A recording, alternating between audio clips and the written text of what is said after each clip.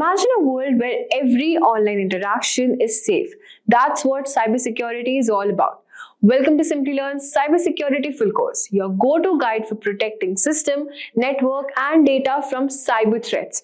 As technology evolves, so do cyber attacks, putting everything from personal data to government infrastructure at risk. And by 2025, cybersecurity experts will be in huge demand as businesses work to stay ahead of hackers. So in this course, you'll learn how to fight cyber threats like phishing, malware, and hacking. Whether you're a beginner or looking to sharpen your skills, this course will help you master essential cybersecurity techniques and build a career in one of the most fastest growing fields. But before we comment, if you are interested in building a successful career in cybersecurity, Simplilearn's professional certificate program in cybersecurity is your perfect choice. This 20-week program, designed in collaboration with Purdue University Online and IBM, offers over 100 hours of live expert-led classes and hands-on projects. You'll also master essential skills like ethical hacking, penetration testing, and malware analysis while working with cutting-edge tools such as Metasploit, Burp Suite, and Nmap. So you can find the course link in the description box below and in the pinned comments. Let's get started. Meet Anne. She often shops from www.shoppingcart.com. She has her information like email ID, address, and credit card details saved on the website to enable a faster and hassle-free shopping experience. The required information is stored in a server. One day, Anne received an email which stated her eligibility for a special discount voucher from shoppingcart.com. In order to receive the coupon code, she was asked to fill in her shoppingcart.com account credentials. This didn't seem fishy to her at the time, as she thought it was just an account verification step. Little did she realize the danger she would be facing. She was knocked off her feet when a substantial amount of money was wiped off her account. How do you think this happened? Well, yes, the email she received was fake. Anne's shoppingcart.com account witnessed unauthorized access from a third party. This type of attack is known as a cyber attack, and the person who carries it out is called a hacker. Could Anne have prevented this attack? Indeed, she could have, with the help of cybersecurity. Cybersecurity involves techniques that help in securing various digital components, networks, data, and computer systems from unauthorized digital access. There are multiple ways to implement cybersecurity, depending on the kind of network you are connected to and the type of cyber attacks you are prone to. So, let's take a look at the various cyber attacks that Anne could have been exposed to. One of the most common types of cyber attacks is a malware attack like Trojan, adware, and spyware, to name a few. Had Anne downloaded any suspicious attachments online, her system could have gotten corrupted by certain malicious viruses embedded within the attachments. Next is a phishing attack, the type of cyber attack which Anne experienced. Here, the hacker usually sends fraudulent emails, which appear to be coming from a legitimate source. This is done to install malware or to steal sensitive data like credit card information and login credentials. Another type of attack is the man-in-the-middle attack. Here, the hacker gains access to the information path between Anne's device and the website's server. The hacker's computer takes over Anne's IP address. By doing so, the communication line between Anne and the website is secretly intercepted. This commonly happens with unsecured Wi-Fi networks and also through malware. Password attack is one of the easiest ways to hack a system. Here, Anne's password could have been cracked by using either common passwords or trying all possible alphabetical combinations. To prevent future cyber attacks, Anne sought to implement a few cybersecurity practices. First, she installed a firewall. As the name suggests, it is a virtual wall between Anne's computer and the internet. Firewalls filter the incoming and outgoing traffic from your device to safeguard your network, and they can either be software applications or hardware reinforcements. Secondly, Anne implemented honeypots. Just like how flowers attract bees, dummy computer systems, called honeypots, are used to attract attackers. These systems are made to look vulnerable in order to deceive attackers, and this, in turn, defends the real system. In addition to these, she also decided to use unique alphanumeric passwords, antivirus software, and started avoiding mails from unknown senders. That was Anne's story. Cyber attacks are not just confined to individuals, but also to public and private organizations.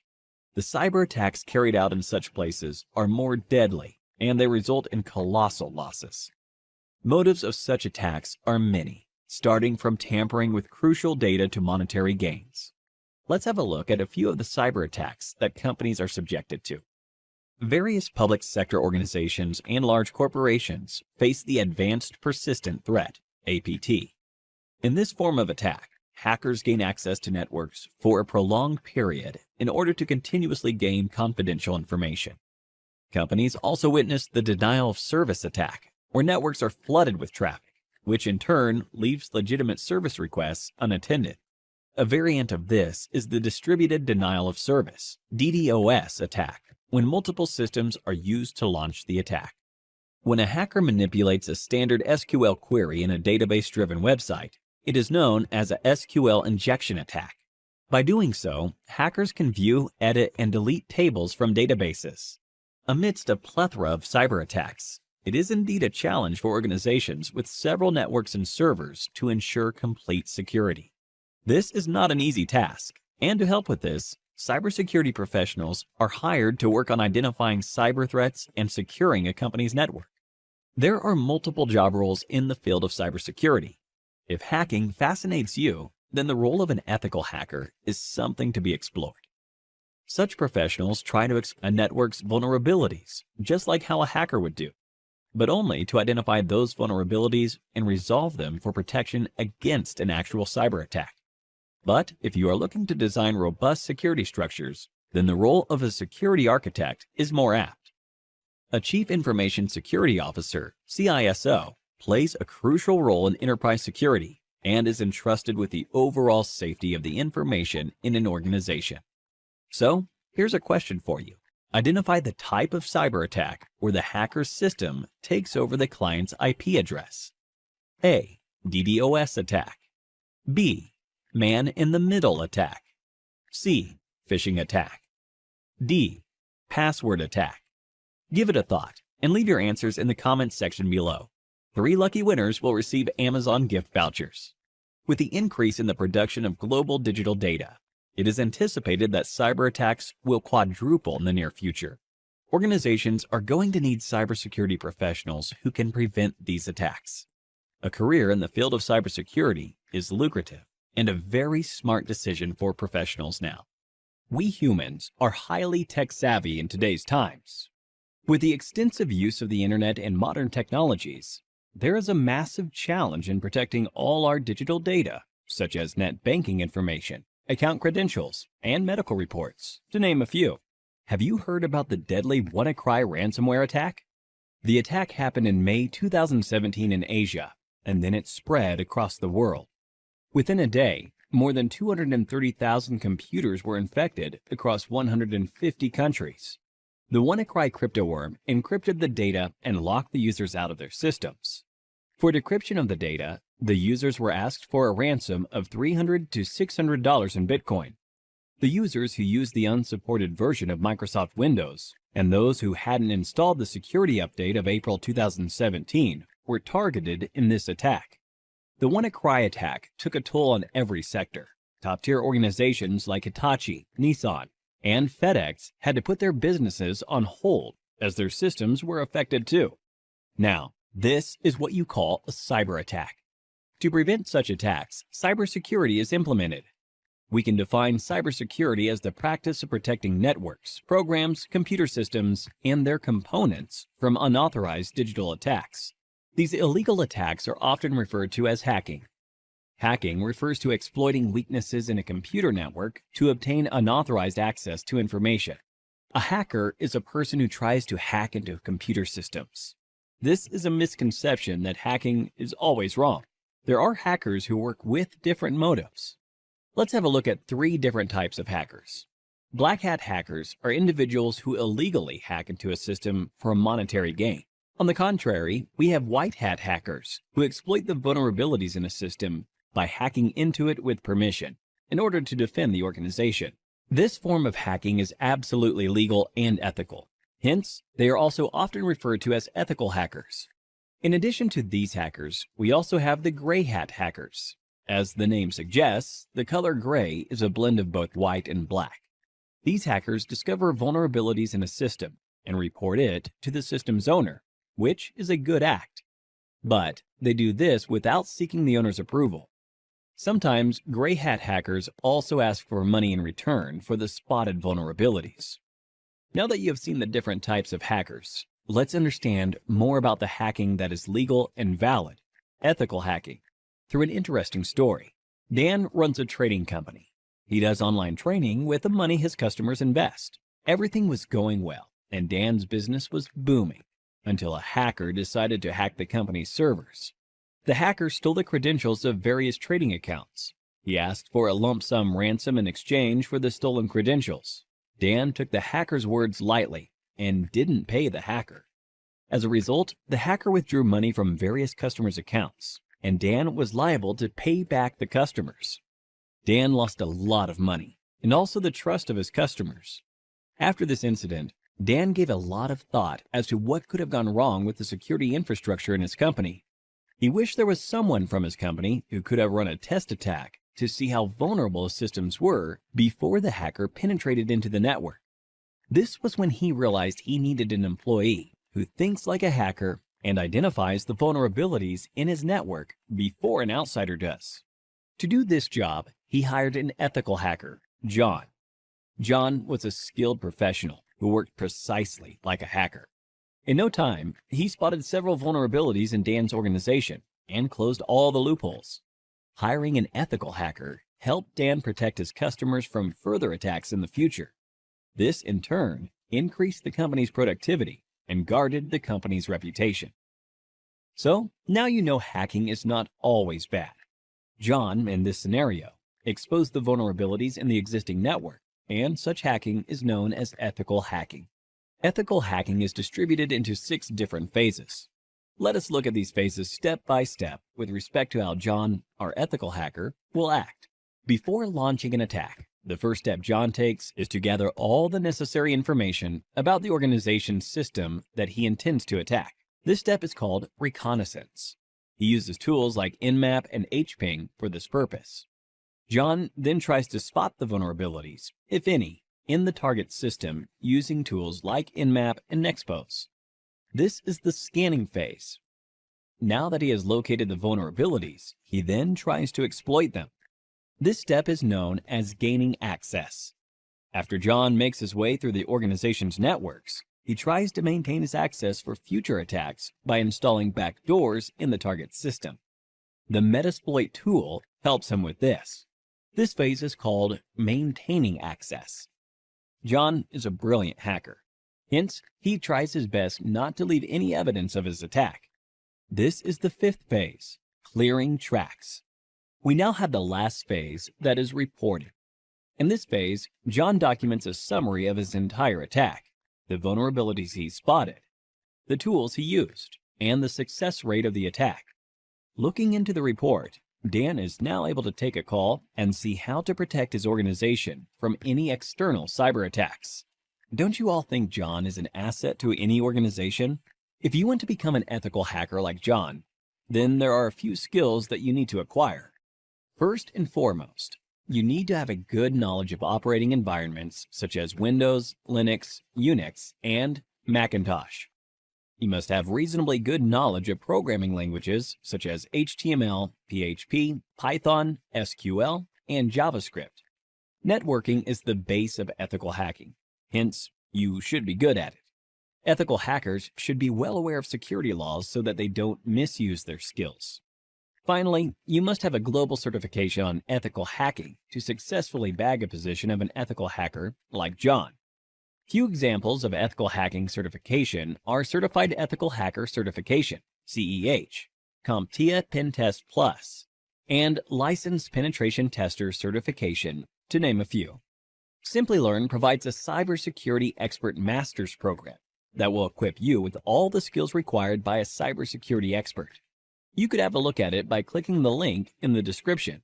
So, here's a question for you. In which phase of ethical hacking will you install backdoors in the target system? A. Scanning. B. Maintaining access.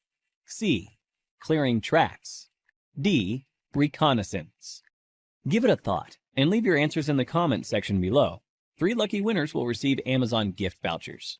The endless growth of technologies in this area is directly proportional to the number of cybercrimes. Cybercrimes are estimated to cost $6 trillion in 2021.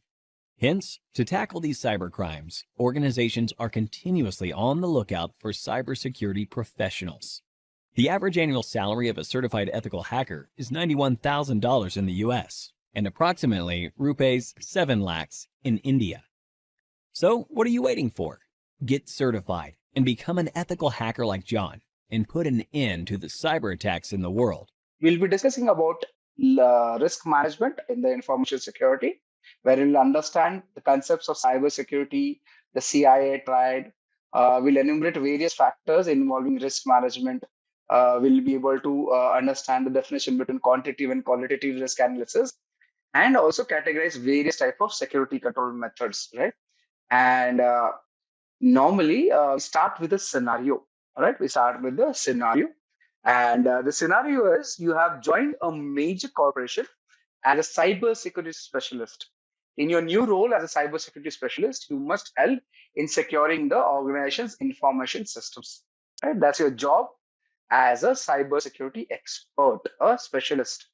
Now, your job entails in protecting systems from cyber risks, threats, and vulnerabilities by monitoring and detecting, investigating, analyzing, and responding to security events, right? Incidents, events.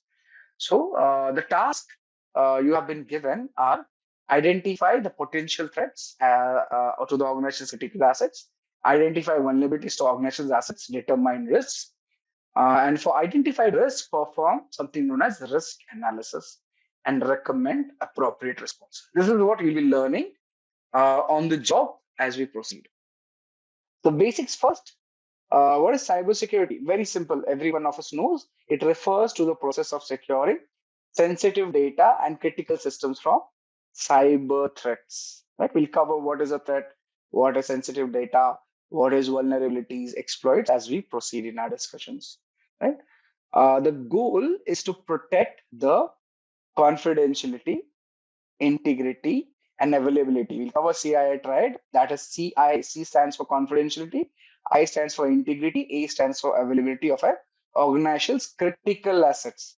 Now, the assets would be your networks, your computers, your programs, your data, your human being, your facilities. Anything is an asset for an organization. You agree with me, all of you?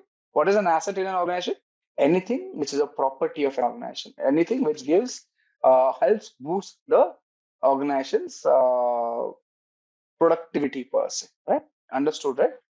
Right. So that is the goal of cybersecurity: to protect, right, the organization, allow it to flourish, continue doing business, right? So let's come to our blackboard, and I will start our topic discussions. The first topic we'll be discussing about security and risk management, right?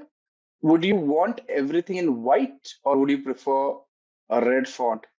How does it look? White or red font? Your choice. White is better? Okay, great. Thank you. So I intend to share this with you once every session is complete. Yeah, Juice says FFF. Wonderful. Okay. White background is it, or black background with white font? But this is what I do. I use black background with white font, but I can always change it. No problem. You can have it like this also. The white background with black font. Good. Let's start with that discussion. So what I do normally, okay. Let's have the introductory discussions. Yeah. Okay. Let's start with security and risk management. So I'll give you the introduction. Then we'll move on further on our topics, right? So let's have this discussion completed. Okay, what is the issue? Right. So information security and risk management are analogous with each other. Analogous with each other. This is how I will create notes, share it with you at the end of the day. Now, as you see, it is clear. If we can increase the font a bit more for all of us to see, have a better look, right? The security and risk management domain forms the baseline for all information security concepts and practices. Now, in this topic, we'll be focusing on concepts and key areas such as the asset protection, confidentiality, integrity, and availability, security governance and principles, compliance, legal and regulatory issues that pertain to information security in the global context, professional ethics, personal security policies, risk management principles, threat modeling, business continuity planning, security risk considerations in acquisition strategy and practice, security education, training, and awareness. Right? At the primary, this is what we'll be covering throughout as we proceed, right? So we'll be discussing all of these one by one. Now, this is something which I'm covering through my own notes, through my understanding of what I have learned throughout the years, right? So remember, this is the practical part of it, which we are discussing. You'll have to go back and understand it during the weekend or week whenever you are free. Let's start with an illustration. So let's start with an illustration. Let me get my pen activated. Where is it? Please allow me a minute so that I can set up my white pen and writer. And just give me a second. I think I missed the connector somewhere. Okay, great. So let's start with a particular illustration. I think I will do one thing. I can't find my pen as of now, so I can create over here itself. Let's draw shapes and type it there itself. So first thing, I will cover the topics one by one. Black, yeah. Asset, insert. So consider this asset. I want to get this box over here. Right, yeah. So consider an asset in an organization, right? Now, we will cover the definition. Let me complete the diagram and I'll explain it to you. What do you mean by asset and why we need to discuss on it, right? So here's the asset. Then when you have an asset, you need to protect the asset, right? You need to protect. So assets, as I said, can be a human resource, can be computers, can be your facilities, can be anything, right? Let's understand an asset basically requires protection. So let's copy this, get it over here. Okay, I'm creating a diagram for ease of understanding over here. I think this should be good. Yeah, so it needs protection. Once the diagram is ready, we can talk about it in greater detail. Right? Now, this protection will be based on something. And what is that something? What is that something? Is, okay, the CIA triad, which we'll be discussing in our topics ahead.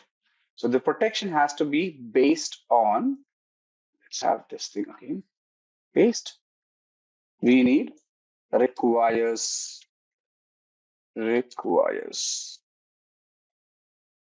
This thing requires protection, and this protection will be based on shapes. Do I have a triangle? Yeah, will be based on the CIA triad, which is C stands for, let's make it bigger. Okay, C stands for confidentiality. Okay, can I copy this? And The A stands for availability. Yeah, it would have been easier. I did find the pen, but connector to my yeah. So A stands for availability. There's an I over here. So let's have an I which says it is integrity. We'll be covering all these terminologies. So those who are confused, not sure what is happening, do not worry, we'll cover it. Right? This is your CIA triad. This is your CIA triad. So understand, we have an asset which requires protection, and this protection will be based on the CIA triad, right? So important, remember. So let's have this color coded for ease, and actually I'm beautifying it, nothing else. So, right. So that's it. Make this as green so that you can see it better. Green, right? So you have an asset, it needs protection. The protection will be based on the CIA triad, right? Now, what is an asset at the onset? What is an asset? Asset is, it's not straight. Let's make it straight. An asset is nothing but, let me make it here. We'll increase the arrow's length so that I can add here. And what is an asset? Yeah, asset is your hardware, software, information, people, personal. Let me see, how can I get it here? Oh, interesting. Okay, so your physical hardware. Now this is creating trouble for me. I don't know. It should have worked. Normally it does, but I normally make these diagrams using my pen. I never use this. So this is what is causing the issue. And if I type, it is typing somewhere else. Yeah. So like I said, I assume we are out of the initial issues, right? So let's start. So like I said, the asset we were discussing, what is an asset? His asset is nothing but your hardware. So your software, right? Then it could be, say it could be your people, right? And information, right? All of them are considered to be assets. Now, this is, yes, everything is an asset. Your facilities also can be called an asset. So assets can be hardware, software, people, information. And as is the case over here, all of them will require, excuse me. Yeah, all of them will require protection. All of them will require protection. Okay, so we need to protect it. Now we've already talked, the protection will be based on our CI, confidentiality, integrity, and availability per se, right? So let's, excuse me. It is misbehaving. No, interesting. It is not allowing me to delete this. Is the line visible? Okay, you are also able to see this line which has come up, right? Okay, yeah. My apologies, the team. It should not have happened like that. Interesting. It is a glitch. Okay. Now let's move on further and we'll discuss it if the issue comes up again. Now, this CIA will primarily be given or will be decided based on certain other aspects, right? And those aspects would be your security, compliance. So we'll cover this. So you'll understand it better. Compliance and policies. All right. So this CIA will be primarily based on security, compliance, and policies. Now, again, this also will be ensured through the CIA will be ensured through, let me move it a bit like this. Can I just use it like this? Yeah. It will be ensured through security governance,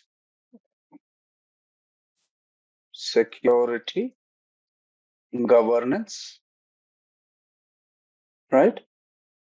And through compliance. This will be demonstrated through compliance, right? Now, understand, let's get these boxes in place. So here it is. Yeah, just trying to get everything in place. Second box is the compliance box over here. We'll make it slightly good looking, right?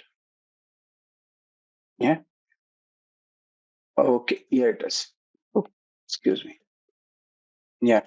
Coming back to our discussion. Understand, this security governance will be driven through compliance.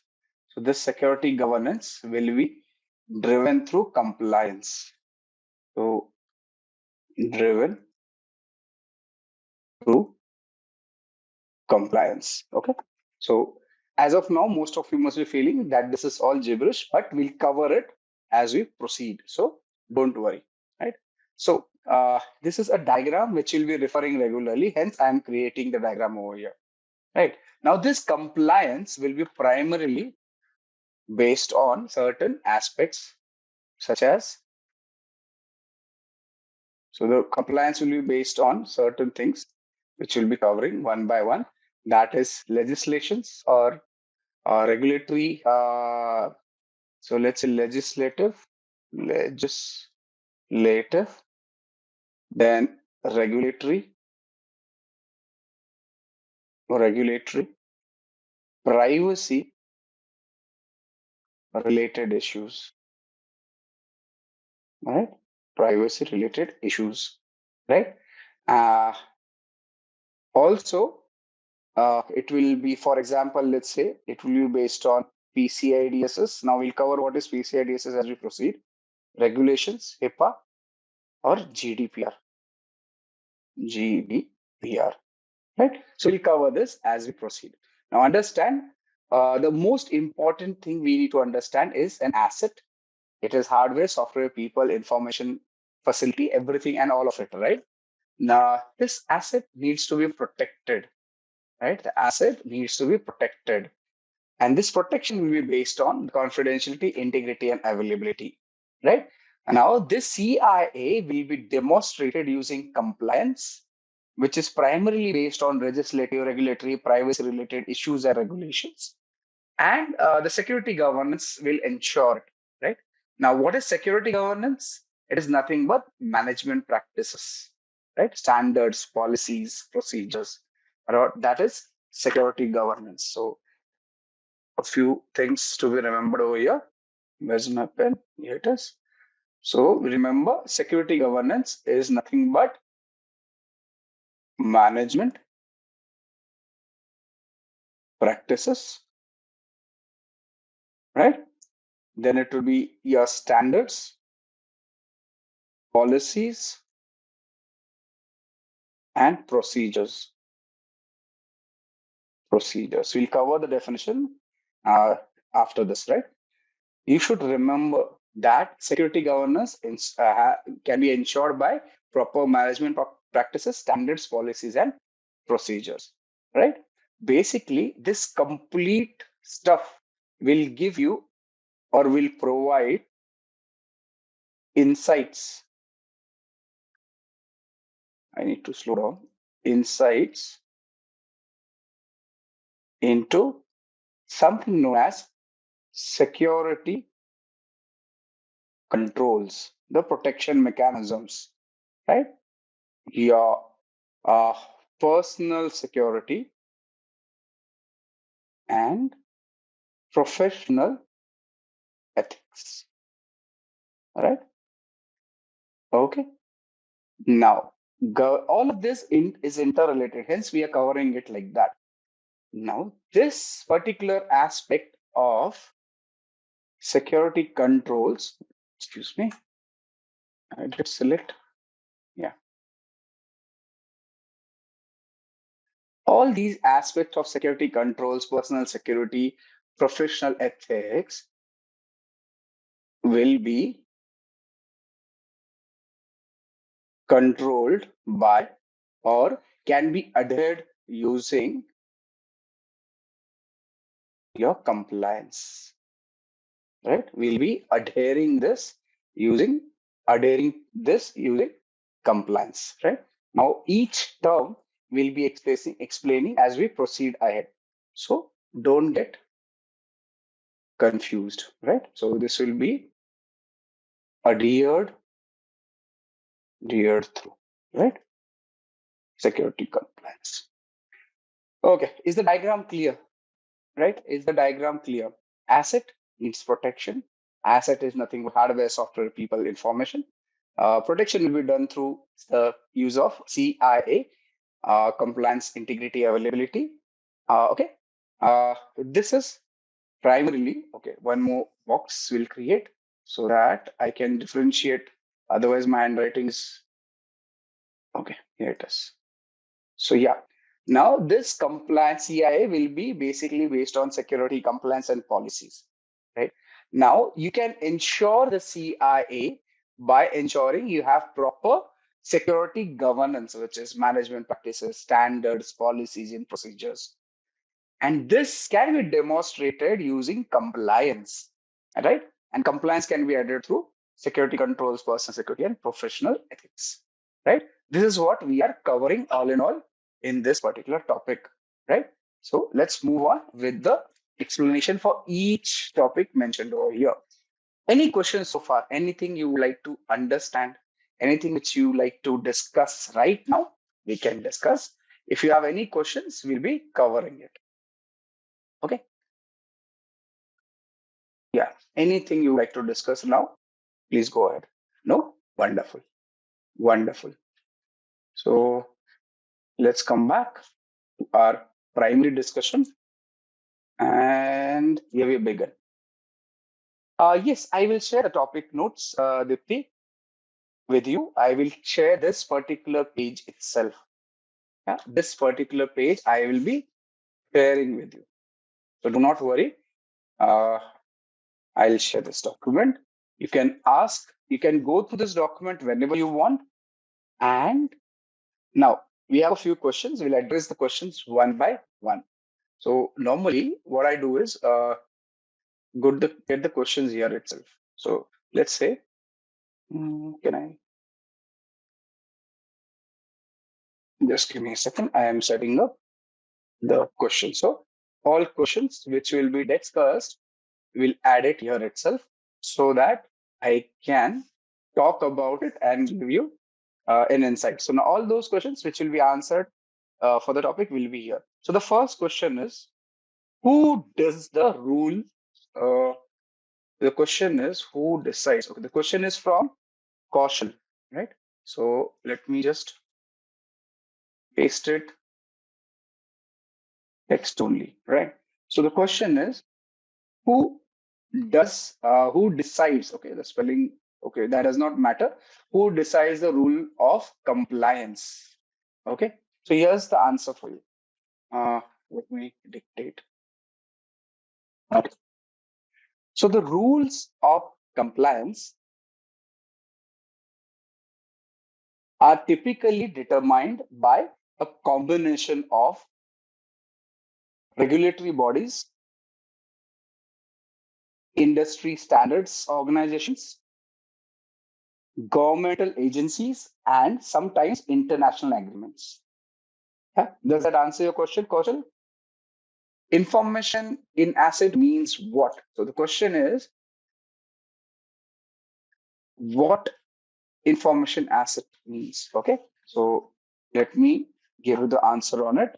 Now, information asset typically refers to data and knowledge that is contained within an organization, right?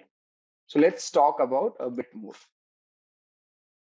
Now, this particular aspect of information can be either tangible or intangible, owned by individuals or an organization, right? Now, this information can take various forms and is often critical to the functioning of an asset. There are various types of assets in case of information. Intellectual property, financial assets, physical assets, digital assets, human capital. Do you understand? If you talk about information, all these can be called as assets, which are either tangible or intangible. What is tangible or intangible? Tangible is something which you can touch, intangible, which cannot be touched, right? Like the air, you know it is there, but you cannot touch it. Same. If you want to touch a tree, it is there. Both are assets. Okay. Now, how can we ensure that the integrity is maintained as per a CIA? Now, this is a topic which we'll be discussing in our integrity discussions per se, but I can give you an introduction on it. Right? I can give you an introduction on it and what is it about. Now, maintaining integrity as a part of the CIA triad in information security is crucial for ensuring that the data remains accurate, trustworthy, and unaltered. This can be achieved by strategies such as data encryption, access control, data validation, audit trials, version control, security training and awareness, backup and recovery. So let's start with our topic discussion. So we addressed questions.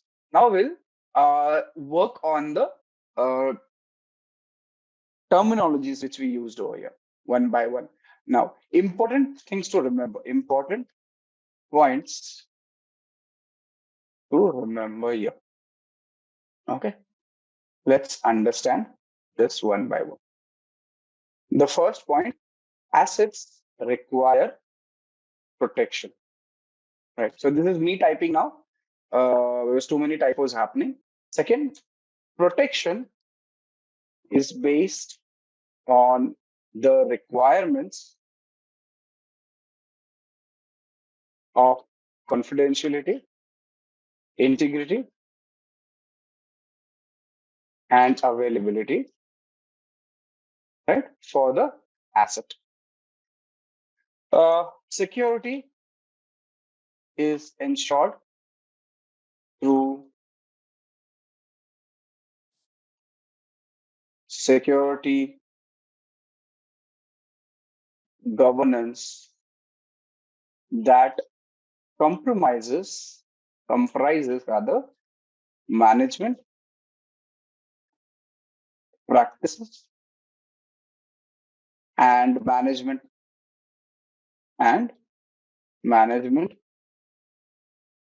oversight, right? Security is demonstrated through compliance that could be legal or regulatory in nature. Let's try this. Now, compliance consists of adherence to applicable legal and regulatory requirements, applicable policies, standards, procedures, and guidelines,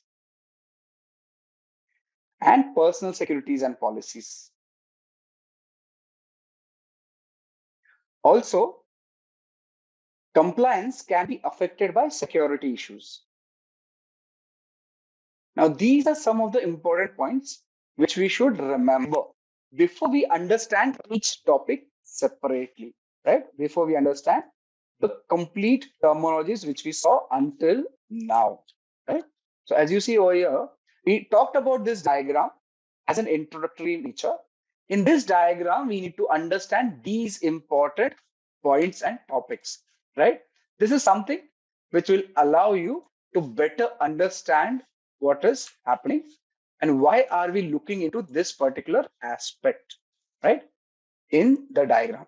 This is important, you should remember, right? So let's proceed with our further discussion, right, wherein we'll be defining each of the topics one by one over here. So the first thing, let me just cover this question for you. I will not number it. I think numbering would be difficult. But let's have the question noted over here. So is CIA triad company or organization specific? So I should have asked you this question, but let's do it this way. Now, the CIA triad is not specific to any particular company or organization. Instead, it is a fundamental concept in information security that applies universally across various industries, sectors, and organizations.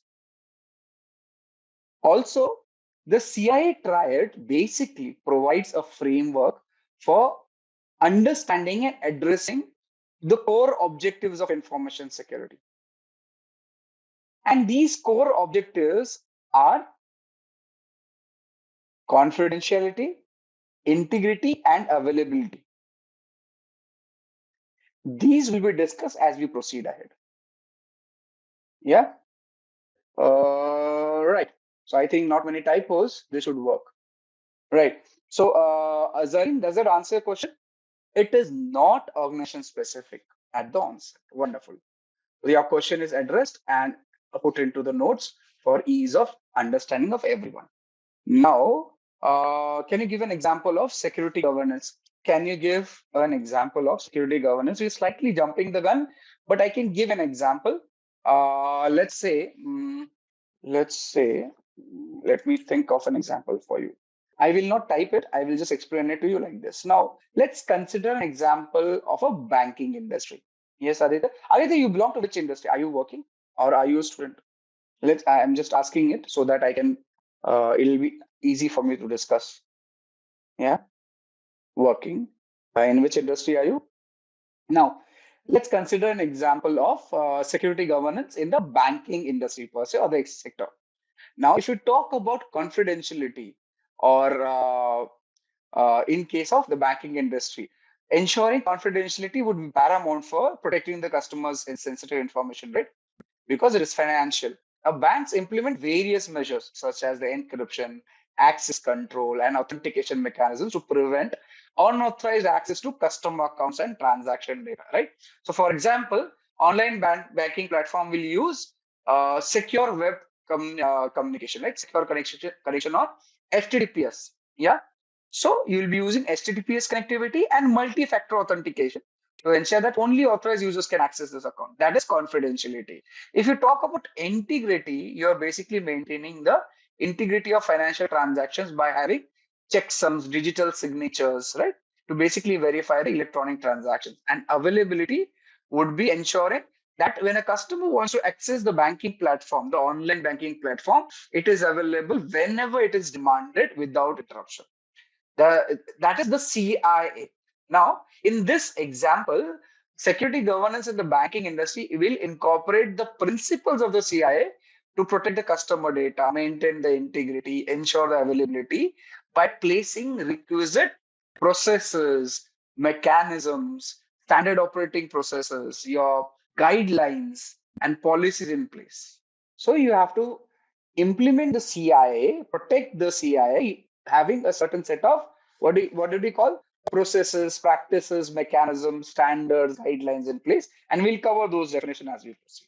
Yeah, Zareen, your question is answered. Okay, let's proceed with the topic which we were discussing. Let's start with asset. What is an asset? So we discussed about asset, but we need to clearly understand what do we understand by the asset, and what all does an asset compromise of, right? So let's proceed. Does that? Okay. Now this is something which always happens. I'm just checking it, and it has again happened. Okay, yeah, it is. Now, asset can be tangible, that is perceptible by touch. An example of a tangible asset could be a desktop computer or a laptop. Assets can be intangible also, which are basically not physically present. You cannot touch it.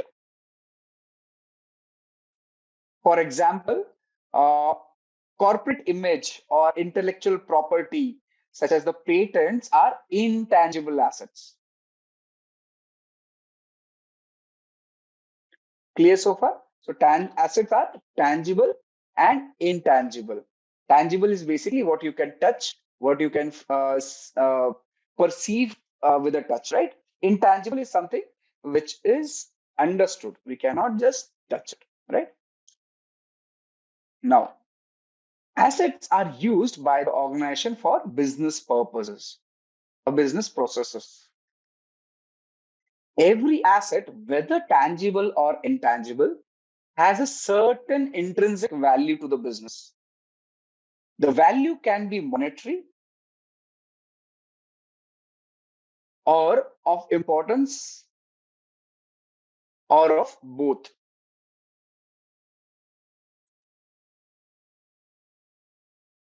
For example, a simple firewall that costs less than $10,000 may be protecting important business applications worth millions of dollars. Is that understood? So let's take an example over here. For example, if you have the Coca-Cola as an organization, right? What is the most unique selling point? Wonderful. See, Shaurya and me are thinking of the same line. So he's given the same example of Coca-Cola, which has Coke as a primary, what do you say, product which they sell, right? And it has a unique formula, which is kept secret for very, very long. Now, if your server, which is bought for say $1,000, $10,000, has this formula kept inside the server itself is 10,000, but the formula is worth millions of dollars, right? So what is the server? Is the tangible asset. What is the data which has a formula? Is a intangible asset, right? So every asset, whether it is tangible or intangible, will have value associated to it. And the value will be based on either monetary or the intrinsic value of the asset per se, right? So it is important for the organization. That is what you should understand. The weather is right. Right. I think that's the right weather. Yeah. Okay. Understood why asset and how asset is important, how you should understand an organization may get affected. Now, if this particular Coca-Cola's formula, Coke formula, is lost, as in it is available on the dark web, won't Coca-Cola lose its unique selling point, its competitive advantage in the market? They will, right? Yeah, they will, right? You agree with me, all of you? Yeah. So you should remember this is what is an asset. And when you have an asset, it needs to be protected. If you don't protect an asset, you will lose it. And if you lose it, that compromise may get you out of the business. You may file for bankruptcy. The organization may file for bankruptcy, right? So that is why we need to protect the asset. So if an asset is compromised, for example, stolen or modified, and that data or secret information is disclosed, it will have an impact that could lead to monetary loss, customer dissatisfaction, and or legal and regulatory non-compliance. Right? So this is what is the problem. You may have loss of customers, loss of money. You may lose regulatory issues may come up. You will be fined. You will be punished. There will be penalties. As an organization, that is something which will cause a lot of issue. Question says, yeah, I'll do that. Yeah, thank you. Can you please explain how people are an asset? Now,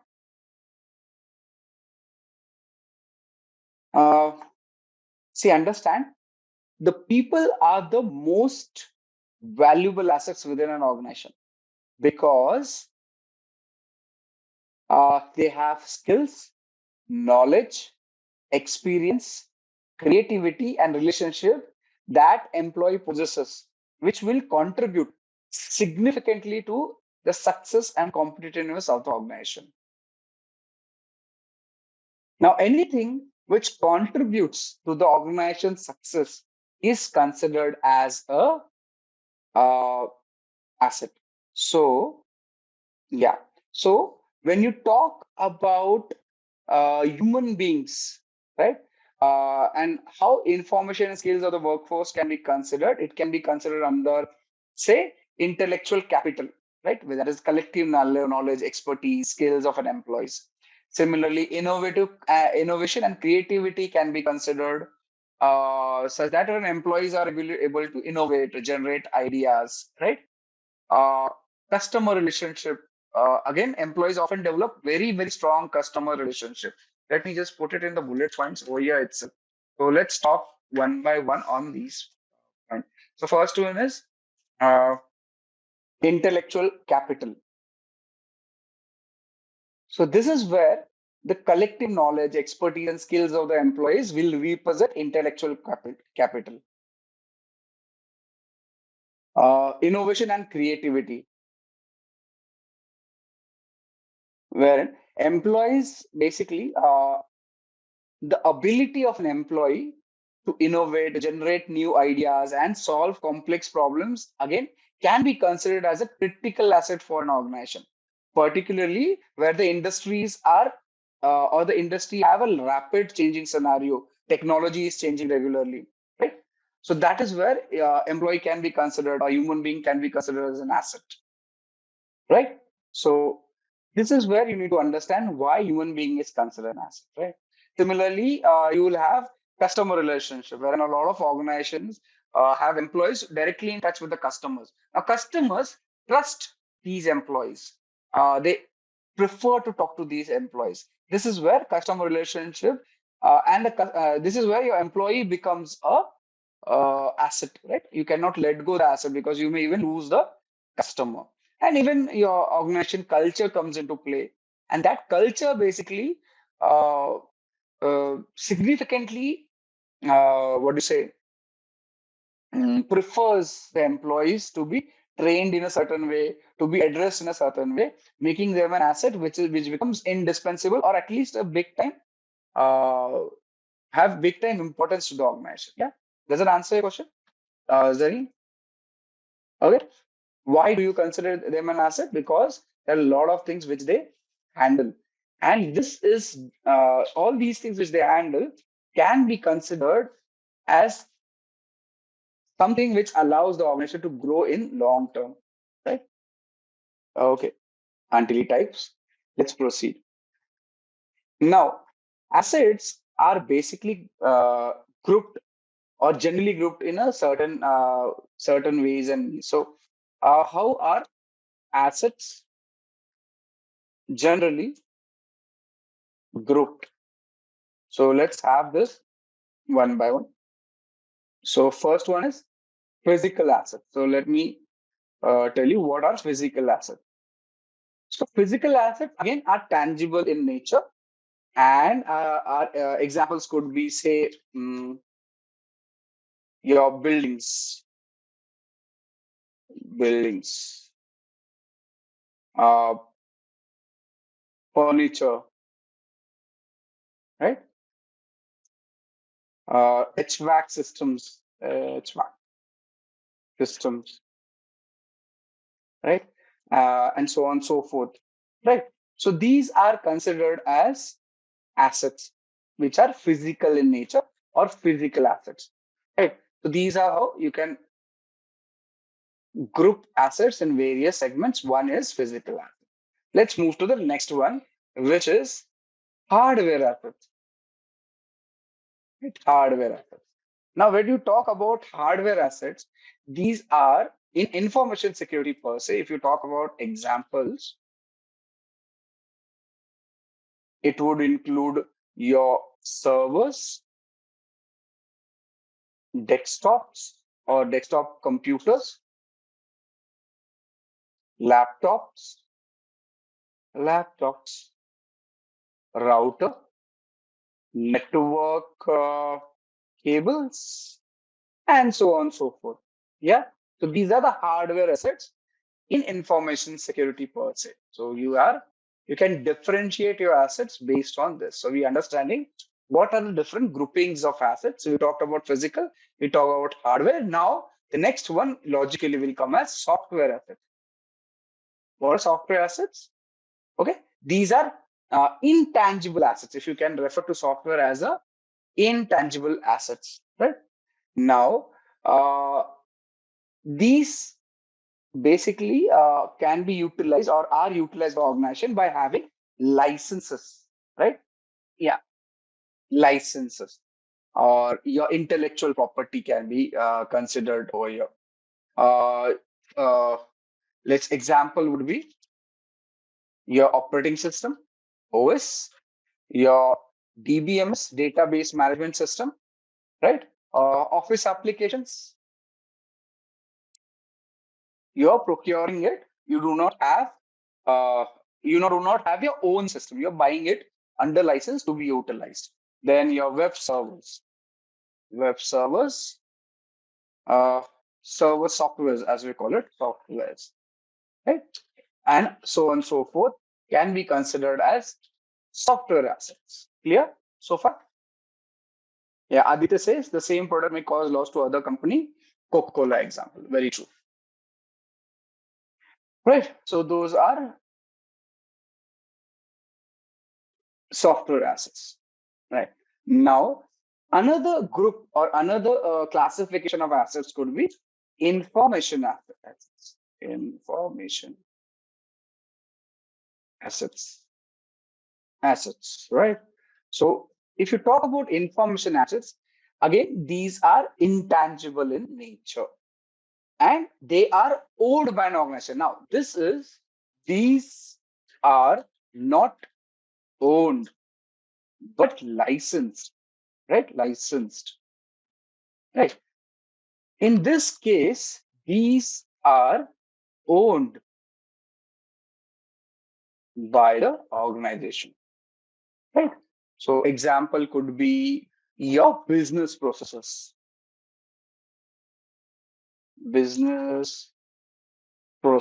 organizations, business processes.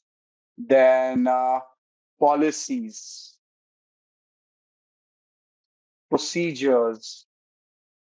procedures, um, customer information, right? Uh, Personal information, then agreements, and formulas which are developed in-house, right? Those are so now developed in-house or even purchased. So they are holding them after purchasing, right? Those are your information assets. Clear so far? Physical, hardware, information, software, and personal assets. And the last one is personal assets. Now, these are basically people associated with associated with the organization, right? For example, your employees, contractors, uh, maybe vendors, third party consultants, right? Um, what else? Okay, maybe these all, or few more will come up here and there. So these are your personal assets, right? Got it? So you can group your assets into following classifications: physical, hardware, software, information, and personal. All these are important. Clear so far? And interestingly, our friend, let's talk about asset. Now that we know what is an asset, let's talk about asset protection, right? So now, if you remember in our diagram, we made an asset and we say it needs to be protected because it is an asset. So at asset protection, we talk about asset protection and what is it about. In information security domain, asset protection involves security management practices that are subjected to business and compliance requirements.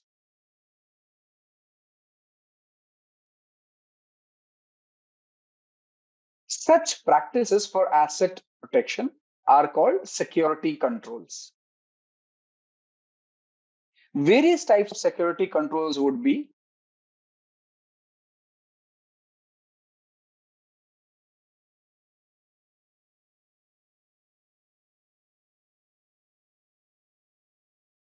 physical entry controls to an office building that allow only authorized persons.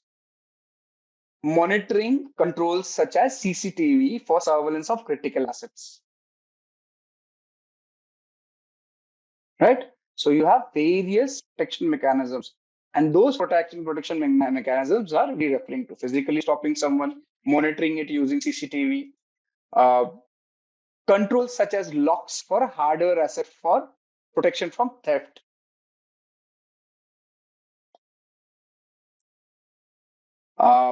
Tamper-proofing controls such as hashing and encryption for software and data assets.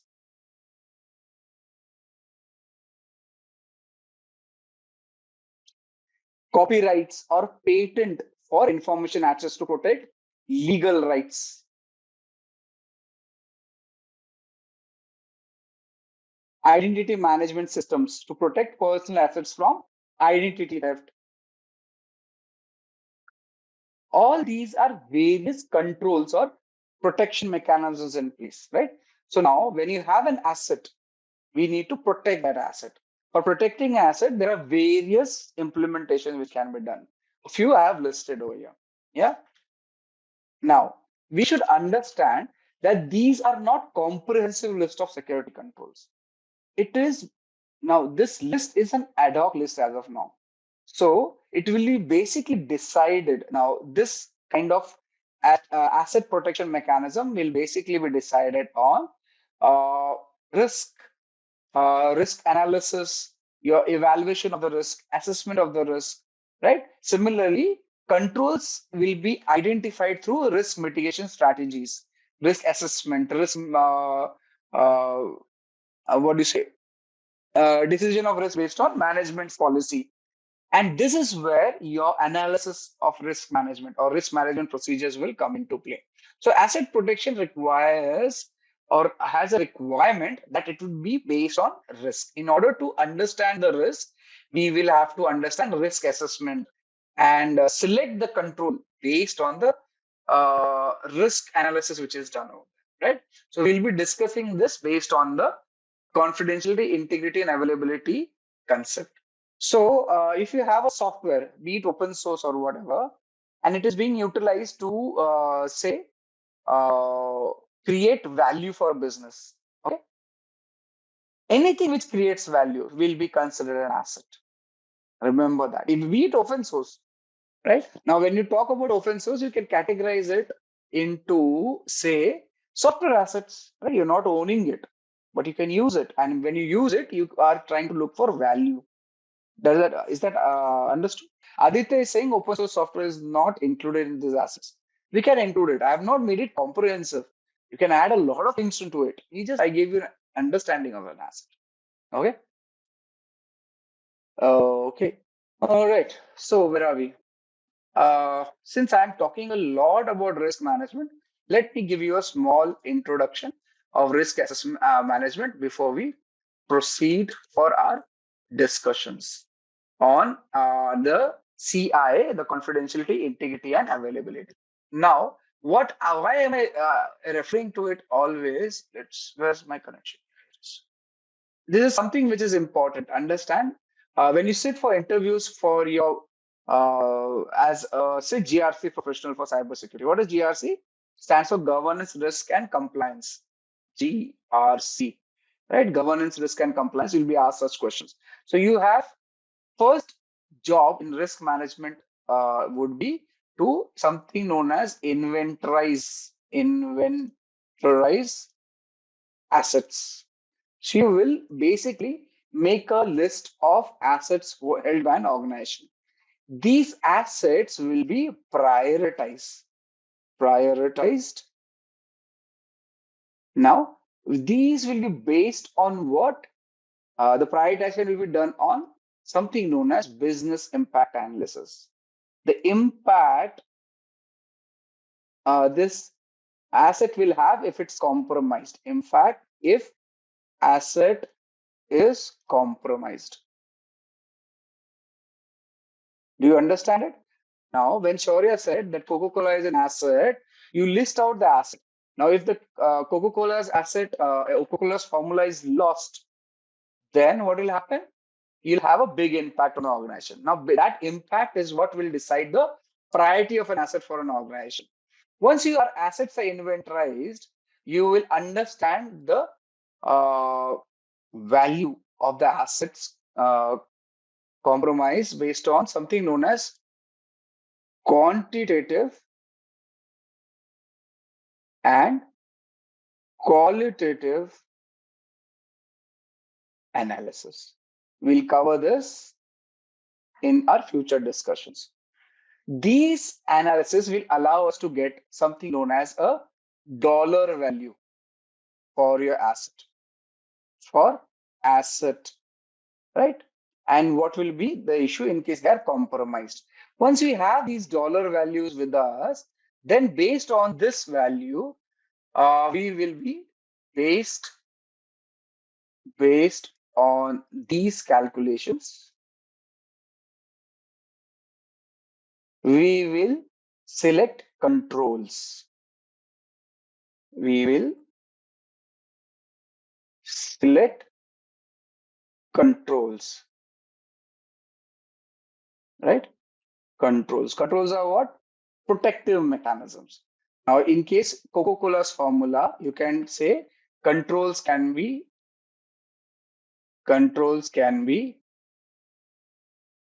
encryption, yeah, access control, right? Your say CCTVs, your guard dogs, right? These are controls, protective mechanisms, right? And once the controls are in place, we cannot stop over there. We'll have to review the controls periodically, because it may so happen after a certain time period, these controls may not be effective or the data may not require that much of protection. Okay, this is where your complete structure of asset management, asset security management, and risk management comes into play. Now, this is in crux the risk management discussion which we are going to do. Right? This is the introduction I have given you. So don't worry. Just take it as I have shown you. And I'll give you an example. Let's say, let's connect all these steps as asked over here. Let's say in the example, stick an example of our friend Coca-Cola. right? Coca-Cola, right? Coca-Cola. And their formula for Coca-Cola. Now, if you consider this formula as your asset, what would you do? You will think that first question in when you sit for analysis of a risk with respect to this formula is that uh, who, firstly, uh, what is the threat associated with this asset, right? So now you tell me what threat is associated with this formula? Exactly, breach of data, right? Breach of data is a threat.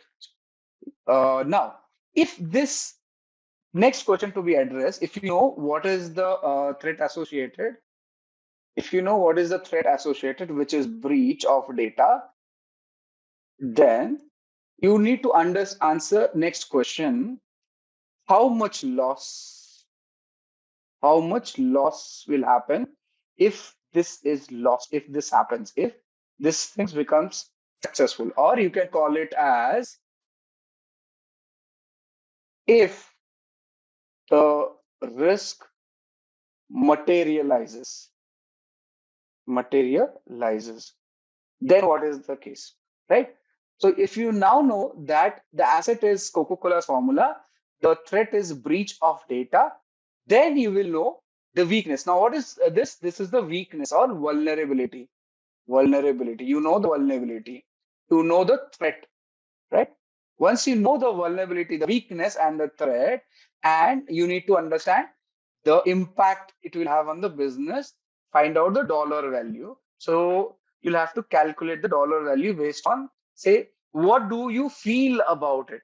What will happen to the business? We will say, I know that the business will be out of, it won't be able to function. We will lose competitive advantage. That is known as quanti, or sorry, that is known as qualitative analysis. What you feel about it, the feeling of it. Yeah. So impact is high, medium, or low. What is called? Impact would be high, medium, or low. And at the same time, you can also use another calculative method, which is known as quantitative analysis. Now you'll use analysis.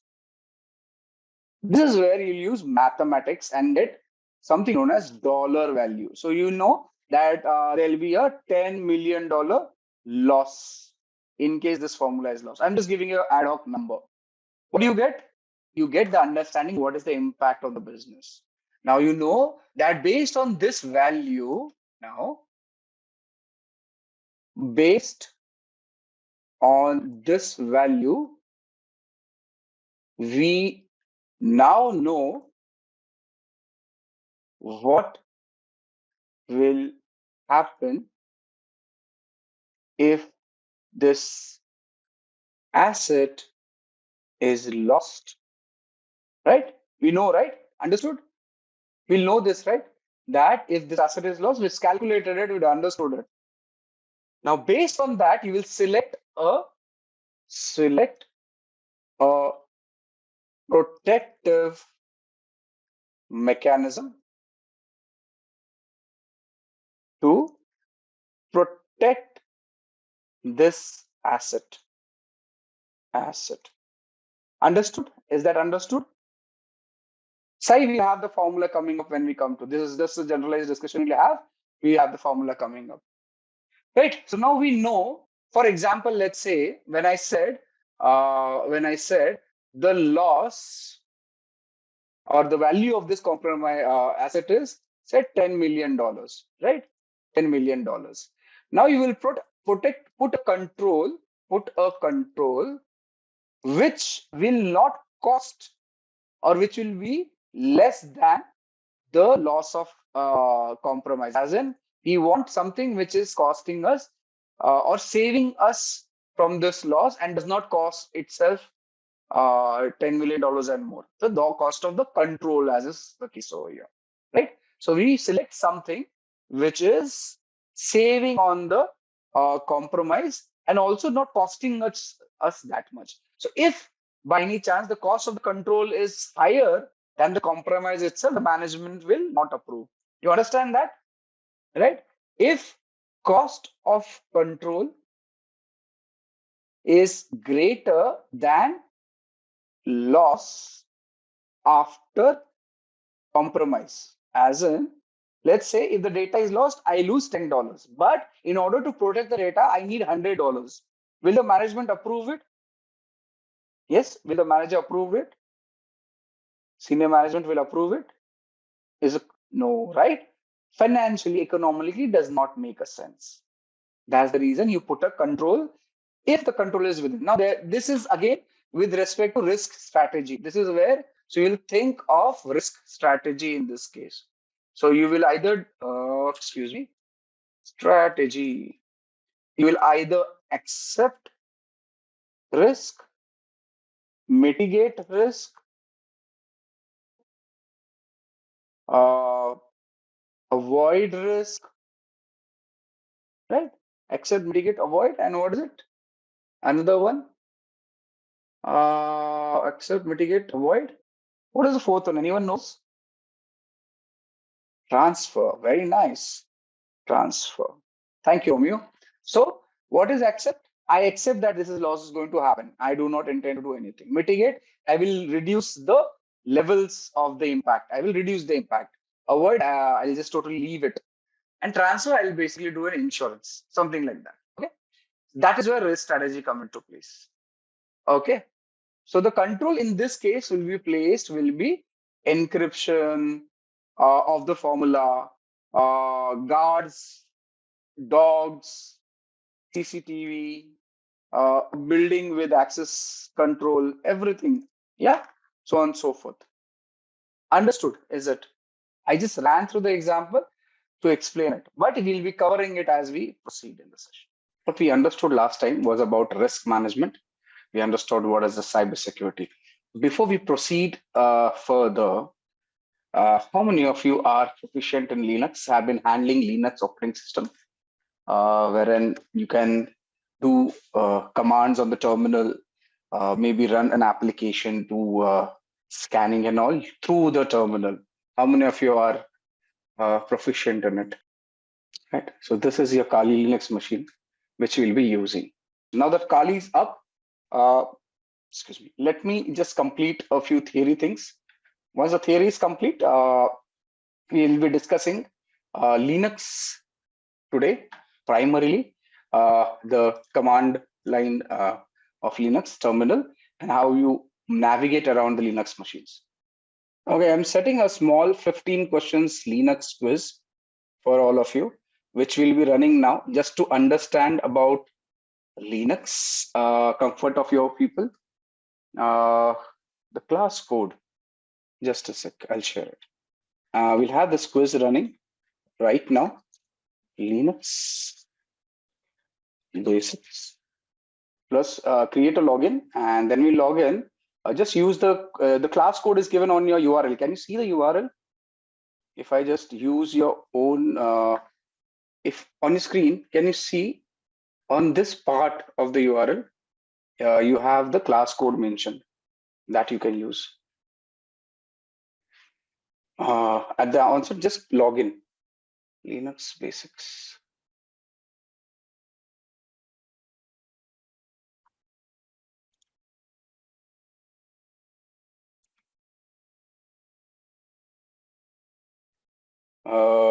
One sec.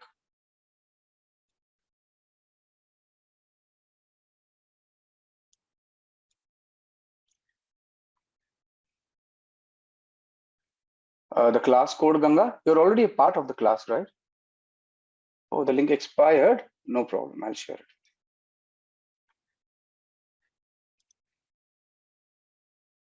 So we talked about CIA triad, the confidentiality, integrity, and availability as such, how it needs to be protected. We understood the CIA triad. We understood what is confidentiality, integrity, availability, and the attacks on them. Basically, each threat, each particular what do you say, the pillar of cybersecurity, that is the confidentiality, integrity, and availability, has various threats associated to it. Those will be intentional attacks, primarily the man in the middle attacks, the packet sniffing attacks, the hacking attacks. There could be accidental leakage through untried employees, right? Someone who is misconfigured something, right? There could be issues with authentication, authorization, and failures. Okay, because there's lack of least privilege, need to know. There could be hardware or software failures. That's a threat to the confidentiality. Again, how do you protect yourself if there's an issue for if there's a threat to the confidentiality? You encrypt, you ensure there's access control mechanisms in place. You have administrative controls. Now, the biggest example of administrative controls is the documentation, which is done, the various agreements which are done. For example, when you join a new organization, normally you sign something known as the acceptable use policy. How many of you have signed a acceptable use policy and a non-disclosure policy in an organization? Just say yes on the chat if you have, right? Shobha has done it. Neha, Leander, everyone has seen. Now, what is this? This is basically a administrative control, a countermeasure, a protection mechanism in order to protect the organization against breach of confidentiality, right? So that is a administrative control. Okay, rest all is very clear, right? Then comes integrity. As we all know, integrity is something wherein we do not want unauthorized changes to data by unauthorized or authorized users. Now, remember one very interesting fact about integrity. Integrity is to be protected at any given moment for either the data at rest or the data in transit. Data at rest, which is stored with you, which is archived with you or the organization, and data at transit, data in motion, is something wherein data is moving on the network. That network could be internet, that network could be intranet, right? And it has to be protected. Anyone does anything, as in if it's an authorized user making unauthorized changes, that is not, should not happen. If it's an unauthorized user, obviously they should not be allowed to do any changes to the data. That is integrity and the protection required for it. I've already covered the threat. There should not be accidental modification. There should not be intentional alteration. Another threat is system malfunction. Now, sometimes your system just crashes and it causes, what do you call it? Basically, there's a corruption in the data. That is system malfunction issue. And there could be environmental factors. Now, if you have a hard disk, which is a magnetic hard disk with you, and you place it on say a speaker on your at home, which has a magnet built in inside, you will realize that your data will get corrupted, right? These are environmental factors. Or if there's a strong EM environment, electromagnetic environment around the magnetic hard disk, your data will get corrupted. So that is what is the threat to integrity. Yeah.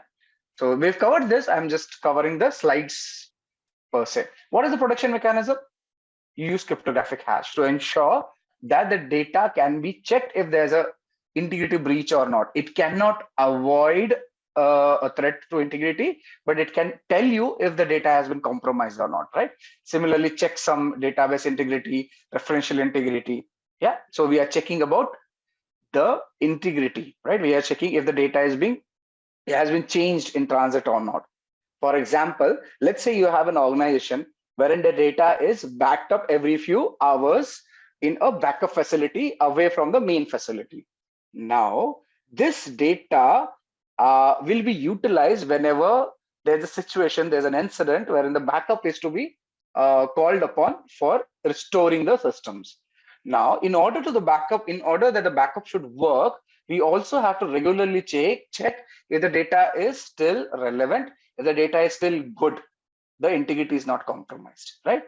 That is where your hashes will come into play. We have cryptographic discussions coming ahead, but understand what is a cryptographic hash. Cryptographic hash is something which is a one-way function. By one-way function, I mean to say that any input given to this algorithm, the cryptographic hash algorithm or hashing algorithm, will give you a fixed output of a string of characters. These string of characters are non-reversible, as in if you have this string of characters, you cannot go to the input. first thing. Secondly, a small change in the input will have a corresponding large change on the output. That means if the data is being sent on the data has been compromised, even by minutest of the bits, there will be huge change in the hashing value. And that tells you that the data has been tampered with. The attack is on the integrity of the data. You understood cryptographic hash? Yeah, at least the concept you got it right. We'll have a greater discussion coming on it. At least the hash was clear. The integrity is clear. Wonderful. Thank you, Zareem, Archana. Let's move on. Okay. Their availability. Now, very simple. If you go on Amazon.com and you try and order a particular product, show an example. It's very easy for hashing algorithm for cryptographic hash. Let's give you an example. Hash calculator. Actually, I wanted, but let's see. Yeah, it is. Yeah, which is the online hashing algorithm, right? Now, let's say Amit is sending data to Sai, right? And the data says we will have a secret meeting at 2200 hours tonight, right? So this is your message with Amit is sending to Sai. You are working in, say, the CIA or any intelligence agency, and you're sending this data to one another. And we want to, both of them want to ensure that the data is not changed in the transit. So what they do, they decide that we will receive the data irrespective, but we will pre-decide an algorithm for hashing. Now that algorithm, as per them, we can have several algorithms as you see on the screen over here. Let's say they decide an hashing algorithm of MD5. This is one of the few hashing algorithm. Just an example, they decide that the integrity check will be done with MD5 algorithm, right? Between both of them, Sai and Amit. Now, this is the message which is sent. Along with the message, the hashing value is also sent. So what does Amit do? He first creates the message, then runs the MD5 algorithm and gets the hash value. So what does Amit do? Let's say I will send you on the chat also. This is your message, and the hash value, I'll put it on the chat itself. So this is the hash value. So what Amit does, he sends the message, encrypted, unencrypted, however, and the hash value along with the message. Can you see on the chat? Amit has sent both the details, right? So I've sent it on the Slack channel too. Now, what happens is Avinash is a hacker who is standing in between both of them. There's Amit's computer or the messaging system is compromised. What Avinash does, he changes this to, say, he just adds, instead of 2200 hours, he makes it 2300 hours. Can you see? Small change, not much change, right? Rest all stays the same. And he sends this message to, he sends it ahead, right? Now, when our friend Sai receives this message, he calculates the hashing value, right? Now, Avinash, the hacker, does not know what algorithm is utilized for hashing. Just assume that he does not know anything. So what Sai does when he receives the message, he sees the hash value, right? He sees the hash value. So this is the message I am sending on chat right now. And the hash value, which our friend Sai calculates, is visible over here. Now let's compare both the values. Let's compare both the values. So for this, the hashing value got too fast. Yeah. So this is the hashing value. And the previous example, this is the hashing value. Can you see? Does the hash value match? Tell me, do the hash values match? Yes, team? They don't. What does it tell Sai when he calculates the hash value and sees that the values do not match? Because he has the previous value sent by Amit and he has now calculated his own MD5 hash algorithm value for this particular data. What does Sai know now? Sai says that data has been tampered with. It is not a surety that it's a compromise, because sometimes when you send data on the network, it may so happen the data gets corrupted, right? So there's a possibility that either there's a compromise or there's a system failure but the data has compromised. The data has tampered, right? The data is changed. Obviously, the data cannot be relied on. Do you get the concept? Yeah, this is how hash works. This is how your integrity check works. So now this is exactly what happens when the data flows from the internet. When you send data from a client to a server, along with the data, a hash value is sent. And this is exactly what happens between the client and server. Pre-calculated hash is sent, and post receipt of the data, the server also calculates the hash. Yeah, the server also calculates the hash. Balraj, that's the point. When Sai receives this message, he knows that he has to meet at 2300 hours. But he also knows the data is tampered with. So obviously, he will not follow the instructions. The data, he says the message has been tampered with. That means somebody has a malicious intent of changing the data. Somebody has changed it. And when something is changed, you don't work on it. And then there are other channels to confirm what was the message and all. That is a different thing altogether. Yeah. Just say yes if you do. Yeah, this receiver has absolutely no idea what change has been done. He just knows the data is changed. He has absolutely no idea what has changed. But he knows the data is changed. And once you know the data is changed, you just drop the data. Simple, right? I will not follow the instructions. Or we will ask for retransmission in the network language. Because the hash changed, the value changed. Yes, the hash value is sent by the sender to the receiver. Yes, there are ways and means to crack the hash. There are ways and means to protect the hash. We'll come to that. We will. Yes. Every time we receive a message, we will calculate the hash value, compare it. This is exactly what happens on the network also, on internet also. Everything depends on everything, but hash will give you the integrity check. As in, it'll confirm if the data has been compromised, tampered, or changed or not. Yeah. There are enormous number of algorithms. Attacker can keep on trying however long he wants or she wants. How would tell me you have received a message 10 times with different hash values from the sender. Will you still believe in the message? You won't, right? The hashes algorithm are pre-decided between the sender and receiver. It's a part of initial handshake. I'll show you a demo on that. I can give you a demo on that, but we'll divert completely. The attacker can spoof IPs, but change in data, the attacker cannot control the hash value. Yeah, I can show you. In fact, I am going to show you internet transaction. How does the internet transaction happens? Wherein how you start the connectivity, how hashes are, how algorithms are exchanged, how data is transmitted, how everything is calculated. It will work. Yeah, it's a part of my syllabus, not just Simplilearn. An additional thing to tell, which I will show it to you. If you want to understand the name, I'll be talking about TCP handshake on the network. I'll be talking about TLS handshake. Do you understand what is a TLS handshake? Do you know what is a TLS? Yes, full form, please. If you don't know it, TLS is Tell me.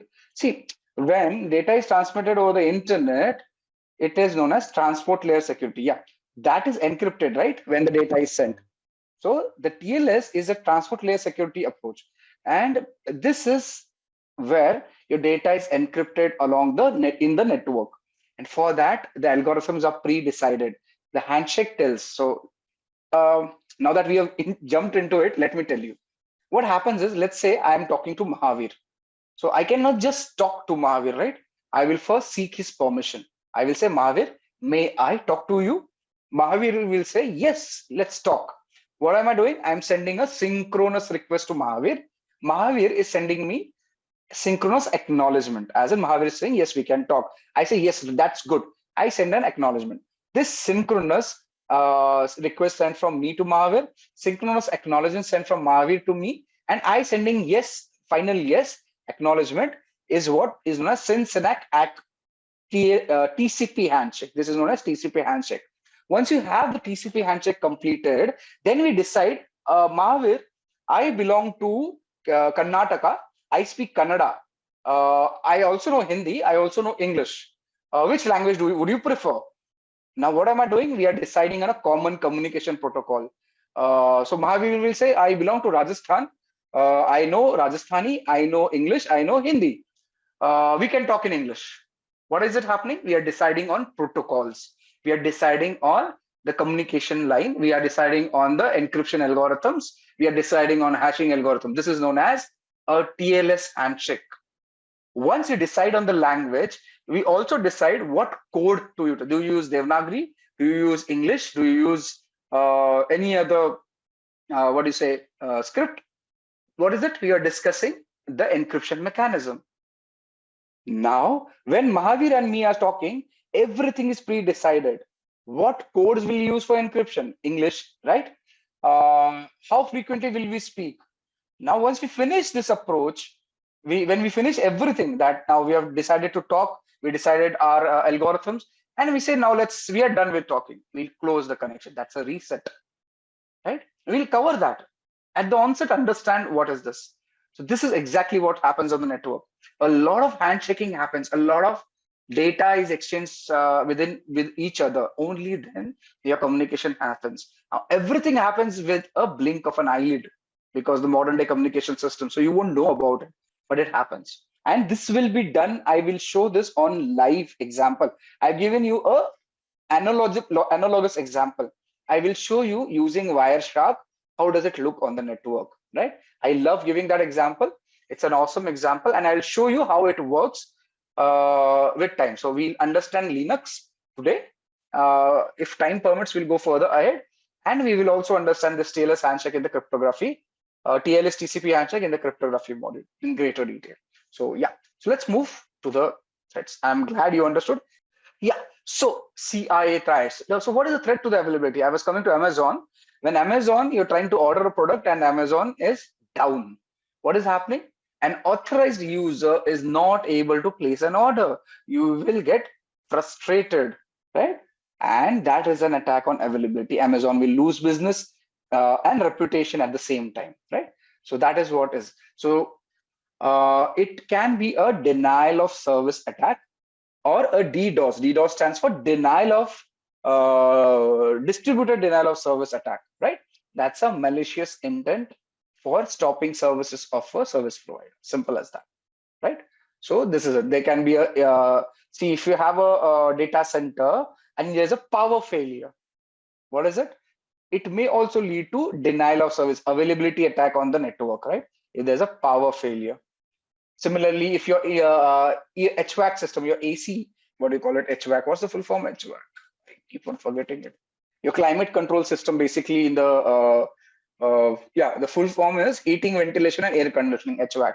Now, when you have this climate control system inside your data center, it fails. That may also lead in server being the server performance being hampered. So your availability is hampered. That is what is the point. Say I am an attacker, and you are a web server, right? I am sending you unlimited number of requests. Let's say Aruba wants to get some service from the web server, but since I am sending unlimited number of requests, the server is not able to cater for requests from any authorized user. Yeah, the server is not able to cater for requests because there are too many requests coming from a attacker, a single attacker. That is denial of service attack.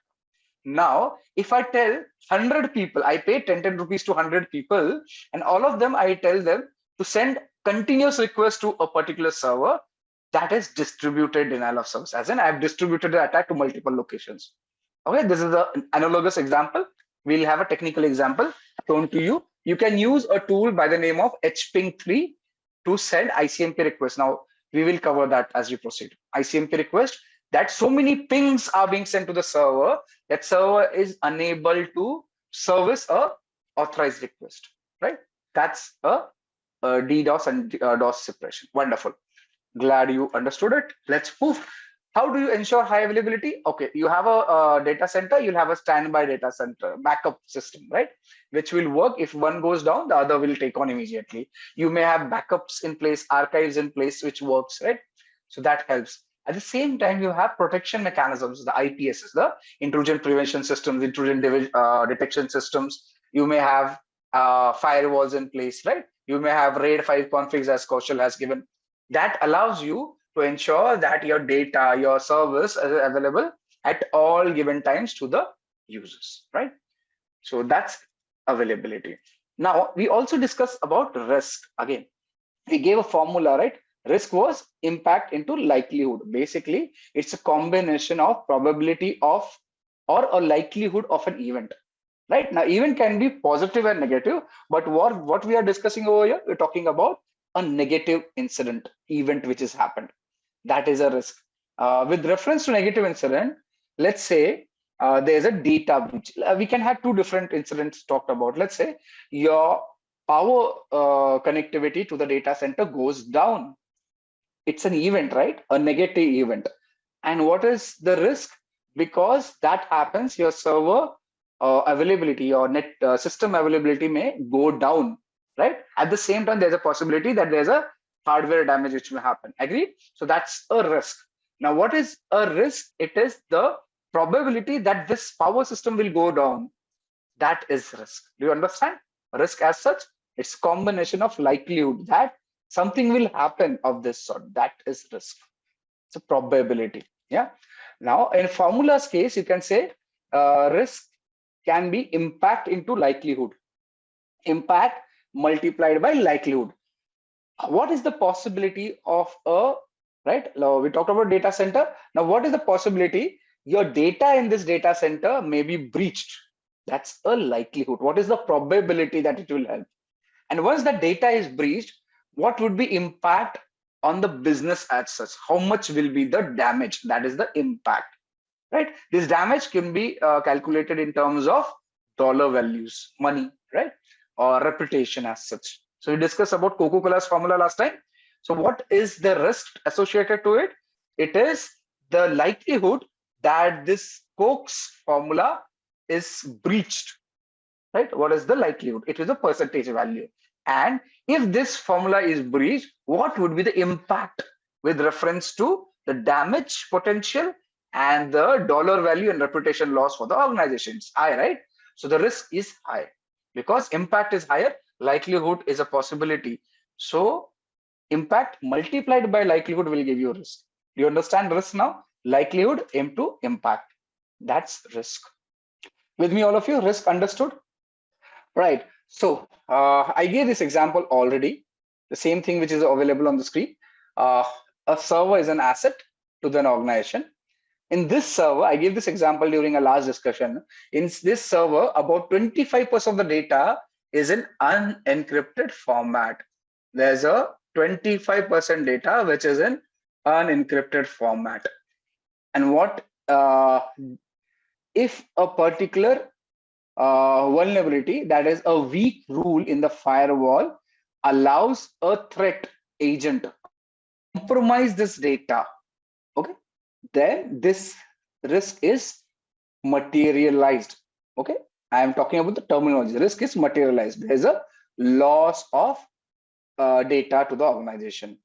And what is the countermeasure? You basically ensure that the weak rule in the firewall is replaced, amended, reconfigured. Yeah, got it? Okay. Okay, coming back to, right.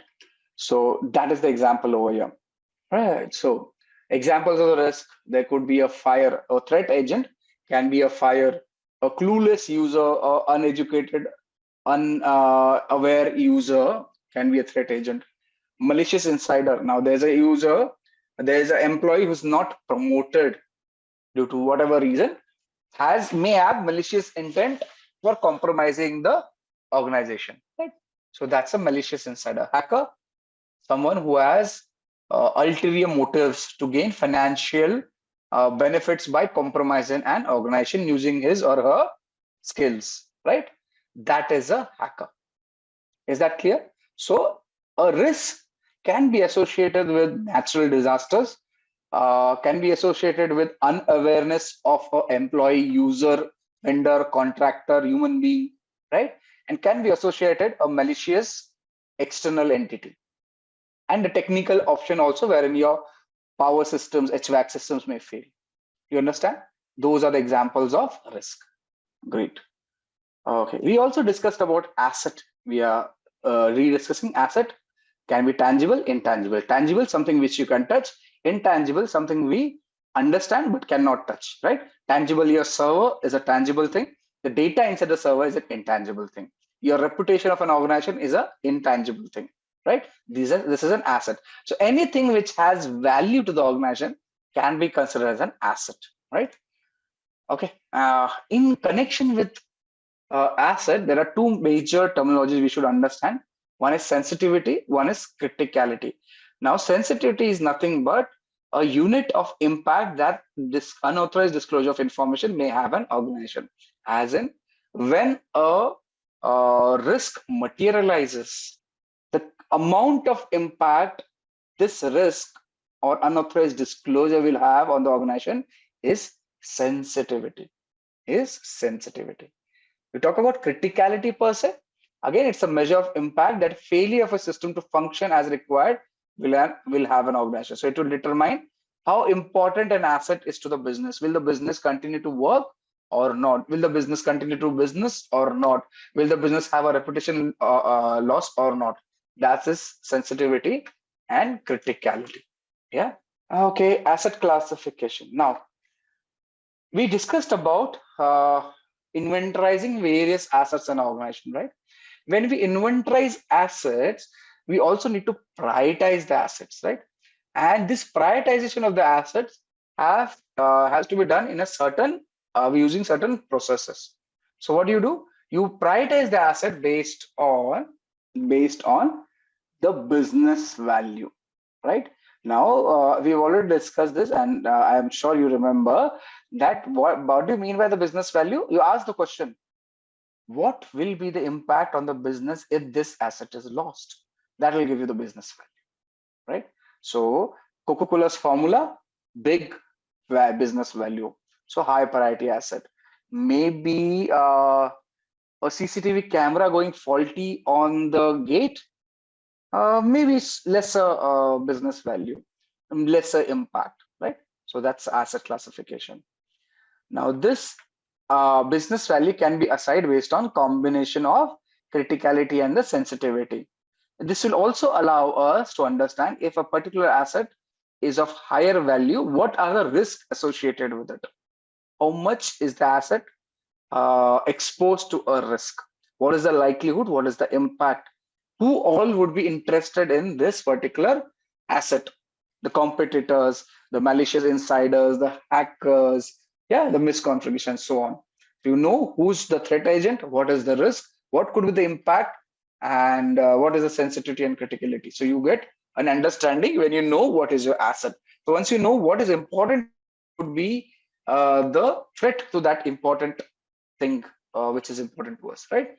And based on that, we can have the classification level assigned to an asset. So the classification can be secret, top secret, confidential, unclass, yeah, that kind of classification. Once you know that a particular data, Coca-Cola's formula for Coke, is a top secret, has top secret data classification, we know that only certain people should handle this data, and you should have requisite protection mechanisms on this data, right? Very, very strong protection mechanisms, one of them being encryptions. Now once you know that what classification level is it, what protection mechanisms in place, you will define, you can allocate the resources to the asset.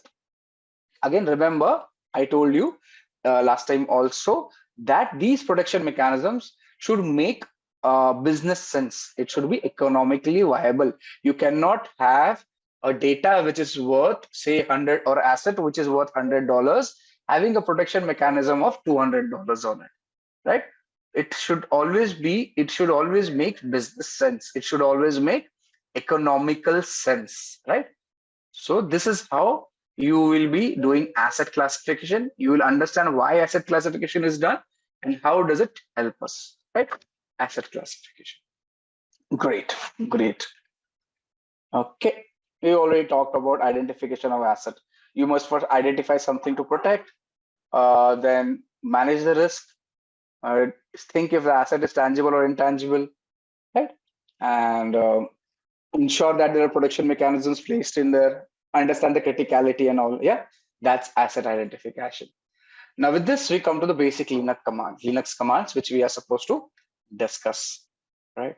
A small introduction to Linux. Okay, so as you see on the screen, for all those who have not seen Linux before, uh, we are talking about Kali Linux right now. Most of the Linux flavors will have their own layout. Generally, it will be same. Like Windows has the start button. This particular dragon on the left side, left corner top, will give you the menu for all applications which are installed on this particular machine. The browser is seen over here on the tab on the what do you call it? This particular panel, the top panel, which has a watch on the right side, a timer, and the calendar on the right side. You can shut down the machine using the button given over here. We are not going to shut it down. Cancel. Uh, the connectivity is seen over here. You'll have data connectivity reflected over here. Your mic, speakers, everything will be reflected over here. You can also see the browsers on the menu, wherein if you look at all applications, you will find the browser listed over here itself. So there's a Chromium browser installed, there's a Firefox installed. We'll be primarily using Firefox in our work over here. So let's open, okay, for the browser, for internet connectivity. So similar to Windows machine, your Firefox on Linux looks same. So if you see, this is how your Firefox browser looks. So you can open any URL you want over here. Simple, right? So like Windows, even Linux uses the same browsers for that matter. The Internet Explorer or the Edge browser will not work on Linux. Otherwise, Firefox, okay, Safari for Mac will not have an option in Linux, but otherwise Firefox, Chrome, and several other browsers are working interoperable between various operating systems, right? So you can use a browser to surf the internet. Now, Linux is primarily known to various people as a what do you say? It has an availability of something known as a terminal, which allows you to run commands, which is very popular between Linux users, and this is what allows them to do a lot of tasks without actually open any application, running it by typing it on the terminal. Now, what you see on the screen, I clicked on the red box over here, which is the terminal for the Kali Linux machine. This allows you to run various commands on the machine for doing various tasks we need to do. On the Dragon, if you go, you'll find other terminals also available. We'll be using the Terminator terminal already available in this particular machine, right? Similar layout will be there on our Ubuntu machine also, if you open that, right?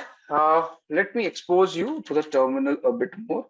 Okay, what you see over here is a Kali @ first thing which comes over here is known as the username. The Kali over here is the username, the user, right? And the given Kali after this is the system name, if you can call it the system name, right? So let's say if I change user, can you see? So the user from Kali changed to root user. So like Windows has admin user, Linux has something known as a root user. We are a root user on a Kali system. Yeah, do you get it? And what you see over here is the current directory. /home/Kali. Kali is the current directory. Understood? So we are just understanding layout over here. Now, do you see the difference? The root user is the admin user in case of Kali, capable of running administrative level privileges on a Linux machine. So this is the root user. I shifted to the root user by using command sudo su. Now we'll be covering this. When I do sudo su, and give a password, the admin password, which I've already given, hence you don't see it, you will find the user changes from normal Kali user, which is a low privilege account, to a high privilege root admin account. Yeah, even Android is a Linux based system. Okay, and what you see, this, the second Kali, is the system per se. This is the system name. Yeah, this is the system name. After that, what you see on the /home/Kali is known as the current directory location. There is a current directory location. In Linux, everything is known as a directory, right? Everything is known as a directory. So understand the terminologies as of. When you come to the Kali user, you see this tilde. It is known as tilde, right? And this is also the current directory. Basically, a shorthand for users home directory. A shorthand for users home directory. This tilde. This and this is same. Okay. Users home directory. Now, let's talk about commands which we can run on Linux. Now, what is a command? Understand, command is nothing but a software program. So when executed on a command line CLI, command line interface, it performs the action on the computer. Now, again, I'll say again, command is a software program. When executed on a CLI, that is command line interface, it performs the action on the computer. So to execute a command, the first step is to type the name of the command. To execute a command, the first step is to type the name of the command, right? So in this example, the command I am typing is ls. What is it? ls. And I enter. What do you see? What is happening on the screen right now? What am I doing in ls? All those who know Linux will tell you that it is a command to list the contents of the present directory. Yeah, this is a command which is listing the contents of the present directory. So by itself, the ls command is listing files and directories in the current working directory. At this point, you shouldn't worry too much about the output of the command. Instead, focus on understanding how to format and execute commands, right? So the ls command covered is incomplete. We'll be covering this as we proceed ahead, right? This is listing the details, ls, right? Now, many commands can be used by themselves with no further input, the way we saw ls, right? Some commands, however, require additional input to run correctly. So those inputs will be looking something like this. So if you say clear the screen, command, this will be a command, then you will give some option and possibly some arguments, right? So this is the general structure of commands which will be listed on the terminal. Yeah, so options are basically used to modify the core behavior of the command. This options given over here will be utilized to modify the core behavior of a command, while arguments are used to provide additional information. What additional information? Maybe a file name or a username. Each option and argument is normally separated by a space. Okay. However, there are some options wherein they could be combined also. So this is the general layout of command, options and arguments. Now you have to keep in mind that Linux, unlike Windows, is case sensitive. We have to keep in mind that Linux, unlike Windows, is case sensitive. So whenever you use commands and options and arguments and variables and file names, we have to exactly put the case sensitive word. Anything wrong, you will not list. For example, let's say I want to move into the downloads directories. Downloads directory. So I'm CD, I'm changing directory. Just understand what I'm telling right now. So immediately I move to the downloads directory. Can you see the directory location has changed to downloads? Visible, all of you? All right. Now, just understand, I used D capital and the spelling downloads. However, if I say cd downloads, what error does it say? It says no such file or directory exists. For us human beings, this and this is same. But even for Windows, I think case does not matter. But in case of Linux, the case matters a big deal. It will not do the command if the case does not matter. Okay, so let's move on with arguments. So we talked about the command options and arguments. Now, when you type, when you see the format of say command options argument, right? Yeah. So an argument can be used, this argument or arguments can be used to specify something for command to act upon. So if ls is the given command, which we saw before, so let's say, let's delete this. If ls is a given command, it's a class in itself. Linux has a lot of things to do, but I'll give you a concept and then we'll after Linux we'll have a break. Okay, so like I said, if the ls command is given the name of the directory as an argument, it will list the contents of that directory. So let's say if I just use ls, it will give me the contents of the present directory. If I use ls and say give me contents of say documents, it will give me the contents of document directory. As of now, we have nothing listed in the documents directory. Hence, it is giving me a blank over here. Let me see if I can find another directory. Do I have this directory with me? Yeah. So if I say ls/etc/pp,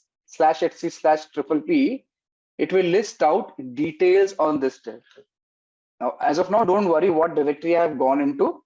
Just understand I have listed directory listings from another location by giving an argument of the directory name to the ls command. Yeah, this is how. Now you can also use multiple arguments to list out details. For example,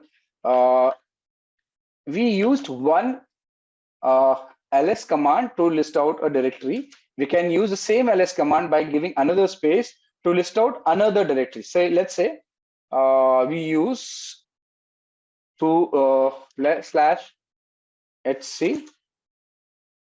I can use what ssh, let's say ssh.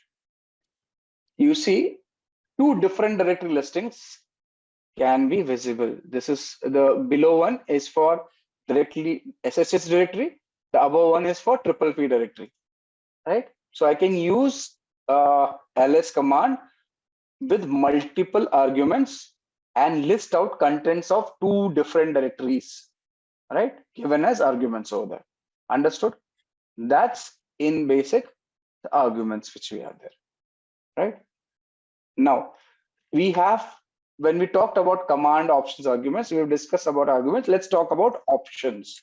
So what are the options we are talking about? This is the one we are talking, command options arguments. This is where we've discussed about command, we've discussed about arguments. Let's discuss about options.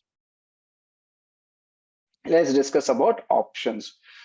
Now, options can be used with commands to expand or modify the way a command behaves. Again, options can be used with commands to expand or modify the way a command behaves. For example, if you use option -l, right, for ls command, it will give long listing, providing additional information about the files that are listed. So if I just do normal ls, this is the listing, and if I do ls and -l is long listing, it will give me additional details. What are the additional details over here? The size of the file, the permissions of the file, right? So on and so forth will be given over here, right? Now you have to note that we have used a small case l over here, -l, right? that is a lowercase l. If you use what do you say? A easy way to remember this would be dash L is a mnemonic for long listing, right? This is dash L can be considered as a long listing. Yeah. Okay. Yeah. So we are understand it is case sensitive. Okay. Similarly, if you want to look into directories recursively, you can use R, right? ls-r. Okay. So now, I'm sorry, not recursively, I stand corrected. This prints the results in a reverse alphabetical order. So if you see, if I do just ls, it is going in a descending alphabetical order. A, D, A, B, C, D, E, F, G. If you do dash R, it will do a reverse way, right? It will reverse it. That ls dash R. Similarly, you can do long listing by using dash lr. Yeah, so file permissions, the file size, the date it was created, and it is done given in the reverse lineup, moving from N to D in this case, right? Reverse lineup. So in most cases, options can be used in conjunction with other options. So what we have done, we have combined two options, long listing and reverse listing of the files together, right? So we are given separate options together. The combination of these options will result in long listing output in reverse alphabetical order, as you seen over here, right? Now, if you ask me, will the order matter? No, that is not important. That is not important in this case.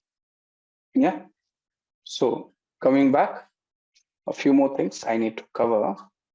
Now, when you do ls-l, this by default gives you the file sizes in bytes.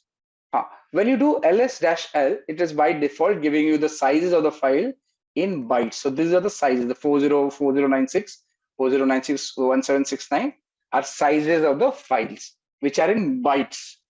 If you want to make it human readable, right? As in you understand the language, make it easier for humans to understand, you can use ls-lh, right? And this will give you the file size in human readable format. So 4K, 4K, 4K, 16M, 16, right? So this is what is a human readable format, right? Now options are generally single letters, as you see, dash, L, H, and all. However, sometimes there are words or phrases as well, right? Typically, older commands use single letters, while the newer commands use complete words for options, right? Single letter options are preceded by single dash. Okay, like when you do ls-l, it's a single letter with single dash, right? However, when you use full word options, you will be using double dash. So let me just clear the screen, right? You'll be using double dash. For example, if you remember, ls-h will give you human readable. We'll have to do long listing to make it better understanding.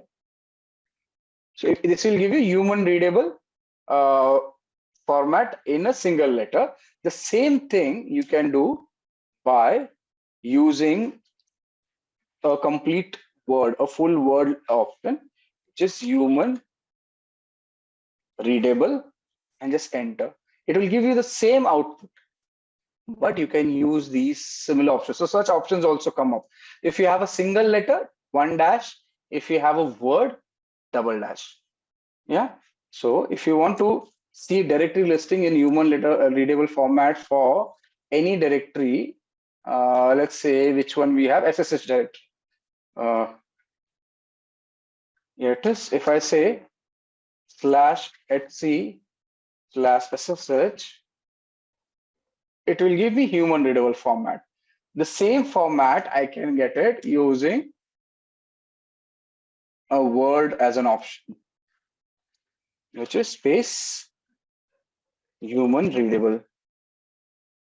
enter. The same options will come up. Nothing changes, only thing the options. So sometimes the options will be like this, sometimes it will be like this, right? Oh, excuse me. Okay. Similarly, so when a command is executed in a terminal, it is stored in a location, in a history list per se.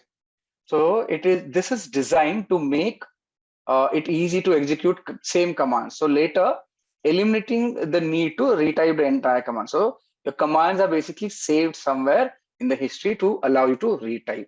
You can use your up arrow to go through the commands. I'm using my up arrow right now to go through all the commands. Okay, and now the entire history of the commands is which are run in the current session can be displayed using the up arrow repeatedly, one by one, right? Now, when you do the up arrow and press enter, the command will run again. Simple. So if I go on doing this up arrow and just press enter, the command will run again, which is saved in the history. So you don't have to type your commands, right? In case you want to edit a command, you can use the left and right arrow to edit it. So in case I want to list out, instead of SSH, I want to list out, say, the PPA directory. I can change it and enter. It allows me. So you can use the history to move around the commands which are used prior. The left and right arrow to change the positions and use for editing, right? Let's see. In case you want to see all the commands instead of using up arrow, which were done today, you can type history. Oh, excuse me.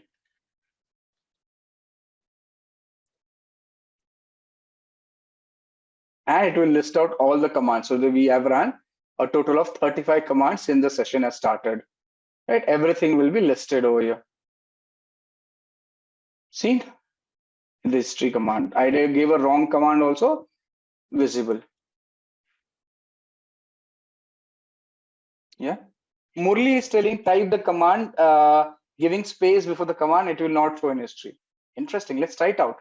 So if I just give a space prior to the command and say, let's use a new command, date, right? Enter. So it has given me the date, right? Now let's try history. So it's an interesting thing we need to discuss. Yeah, it's not showing. Interesting, Murli. Thank you. So what Murli has told us, if I use date, okay, it's not doing it. Wonderful. So where do you use it, Murli? This command, how does it help? So if I do date right now and do history, you will see the date is listed at the 37th command over here. However, if I add a space at the start of the command and type, let's use another command. What command should I use? Let's use nmap. Enter. And now check history. Okay, that nmap command is not there. Oh, interesting. That's interesting. Great. So, so I'm using Google over here to download the cheat sheet. So you can also use Google. That is easier. But okay. Yeah. So this is a 8-page document for Linux complete detail, right? So I'll share this one too for you. Cheat sheet. Close. Yeah. So the cheat sheet is uploaded. You can have a look. Not everything can work out using these cheat sheets, but you need practice. Excuse me. Right? You need to find and do practice. Okay. Now, one more important thing you should understand, something known as external commands. Now, external commands are basically binary executables stored in the directories that are searched by the shell. So if a user types ls command, then the shell searches through the directories that are listed in the path variable, right? So if a command does not behave as expected, or if a command is not accessible, that it should have been accessible, then you can, it will be extremely tedious to find this file, right, manually. So you can use a command by the name of which. Okay, you can use which. So if you want to know more about a command, another important thing, let's complete this first, which, and you can give the command name, say which ls. Okay. Oh, okay.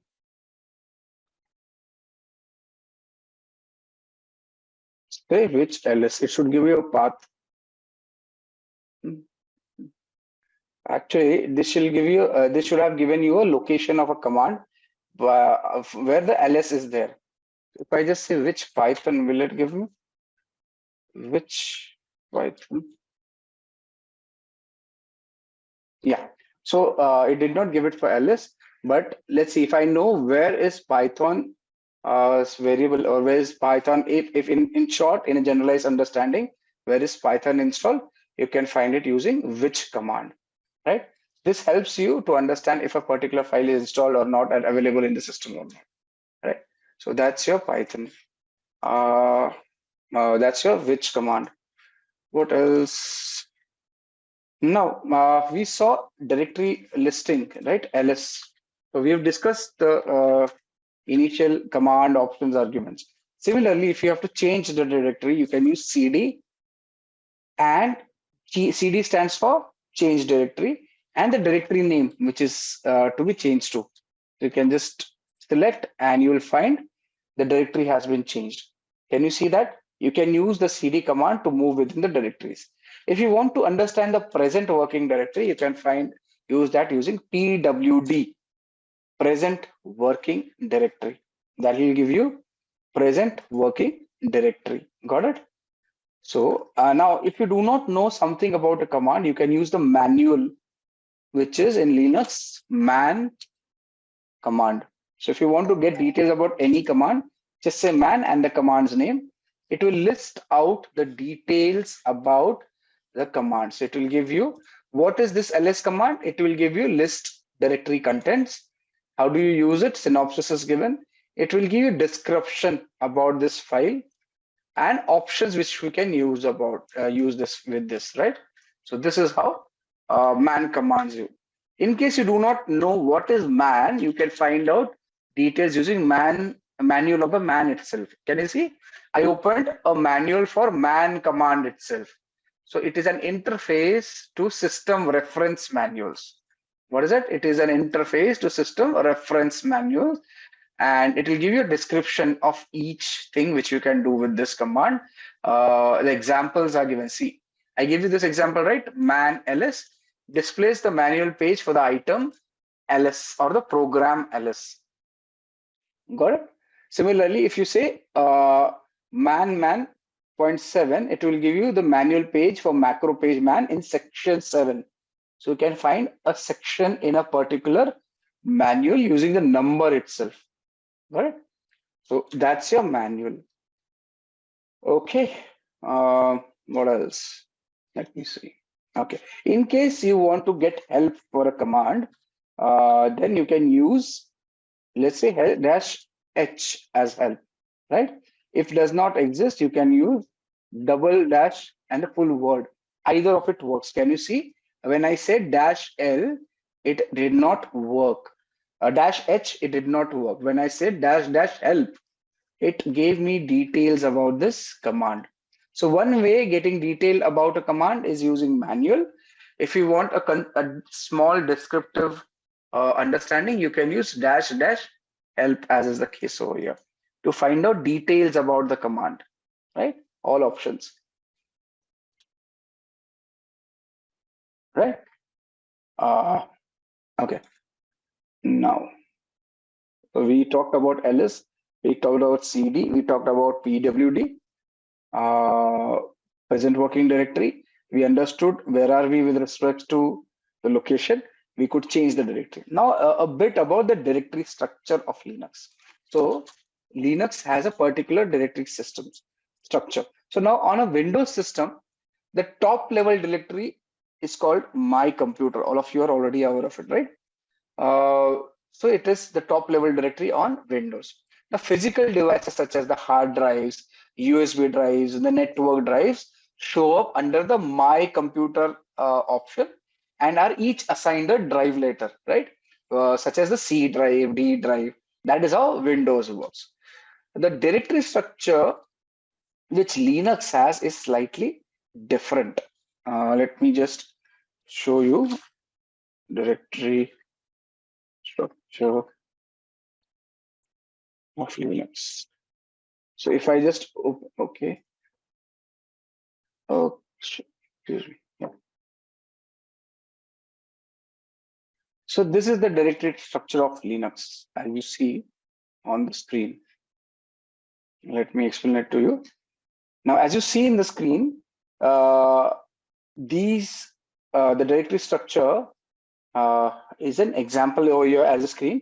It is present within the virtual environment, right, of the Linux machine. Now, like Windows, Linux directory structure typically is called file system. Also has a top level. So it is called the root directory. The one you see on the top is the root directory, and it's symbolized by slash character. The slash character over here. Can you see? Yeah. So, and this root directory is the slash character. Additional, there are no drives in the Linux. Remember, each physical device is accessible under a directory as opposed to a drive later in the Windows. It is opposed. Understand as of now, and you will be we'll be discussing it further when we move inside. So to view contents of a directory, you will be using ls, as we already know. So if you want to understand, see the contents of a root directory, you can just say ls/l, and you will get the contents of a root directory. Can you see that? We are getting the contents of a root directory by using ls-l. Same thing, which is given in the diagram over here.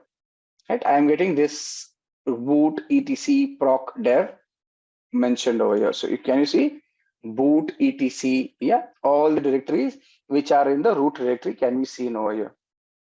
Right? Where is it? Where were we? Yeah. So now we can list out the contents of the directory, of the root directory, as we saw in the path over here, right? Using the ls command. We've already done that. Now we should notice that there are many directories with descriptive names, like the /boot directory, which contains files to boot the computer. If you want to see the /boot, you can just cd /boot ls, and you'll find the files to boot the computer inside this directory. Hence the name boot, right? So like Windows, this is the master directory boot, the my computer directory like my computer, and you will have the details over here, the boot directories, right? A root directory will have boot directory. Boot directory will have computers files which allow the computer to boot per se, right? Now the term home directory often confuses various people, right? Home directory often is confused by various people. Let me just come back here. Yeah. So to begin with, on most Linux distribution, there is a directory called home. Can you see this home directory over here? Right? Under the root directory, there's a home directory. Now, under this home directory, there's a directory for each user on the system. So if I just go to, let's say I go back to my root directory, I say ls. You'll find the boot directory. I'll find the home directory, right? Inside the home directory, I will find the directory for each user. As of now, this computer has only one user. Hence, only one directory for a user is mentioned over here. Wonderful. What I can do is, let's create a user. Let's create a user, and I'll show you. If I create a user, if I have to create a user, I can use command sudo user add, and what name should we give? Let's give AEP. Enter. So user is created. Now, like I said, in the root directory, there's a home folder. Which has, or rather, which has users of that particular computer. So if I just say home, you will, oh, it has not created. Just a sec. Why didn't it show the user? Where did we create it? It should have created the user in the root directory. I created a user, right? It did not give an error. What I did, I created a user to be listed over here. But somehow that user is not available in this directory. That's interesting. I will have to look where did I go wrong.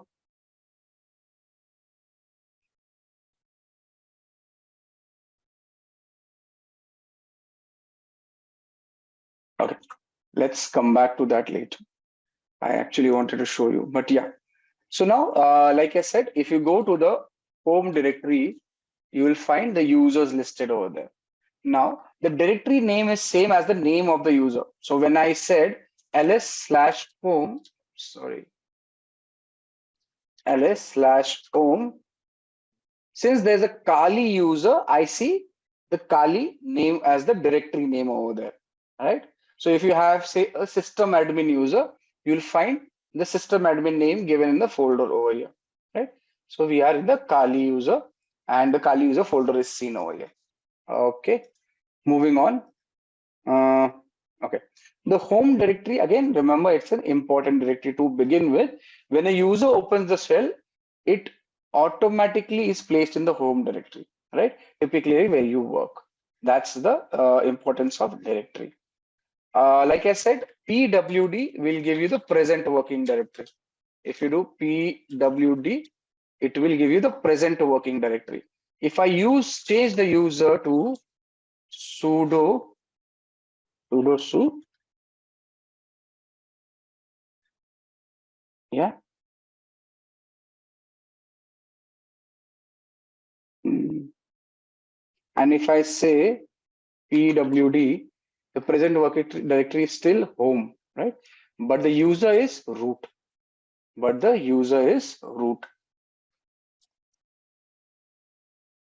Right? So present working directory basically points to the working directory. Okay, we have a few questions. Let me address it one by one. Balraj is saying, is there any difference in the folder color? It seems different colors of folders. Nine. So, okay, in a typical Linux terminal, the color of the folders vary, right? Because of the configuration per se. Now, depending on the distribution, we'll have different colors. So by default, directories are often displayed in different colors to differentiate them from the regular files. So let's say if I just say, as you see, just a sec. As you see over here, this is a tarred file, a compressed file, which has a different color. A regular directory has a different color. If I make a file executable, then the name will it will become green. Yeah. Okay. What is the difference between sudo and su? Okay. Basically, I am using the super user command, right? So sudo and su, again, in most Linux and operating Linux systems or Unix systems, we let's say if you want to do something in elevated privileges, right? If you want to execute some command in elevated privileges, you will use the sudo command, or in full form, it is super user do. So let me just type it for you. The sudo basically stands for,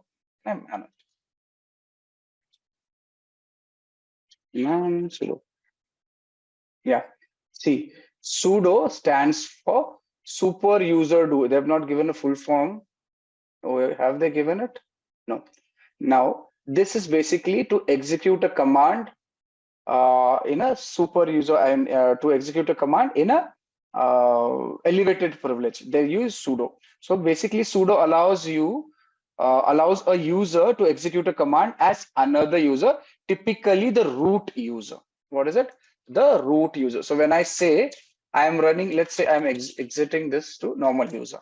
Now, if I say want to open a particular application which requires administrative privileges, I may not be able to run it. So let's say I say net discover.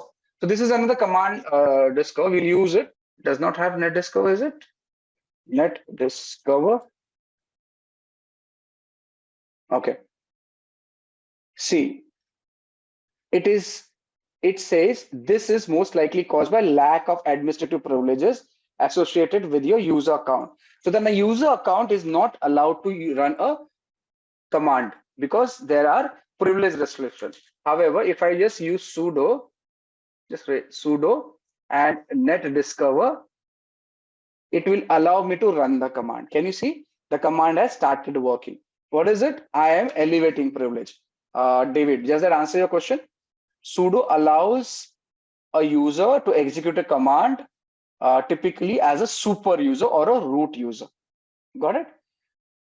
If you say what is su, just this. So I can tell you man su. Does it give me? Yeah. So what is su? Run a command with substitute user and group ID. So now basically SU stands for switch user.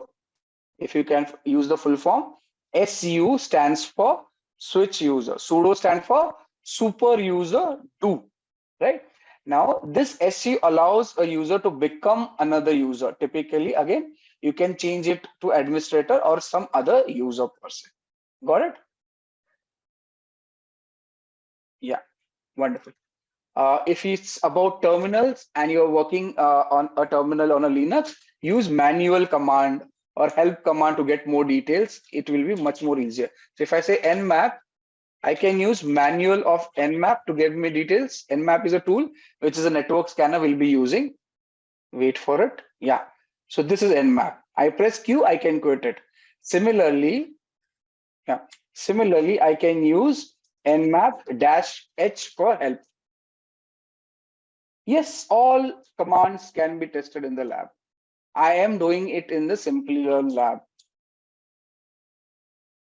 If I just nmap-h, it will give me help command. So your help is available on the terminal. So you can get more details.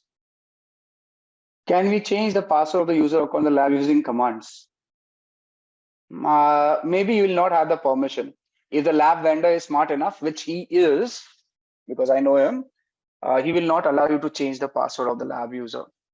Okay, should not actually. You can try it out. Okay, but there's no guarantee. I would not recommend it. You can play around with your own machines with respect to credentials. However, it is not recommended that you do it over here. Okay, wonderful. Right, where were we? Right, so moving on. So we saw we can change the directories using CD, and you can move within directories. We saw what is a home directory. We saw what is a root directory, what is the structure of the directory, right? If you move to a particular directory, use CD.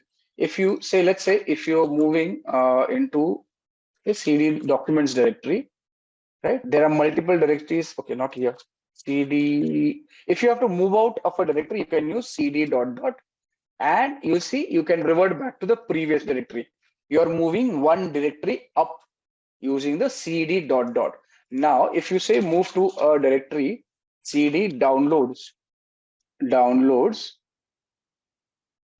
one sec,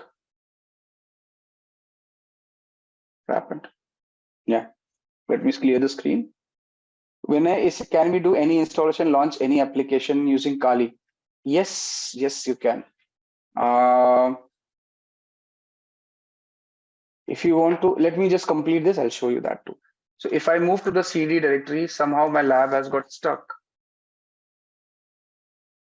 Okay, I moved to the downloads directory. If I move further into, okay, there's no subdirectory in the downloads, is it? Where was a subdirectory available? Let's move to a subdirectory somewhere. But my lab is stuck. Wait. Yeah. It's crashed. Just a second, let the terminal open up. Vinay is asking, can we install anything? Yes, I'll show you that. But let the lab start. Give me a minute.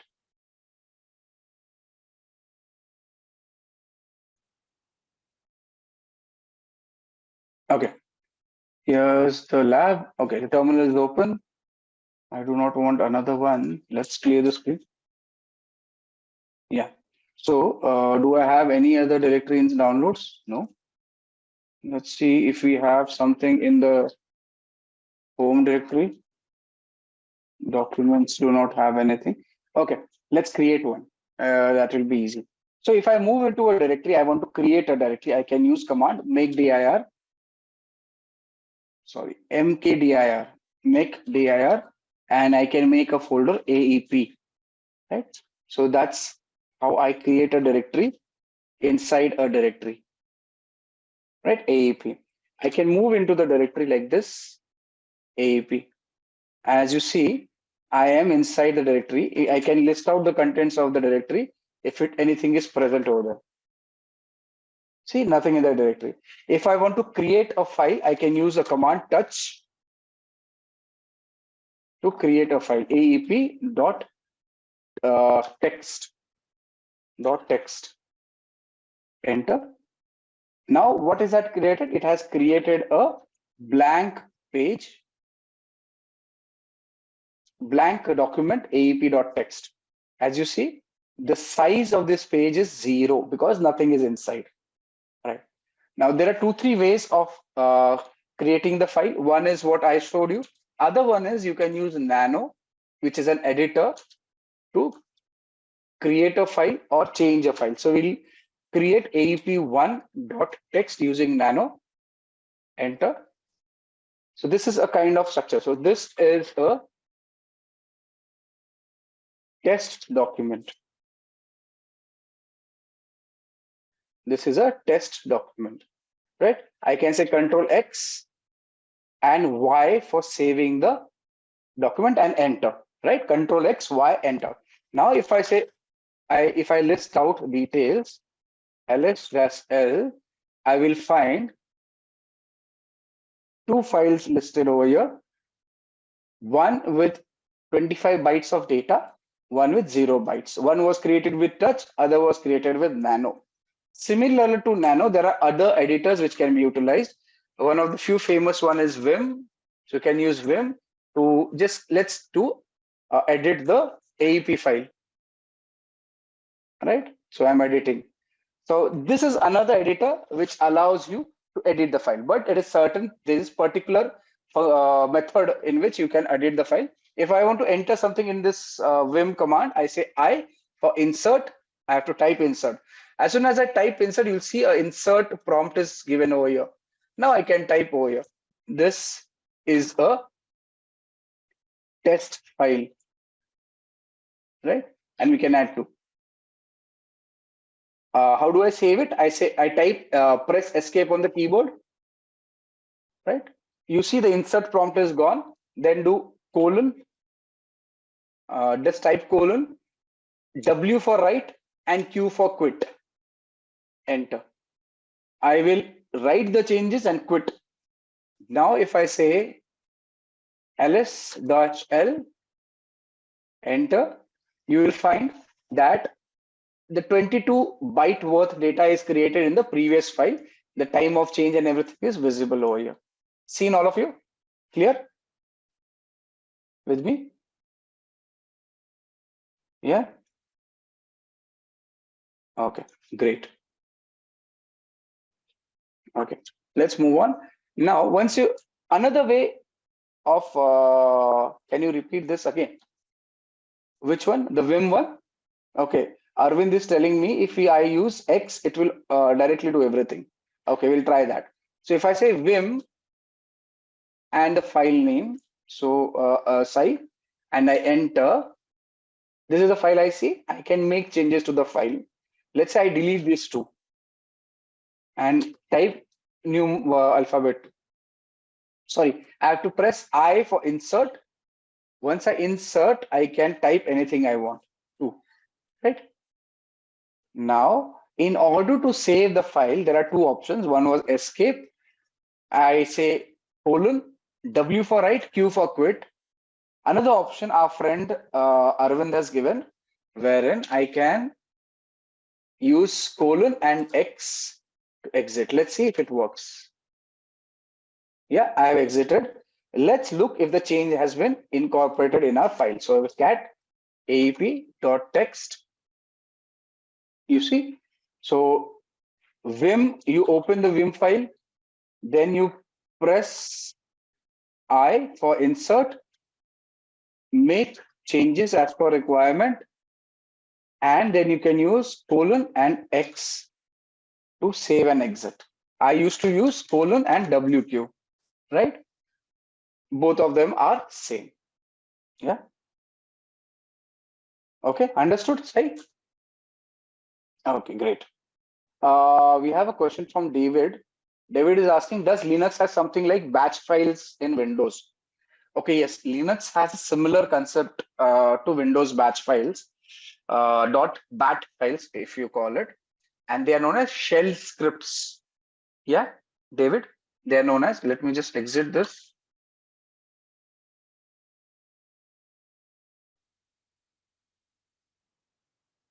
What is it?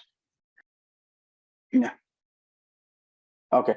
So there are shell scripts. Now these shell scripts are text files containing commands that are interpreted and executed by the shell interpreters, right? So that's our shell scripts. So we'll be using shell scripts. So if you want to create a say a simple shell script, now that we have come to this and we are using editors, another editor which will help us do is gedit. So we talked about Nano, we talk about Vim. Another text-based editor is gedit. Do we have gedit in this? Well, let's see, we'll have to install. So in case gedit, I say, and I don't have this file, I say enter, Linux will tell me that the file does not exist and we can install it. Now, this is the question when somebody was asking that, can I install applications? Yes, you can use sudo apt install and the application which is to be installed, gedit. In this case, let's install this application and I can install it. Can you see? It's being installed on my Kali machine. So anything you have to install, you can use sudo apt install and the name of the application, and you will be able to install it. As you see on the screen, it is happening right now, wherein this application wasn't there, and we are installing it. Yeah, sure. If you do not have an application, you can use sudo apt install and the application name to install the application. Simple. Sai, sudo apt install and the application name. In this case, I have installed gedit, which is a text-based editor for Linux machines. Where are you? Yeah. Yes. Okay. Great. So now that we are, we've seen Vim, we've seen Nano, we've seen Vim, we've seen Nano. Let's work on our options to use a text-based editor. Let's work on our options to use a text-based editor such as gedit. So if I say gedit and I say AEP, I give the file name, right? Enter. A text-based editor like Windows has a notepad, a similar thing will pop up like this.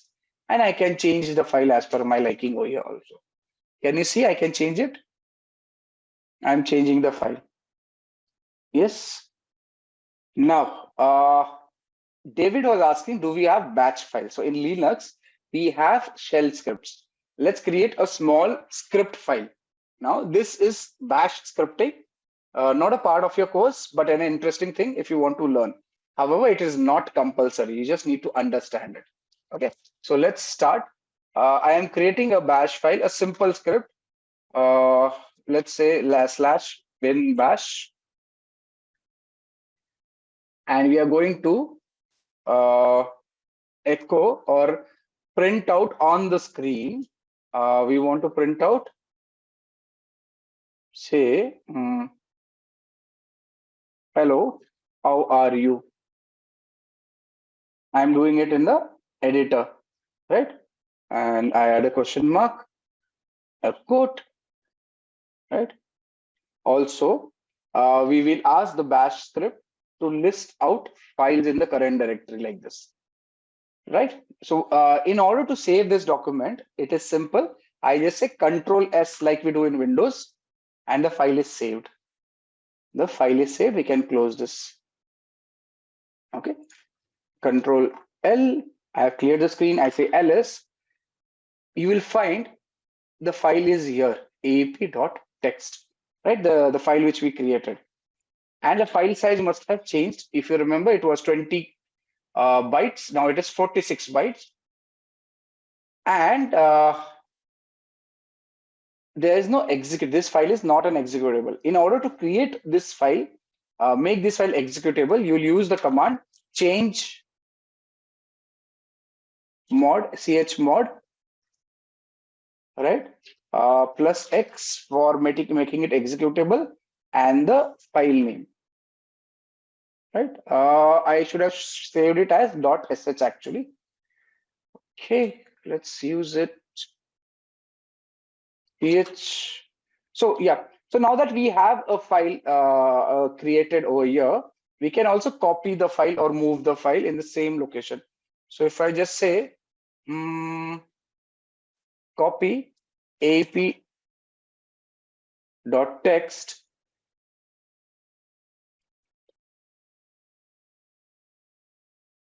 come on,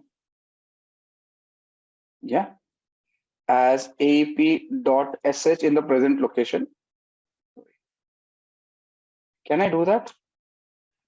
Yes, all people who know Linux. Can I copy, change the name of the file in the present location? Yeah.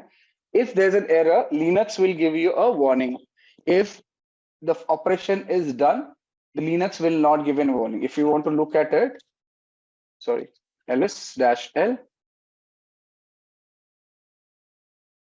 you see, I created a file of same size and name with a different extension. So aap.text was a file. I have copied it as aap.sh, which is a shell script file. Do you understand? I copied a file using CP. CP is copying a file. Now this aep.ch can be given executing privileges that we can execute this file by using chmod plus X, and I say aap.sh. Right? I am making a shell file. Enter.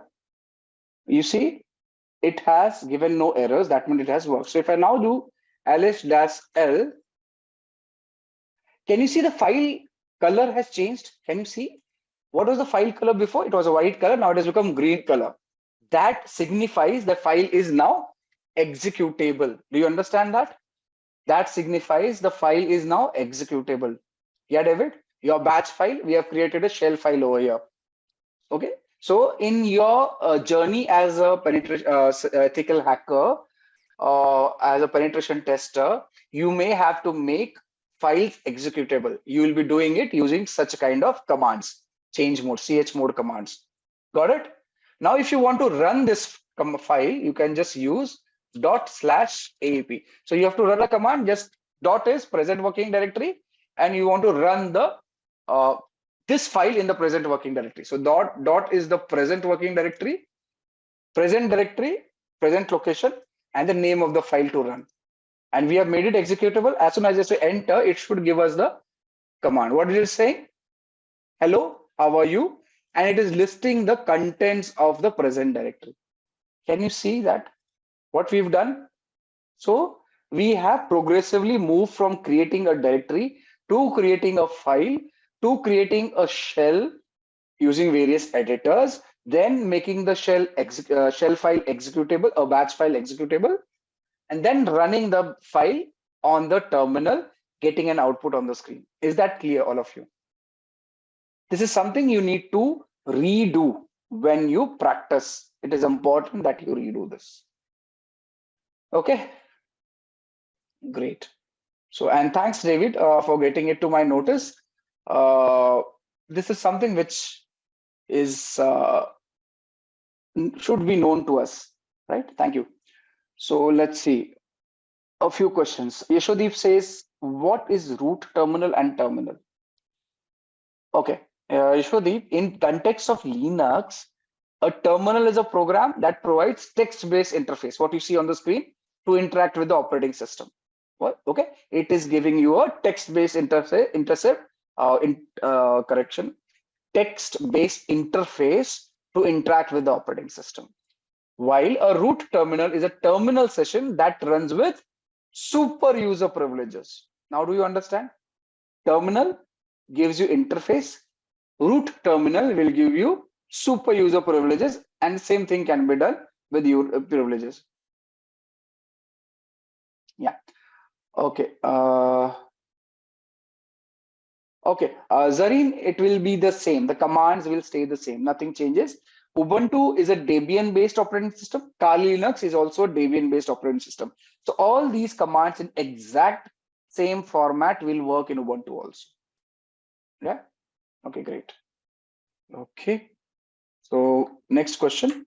So we have a question from Kaushal, which is from where the Linux find the application. Now, in case of Linux, there's something known as official package repositories, right? So no, most Linux distributions have official software repositories or storage mechanisms where users can find and install the application. When you used, just let me clear the screen. When you use apt, right? That is advanced package tool. What is it? Advanced package tool. This allows you, this is a package manager which allows you to download packages from the repository of the Debian operating system, Linux operating system, and so on and so forth. For Debian, you use apt Debian. Sorry, right? Use apt for let's say Red Hat operating system, Fedora, CentOS. I think CentOS also. You use yum. That is a it is possibly yellow updated modified or something. I forgot. All right. So that's how you do it. Also, there are other options wherein there are third-party repositories, software websites. You can download like you do in Windows. Similarly, you can download and install applications. This is one option I have given, right? Most cyber people prefer working on Linux. It's much more convenient. Lesser issues come up. At least I prefer, and I've seen 90% of people who I work with prefer using Linux. Yeah. Okay. Okay. Again, another question from Kaushal. Does the syntax matter while searching the application? Yes. If you remember, I told you Linux is case sensitive. So you have to ensure that case is correct. So if you're looking for Firefox, let's say now this machine has Firefox. I want to open Firefox. I just type Firefox like this, and it will open Firefox. But if I don't get the case correct, it will not open the application. Simple as that. Can you see? From the terminal, without actually using the mouse, I can open an application. I just say Firefox. I'll tell you something interesting I'm doing over here. Can you see? I just changed the case, the first case F, and Firefox did not open. If I say Firefox without with the right case and I enter, it will open Firefox. Got it? So you can search and open applications for the terminal. So if I want to open up, say, burp suite, I can type burp tab and enter. It will open. This is a proxy which we'll be using subsequently. So you can open applications directly from terminal by running a command. You don't have to use mouse and mouse as such, right? So today we will start our tutorial with an example. Imagine a world where every 39 seconds a cyber attack occurs, affecting businesses, governments, and individuals alike. And in a digital age where data is the new gold, cybersecurity has become one of the most critical fields to master. And if you have ever wondered how hackers breach systems or how companies protect themselves against these threats, you are in the right place. In this video, we are going to take you on a journey into the fascinating world of cybersecurity. We will break down the steps you need to learn cybersecurity, from building a strong foundation in networking and programming to mastering advanced techniques like ethical hacking and threat analysis. We'll also share some of the best resources and certifications that can propel your career forward. And this video will provide you with a clear roadmap for you. So get ready to unlock the secrets of cybersecurity and start your journey towards becoming a digital defender. So here first we'll start with the essential skills for an ethical hacker, or when you will learn cybersecurity, what skills you will need. So here we'll see the list, and the number one is strong understanding of networking. So ethical hackers or cybersecurity professionals need to have understanding of networking protocols, how data travels across networks, and the vulnerabilities associated with different network configurations. Then comes programming and scripting. So proficiency in programming languages like Python, C, C++, and scripting languages is crucial for writing custom exploits and tools. And then comes cybersecurity fundamentals. A solid grasp of basic cybersecurity concepts, including threats, vulnerabilities, risk management, and security principles is fundamental. And then comes operating system. Familiarity with various operating systems, including Windows, Linux, and Unix, is essential for understanding their vulnerabilities and security configurations. And then comes web application security. So knowledge of web technologies, that is web application vulnerabilities such as SQL injection, cross-site scripting, and security best practices for web development. And then comes penetration testing tools. So the proficiency in tools like Metasploit, Nmap, Wireshark, Burp Suite, and other penetration testing tools used to assess system vulnerabilities. So these tools you should have hands-on, and these are the skills that a cybersecurity professional must possess. And then comes cryptography. So understanding of encryption, decryption, cryptographic algorithms, and their role in securing data. And then comes wireless security. Expertise in wireless network security, including Wi-Fi encryption protocols and vulnerabilities. And then comes security compliance and standards. Knowledge of security standards and compliance regulations such as PCI DSS, HIPAA, and GDPR. And then comes incident response. So being prepared to handle security incidents and breaches effectively, including forensics and analysis. And then comes social engineering awareness. So understanding of social engineering tactics used by attackers to manipulate individuals into revealing confidential information. And then we have the last, that is ethical mindset as a skill. So an ethical hacker or a cybersecurity professional must adhere to a strong code of ethics and prioritize responsible disclosure when vulnerabilities are there. And now we'll start with how to learn cybersecurity, and we'll see the roadmap. So the number one thing you should have is educational foundation. So ethical hacking is all about using your skills for good, that is helping to protect systems and data from cyber threats. And let's start from the very beginning and build a strong foundation together. Number one is basic education. So first things first, you need to finish high school, and during high school, try to focus on subjects like mathematics, computer science, and IT. And these subjects are essential because they teach you how computers work and how to think logically. Imagine you are building a house, and math and computer science are like the bricks and mortar you will need to construct a strong, sturdy structure. And then comes higher education. So after high school, consider pursuing a degree in computer science, information technology, or cybersecurity. Now you might be wondering, do I really need a degree? Well, a degree can definitely help. It gives you a solid foundation and is often preferred by employers. However, it's not the way to become an ethical hacker. And if you're passionate and committed, you can learn the necessary skills on your own. And many successful hackers or cybersecurity professionals have taken this self-taught route. And remember, it's not just about the degree. It's about the skills and knowledge you gain along the way. And employers are looking for people who can solve problems and think creatively, whether they have a degree or not. Now that you have covered the educational basics, let's move on to the exciting part, that is developing the essential technical skills you will need. And this is where you will start to build your hacker toolkit with essential skills and ready to gear up with some serious learning. So let's dive in. And here you'll see developing essential skills. Number one is programming. And if I tell you why it's important, so programming is like learning a new language, but for communicating with computers. So why it's important? And now we'll see what to learn. So start with Python because it's beginner friendly and powerful. Then pick up C and C++ for understanding low-level operations, and JavaScript for web-based hacking. And then we'll see how to practice. So write small scripts, automate tasks, and eventually build your own hacking tools. And after that comes networking. So let's see why it's important. So networks are like the roads connecting all computers. And understanding networking is crucial because it's where most hacking happens.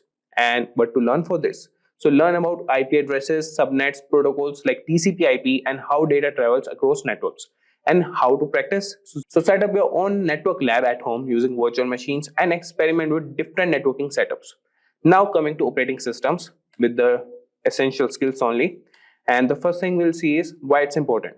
So most hacking tools are designed for specific operating systems, especially Linux, and then comes what to learn. So get comfortable with Linux, that is distros like Kali Linux that are designed for security tasks, and understand the basics of Windows and Mac OS. And then comes how to practice. So use Linux as your main OS and play around with terminal commands and understand file system structures. And then we have security concepts. And we'll see the first thing, that is why it's important. So security concepts are like the rules of the game. Knowing them helps you understand how to break and fix things. And then we have what to learn. So focus on encryption, that is how data is protected, firewalls, how to defend networks, VPNs, how to secure connections, and IDS, how to detect intrusions. And let's see how to practice them. So implement these security measures in your own systems and try to bypass them to see how they work. So these are the core skills that form the backbone of an ethical hacker's knowledge or a cybersecurity professional knowledge. And it's not just about learning them, but practicing and applying them in the real world scenarios. Great. You have built a solid educational foundation if you are following this and developed essential skills. Now let's talk about certifications. And certifications are like badges of honor that show you have got the knowledge and skills to be an ethical hacker. And they can open doors to job opportunities and validate your expertise. So now we'll talk about some of the key certifications that you can consider. So number one is CEH, that is Certified Ethical Hacker. And talking about why it's important. So the CEH is one of the most recognized certifications in the ethical hacking world. It covers the fundamentals of ethical hacking and teaches you the mindset and tools hackers use. And now we'll see what it demonstrates. So by earning this certification, you show that you understand the core principles of ethical hacking, including how to scan, test, and hack systems, and how to get it or achieve it. So you can study the CEH curriculum, which includes topics like footprinting, scanning, enumeration, and system hacking. Then pass the CEH exams to get certified. Now coming to the next certification, that is CompTIA Security Plus. And first we will see why it's important. So Security Plus is a great starting point for a career in cybersecurity. It covers a wide range of security topics from network security to risk management. And if I tell you what it demonstrates, so this certification proves you have the foundational knowledge required for any cybersecurity role. And it's often a stepping stone to more advanced certifications. And how to get it? So prepare by studying the CompTIA Security Plus material, focusing on key areas like threats, attacks, vulnerabilities, and security architecture. You can pass the Security Plus exam to earn your certification. Now coming to the next certification, that is OSCP, or Offensive Security Certified Professional. First thing we'll note about it is why it's important. So OSCP is known for its hands-on practical approach, and it's highly respected in the industry because it requires you to actually perform hacking techniques in a controlled environment. And if I tell you what it demonstrates, so earning the OSCP shows you can identify, exploit, and document vulnerabilities in various systems, and it's proof of your practical hacking skills. And if I tell you how to get it, so you can complete the Offensive Securities Penetration Testing with Kali Linux course, and then pass the rigorous OSCP exam, which involves a 24-hour hacking challenge. So this is all about OSCP. Now moving to the next certification, that is CISSP. So first thing is why it's important. So CISSP is an advanced certification aimed to those looking to move into higher level security roles like management or architecture. And if I tell you what it demonstrates, it shows you how to have a deep understanding of cybersecurity principles, and you can design, implement, and manage a best-in-class cybersecurity program. And how to get it? You can study the 8 domains of the CISSP, that is Common Body of Knowledge, which includes security and risk management, asset security, and security engineering. You can pass the CISSP exam and meet the work experience requirements to get certified. And these certifications not only validate your knowledge, but also make you stand out in the job market. They are a testament to your dedication and expertise in the field of ethical hacking. So next, we will explore how to gain practical experience, and this is where you will put your knowledge to the test and hone your skills in real-world scenarios. So ready to dive into some hands-on action? So let's move on. So the next part is number 4, that is gain practical experience. So I will say that's awesome that you have got your education, developed essential skills, and earned some certifications. Now we are coming to this part, that is now it's time to get hands-on and gain practical experience. This is where the real fun begins, applying what you have learned in real-world scenarios. Number one is labs and simulations. So labs and simulations provide a safe environment to practice hacking skills without the risk of breaking any laws. They allow you to experiment and learn from your mistakes. So you could use the platforms like Hack the Box, Try Hack Me, and Cybersec Labs that are fantastic resources. And these resources offer a variety of challenges and scenarios that mimic real-world systems and networks. So internships and entry-level positions provide real-world experience and a chance to apply your skills in a professional setting. They also help you build a network of industry contacts. You can seek out internships or jobs in IT, network administration, or cybersecurity. So these roles will give you hands-on experience with the systems and technologies you will be protecting as an ethical hacker. You can check job boards, company websites, and LinkedIn for openings. And don't be afraid to reach out to companies directly to inquire about internship opportunities. You can tailor your resume to highlight your skills and certifications, and be prepared to discuss your hands-on experience from labs and simulations. And after that comes the bug bounty programs. So bug bounty programs are an essential or excellent way to test your skills in the real world scenario. Companies offer these programs to identify security vulnerabilities in their systems, and they reward you for finding and reporting these issues. So platforms like HackerOne and BugCrowd connect ethical hackers with companies offering bug bounties. And these platforms provide a legal and structured way to test your skills. And you can create profiles on HackerOne and BugCrowd. And you can start by reading through the rules and scope of each program to understand what's allowed. And you can begin with lower risk programs and gradually move to more complex ones. As you find and report vulnerabilities, you will gain recognition and potentially earn money for your findings. And after that, we have practical experience that is invaluable and is where theory meets reality. And by practicing in labs, gaining real-world experience through internships, and participating in bug bounty programs, you will hone your skills and build a strong portfolio. And after that comes stay updated. So cybersecurity is a rapidly evolving field, and staying updated is crucial for maintaining your edge. And here's how you can keep your knowledge fresh. Number one is continuous learning. So the landscape of cybersecurity is always changing with new threats and technologies. And you can keep up with the latest news, blogs, and forums, and great resources like Krebs on security, dark reading, and the Reddit NetSec community. So make it a habit to read articles and participate in discussions regularly. And you can also subscribe to newsletters and follow key influencers in the cybersecurity space. And then we have conferences and workshops. So these events are excellent for networking and learning about the latest trends and techniques. And key conferences like DEFCON, Black Hat, and RSA conference are must-attend events for ethical hackers. And you can attend these events either in person or virtually. And you can take advantage of workshops, seminars, and networking opportunities to connect with other professionals. And then we have online courses. Continuous education helps you keep your skills sharp and up to date. And platforms like Coursera, Udemy, and CyberReady offers a wide range of courses on various cybersecurity topics. And you can enroll in courses that cover new tools, techniques, and concepts. And I have already mentioned a course with Simplilearn that is proven and technically guaranteed. So you can regularly update your skills and knowledge through these platforms. Now coming to sixth point, that is join the community. So being part of the cybersecurity community is invaluable for your career growth. And here's how you can get involved. Number one is networking. So networking with other professionals can provide valuable insights, support, and job opportunities. And the professional organizations like the Information Systems Security Association, ISSA, and the EC Council are great places to start. You can attend meetings, join discussion groups, and participate in events. And building a strong network can open doors to new opportunities and collaborations. And then we have mentorship. So a mentor can guide you, share resources, and help you navigate your career path. You can look for experienced ethical hackers who are willing to mentor you. You can reach out through professional networks, conferences, or online communities. And having a mentor can provide you with personalized advice and support.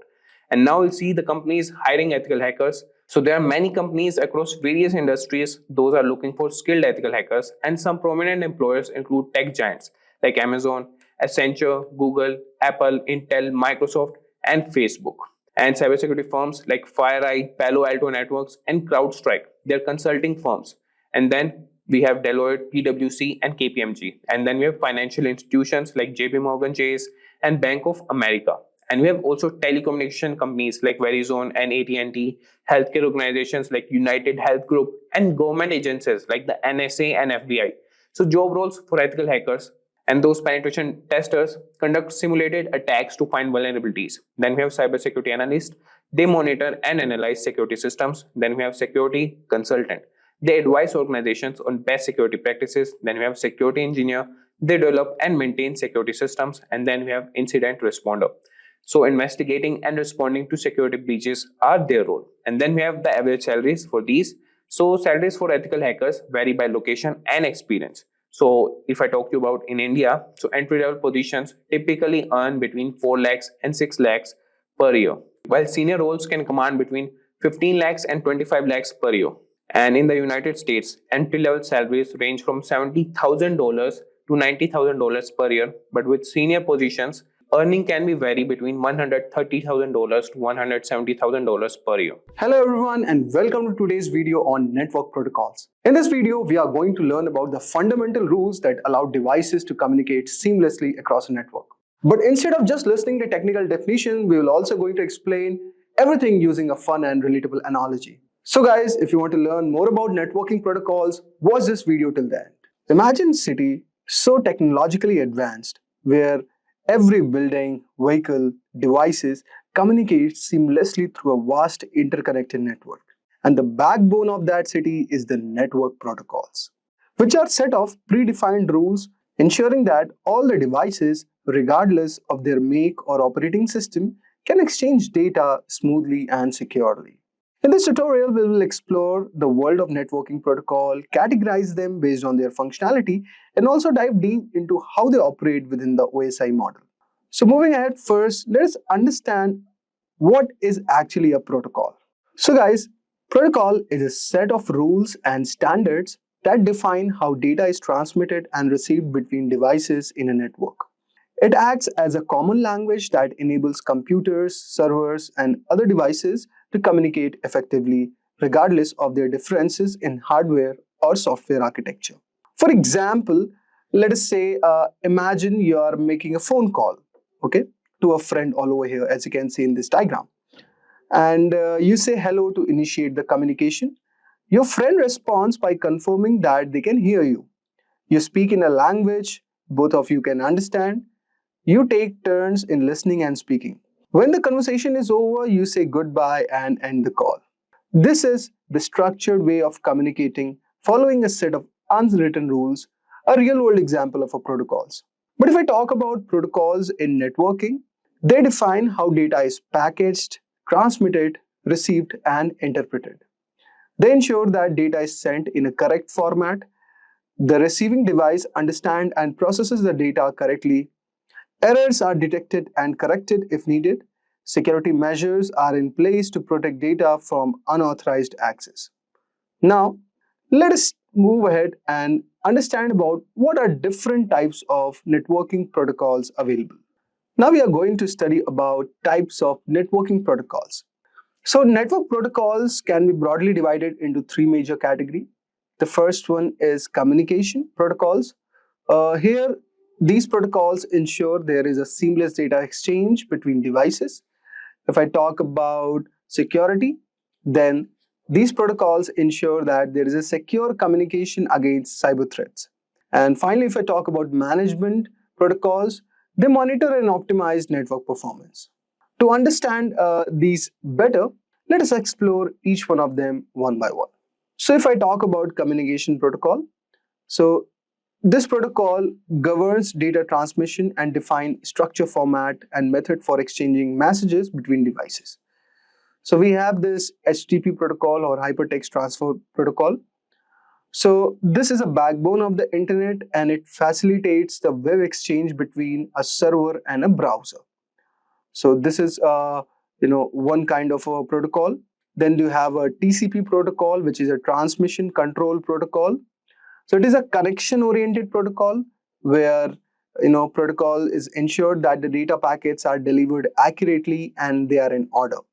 Then we have the Internet Protocol or IP protocol. These protocols addresses the system of internet, routes a packet across the given network. Then we have the UDP. So this is User Datagram Protocol. So it is a fast and connectionless protocol. And then you also have this file transfer protocol, which enables file sharing between servers using separate connections for controlling and data transfer. And finally, you could also see an ICMP, which is not mentioned in this diagram, so which is basically Internet Control Message Protocol. This protocol acts as a diagnostic tool, helping detect network errors and connectivity issues. So let us take an example and try to understand the communication protocol. Now, imagine you are sending a parcel from one city to the another, or you can also consider sending from one country to the another. Now, let us understand how these protocols are going to work. So, if I talk about TCP/IP that we have discussed earlier, you can consider it as a courier service. You choose a reliable courier company that ensures your package is delivered intact and it is in order. So the courier service which is reliable, that is TCP/IP protocol working all over here in this scenario. Now if I talk about UDP or user datagram protocol, you can consider this as a public announcer. So instead of a courier, you broadcast a message over the city's public announcement system that everyone hears it. But there's no guarantee also that anyone will respond. Then you could understand FTP protocol as a parcel delivery system. So you use a secure delivery truck to send bulk packages from one place to the another. And if I talk about ICMP, so this is kind of a traffic reporter. This protocol is working like that. So this protocol service monitors traffic and alerts courier if certain routes are blocked. So in this way, these communication protocols are working. These communication protocols also ensure that fast, structured, and reliable delivery of data is happening in the digital network, just like cities' postal and transport system. Now let us move ahead and discuss about the security protocols. So if I talk about the network security protocols, so these security protocols protect sensitive data from unauthorized access, cyber attacks, and data breaches. Now, if I talk about SFTP, which is not mentioned here, so you can consider it as a secure version of FTP, so which basically ensures the secure file transfer. So here it encrypts a file transfer using the public key encryption for authentication. Then you have the HTTPS, which is Hypertext Transfer Protocol. This is a secure version of HTTP which encrypts data between browsers and the servers. Then you have the SSL also, which is a secure socket layer, and it ensures that all the encrypted communication is happening over the internet, preventing any eavesdropping or any data theft. Now, as you can see also here, we have the SMTP protocol, which is Simple Mail Transfer Protocol. It's also a communication protocol. So it is ensuring that it sends email over the internet, and also it ensures that emails are properly formatted, routed, and delivered to the recipient's email server. This protocol works in very simple steps. Like first of all, when you send an email, SMTP performs these steps. First is compose the email. Okay, so you type an email in your email client like Gmail or Outlook. Then it connects to a SMTP server when you hit send. So your email client communicates with an SMTP server. Then the routing happens in the email where SMTP server checks the recipient's domain name and contacts their email server. And then the email is being delivered. So the recipient's email server receives a message and stores it for retrieval. So these were one of the scenario. And you could consider the same analogy for SMTP as a postal system also. Now, suppose you write a letter all over here and you put it up in envelope. Okay, you drop it up at the post office, which is basically the SMTP server, where it's checked and it is sorted, and the postal system finds the recipient's address, mail server, and also the recipient can pick up and read the letter. Okay, so there are protocols like IMAP which are used to retrieve the emails. So SMTP only sends emails, not retrieves them. Okay, retrieval is done by IMAP protocol or POP3. So this was one of the example. Now let us discuss about SSH protocol. So SSH means it is a secure shell network protocol, which is basically used to securely access and control remote computers over an encrypted connection.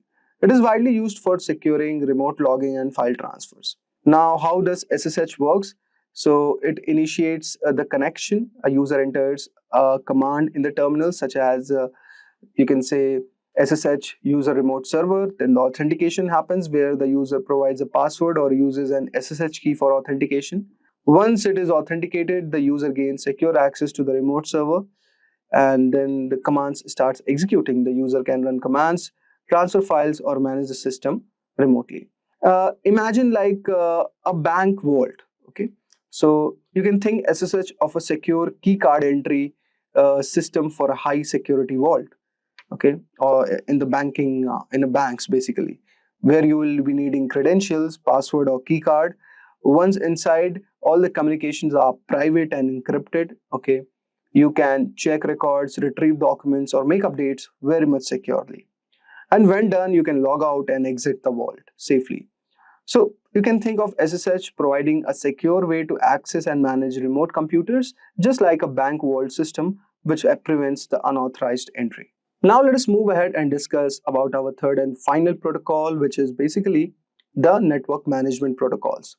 Network management refers to the process of monitoring, configuring, and maintaining the network devices to ensure a seamless communication is happening and preventing failures. It involves fault detection, performance optimization, and security enforcement. Now, the key network management protocols include like SNMP, which is Simple Network Management Protocol. So this protocol, as you can see all over here, this is basically used to monitor and manage network devices such as routers, switches, or servers. How this protocol works, guys?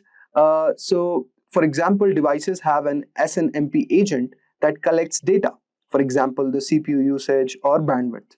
And the SNMP manager queries the agent to monitor network's health.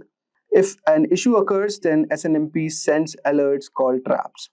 So this is how it works. So for example, you can consider in a large office, SNMP alerts IT admins if a router is overloaded, something like this. Then we have the DHCP protocol, very famous protocol. So it stands for Dynamic Host Configuration Protocol. It automatically assigns IP addresses to devices in a network. So suppose when a new device connects, so it requests an IP address from the DHCP server, and the DHCP server assigns the available IP, preventing conflicts. This could be example in a Wi-Fi enabled office. Okay, so employee don't need to manually configure IPs. Here DHCP assigns them dynamically. Then we have the ICMP protocol, which is Internet Control Message Protocol. This protocol is basically used for error reporting and network diagnostics. Here ICMP actually sends a control messages like ping requests to test the connectivity. So if a network path is down, then ICMP informs the sender. For example, if a website isn't loading, then a technician runs ping www.com or any given domain to check if the server is reachable or not. Then we have the border gateway protocol. So this is kind of a routing protocol which determines the best path for internet traffic. Internet routers use BGP to exchange routing information mostly, and it finds most efficient route to send the data packets. For example, like in a fiber optic cable under the ocean, if it fails, then BGP reroutes the traffic via another path. Okay, so you can consider this example as how it is being used. Now we'll have a look on POP3. So POP3 means Post Office Protocol version 3. Basically, this protocol is one of the protocol that we have discussed earlier, that it retrieves email from the remote server. So when the user opens their email clients, POP3 downloads the messages to their devices. Emails are deleted from the server after retrieval. So for example, you can consider using an Outlook to download emails from Gmail server. Okay, so there it is used. Now, these protocols are very much important because they ensure network reliability by identifying issues before they cause any failure, optimize the performance by managing the bandwidth and traffic, and automate an IP allocation. And also, it ensures the security. So you could see this is as an example of network security protocol, how it's working. So suppose this is your office. Now the data packets are being sent. So here you have the IP header, then IP payload. So IPsec is a security protocol. So here the IPsec header is added and a secure payload is added. And the same is, data is being transferred. This packet is to the laptop and it is routed via router IPsec, okay, with IPsec protocol all over here to the branch office. So this is how you can consider architecture where the network security communication is happening. Now this is an example of a network monitoring protocol where there are endpoints, okay, and these you could see you are sending the data about health and performance, and it aggregates data from multiple endpoints. The network monitoring tools are present which converts raw data into usable metrics, and then the following data is given to the network administrators. Also, it generates alerts and reports. So this is how the network monitoring protocols are working in this alignment. So we've discussed about these protocols, and this was a certain diagrammatic explanation. So I hope so you would have got a brief idea regarding these protocols. Okay. So now let us briefly understand the 7 layers of the OSI model. Okay. Now this is OSI stands for Open System Interconnection Model. So there are 7 layers in this model, okay, and along with there are protocols also mentioned and the components associated with each layer. So let us break down these layers. So first of all, we have the physical layer, okay. The purpose of this layer is to define the physical structure of the network, such as cables, switches, and wireless transmission. Here, the function is that of this layer is that it converts data into electrical signals like radio or optic signals for transformation. It also manages bit rate control and transmission media. Now, this is all about the physical layer. Then you have the data link layer, or you could say the error detection layer. This layer basically manages the direct node-to-node data transfer and error detection. The function of this layer is that it ensures that the data is correctly framed before transmission. It detects and corrects errors in transmission, and it basically uses MAC address for device identification. Examples of this layer could be considered as Ethernet or PPP, point-to-point protocol, switches, bridges. All these come into this layer. The third one, we have the network protocol or the routing layer. So this layer determines the best path for data to travel between different networks. It assigns logical IP addresses, routes data using protocols. It manages network congestion and fragmentation. The examples of this protocol could be IP protocol, ICMP, IPsec, IGMP, okay, Internet Group Management Protocols. Just like navigation systems, that determine the best route for a vehicles to reach destination. Similarly, this layer is working like that. Then we have the transport layer, which basically is like a delivery layer. It ensures complete and reliable data transmission. This layer divides data into smaller segments and ensures proper reassembly. It provides error detection and correction. It uses TCP for reliable transmission and UDP for faster connectionless communications. Examples could be, the TCP protocol or UDP protocol. So you can consider it like a couriers, that ensure that packages are delivered safely and in the correct order. So after this, the data is moved to the session layer, which is like the connection layer. It establishes, maintains, and terminates the communication sessions. It helps in managing sessions between applications. It handles authentication and any reconnections if needed. So for example, we have the API sockets all over here in this layer. So just like customer service representatives who handle call and ensure smooth communication between businesses, this layer is working like that. Then we have the presentation layer, which ensures that data is formatted properly for the application layer. It translates data formats like converts images, compresses file, encrypts and decrypts data for security. Then we have example of presentation layer like SSL, Secure Socket Layer, SSH, IMAP protocol, FTP. So you can consider these as a language translators who convert a message into a format that the recipient can understand. And finally, we have the application layer, which has a purpose of providing network services directly to the users. It manages data exchange between applications and the network. It enables browsing, email, and file transfer. So example of this layer include HTTP protocol, FTP, IRC, SSH, DNS.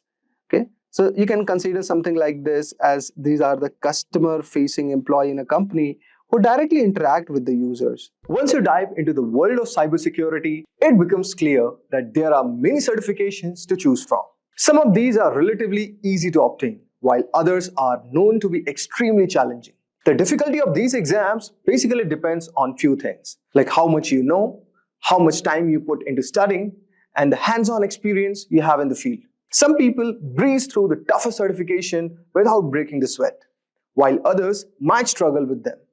But here's the thing, it's really hard to rank how difficult a certification is because testing organizations don't always share the pass rates for their exams. Despite this, there is plenty of talk in the industry about which certification is the hardest one. So based on the discussions and insight from cybersecurity experts, we have put together a list of 8 most challenging cybersecurity certifications. So guys, without further ado, let's get started. So guys, the first certification in our list is, in the decreasing order that we have, is AWS Certified Security Specialty.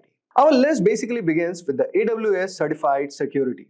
This specialty certification is a must-have for cloud security professionals. This certification focuses on especially security in the Amazon Web Services cloud environment. In this certification, you will learn about AWS security concepts like the shared responsibility model, data protection, and secure internet protocols.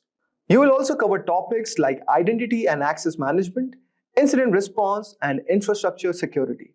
The exam itself lasts for 170 minutes and consists of 65 multiple choice and multi-response questions. While there are no official prerequisites for this certification, it's recommended that you have at least 5 years of experience in designing and implementing IT security solutions and 2 years of hands-on experience with AWS. Most candidates who attempt these exams usually have the other AWS certification under their belt, such as the AWS Certified Solutions Architect. AWS Associate also works, and also the AWS Certified Solution Architect Professional. These certifications basically provide a strong foundation in the AWS concepts, making the AWS Certified Security Specialty kind of easier to tackle. But still, it's a tough exam, and passing it will make you a valuable asset to any organization that uses AWS. Now, let us move to the next one. The next one we have is CompTIA Advanced Security Professional Practitioner Certification, or CASP+. So guys, this is one which is aimed at cybersecurity professionals who work at more advanced level. The CASP Plus focuses on enterprise security, risk management, and security operations. The exam itself consists of maximum of 90 questions, and you have 165 minutes to complete it. It covers basically 4 main areas: security architecture, security operations, security engineering, and cryptography. Also, it covers governance, risk, and compliance. Each area requires you to have a deep understanding of complex topics, making these exams quite comprehensive. The CASP Plus is often compared to the Certified Information Systems Security Professional, or CISSP certification exam, and it is an alternative for certain US Department of Defense roles. If you are aiming for a career in the government cybersecurity, then this could be a certification for you. Now let us move on to our next certification. So guys, our next certification is GIAC Certified Incident Handler Certification, or GCIS certification. This is for those candidates who are focused on incident handling and response. The GIAC Certified Incident Handler is a key certification. With cybersecurity threats becoming more sophisticated, the ability to handle incidents effectively is very critical. This certification teaches you how to respond to incidents, investigate computer crimes, and understand common hacks and exploits. The GCIS exams include 106 questions and last for 4 hours. You will need to have scored at least 70% to pass this certification exam.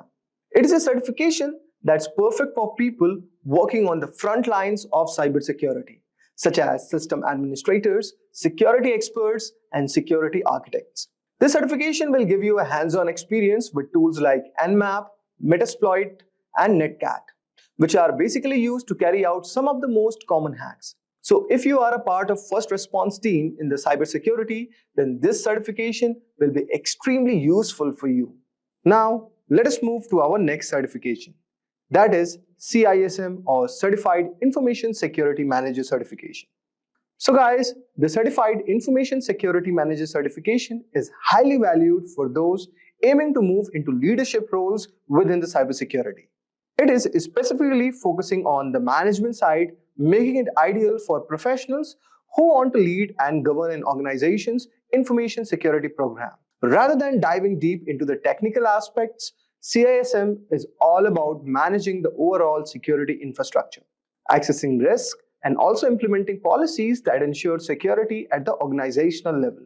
To earn the CISM certification, candidates must have at least 5 years of work experience in the field of information security, with at least 3 years of those as an information security management role. The exam is going to test your knowledge in the 4 key areas: information security governance, risk management, information security program, and incident management. This ensures that you are well versed in both designing security systems and managing them within a real-world business environment. The exam consists of 150 multiple choice questions, and the candidates are given 4 hours to complete it. The scoring system is based on a scale of 200 to 800, and you will need to achieve at least 450 to pass this exam. This means that not only do you need to be well prepared, but you will also need to manage your time efficiently to complete all the questions within the allocated time. Although guys, the CISM focuses more on the management side than the technical cybersecurity. The experience required to even sit for these exams makes it one of the most challenging certification exams to earn. You will need to demonstrate your ability to assess risk, develop comprehensive security strategies, and manage a security program in a business context. For those aiming for higher level of management role, this is a must-have certification that you should go for. Now, let us move to our next certification.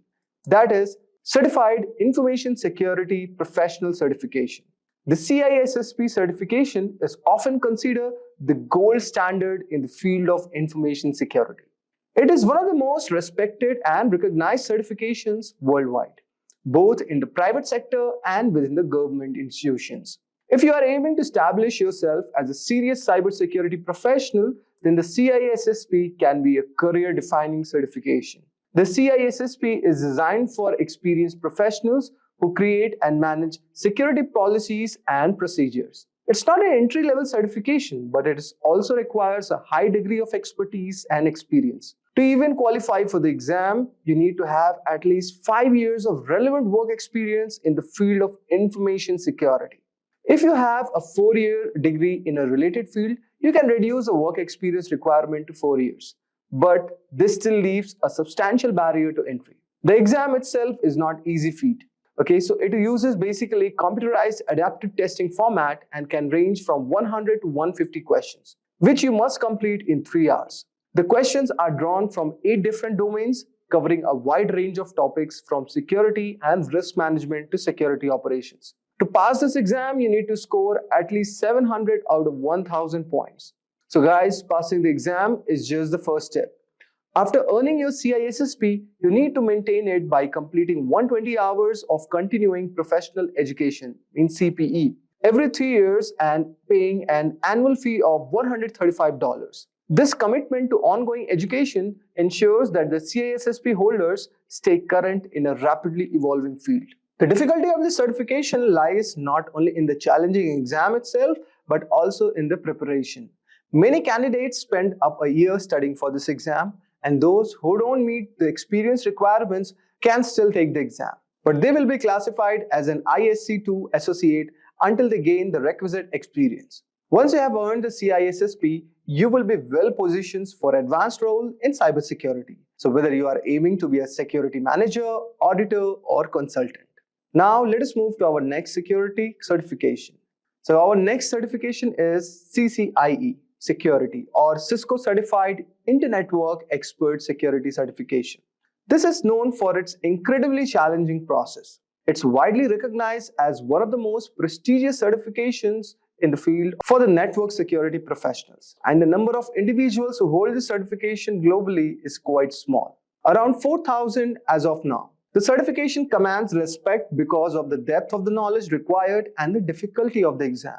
The CCIE Security Certification requires candidate to pass 2 exams. First, a written qualification exam implementing operating Cisco Security Core Technologies, or SCOR 35701. And the second is an 8-hour lab exam.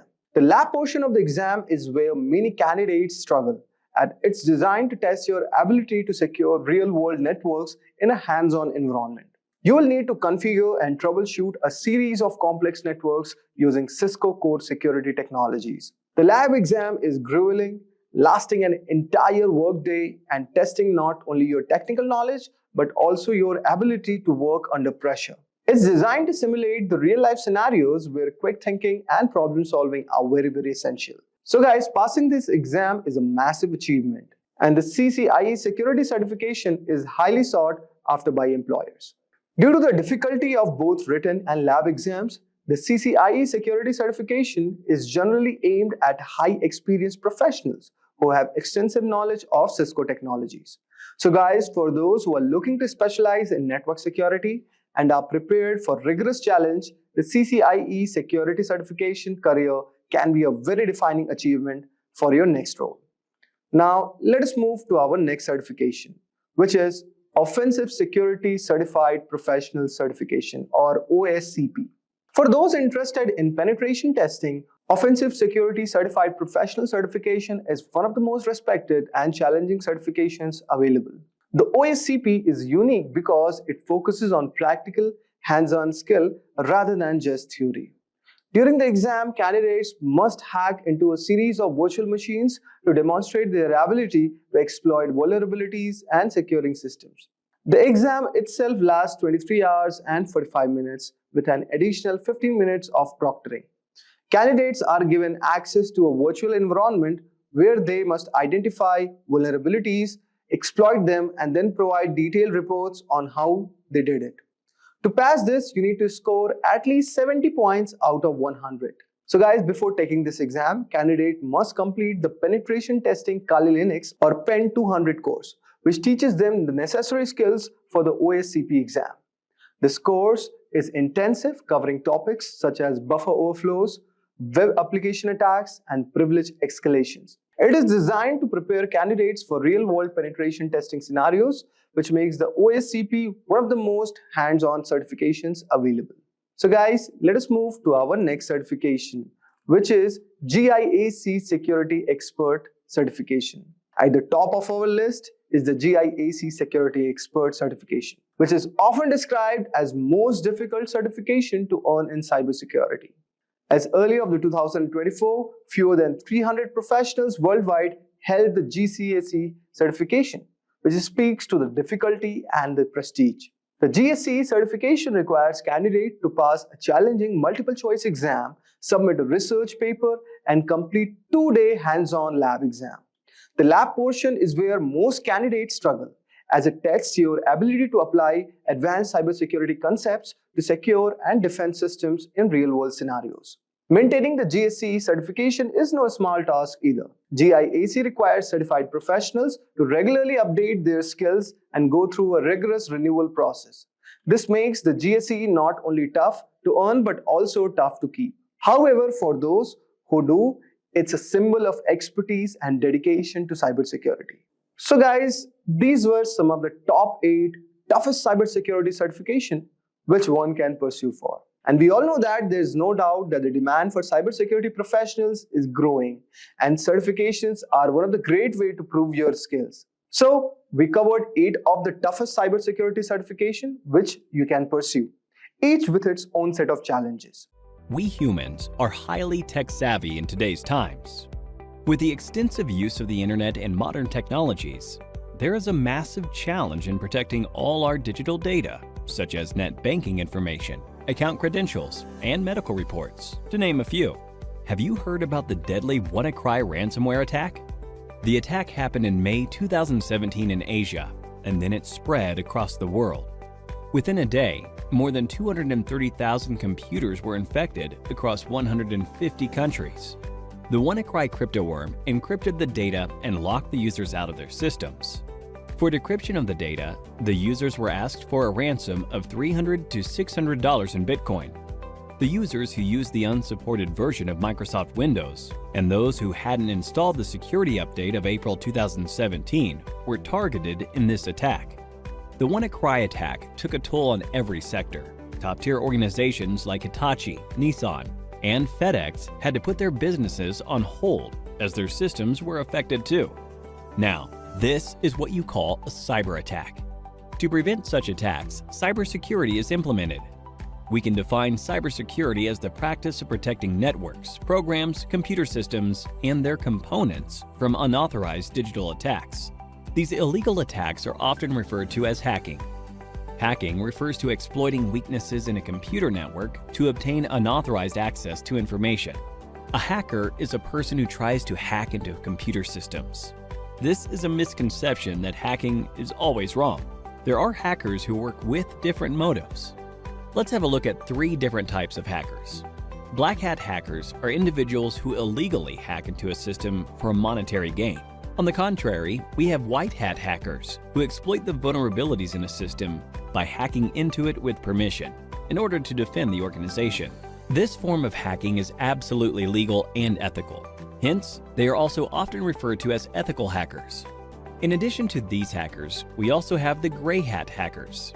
As the name suggests, the color gray is a blend of both white and black. These hackers discover vulnerabilities in a system and report it to the system's owner, which is a good act. But they do this without seeking the owner's approval. Sometimes gray hat hackers also ask for money in return for the spotted vulnerabilities.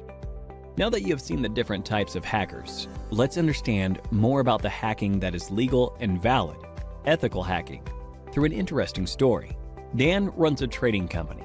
He does online training with the money his customers invest. Everything was going well, and Dan's business was booming until a hacker decided to hack the company's servers. The hacker stole the credentials of various trading accounts.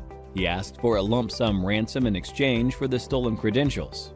Dan took the hacker's words lightly and didn't pay the hacker. As a result, the hacker withdrew money from various customers' accounts, and Dan was liable to pay back the customers. Dan lost a lot of money and also the trust of his customers. After this incident, Dan gave a lot of thought as to what could have gone wrong with the security infrastructure in his company.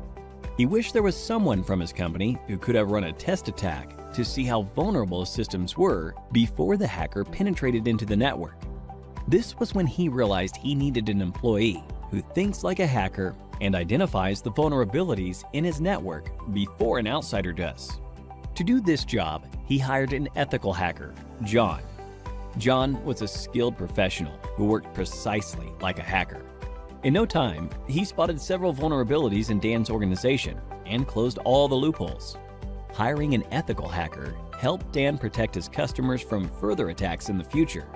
This, in turn, increased the company's productivity and guarded the company's reputation.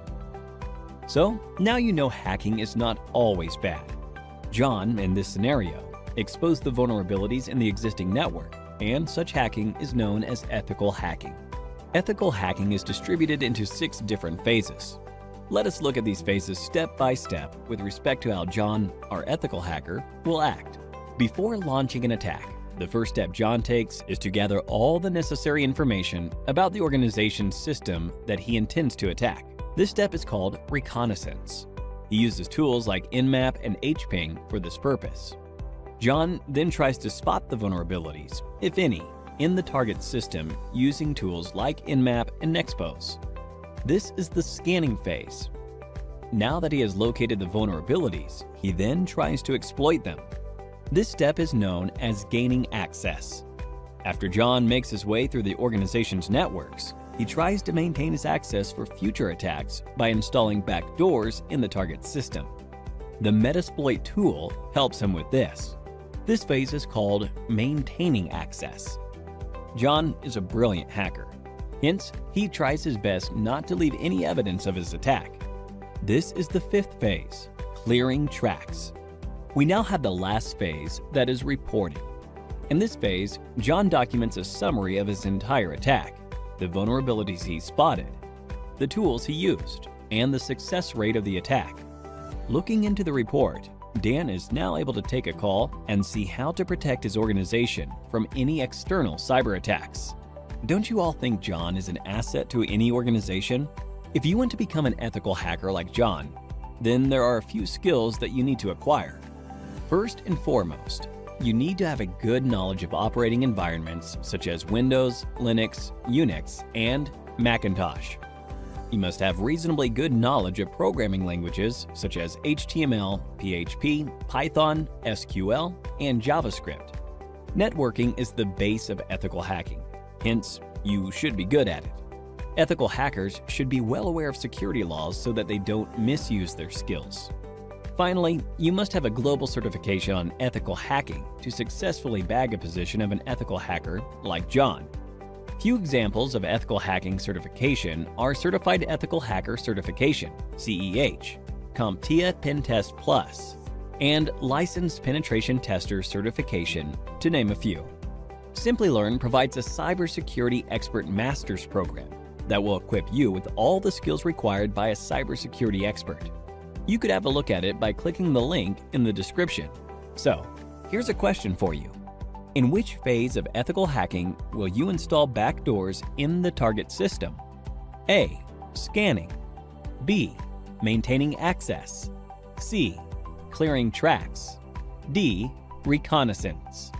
Give it a thought and leave your answers in the comments section below. 3 lucky winners will receive Amazon gift vouchers.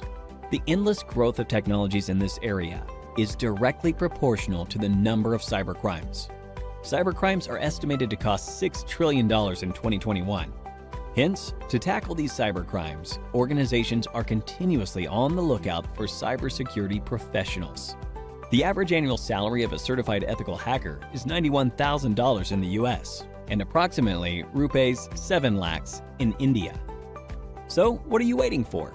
Get certified and become an ethical hacker like John and put an end to the cyber attacks in the world. Today, we are diving into a super important topic that affects everyone: phishing attacks. As cyber criminals get more sophisticated, it's important for us to stay one step ahead. So in this video, I'll be walking you through what phishing is, how it works, some famous examples of phishing attacks, different types of phishing, how to protect yourself, and what to do if you ever fall victim. So let's jump right in. What is phishing? To start, let's talk about what a phishing attack really is. In simple terms, phishing is a type of scam where hackers pretend to be legitimate people or companies to steal your personal information, whether it's your passwords, bank details, or even social security number. They typically do this through emails, text messages, or fake websites that seem genuine at first glance. But phishing attacks don't just rely on fake emails. They use a psychological trick known as social engineering. Now, social engineering is all about manipulating people into making poor decisions, like clicking on a malicious link or sharing personal information. Let's take an example. Imagine you work in a company and one day you get an urgent email from someone who looks like your boss. The email says, "I'm in a meeting right now, but I need you to send me the financial reports immediately. Click here to access a secure file." Because it's your boss and the message sounds urgent, you might not think twice and click the link. But that's where the trick is. The link wasn't real, and now the hacker has the access to the company's sensitive data. So social engineering works because it plays on human emotions like fear, urgency, trust, and leads you to make hasty decisions without double-checking. So phishing attacks are serious business, and they have caused some of the most damaging data breaches in history. Let's take a look at some of the most famous examples. First, let's talk about the Sony Pictures hack in 2014. This is one of the most well-known phishing incidents. It all started when Sony employees received phishing emails that looked completely legitimate. Some employees clicked on the links in these emails, which gave hackers access to Sony's internal network. And the result? Over 100 terabytes of data were stolen, including unreleased movies, confidential employee information, and thousands of internal emails. The leaked data caused major damage to Sony's reputation and led to lawsuits. It was one of the most costly cyber attacks of its time. Another incredible phishing incident involved both Facebook and Google. Between 2013 and 2015, a single hacker managed to scam these tech giants out of over $100 million. How did he do it? The hacker, Evaldus, pretended to be a hardware supplier that both companies did business with. He sent phishing emails with fake invoices that looked exactly like the real thing. Because the emails were so convincing, the finance departments of the Facebook and Google didn't question them and wired the money directly to the attacker's account.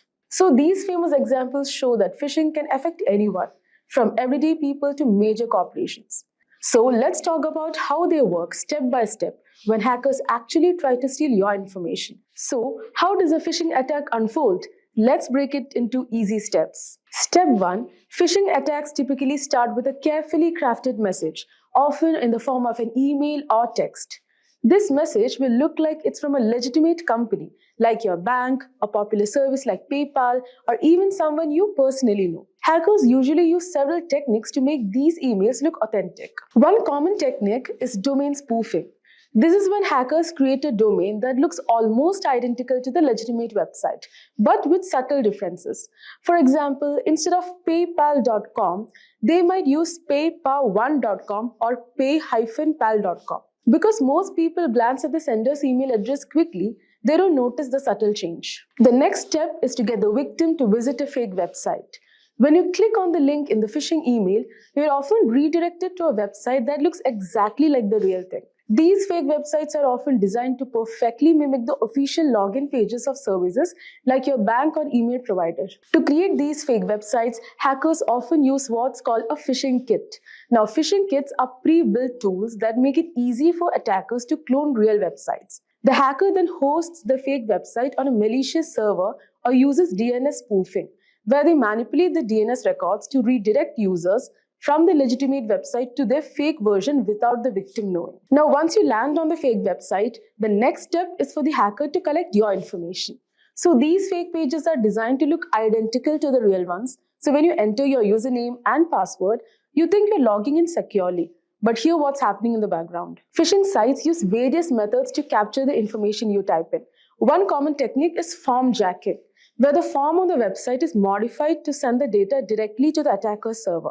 Alternately, hackers can use key logging malware that records every keystroke you make, capturing usernames, passwords, and even credit card information as you type. So to make the fake site even more convincing, attackers often secure it with a real SSL certificate. Now, this means the website might show up as secure with a padlock symbol in your browser, making you believe it's legitimate. So this is why it's important to check more than just the HTTPS in the URL. Now, once the hacker has your data, they can use it in various ways. The most common method is using your stolen credentials to log into your accounts. This is known as credential stuffing. But they can also use your personal information for identity theft, or they might sell your data on the dark web. But phishing isn't a one-size-fits-all approach. Hackers use several different types of phishing attacks, and each one is designed for a specific target or method. So now let's talk about the different types of phishing attacks. First, we have general phishing, which is the most common and broad type. So in this type of attack, hackers send out thousands or even millions of phishing emails to random people, hoping that a small percentage will fall for the scam. For example, let's say you receive an email that looks like it's from a popular company like Netflix. The email says something like, your payment method has failed, click here to update your information. You click the link and it takes you to a fake Netflix login. When you enter your details, they are sent straight to the hacker. These attacks are sent out to as many people as possible. Whoever falls for it, falls for it. It's all about volume with general phishing. Next is spear phishing. So unlike general phishing, spear phishing is much more targeted. So the attacker picks a specific individual or company and tailors the attack to that person or group. So spear phishing requires some research and planning. So it's more sophisticated than general phishing. For example, imagine you work in the finance department of a company and you receive an email from someone pretending to be the CEO. The email says, he's unable to transfer the money to the partner company and asks you to transfer it. So since it appears to be from your boss and it sounds urgent, you might be tempted to complete the transfer without questioning it. That's the goal of spear phishing. Because the email is personalized and often uses real names or insider information, it's much easier to fall for it. So this makes spear phishing especially dangerous for businesses. Now let's talk about whaling, which is similar to spear phishing but with a bigger target.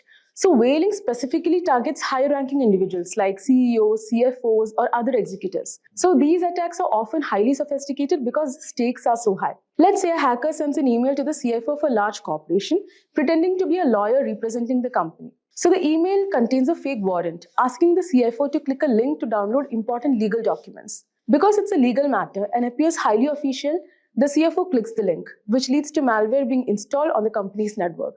So whaling attacks are dangerous because they often involve larger sums of money or more sensitive information. So when high-level executives fall for these scams, the consequences can be disastrous. Next comes SEO phishing. So SEO phishing takes a different approach. So instead of targeting individuals with emails or text messages, hackers create fake websites and manipulate search engines so that these sites show up at the top of search results. So people who are searching for services or products may unknowingly click on these malicious websites. For example, imagine you are trying to log into Bank of America and you search for Bank of America login. So a phishing site could show up at the top of the result, looking exactly like the original website. You fill out the form, entering your personal and payment information. But instead of going to the bank, all of that information goes straight to the hacker. So SEO phishing works because we trust search engines to lead us to legitimate sites. Hackers take advantage of that trust by manipulating search engine algorithms to display their malicious sites. And finally, there's smishing, which stands for SMS phishing. Smishing involves sending fraudulent messages through SMS or text. So these texts often appear to come from a trusted source, like your bank or a delivery service, and contain a link that leads to a phishing site. For example, let's say you get a text that looks like it's from a delivery company such as FedEx, telling you to set your delivery preferences. The message includes a link to do the same. When you click the link, it takes you to a fake FedEx site that asks for your name, address, and credit card information to cover delivery fees. So smishing is effective because people tend to trust text messages more than emails, especially when they are on the go and may not scrutinize a message as closely. Anyways, fortunately, there are several things you can do to protect yourself from phishing attacks. So first and foremost, always think before you click. If you get an email or text asking you to click a link, stop and think. Does this look suspicious? Hover over the link to see where it actually leads before you click. Next, don't upload personal information online. Be careful where you share your personal information online. Hackers often gather details from social media or public profiles to make their phishing attempts more convincing. So make sure to keep your software, operating system, and apps updated. Regular updates include security patches that protect against known vulnerabilities. Next is use antivirus and email security. Install a good antivirus program and use email services with phishing filters. These tools can block many phishing emails before they even reach your inbox. And lastly, use a secure DNS service. This can prevent you from even accessing malicious websites, adding an extra layer of protection. Now, even with these precautions, phishing attacks can sometimes be successful. So what happens if you're already fallen a victim? Let's talk about what to do after a phishing attack. So if you realize you're fallen for a phishing attack, don't panic. There are steps you can take to minimize the damage. First, report the attack to cybercrime authorities. In many countries, there are dedicated teams that handle online fraud, and the faster they are notified, the better. Next, change the passwords for any accounts that may have been compromised. Make sure each password is unique and avoid using the same password for multiple accounts. Next, enable multi-factor authentication on your accounts. MFA adds an extra step, like a code sent to your phone, which makes it harder for hackers to gain access. And lastly, run a full malware scan on your devices. If you clicked a link or downloaded something from the phishing attack, malware might have been installed. So it's important to remove it as quickly as possible. And there you have it. We have covered everything you need to know about phishing attacks, from how they work, the different types, to some real-life examples of phishing disasters, and most importantly, how you can protect yourself. Do you know, friends, that Wireshark is a powerful network protocol analyzer that helps you capture and analyze network traffic in real time? It allows you to deep dive into data packets traveling through your network, giving you insights into network performance, security, and troubleshooting. In this tutorial, we'll guide you through the basics of using Wireshark, from setting up your capture environment to interpreting the data. By the end of this tutorial, you'll have a solid understanding of how to navigate Wireshark interface, set of filters, and analyze the network traffic for different use cases. So guys, let's get started. So guys, let us start first by understanding what is Wireshark. So guys, Wireshark is a comprehensive open source network protocol analyzer that basically allows user to capture and analyze the data traveling over the network in real time. It is widely used by network administrators, security professionals, and also developers for various purposes. For example, guys, like network troubleshooting, where you have to identify and resolve network issues by examining the traffic patterns and diagnosing the connectivity problems. The next one is network analysis, which we'll also be doing in our hands-on, where you have to understand and optimize network performance by analyzing data flows and interaction between network systems. The third one is security auditing. You will also have to detect and investigate unusual or potentially malicious network activities such as unauthorized access or data breaches. And finally, you have a protocol development, where you can debug and develop network protocols by capturing and analyzing protocol messages and behaviors. The key features of Wireshark are: the first one is packet capture. Wireshark captures packets of data transmitted over the network. Each packet contains a wealth of information, including source and destination addresses. And also you get protocol, types, and payload data.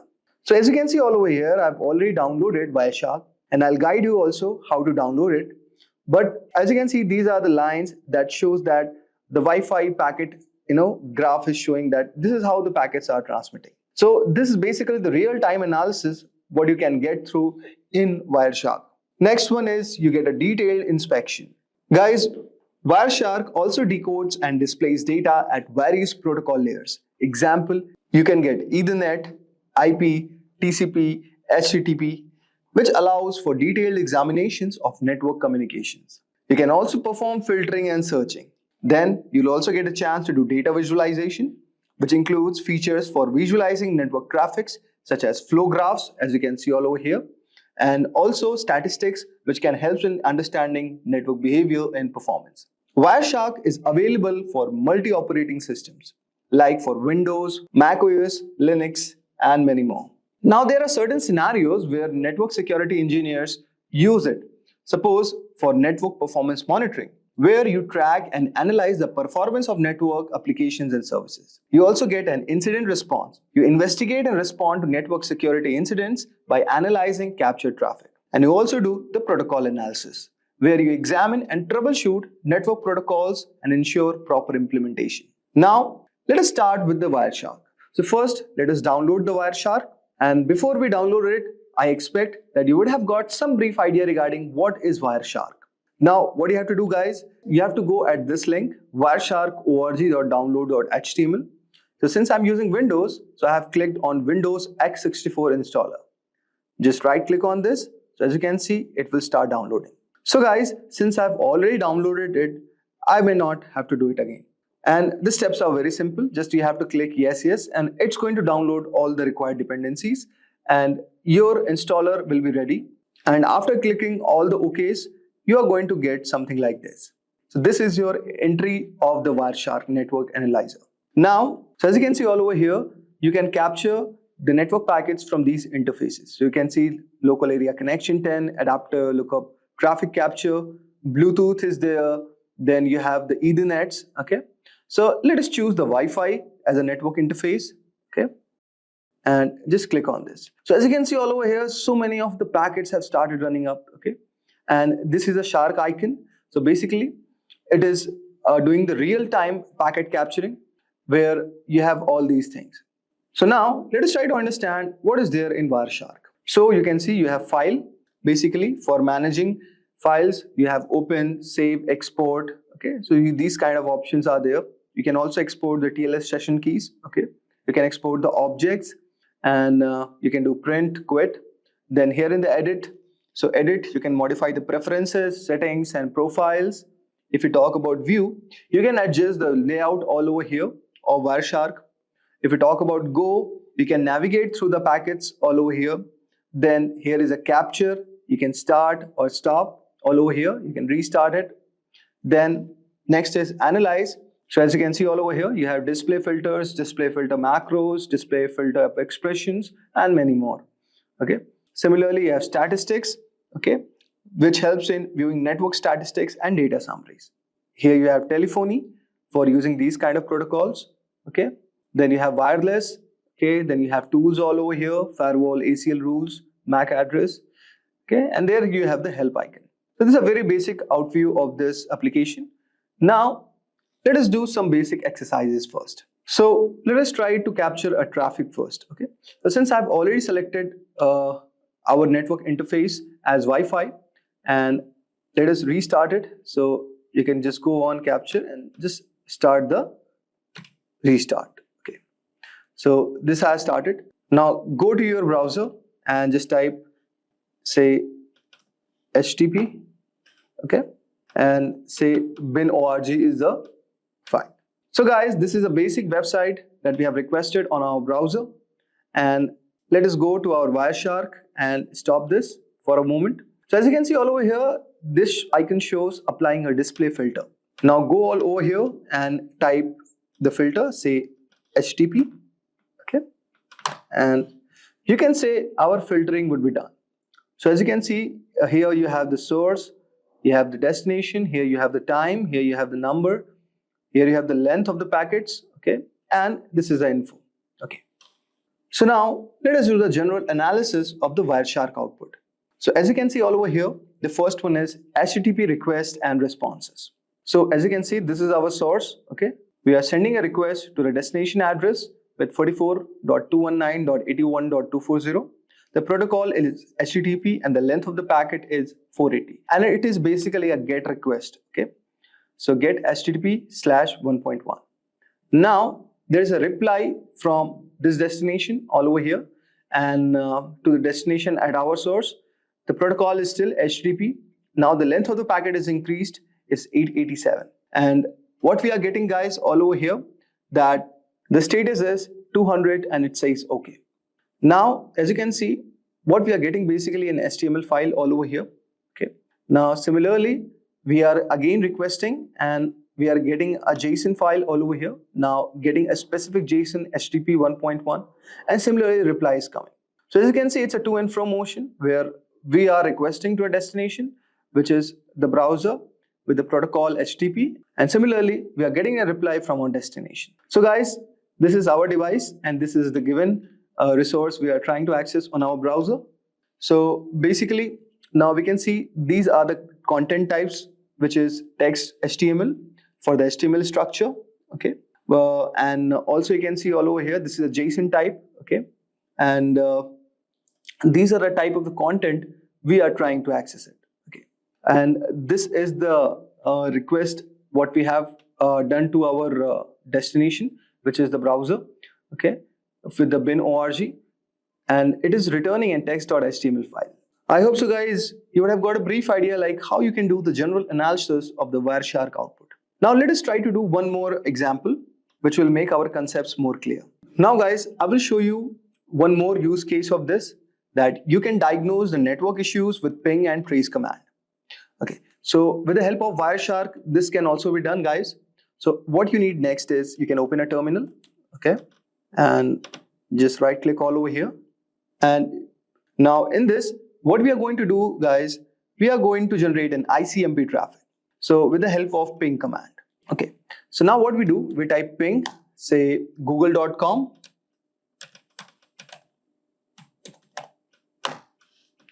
And you can see all over here, the request and reply have started. And now what we will do, guys, we will use the tracer command for tracing our packet flow. So you can see something we have got all over here. We will discuss about this a bit later. Now let us open our Wireshark, okay. And what we'll do, guys, we will type ICMP, okay, and just click all over here, okay. So guys, go to the filter and type ICMP, okay, and just click all over here. And but before that, you have to stop this. And now let us try. So you can see all over here that here the destination is showing unreachable, but here we are getting the reply, okay. Now let us try to examine this protocol, okay. So what all over here, let us try to understand first what we did in the terminal, okay. So guys, when we are typing the command ping google.com, this command is basically testing the reachability of google.com by sending the Internet Control Message Protocol or ICMP echo request packets and waiting for the replies, which is echo response. Now guys, let us break down the ping results. So first 3 replies, we are going to see that each reply shows the IP address of 142.250.193.110, which is one of the Google servers. And you can see the round trip time latency for the packets. For the first time, it is showing around 76 milliseconds. For second round trip time, it is showing around 88. Then third is 99, and fourth one is 30 milliseconds. Now you can see there is something called time to live also, and in this case the time to live for each packet is around 55 milliseconds. Okay, so basically this field indicates how many hops or routers the packet can pass through before being discarded. Okay, now you can also see the request timeout. So the fourth packet is a request timeout, meaning no reply was received within this set time. And you can also see the ping statistics. So you can say here sent 4 packets, received 4 packets, and there is no loss. Okay, so this is one thing. And also approximate round trip in milliseconds. You can see minimum is 30 milliseconds and maximum is 99 milliseconds. Average is calculated 73 milliseconds. So this is statistics what we got. Now you can see all over here we have the traceroute command. Okay, so here no arguments are provided first. So let us try to understand. The D means do not resolve IP address to host names. Okay, where H means maximum number of hops of routers to search, and W means timeout in milliseconds for each reply. So suppose if I see traceroute.google.com, so guys, this will show all the hops that the packet has to travel through reach the Google server, which will help to diagnose where the delays or issues might occur on the path. Now, you can see all over here, there are a lot of options are given. So similarly, you can read this. Now let us try to do the Wireshark analysis. So you can see all over here with our source 10.101.5.118, and we are sending the request to the Google server. And this is Internet Control Message Protocol. So you can see all over here, this is echo. This is a ping request with ID 0x001. And we can see the sequence is also given, the time to live, and we are replying in 7641 milliseconds. So this packet is basically what we are doing, guys. We are 7630 is our packet number, and this is what we are sending as a request. Then 7641 is a reply from the Google server with the given ID, okay, the sequence number of this and the time to live, and it is also giving the request one. Now what you can do, guys, you can also apply one filter all over here. We can, okay, now with the help of this, you can just see there are a lot of options as a filtering. Okay, so you can read the documentation for this, and whenever it is turning red, guys, it is showing something as error. Okay, and now let us do this and let us type our IP address, say 101, okay, 1.5.118. Okay, so this is also one of the way you can apply the filter. Okay, so it's going to filter out the IP address. Okay, say let's do this. So it is going to filter out our IP address, which is basically the same which is sending, because we have not given any other ping request. So guys, here what we can see, so this is kind of the analysis what we are doing basically. Okay, so guys, this was a Wireshark analysis for diagnosing the network issues with the help of ping and trace commands. And you can do a lot more other things with the help of Wireshark. Basically, these tools are used by network administrators, hackers, and also network engineers to understand the network performance, diagnose the network issues. Okay, so this was a short exercise which I have shown you about the basics of Wireshark. I hope so you would have enjoyed our today's video. Today, we are going to talk about some really interesting and powerful hacking gadgets you should know about in 2024. But remember, this is just for learning. We don't want anyone getting into trouble. So moving on. The best way to keep your computers and devices safe is to know about the risk. So some risks are easy to cater, using strong passwords, and don't download from bad websites, and don't hand your unlocked device to strangers. But there are also hidden dangers that can cause big problems. Some tools look innocent but can be very dangerous. Here are 7 gadgets that look normal but are actually powerful hacking tools. These tools are made for security experts to test systems, but they can be misused. So let's kick things off with a device that's small but incredibly powerful, that is Raspberry Pi. So Raspberry Pi is a compact and affordable computer that has revolutionized the tech world. Originally designed for educational purposes, it has become a favorite among hobbyists, makers, and even professionals. Despite its small size, it boasts impressive capabilities, including multiple USB ports, HDMI output, and support for various operating systems like Linux and Windows 10 IoT Core. The Raspberry Pi can be used for a wide range of projects, from simple programming and gaming to complex IoT systems and home automation. The Raspberry Pi can also be a dangerous hacking tool. With the right software, it can be used to perform a variety of hacking tasks. For example, it can run Kali Linux, a popular operating system for penetration testing. This allows it to be used for network scanning, password cracking, and even setting up rogue access points to intercept data. Its small size makes it easy to hide, and its affordability means it's accessible to many. In the wrong hands, this innocent looking device can become a powerful tool for malicious activities. Now that we have seen the potential of the Raspberry Pi, which by the way is one of the personal favorites for tinkering, let's move on to another seemingly simple but powerful device, the Wi-Fi adapter. So Wi-Fi adapter might seem like a simple device used to connect to wireless networks, but it can be a potent hacking tool in the wrong hands. These adapters, when paired with the right software, can intercept and monitor wireless communications, making them invaluable for network analysis and penetration testing.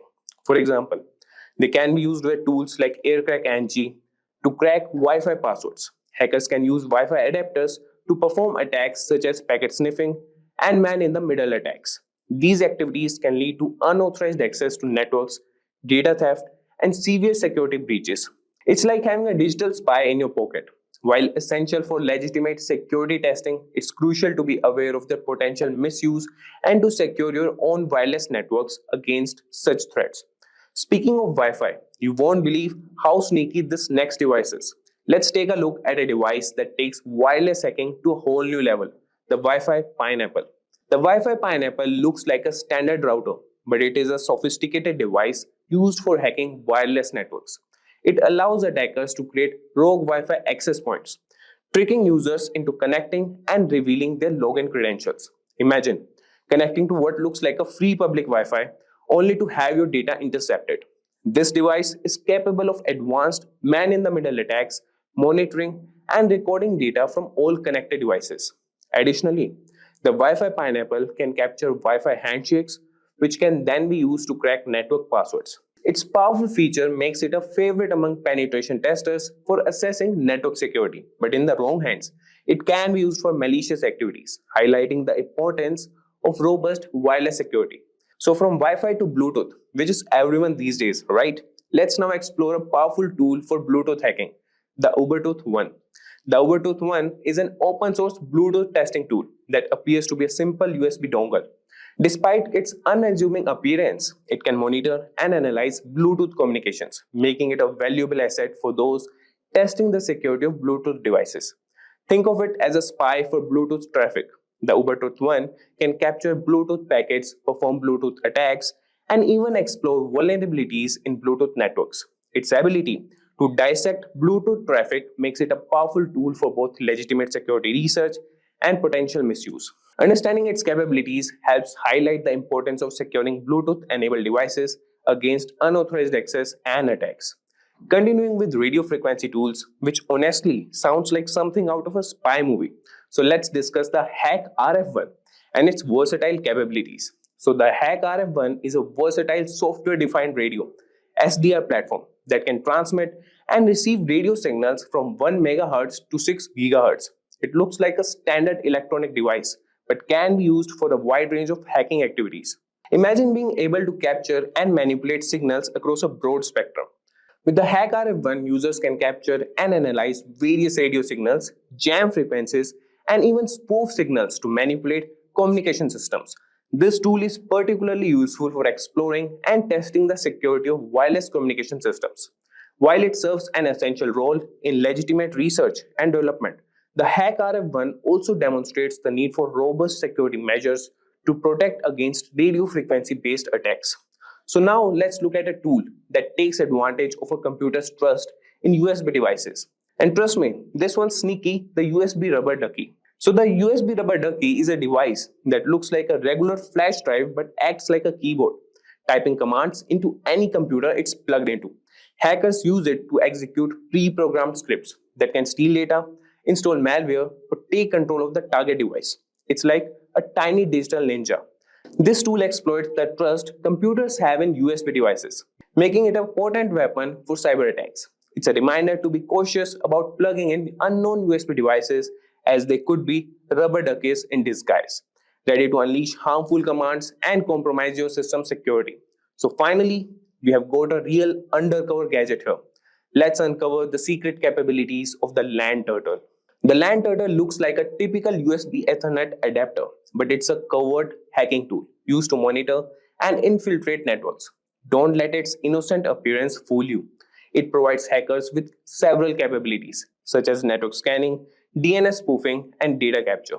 The LAN turtle can be discreetly plugged into a network, allowing access to gather sensitive information and gain unauthorized access. Its ability to operate undetected makes it particularly dangerous, emphasizing the need for vigilance and robust network security measures to prevent unauthorized devices from connecting to your systems. So, there you have it, guys. We have explored some of the most powerful and dangerous hacking gadgets out there. These tools can do a lot of damage if they fall into the wrong hands. That's why it's so important to stay informed and vigilant about cybersecurity. Next on our docket is a live demonstration where we solve a set of cross-site scripting problems starting from the basic level to the topmost level 6.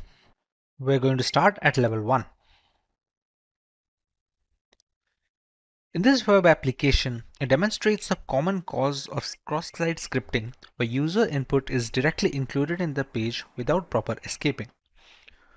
If we interact with a vulnerable application window here and find a way to make it execute JavaScript of our choosing, we can take actions inside the vulnerable window or directly edit its URL bar.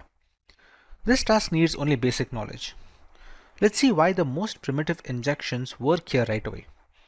Let's do a simple query and inspect the resulting HTML page. I'm going to use this phrase with a single quote as a special character. We can now inspect the HTML page.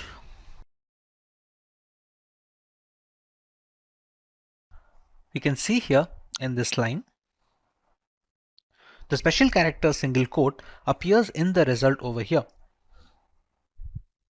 The provided query text is placed directly in a B tag, as in a body element. We need to perform a reflected XSS into the web application because they are non-persistent XSS attacks and the payload should be included in the URL to perform successful exploitation. We can use any payload, but we're going to use the simple one to perform an alert in this web application. It's simple and can be shown easily. We're just going to write the script over here.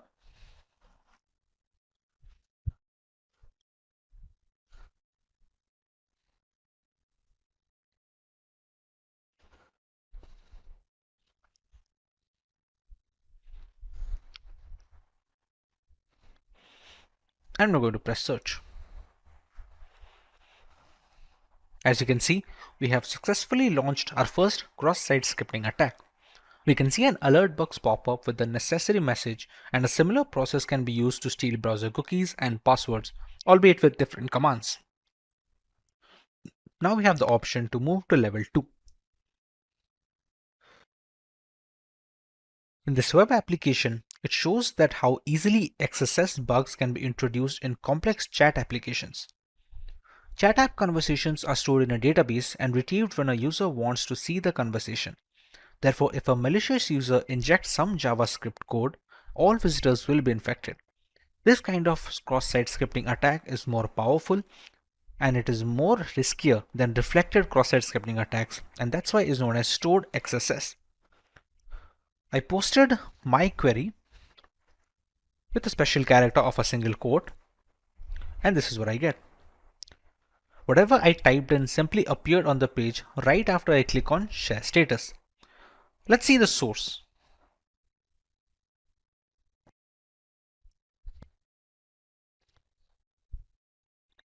You can see here, the text I posted seems directly put inside a block code tag.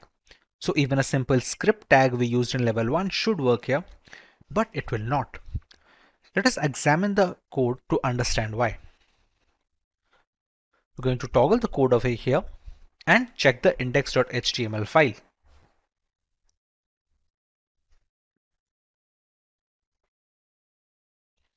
Important part is line 32. The generated HTML fragment, which is the HTML variable in the code, is added to the mail HTML using the inner HTML method. So when the browser parsing this HTML fragment, it will not execute any script tag defined within that HTML fragment. HTML parser will not execute a script tag when it parses HTMLs via this method. This is why the script tag like we used in level 1 is not going to work here.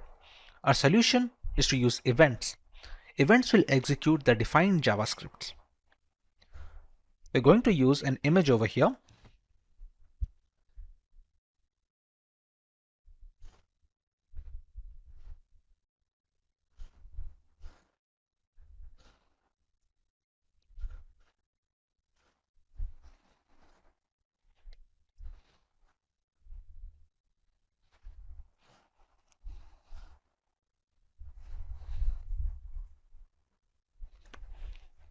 And when we press on share status,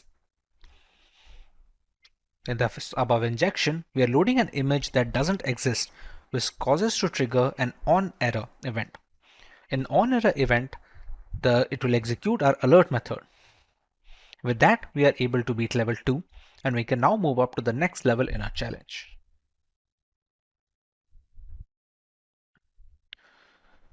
As you can see, clicking on any tab causes the tab number to be displayed in the URL fragment.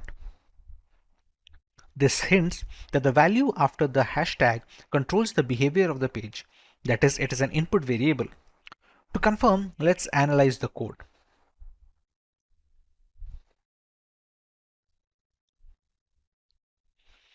As you can see in line 43, inside the event handling, the value provided after the hash in the URL is directly passed onto the choTab method. No input validation is being performed. The value passed to the choseTab method is directly injected into the img tag in line 17.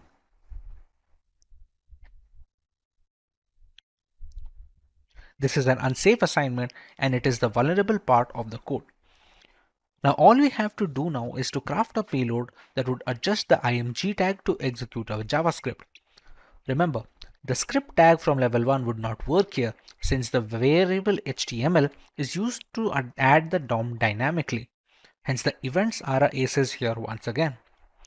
I will choose to use the existing img tag and change the source to something that doesn't exist, hence forcing it to fall in to execute an onError, even which I will pass the URL.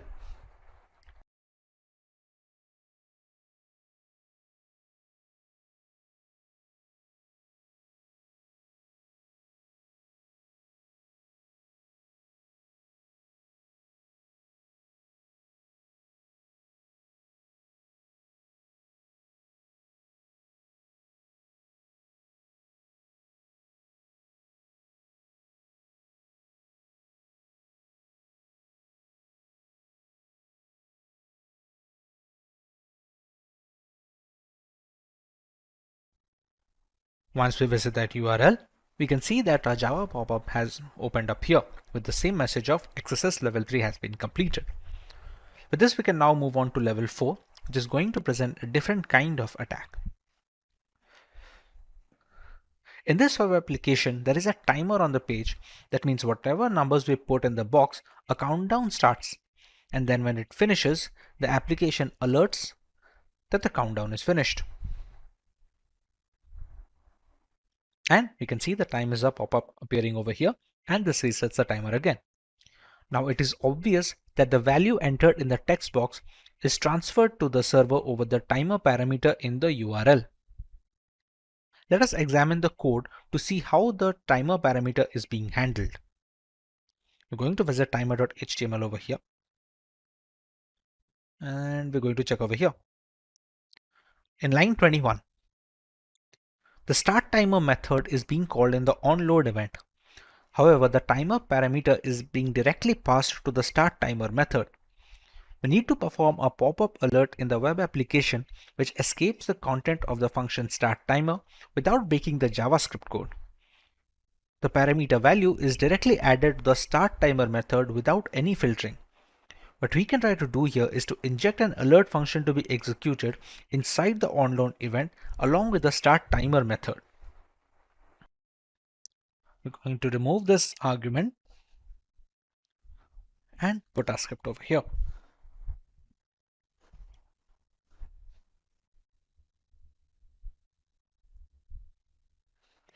Now when we press on create timer, and we have a pop-up with the XSS level 4 completed.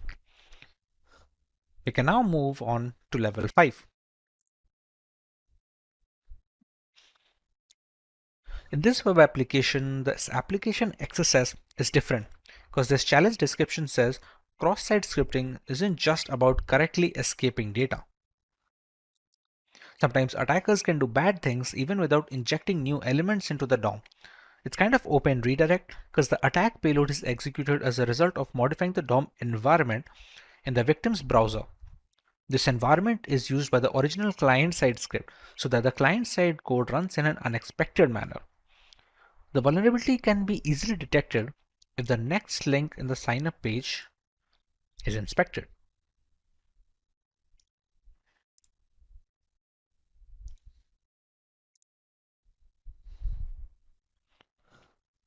The href attribute value of next link is confirmed, which is exactly the value of the next URL query parameter, as you can see over here. This means using the next query parameter can be used to inject a JavaScript code to the href attribute of the next link. The following is the best way to do it. As soon as the user clicks on the link, the script will be triggered.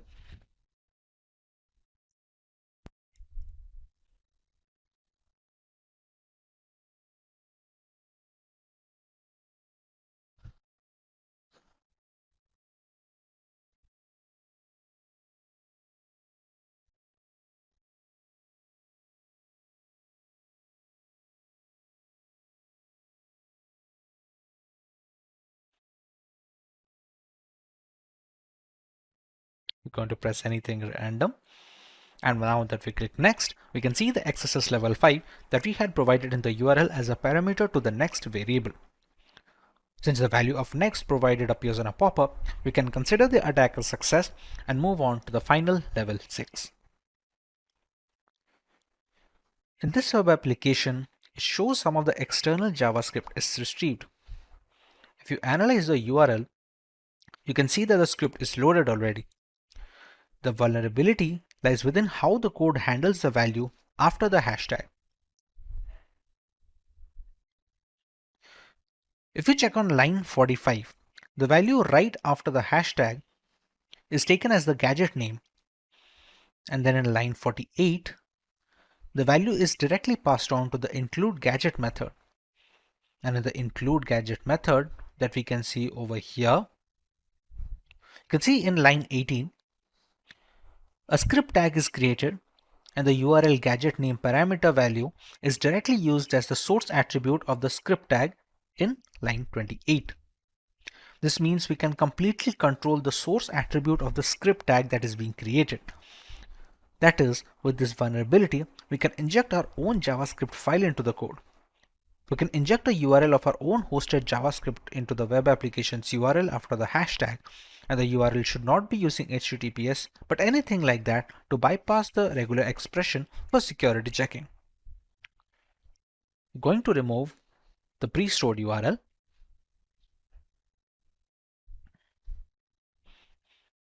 and we're going to load our own JavaScript file.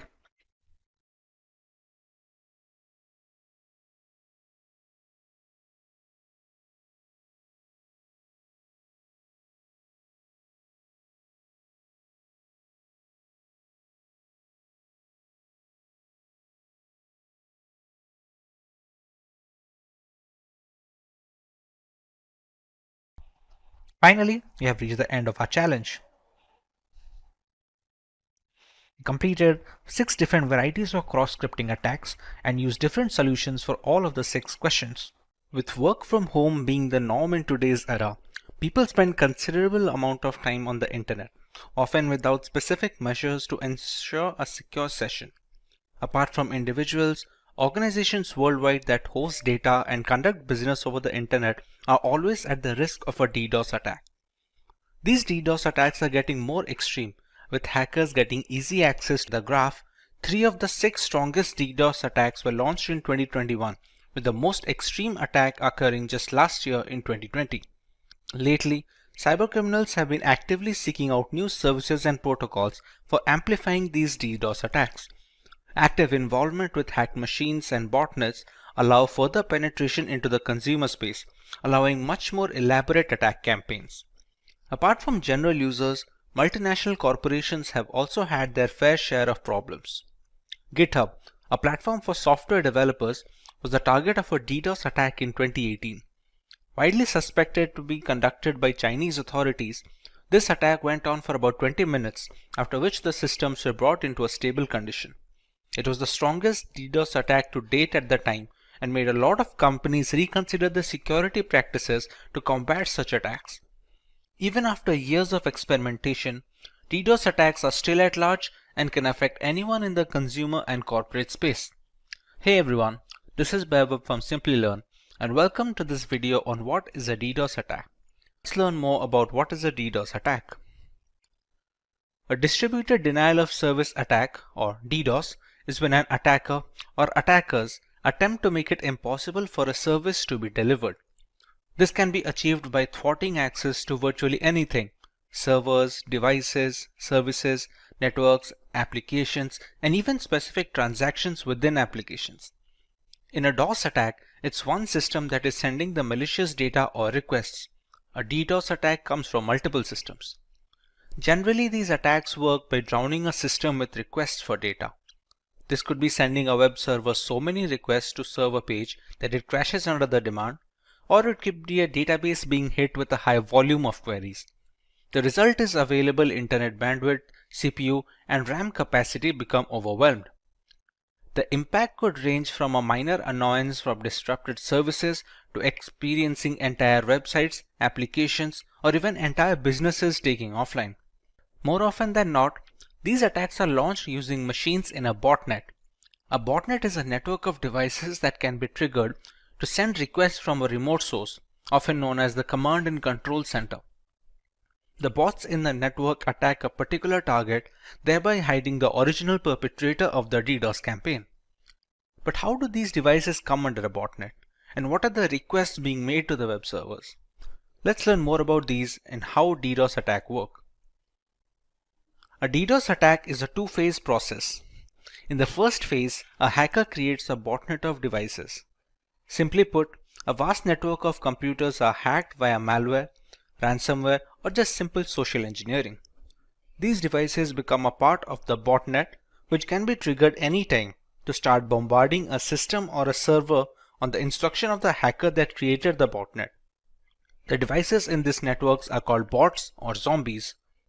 In the second phase, a particular target is selected for the attack. When the hacker finds the right time to attack, all the zombies in the botnet network send these requests to the target, thereby taking up all the server's available bandwidth. These can be simple ping requests or complex attacks like SYN flooding and UDP flooding. The aim is to overwhelm them with more traffic than the server or the network can accommodate. The goal is to render the website or service inoperable. There is a lot of wiggle room when it comes to the type of DDoS attack a hacker can go with. Depending on the target's vulnerability, we can choose one of the three broad categories of DDoS attacks. Volume-based attacks use massive amounts of bogus traffic to overwhelm a resource. It can be a website or a server. They include ICMP, UDP, and spoofed packet flood attacks. The size of volume-based attack is measured in bits per second.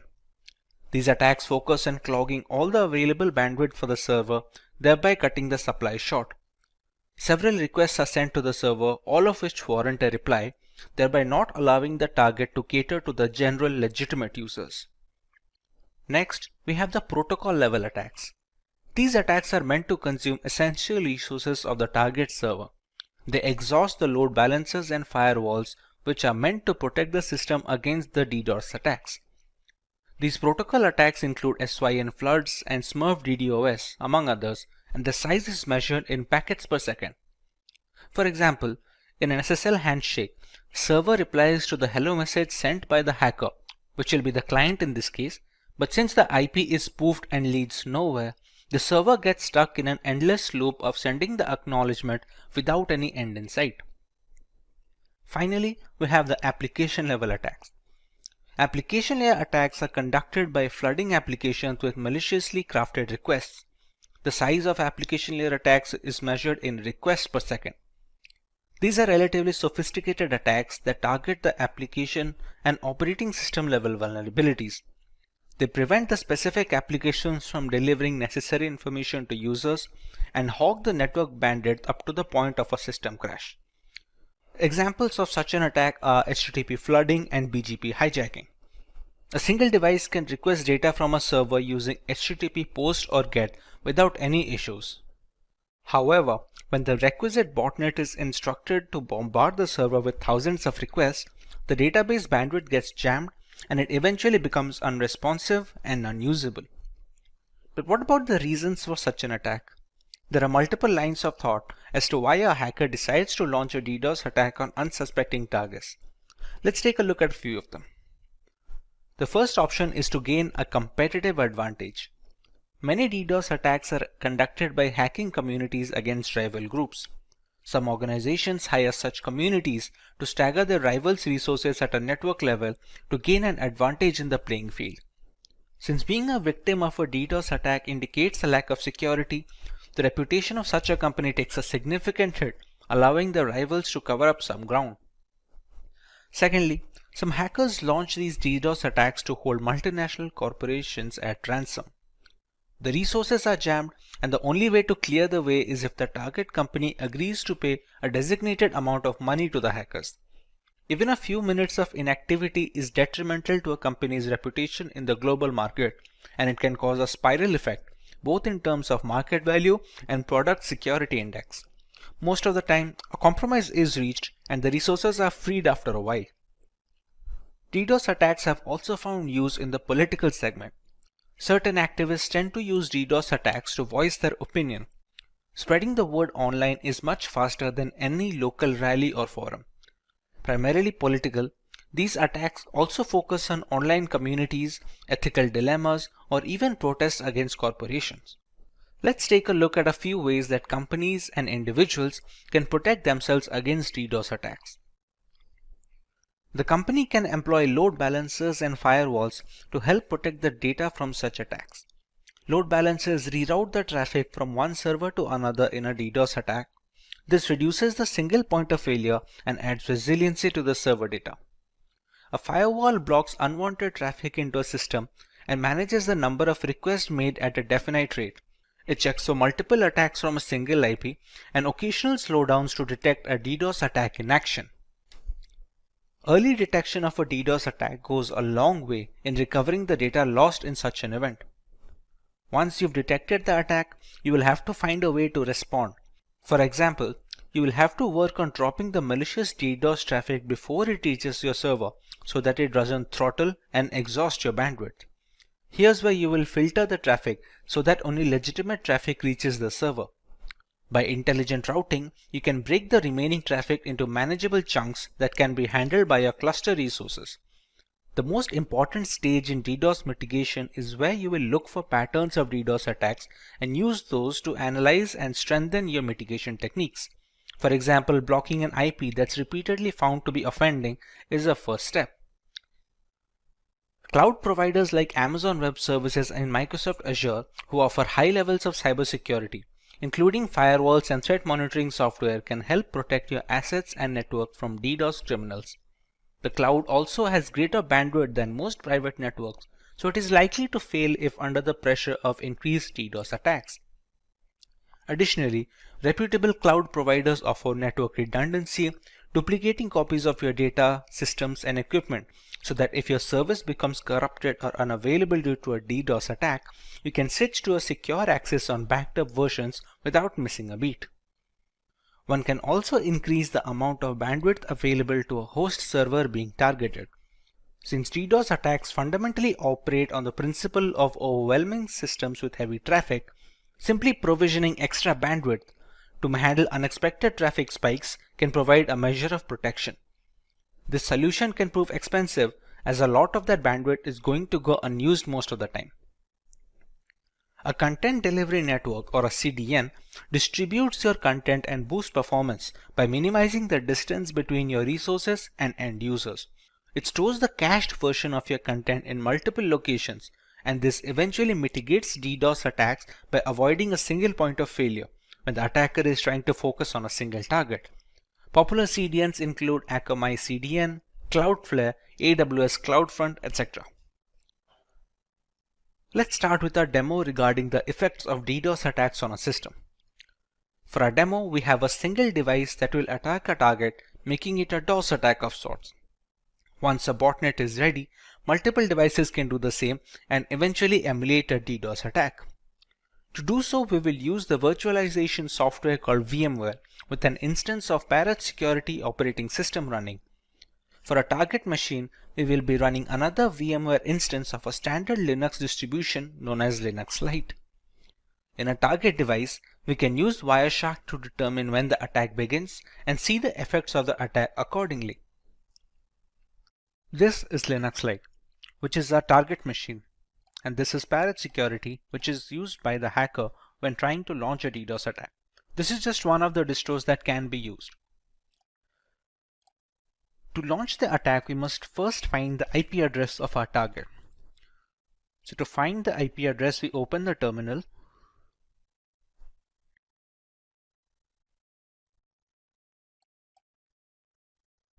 We use the command ifconfig. And here we can find the IP address. Now remember, we're launching this attack in VMware. Now both the instances of Parrot Security and Linux Lite are being run on my local network. So the address that you can see here is 192.168.72.129, which is a private address. This IP cannot be accessed from outside the network. Basically anyone who is not connected to my Wi-Fi. When launching attacks with public servers or public addresses, it will have a public IP address that does not belong to the 192.168 subnet. Once we have the IP address, we can use a tool called hping3. hping3 is an open source packet generator and analyzer for the TCP/IP protocol. To check what are the effects of an attack, we will be using Wireshark. Wireshark is a network traffic analyzer. We can see whatever traffic that is passing through the Linux Lite distro is being displayed over here with the IP address, the source IP and the destination IP as to where the request is being transferred to. Once we have the DOS attack launched, you can see the results coming over here from the source IP, which will be Parrot Security. Now, to launch the hping3 command, we need to give sudo access to the console, which is the root access.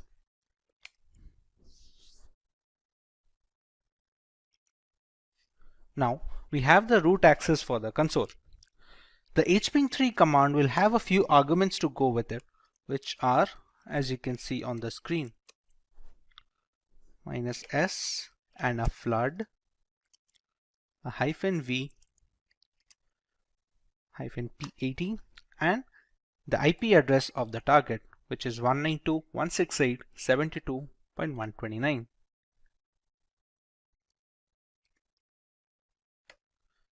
In this command, we have a few arguments such as the -s, which specifies SYN packets. Like in an SSL handshake, we have the SYN request that the client sends to the server to initiate a connection. The -flood aims to ignore the replies that the server will send back to the client in response to the SYN packets. Here the Parrot Security OS is the client and Linux Lite being the server. -v stands for verbosity, as in where we will see some output when the requests are being sent. The -p80 stands for port 80, which we can replace the port number if we want to attack a different port. And finally, we have the IP address of our target. As of right now, if we check Wireshark, it is relatively clear and there is no indication of a DDoS attack incoming. Now, once we launch the attack over here, we can see the requests coming in from this IP, which is 192.168.72.128. Till now, even the network is responsive, and so is Linux Lite. The requests keep on coming, and we can see the HTTP flooding has started in flood mode. After a few seconds of this attack continuing, the server will start shutting down. Now remember, Linux Lite is a distro that can focus on that serves as a backend. Now remember, Linux Lite is a distro, and such Linux distros are served as backend to many servers across the world. For example, a few seconds have passed from the attack. Now the system has become completely irresponsive. This has happened due to the huge number of requests that came from Parrot Security. You can see whatever I press, nothing is responded. Even the Wireshark has stopped capturing new requests because the CPU usage right now is completely 100%, and at this point of time, anyone who is trying to request some information from this Linux distro, or where this Linux distro is being used as a backend for a server or a database, cannot access anything else. The system has completely stopped responding, and any request, any legitimate request from legitimate users will be dropped. Once we stop the attack over here, it takes a bit of time to settle down. Now remember, it's still out of control, but eventually the traffic dies down and the system regains its strength. It is relatively easy to gauge right now the effect of a DOS attack. Now remember, this Linux Lite is just a VM instance. Actual website servers and web databases, they have much more bandwidth and are very secure, and it is tough to break into. That is why we cannot use a single machine to break into them. That is where a DDoS attack comes into play. What we did right now is a DOS attack, as in a single system is being used to penetrate a target server using a single request. Now, when a DDoS attack, multiple systems such as multiple Parrot Security instances or multiple zombies or bots in a botnet network can attack a target server to completely shut down the machine and drop any legitimate request, thereby rendering the service and the target completely unusable and inoperable. As a final note, we would like to remind that this is for educational purposes only, and we do not endorse any attacks on any domains. Only test this on servers and networks that you have permission to test on. Cybersecurity has become one of the most rigid industries in the last decade, while simultaneously being the most challenged. With every aspect of corporate culture going online and embracing cloud computing, there is a plethora of critical data circulating through the internet, all worth billions of dollars to the right person. Increasing benefits require more complex attacks, and one of these attacks is a brute force attack. A brute force, or known as brute force cracking, is the cyber attack equivalent of trying every key on your keyring and eventually finding the right one. Brute force attacks are simple and reliable. There is no prior knowledge needed about the victim to start an attack. Most of the systems falling prey to brute force attacks are actually well secured. Attackers let a computer do the work, that is, trying different combinations of usernames and passwords until they find the one that works. Due to this repeated trial and error format, the strength of password matters a great deal. Although with enough time and resources, brute force will break a system since they run multiple combinations until they find the right passcode. Hey everyone, this is Vaibhav from Simplilearn, and welcome to this video on what is a brute force attack. Let's begin with learning about brute force attacks in detail. A brute force attack, also known as an exhaustive search, is a cryptographic hack that relies on guessing possible combinations of targeted password until the current password is discovered. It can be used to break into online accounts, encrypted documents, or even network peripheral devices. The longer the password, the more combinations that will need to be tested.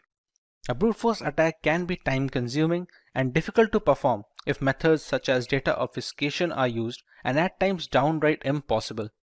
However, if the password is weak, it could merely take seconds with hardly any effort. Dictionary attacks are an alternative to brute force attacks, where the attacker already has a list of usernames and passwords that need to be tested against the target. It doesn't need to create any other combinations on its own. Dictionary attacks are much more reliable than brute force in a real-world context, but the usefulness depends entirely on the strength of passwords being used by the general population. There is a three-step process when it comes to brute forcing a system. Let's learn about each of them in detail. In step 1, we have to settle on a tool that we are going to use for brute forcing. There are some popular names on the market like Hashcat, Hydra, and John the Ripper. While each of them has its own strengths and weaknesses, each of them perform well with the right configuration. All of these tools come pre-installed with certain Linux distributions that cater to penetration testers and cybersecurity analysts like Kali Linux and Parrot Security. After deciding what tool to use, we can start generating combinations of alphanumeric variables whose only limitation is the number of characters. For example, while using Hydra, a single 6-digit password will create 900,000 passwords with only digits involved.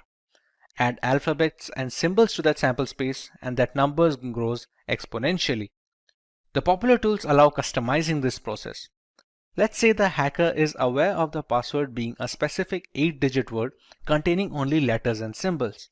This will substantially increase the chances of being able to guess the right password since we remove the time taken to generate the longer ones.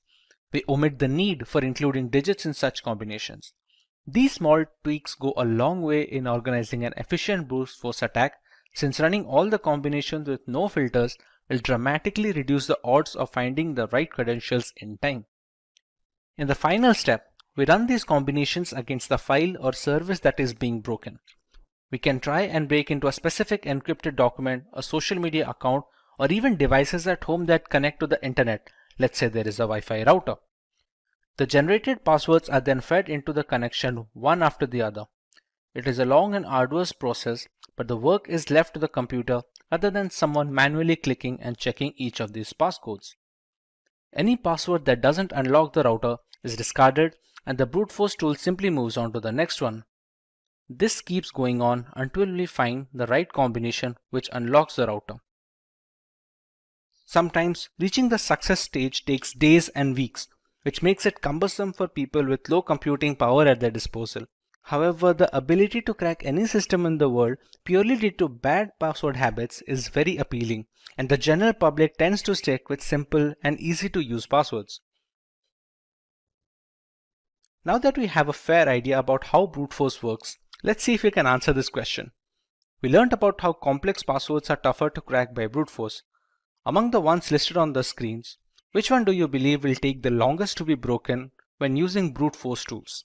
Leave your answers in the comment section and we will get back to you with the correct option next week. Let's move on to the harmful effects of getting a system compromised due to brute force attacks. A hacked laptop or mobile can have social media accounts logged in, giving the hackers free access to the victim's connections. It has been reported on multiple occasions where compromised Facebook accounts are sending malicious links and attachments to people on their friends list. One of the significant reasons for hacking, malware infusion is best done when spread from multiple devices, similar to distributing spam. This reduces the chance of circling back the source to a single device which belongs to the hacker. Once brute forced, a system can spread malware via email attachments, sharing links, file upload via FTP, etc. Personal information such as credit card data, usage habits, private images and videos are all stored in our systems, be it in plain format or root folders. A compromised laptop means easy access to these information that can be further used to impersonate the victim regarding bank verification, among other things. Once a system is hacked, it can also be used as a mail server that distributes spam across lists of victims. Since the hacked machines all have different IP addresses and MAC addresses, it becomes challenging to trace the spam back to the original hacker. With so many harmful implications arising from a brute force attack, it's imperative that the general public must be protected against such. Let's learn about some of the ways we can prevent ourselves from becoming a victim of brute force attacks. Using passwords consisting of alphabets, letters, and numbers have a much higher chance of withstanding brute force attacks thanks to the sheer number of combinations they can produce. The longer the password, the less likely it is that a hacker will devote the time and resources to brute force them. Having alphanumeric passwords also allows the user to keep different passwords for different websites. This is to ensure that if a single account or a password is compromised due to a breach or a hack, the rest of the accounts are isolated from the incident. Two-factor authentication involves receiving a one-time password on a trusted device before a new login is allowed. This OTP can be obtained either via email, SMS, or specific 2FA applications like Authy and Aegis. Email and SMS based OTPs are considered relatively less secure nowadays due to the ease with which SIM cards can be duplicated and mailboxes can be hacked. Applications that are specifically made for 2FA cores are much more reliable and secure. CAPTCHAs are used to stop bots from running through web pages precisely to prevent brute forcing through their website. Since brute force tools are automated, forcing the hacker to solve CAPTCHA for every iteration of a password manually is very challenging. The CAPTCHA system can filter out these automated bots that keep refreshing the page with different credentials, thereby reducing the chances of brute force considerably. A definite rule that locks the account being hacked for 30 minutes after a specific number of attempts is a good way to prevent brute force attempts. Many websites lock account for 30 minutes after 3 failed password attempts to secure the account against any such attack. On an additional note, some websites also send an email instructing the user that there have been 3 insecure attempts to log into the website. Let's look at a demonstration of how brute force attacks work in a real-world situation. The world has gone wireless. With Wi-Fi taking the reins in every household, it's natural that their security will always be up for debate.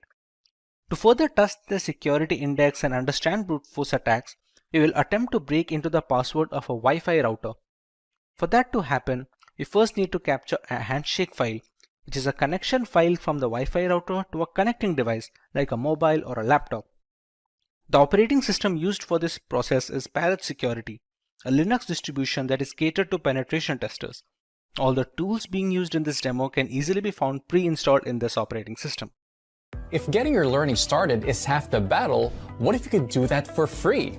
Visit SkillUp by Simplilearn. Click on the link in the description to know more. To start our demo, we're going to use a tool called Airgeddon, which is made to hack into wireless networks specifically.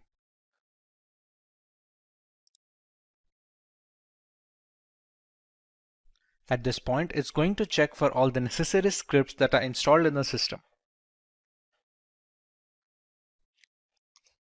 To crack into a Wi-Fi and to capture the handshake file, we're going to need an external network card.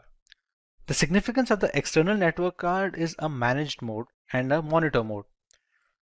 For now, the WLX1 named card is my external network adapter, which I'm going to select. To be able to capture data over the air, we're going to need to put it in monitor mode. As you can see above, it's written it is in managed mode right now. So we're going to select option 2, which is to put the interface in monitor mode. And its name is now WLAN 0 monitor. The monitor mode is necessary to capture data over the air. That is the necessary reason why we need an external card, since a lot of inbuilt cards that come with the laptops and the systems, they cannot have a monitor mode installed. Once we select the mode, we can go into the 5th, which is the handshake tools menu. In the first step, we have to explore for targets, and it is written that monitor mode is necessary to select a target. So let's explore for targets and press enter.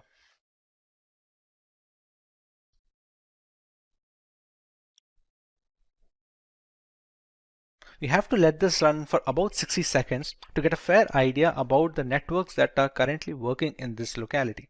For example, this ESS ID is supposed to be the Wi-Fi name that we see when connecting to a network. Geo24, Recover Me, these are all the names that we see on our mobile when trying to search for the Wi-Fis. This BSS ID is supposed to be an identifier, somewhat like a MAC address that identifies this network from other devices. The channels features on 1 or 2, or there are many channels that the networks can focus on. This here is supposed to be a client that is connected to one such network. For example, the station that you can see, 5626, this is supposed to be the MAC address of the device that is connected to a router. This BSS ID is supposed to be which Wi-Fi it is connected to. For example, 5895D8 is this one, which is the Geo24 router. So we already know which router has a device connected to it, and we can use our attack to capture this handshake. Now that it has already run for 1 minute, now that we press Ctrl C, we will be asked to select a target. See, it has already selected the number 5, which is the Geo24 router, as the one with clients. So it is easy to run an attack on, and it is easy to capture a handshake for. We select network 5 and we run a capture handshake. It says we have a valid WPA-WPA2 network target selected and that the script can continue. Now, to capture the handshake, we have a couple of attacks, a DAuth or a DAuth air replay attack. What this attack does is kick the clients out of the network. In return, when they try to reconnect to the Wi-Fi, as they are configured that way, that when a client is disconnected, it tries to reconnect it immediately, it tries to capture a handshake file, which in turn contains the security key, which is necessary to initiate the handshake. For our demo, let's go with the second option, that is the DAuth air replay attack. Select a timeout value, let's say we give it 60 seconds, and we start the script. We can see it capturing data from the Geo24 network, and here we go. We have the WPA handshake file.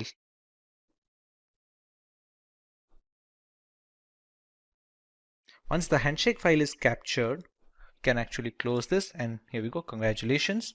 In order to capturing a handshake, it has verified that a PMK ID from the target network has successfully been captured.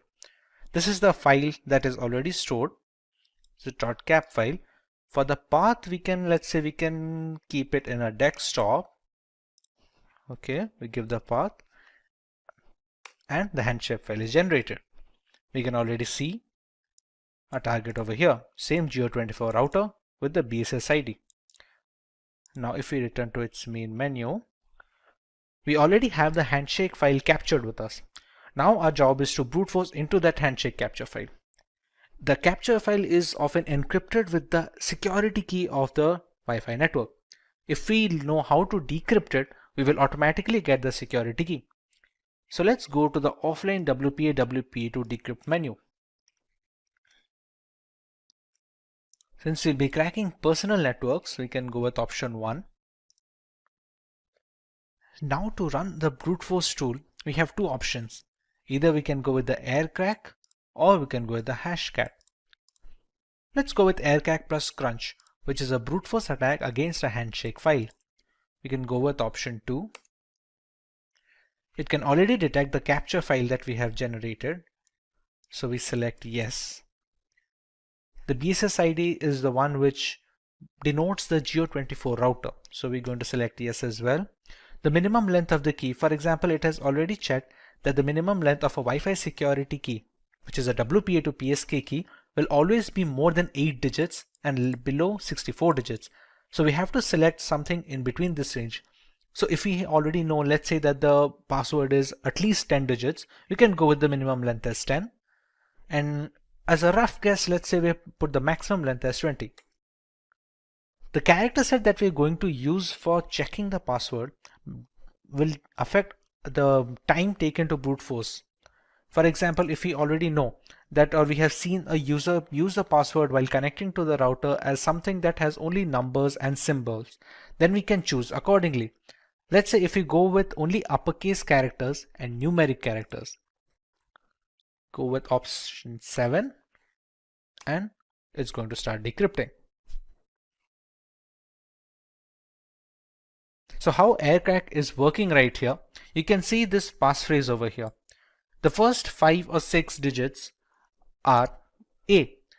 It starts working its way from the end, from the last character. It keeps trying every single combination. You can see the fourth character from the right side, the D. It will eventually turn to E because it keeps checking up every single character from the end. This will keep going on until all the single characters are tested and every single combination is tried out. Since the handshake file is encrypted using the security key, that is the WPA2 key of the router, whichever passphrase is able to decrypt the handshake key completely will be the key of the Wi-Fi router. This is the way we can brute force into Wi-Fi routers anywhere in the world. Cyber attacks are frequently making headlines in today's digital environment. At any time, everyone who uses a computer could become a victim of a cyber attack. There are various sorts of cyber attacks ranging from phishing to password attacks. In this video, we'll look into one such attack that is known as botnet. But before we begin, if you love watching tech videos, subscribe to our channel and hit the bell icon never to miss an update. To begin with, let's take a look at some of the famous botnet attacks. The first one is Mirai botnet, which is a malicious program designed to attack vulnerable IoT devices and infect them to form a network of bots that on command perform basic and medium level denial of service attacks. Then we have the Zeus bot, specifically designed for attacking the system for bank related information and data. Now let's see what exactly a botnet is. Botnet refers to a network of hijacked interconnected devices that are installed with malicious codes known as malware. Each of these infected devices are known as bots, and a hijacked criminal known as bot hoarder remotely controls them. The bots are used to automate large-scale attacks, including data theft, server failure, malware propagation, and denial of service attacks. Now that we know what exactly a botnet is, let's dive deeper into learning how a botnet works. During the preparation of a botnet network, the first step involves preparing the botnet army. After that, the connection between the botnet army and the control server is established. And the end, the launching of the attack is done by the bot hoarder. Let's understand through an illustration. Firstly, we have a bot hoarder that initiates the attack. According to the control server commands, the devices that are infected with the malware programs and begins to attack the infected system. Let's see some details regarding the preparation of the botnet army. The first step is known as the prepping the botnet army. The first step is creating a botnet is to infect as many as connected devices as possible. This ensures that there are enough bots to carry out the attack. This way, it creates bots either by exploiting the security gaps in the software or websites or using phishing attacks. They are often deployed through Trojan horses. For the next step we have establishing the connection. Once it hacks the device, as per previous step, it infects it with a specific malware that connects the device back to the control bot server.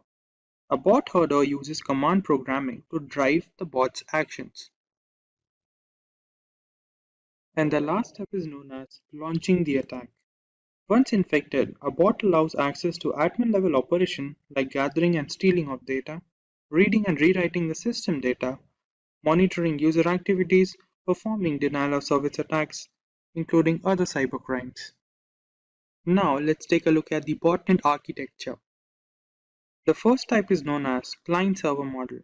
The client-server model is a traditional model that operates with the help of a command and control center server and communication protocols like IRC. When the bot hoarder issues a command to the server, it is then relayed to the client to perform malicious actions. Then we have peer-to-peer model. Here controlling the infected bots involves a peer-to-peer network that relies on a decentralized approach. That is, the bots are topological interconnected and acts as both CNC servers, that is, the server and the client. Today hackers adopt this approach to avoid detection and single point failure. In the end, we will see some points on some countermeasure against botnet attacks. The first step is to have updated drivers and system updates. After that, we should avoid clicking random pop-ups or links that we often see on the internet. And lastly, having certified antivirus, anti-spyware softwares, and firewall installed into a system will protect against malware attack. The internet is an endless source of information and data. Still, in some cases, we come across some occurrences like cyber attacks, hacking, forced entry, which may affect our time on the web. Hi everyone and welcome to the Simplilearn channel. Today we will discuss a topic that secretly records our input data, that is known as keyloggers. But before we begin, if you like watching tech videos, subscribe to our channel and hit the bell icon to never miss an update. To understand the keylogging problem better, let's take a look at an example. This is June. She works in a business firm where she manages the company's data regularly. This is Jacob from the Information Department, who is here to inform her about some of the security protocols. During the briefing, she informed him about some of the problems her system was facing with, which included slow reaction speed and unusual internet activity. As Jacob heard about the problems with the system, he thinks of the possibility what could be the reason behind these problems her system was facing with. The conclusion that he came across was the keylogging issue. Unknown to the problem her system was facing with, she asked him about some of the details regarding it. For today's topic, we learn what exactly keyloggers are and how they affect our system, what are the harmful effects that keylogging can bring into the system. To begin with, we learn what exactly the keylogging program is. As the name suggests, keylogger is a malicious program or a tool that is designed to record keystrokes that are typed during data input and record them into a log file. Then the same program secretly sends these log files to its origin, where they can be used for malicious acts by the hacker. Now that we know what the keylogging program is, let's take a look how they enter into the system. Searching for a suitable driver for a system can often lead to the installation of the keylogging program into the system if we often visit suspicious sites and uncertified software are installed into our system. Then, if we use unknown links or visiting unknown websites which come through unknown addresses can also be a reason behind the keylogging issue entering into the system. And lastly, there are often cases where different pop-ups that we often see on social sites or different media sites can lead to the installation of keylogging program into our system. Now that we know how the problem gets into the system, let's take a look how to identify whether the system is infected by the keylogging issue. The keylogging issue can be identified if there are often cases when our keyboard lags behind the system. The data that we enter sometimes is stuck in between when we type through the input. Then, there are cases when the system freeze occurs unknowingly to what exactly could be the reason behind them. And also there are delayed reaction time for different applications that run on the system. And lastly, there are different cases when we often see suspicious internet activity on the system that we don't know about. This could lead to the identification of a problem into the system. Now, we'll take a look at different types of keyloggers that are present on the net which can harm our system differently. The first problem that keyloggers arouse is API based. The most common keylogging case, which uses APIs to keep a log of the typed data and share it to its origin for malicious purposes. Each time we press a key, the keylogger intercepts the signal and logs it. Then we have form grabbing based keyloggers. As the name suggests, they are based keyloggers that store the form data. That is, if we often use web forms or different kinds of forms to enter different data, they can be recorded into the system by the program and sent it to its origin. Then we have kernel-based keyloggers. These keyloggers are installed deeply into the operating system, where they can hide from different antivirus if not checked properly, and they record the data that we type on the keyboard and send it to its origin. And lastly, we have hardware keyloggers. These keyloggers are present directly into the hardware. That is, they are embedded into system where they record the data that we type on the keyboard. Now, let's take a look how hackers differentiate different type of recorded data and exploit them. When hackers receive information about the target, they might use it to blackmail the target, which may affect the personal life of the target and also blackmail them for different money-related issues. Then, in case of company data that is recorded by the keylogging program can also affect the economic value of the company in the market, which may lead to the downfall of the company. Also, in some cases, the keylogging program can also log data about military secrets, which may include nuclear codes or security protocols which are necessary to maintain the security of a country. Now let's take a look whether mobile devices get infected with the keylogging issue or not. In the case of hand devices, infection of keyloggers are low in comparison to the computer systems, as they use on-screen keyboard or virtual keyboard. But in some cases, we often see different kinds of malicious programs getting installed into the hand device if we often visit different uncertified websites or illegal websites or torrent sites. And also, the device that is infected with the keylogging issue or different kind of malicious program can often lead to the exploitation of data that includes photos, emails, or important files by the hacker or the cyber criminal that installed the particular malicious program into the system. Now, to prevent a system from getting infected by the keylogging program, let's take a look at different points. The first point includes using of different antivirus softwares or tools which can prevent the entering of malicious program into the system. Then, keeping system security protocols regularly updated is also a good habit. And lastly, using virtual keyboard to input our sensitive data, which may include bank details, login details, or different passwords related to different websites.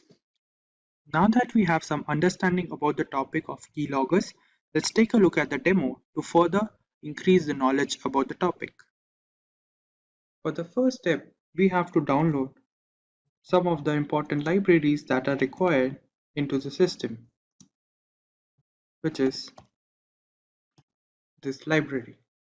Now we'll run it. The system says the library is already installed into the system. Now let's take a look what exactly modules are required from the particular library. From this library, we'll import the keyboard module, which will help us to record the data that we type on the keyboard. Now, from the same, we'll also import key module and the listener module, and also the logging module, which will help us to record the data into a log file. For the next part, we'll write a piece of code that will allow us to save the data that is recorded by the program into a text file that will be named as key_log text file along with the date and time stamp. Let's take a look.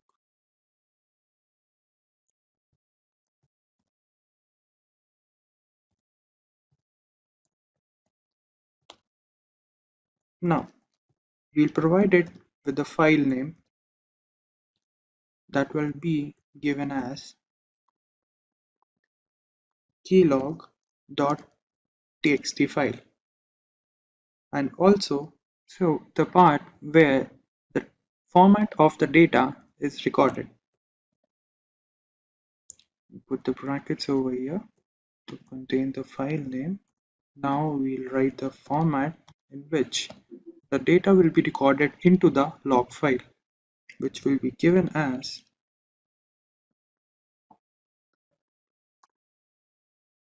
the format would be the message and the timestamp, which would be given as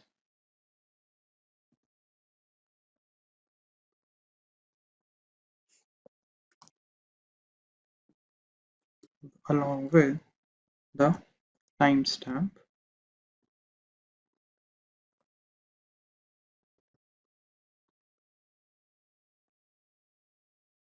given as percentage and ending it with the bracket.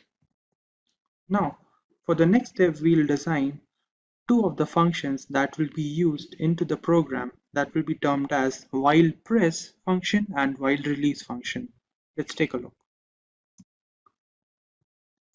While press function would be a function that will come into play when the keyboard key has been pressed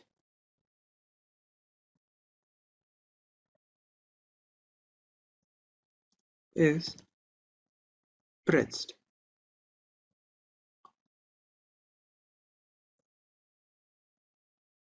And this would go for the format that we designed in the above line, and logging the pressed key info, a string file to be recorded into the log file. Now we'll design a function that is while release.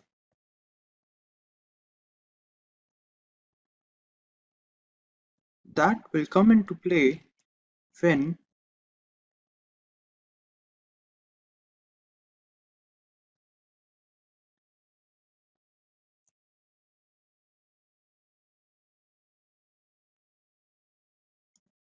the escape key has been pressed. That is, the program will terminate itself and the program will stop from running. And in the end, we require for the functioning of the program to loop these functions, that is while press and while release, to continue its cycle.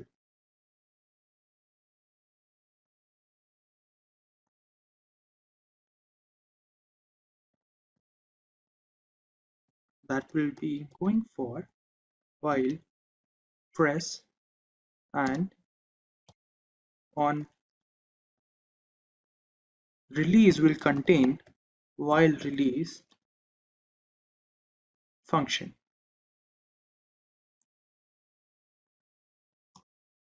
As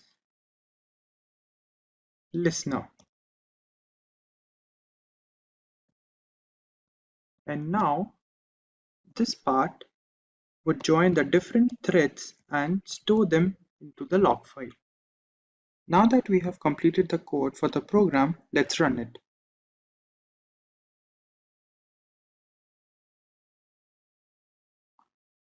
We have to wait for a moment so the program runs it. Now,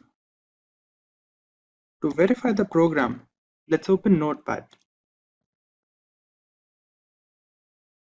And on the Notepad, we'll write hello world, which will be the basic whether the program is working or not. Let's take a look.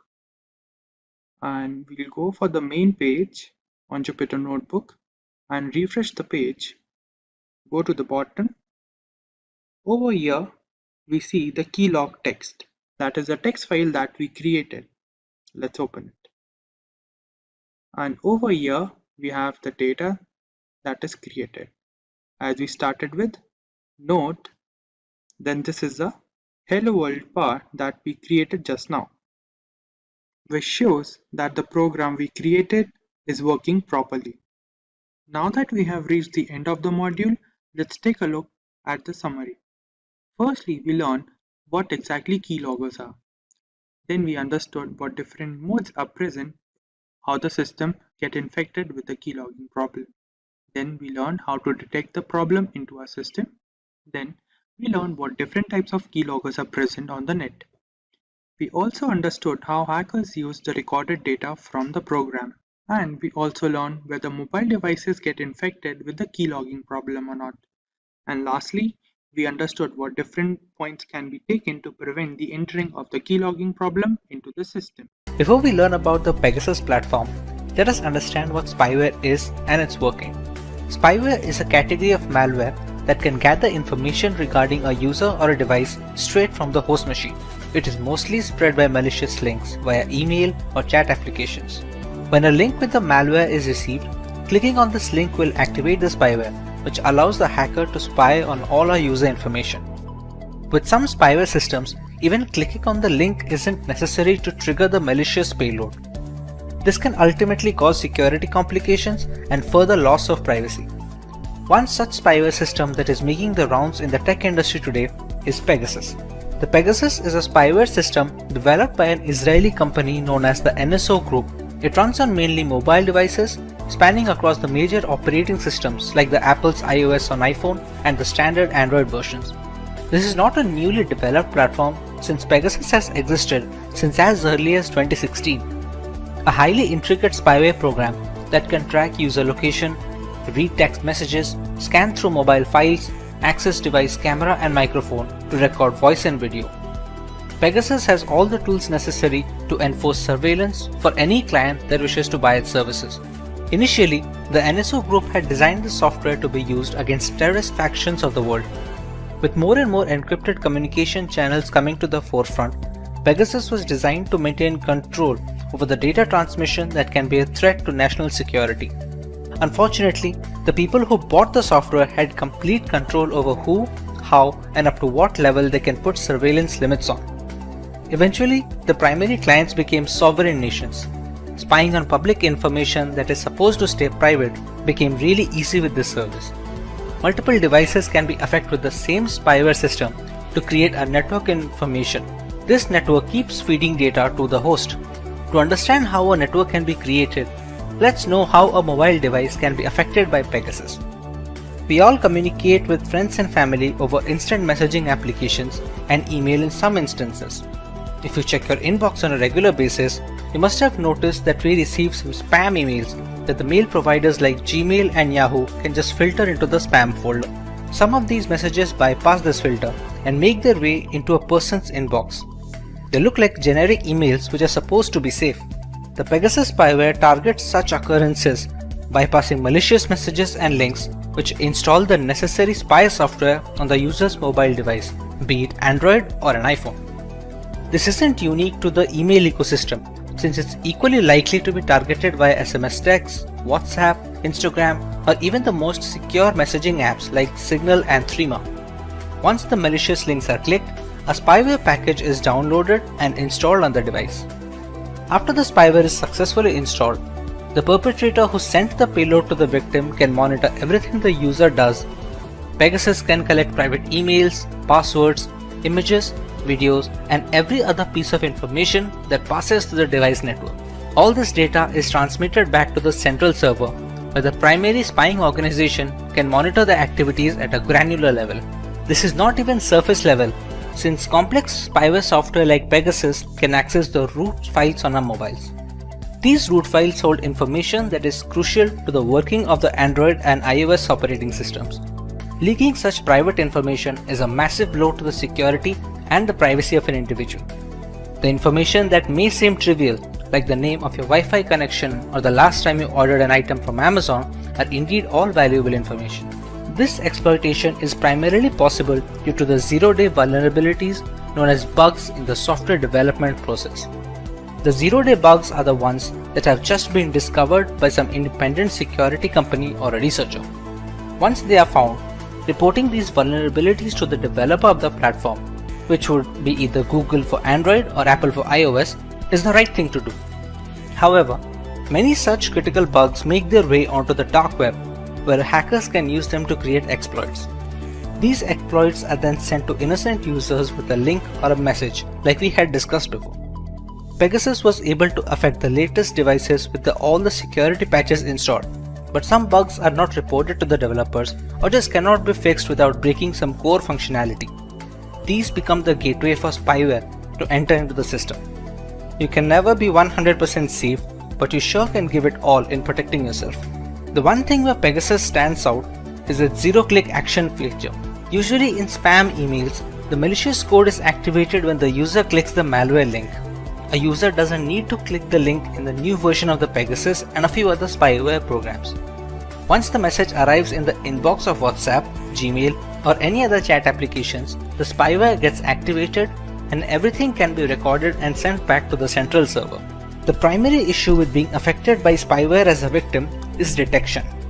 Unlike crypto miners and Trojans, spying services usually do not demand many system resources, which makes them tough to detect after they have been activated. Since many devices slow down after a couple of years, any kind of performance hit due to such spyware is often attributed to poor software longevity by the users. They do not check meticulously for any other causes that is causing this slowdown. When left unchecked, these devices can capture voice and video from the mobile sensors while keeping the owner in the dark. Let's take a moment to check if we are well aware of the causes of such attacks. How do users fall prey to such spyware programs? A. By installing untested software. B. By clicking on the third-party links from email and messages. C. By not keeping their apps and phones updated. Or D. All of the above.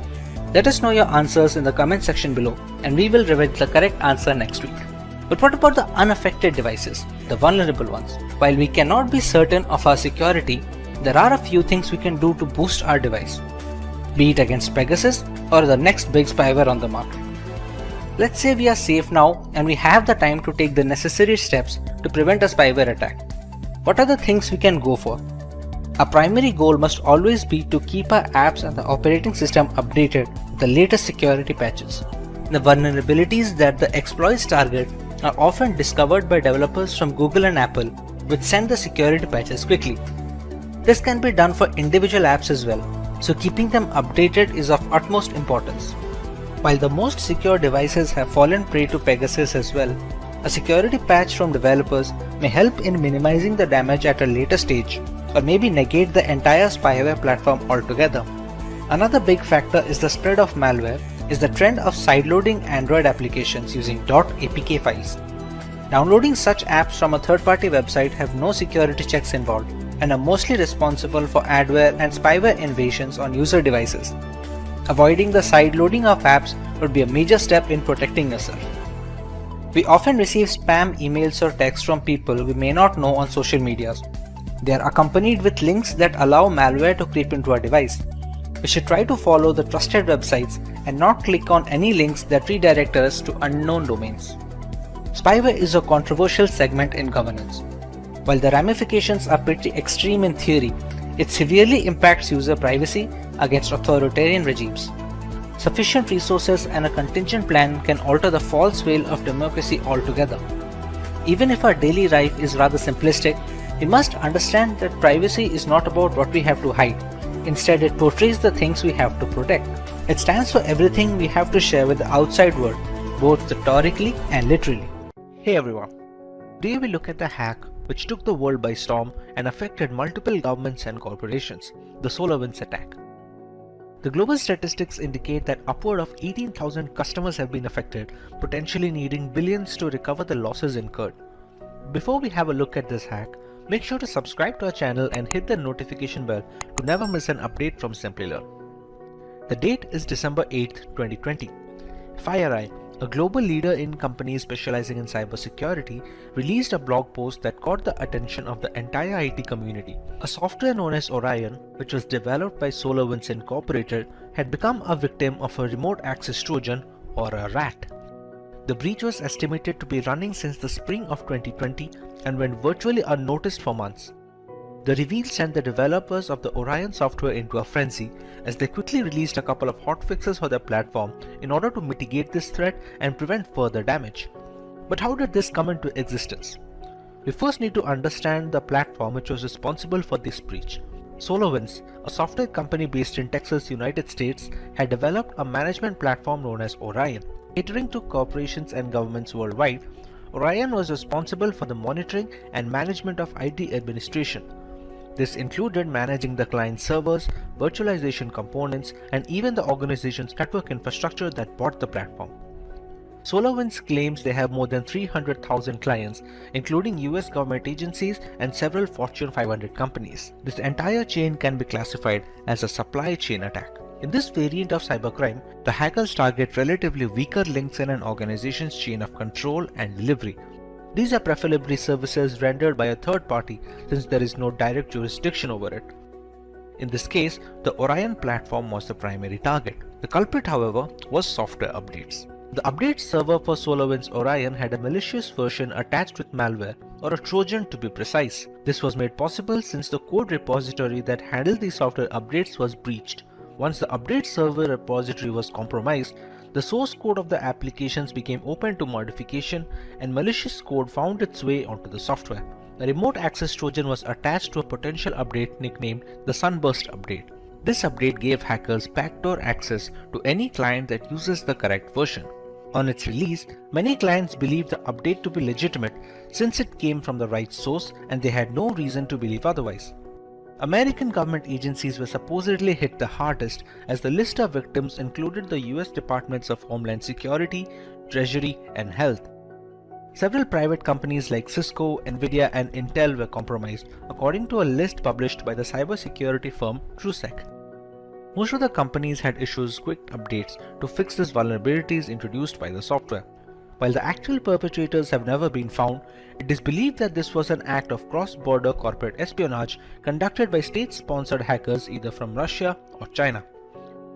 Before we move forward, let's take a recap of the things we learned. What category of malware was responsible for the SolarWinds hack? Was it one, a virus, a remote access Trojan, a spyware, or a worm? Let us know your answers in the comment section right away, and we will reveal the correct answer in a week. Coming to possible reparations, the Biden government has launched a full investigation on the effects and the repercussions of this breach. There are a couple of things that we as consumers must always tend to when working our way through the World Wide Web. Using a password manager is highly recommended, which can generate secure alphanumeric passwords. You must also use different passwords for different accounts, thereby reducing the chances of a single point of failure should one of those accounts get breached. Usage of two-factor authentication applications is also encouraged since it acts as a safety net if hackers directly get a hold of our credentials. Clicking on unknown links transmitted via emails is also a strict no, as is installing applications from unverified sources. The SolarWinds hack is estimated to cost the parent company nearly $18 million as reparations, making it one, if not the biggest hacks in cyberspace history. As recently as of July 2021, the hackers accessed some US attorneys' Microsoft 365 email accounts as part of the attack. Criminal organizations like the FBI and CIA are determined to figure out the culprits responsible for this debacle.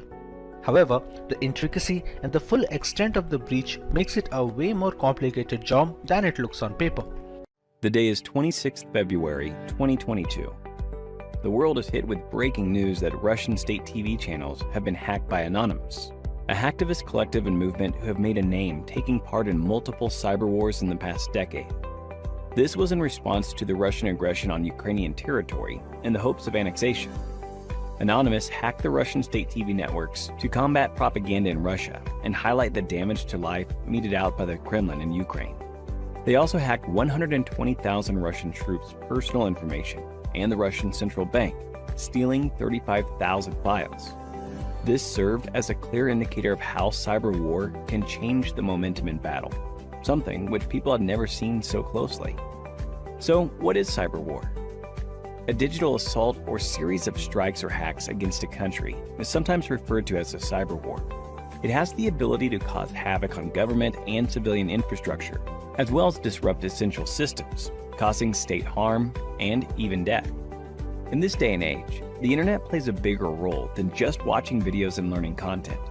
It's where you have your personal data and carry financial transactions.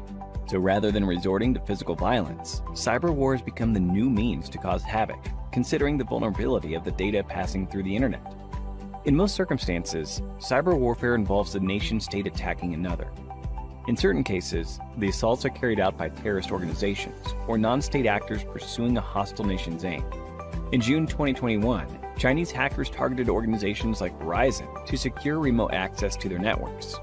Stuxnet was a computer worm designed to attack Iran's nuclear facilities, but evolved and expanded to many other industrial and energy-producing sites in 2010. Since the definition of cyber war is so vague, applying rules and sanctions based on digital assault is even tougher, making the field of cyber warfare a lawless land, not bound by any rules or policies. There are multiple ways in which these attacks can be carried out. A major category of cyber attack is espionage. Espionage entails monitoring other countries to steal critical secrets. This might include compromising vulnerable computer systems with botnets or spear phishing attempts before extracting sensitive data in cyber warfare. The next weapon in cyber war is sabotage. Government agencies must identify sensitive data and its dangers if it is exploited. Insider threats, such as disgruntled or irresponsible personnel or government staff with ties to the attacking country, can be used by hostile countries or terrorists to steal or destroy information. By overwhelming a website with bogus requests and forcing it to handle them, denial of service attacks prohibit real users from accessing it. Attacking parties may use this form of assault to disrupt key operations and systems and prevent citizens, military, and security officials and research organizations from accessing sensitive websites. But what benefits does cyber war offer in contrast to traditional physical warfare? The most important advantage is the ability to conduct attacks from anywhere globally without having to travel thousands of miles. As long as the attacker and target are connected to the internet, organizing and launching cyber wars is relatively less tedious than physical warfare. People living in or battling for a country are subjected to propaganda attacks in an attempt to manipulate their emotions and thoughts. Digital infrastructure is highly crucial in today's modern world. Starting from communication channels to secure storage servers, crippling a country's footprint and control on the internet is very damaging. But what are some of the ways we as citizens protect ourselves in the case of a cyber war? In the unfortunate event that your country is involved in warfare, be sure to fact-check every piece of information and follow only trusted sources in that frame of time. Even conversations online should be limited to a need-to-know basis, considering propaganda campaigns have the power to influence the tide of war drastically. It is highly crucial to follow basic security guidelines to secure our devices, like regularly updating our operating systems, occasionally running full system antivirus scans, etc. If your country or organization is being attacked, having devices segregated in a network goes a long way in bolstering security. Try to avoid sharing a lot of personal data online. In this era of Instagram and Facebook, divulging private information can be detrimental to keeping a secure firewall for your data. The more information an attacker has access to, the higher his chances of being able to devise a plan to infiltrate defenses. And if you're someone who is interested in building a career in cybersecurity, that is by graduating from the best universities, or a professional who elicits to switch careers with cybersecurity by learning from the experts, then try giving a shot to Simplilearn's postgraduate program in cybersecurity with modules from the MIT Schwarzman College of Engineering. And the course link is mentioned in the description box that will navigate you to the course page where you can find a complete overview of the program being offered. During data transmission, there are various external factors which can affect the transmission of data over a network channel. To prevent such cases from happening, we use Internet Protocol Security, which we will be discussing in the session on IPsec Explain. Hi guys, and welcome to yet another trusting video by Simplilearn. But before we begin, if you love watching tech videos, subscribe to our channel and hit the bell icon to never miss an update from us. Now without further ado, let's take a look at the agenda for this session. To begin with, we will look into what is IPsec. Continuing with why do we use IPsec in a network, followed by components of IPsec, modes of IP security. As for the last topic, we will look into working steps involved in IP security. Let's begin with the first heading, that is, what is IPsec? IPsec, Internet Protocol Security, is defined as a set of framework and protocol to ensure data transmission over a network channel.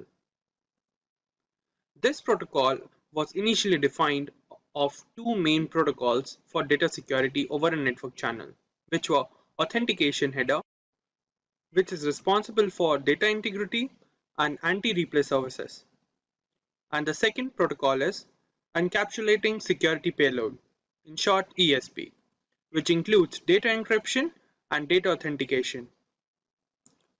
Now let's move on to the next heading, that is, why do we use IPsec in a network? IPsec is used to secure sensitive data and information, such as company data, clinical data, bank data, and various sensitive information regarding an institution, which are used during data transmission over a network channel. The use of VPNs, that are virtual private networks, and apply IPsec protocols to encrypt the data for end-to-end transmission.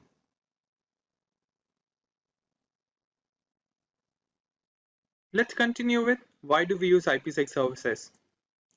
IPsec is also used to encrypt data for application layer in the OSI model and provide security for sharing data over network routers and data authentication.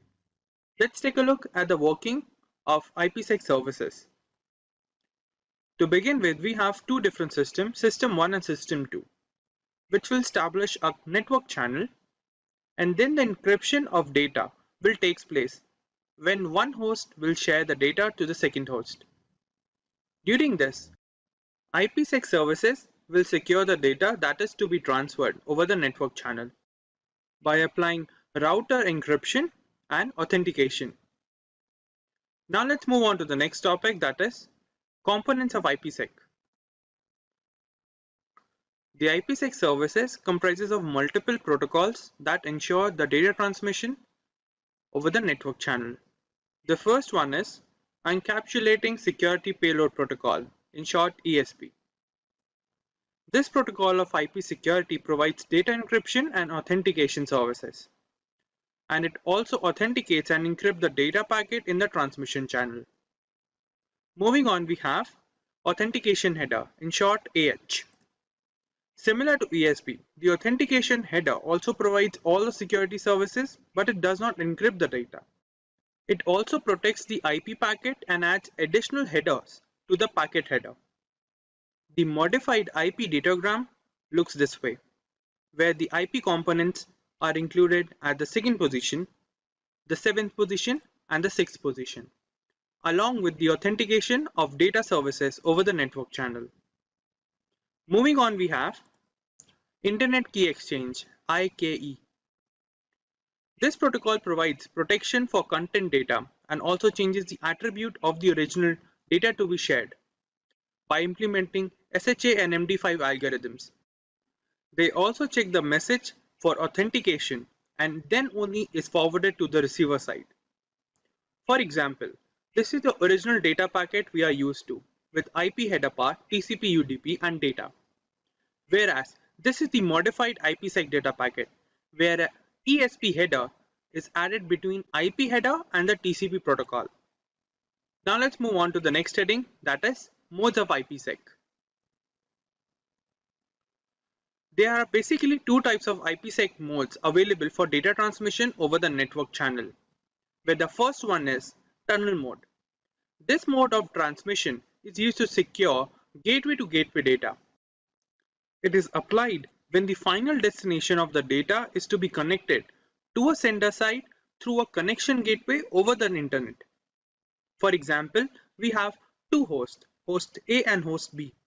Through the host A, we are sending a message to host B, which will pass through a gateway at host A point, and it passes through a gateway to host B then.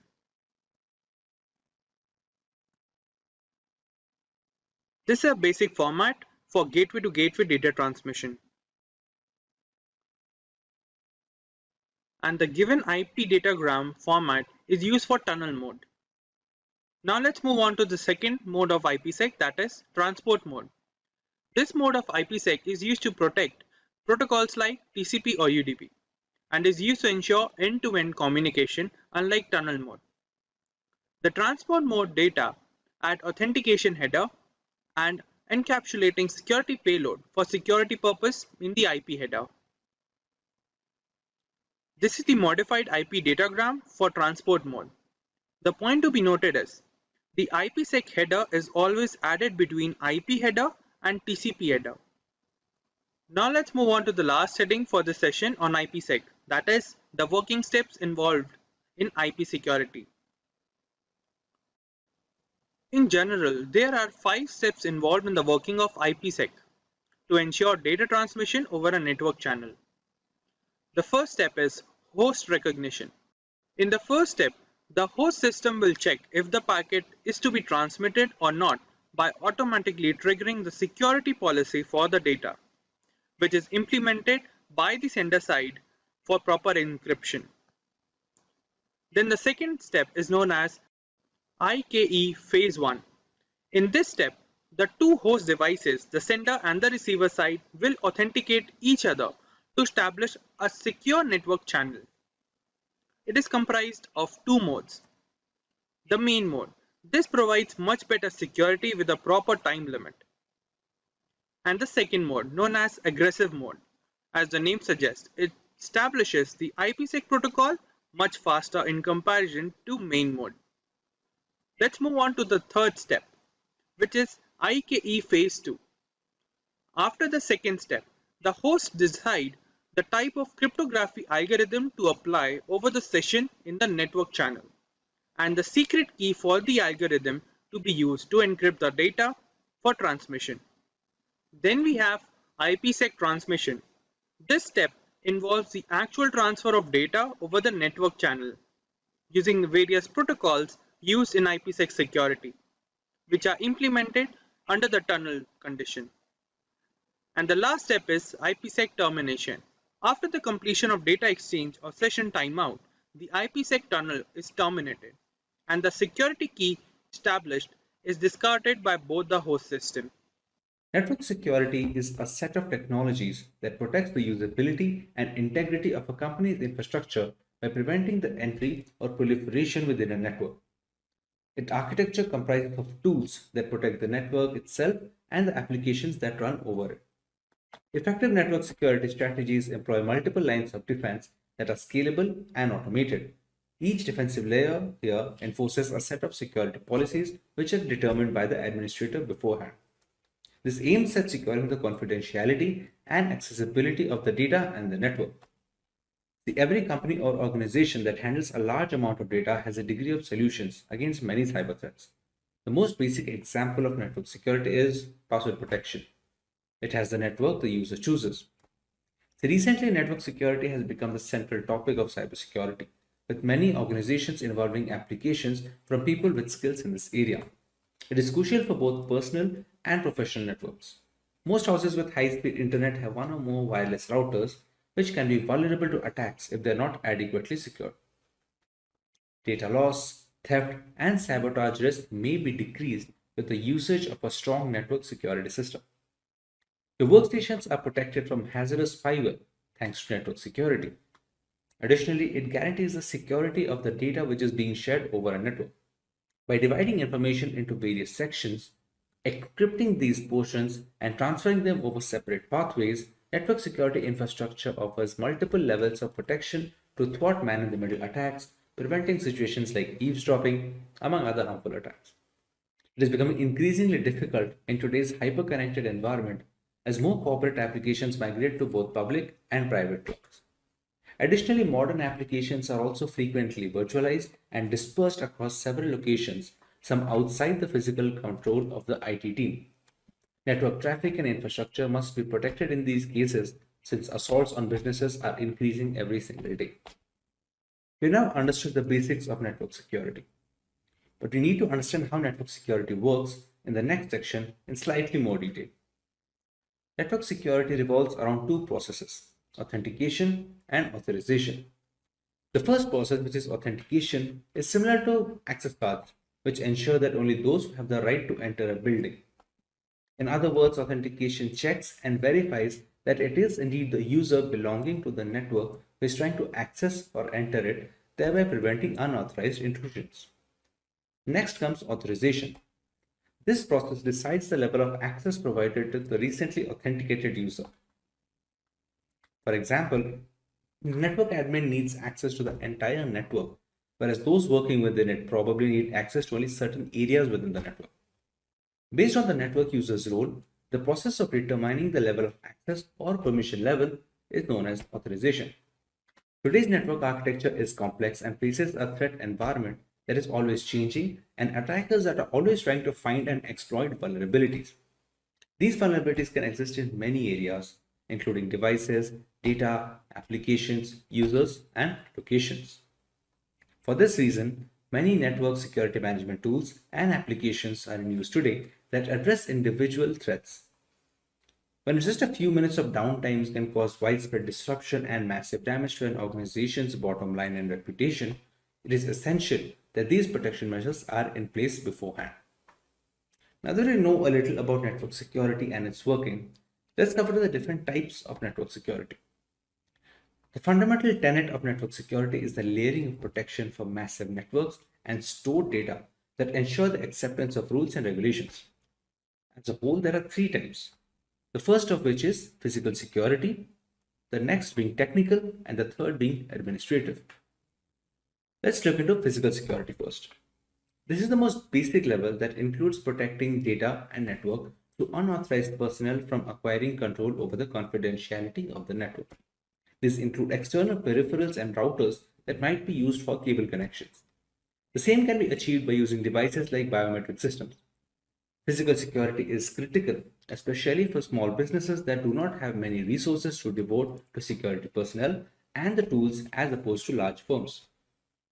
When it comes to technical network security, it focuses mostly on safeguarding data either kept in the network or engaged in network transitions.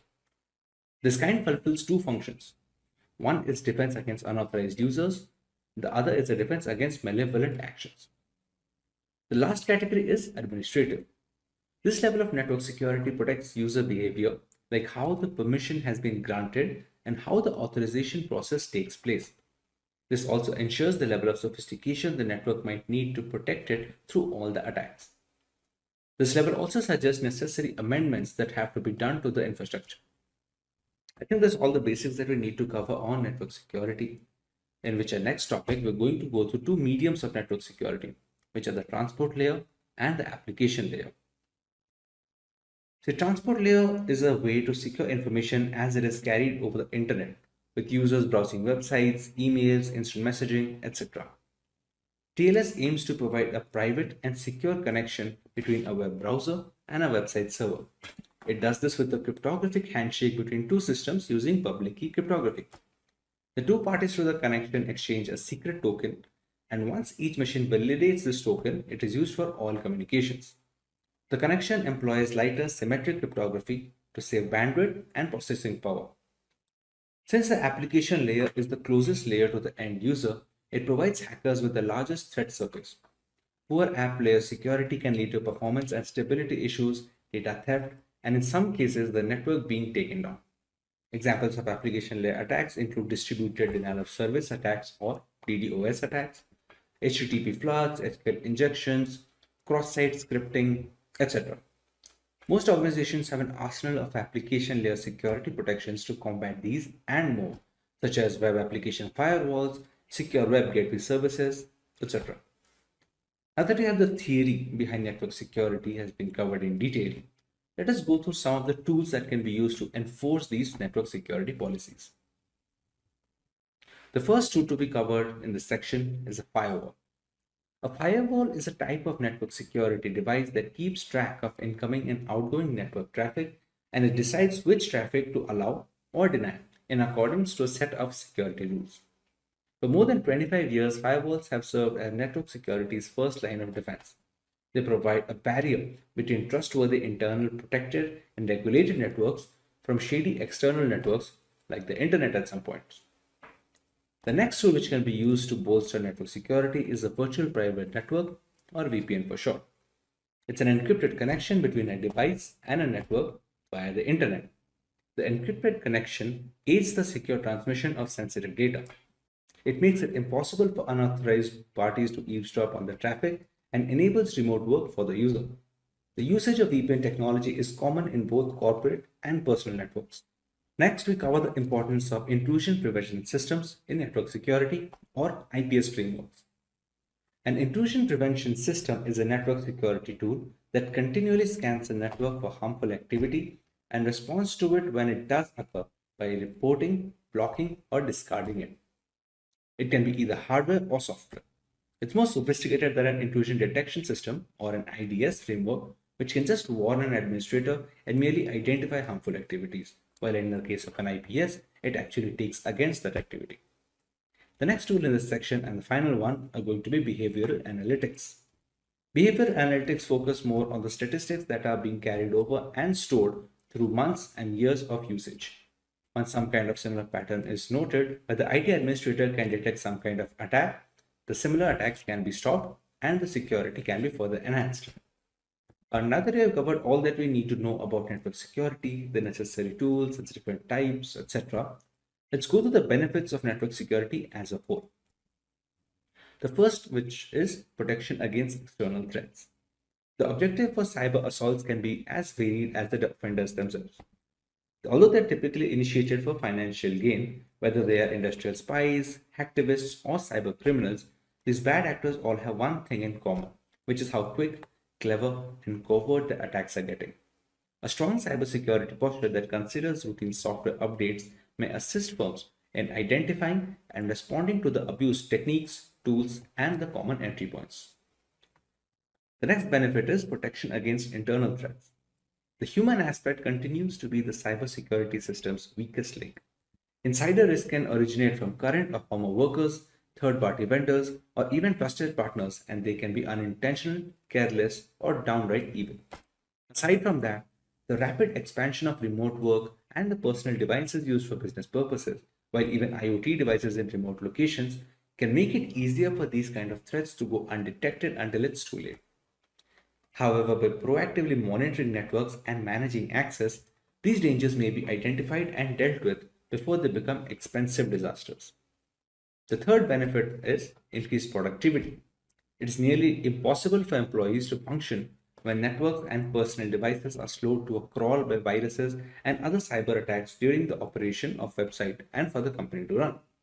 You may significantly minimize violations and the amount of downtime required to fix the breach by implementing various cybersecurity measures such as enhanced firewalls, virus scanning, and automatic backups. Employee identification of possible email phishing schemes, suspicious links, and other malicious criminal activities can also be aided by education and training. Another benefit is brand trust and reputation. Customer retention is one of the most crucial elements in business development.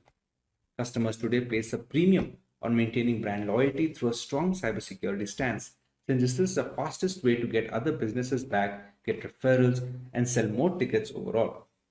Additionally, it helps manufacturers get on the vendor list with bigger companies as a part of their supply chain, which is only as strong as its weakest link. This opens possibilities for potential future endeavors and development. With the rise in censorship and general fear over privacy laws, consumer security is at an all-time high risk. Technology has made our lives so much easier while putting up a decent target on our personal information. It is necessary to understand how to simultaneously safeguard our data and be up to date with the latest technological developments. Maintaining this balance has become easier with cryptography taking its place in today's digital world. So hey everyone, this is Bev from Simplilearn and welcome to this video on cryptography. But before we begin, if you love watching tech videos, subscribe to our channel and hit the bell icon to never miss an update from Simplilearn. So here's a story to help you understand cryptography. Meet Anne. Anne wanted to look for a decent discount on the latest iPhone. She started searching on the internet and found a rather shady website that offered a 50% discount on the first purchase. Once Anne submitted her payment details, a huge chunk of money was withdrawn from her bank account just moments after. Devastated, Anne quickly realized she had failed to notice that the website was a HTTP web page instead of an HTTPS one. The payment information submitted was not encrypted and it was visible to anyone keeping an eye, including the website owner and hackers. Had she used a reputed website which has encrypted transactions and employs cryptography, our iPhone enthusiast could have avoided this particular incident. This is why it's never recommended to visit unknown websites or share any personal information on them. Now that we understand why cryptography is so important, let's take a look at the topics to be covered today. We take a look into what cryptography is and how it works. We learn where cryptography is being used in our daily lives and how we are benefiting from it. Then we will understand the different types of cryptography and their respective uses. Moving on, we will look at the usage of cryptography in ancient history and a live demonstration of cryptography and encryption in action. Let's now understand what cryptography is. Cryptography is the science of encrypting or decrypting information to prevent unauthorized access. We transform our data and personal information so that only the correct recipient can understand the message. As an essential aspect of modern data security, using cryptography allows the secure storage and transmission of data between willing parties. Encryption is the primary route for employing cryptography by adding certain algorithms to jumble up the data. Decryption is the process of reversing the work done by encrypting information so that the data becomes readable again. Both of these methods form the basis of cryptography. For example, when Simplilearn is jumbled up or changed in any format, not many people can guess the original word by looking at the encrypted text. The only ones who can are the people who know how to decrypt the coded word, thereby reversing the process of encryption. Any data pre-encryption is called plain text or clear text. To encrypt the message, we use certain algorithms that serve a single purpose of scrambling the data to make them unreadable without the necessary tools. These algorithms are called ciphers. They are a set of detailed steps to be carried out one after the other to make sure the data becomes as unreadable as possible until it reaches the receiver. We take the plain text, pass it to the cipher algorithm, and get the encrypted data. This encrypted text is called the ciphertext, and this is the message that is transferred between the two parties. The key that is being used to scramble the data is known as the encryption key. These steps, that is the cipher, and the encryption key are made known to the receiver, who can then reverse the encryption on receiving the message. Unless any third party manages to find out both the algorithm and the secret key that is being used, they cannot decrypt the messages, since both of them are necessary to unlock the hidden content. Wonder what else we would lose if not for cryptography? Any website where you have an account can read your passwords. Important emails can be intercepted and their contents can be read without encryption during their transit. More than 65 billion messages are sent on WhatsApp every day, all of which are secured thanks to end-to-end encryption. There is a huge market opening up for cryptocurrency, which is possible due to blockchain technology that uses encryption algorithms and hashing functions to ensure that the data is secure. If this is of particular interest to you, you can watch our video on blockchain, the link of which will be in the description. Of course, there is no single solution to a problem as diverse as explained. There are three variants of how cryptography works and is in practice. They are symmetric encryption, asymmetric encryption, and hashing. Let's find out how much we have understood until now. Do you remember the difference between a cipher and ciphertext? Leave your answers in the comments, and before we proceed, if you find this video interesting, make sure to give it a thumbs up before moving ahead. Let's look at symmetric encryption first. Symmetric encryption uses a single key for both the encryption and decryption of data. It is comparatively less secure than asymmetric encryption, but much faster. It is a compromise that has to be embraced in order to deliver data as fast as possible without leaving information completely vulnerable. This type of encryption is used when data rests on servers and identifies personnel for payment applications and services. The potential drawback with symmetric encryption is that both the sender and receiver need to have the same secret key, and it should be kept hidden at all times. Caesar cipher and Enigma machine are both symmetric encryption examples that we will look into further. For example, if Alice wants to send a message to Bob, she can apply a substitution cipher or a shift cipher to encrypt the message. But Bob must be aware of the same key itself, so he can decrypt it when he finds it necessary to read the entire message. Symmetric encryption uses one of the two types of ciphers, stream ciphers and block ciphers. Block ciphers break the plain text into blocks of fixed size and use the key to convert it into ciphertext. Stream ciphers convert the plain text into ciphertext one bit at a time instead of resorting to breaking them up into bigger chunks. In today's world, the most widely used symmetric encryption algorithm is AES 256, that stands for Advanced Encryption Standard, which has a key size of 256-bit with 128-bit and 196-bit key sizes also being available. Other primitive algorithms like the Data Encryption Standard, that is the DES, the Triple Data Encryption Standard 3DES, and Blowfish have all fallen out of favor due to the rise of AES. AES chops up the data into blocks and performs 10 plus rounds of obscuring and substituting the message to make it unreadable. Asymmetric encryption, on the other hand, has a double whammy at its disposal. There are two different keys at play here, a public key and a private key. The public key is used to encrypt information pre-transit, and a private key is used to decrypt the information post-transit. If Alice wants to communicate with Bob using asymmetric encryption, she encrypts the message using Bob's public key.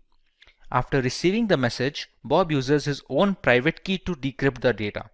This way, nobody can intercept the message in between transmissions, and there is no need for any secure key exchange for this to work, since the encryption is done with the public key and the decryption is done with a private key that no one except Bob has access to. Both the keys are necessary to read the full message. There is also a reverse scenario where we can use the private key for encryption and the public key for decryption. A server can sign non-confidential information using its private key, and anyone who has its public key can decrypt the message. This mechanism also proves that the sender is authenticated and there is no problem with the origin of the information. RSA encryption is the most widely used asymmetric encryption standard. It is named after its founders Rivest, Shamir, and Edelman, and it uses block ciphers that separate the data into blocks and obscure the information. Widely considered the most secure form of encryption, albeit relatively slower than AES, it is widely used in web browsing, secure identification, VPNs, emails, and chat applications. With so much hanging on the key's secrecy, there must be a way to transmit the keys without others reading our private data. Many systems use a combination of symmetric encryption and asymmetric encryption to bolster security and match speed at the same time. Since asymmetric encryption takes longer to decrypt large amounts of data, the full information is encrypted using a single key, that is, symmetric encryption. That single key is then transmitted to the receiver using asymmetric encryption, so you don't have to compromise either way. Another route is using the Diffie-Hellman key exchange, which relies on a one-way function and is much tougher to break into. The third variant of cryptography is termed as hashing.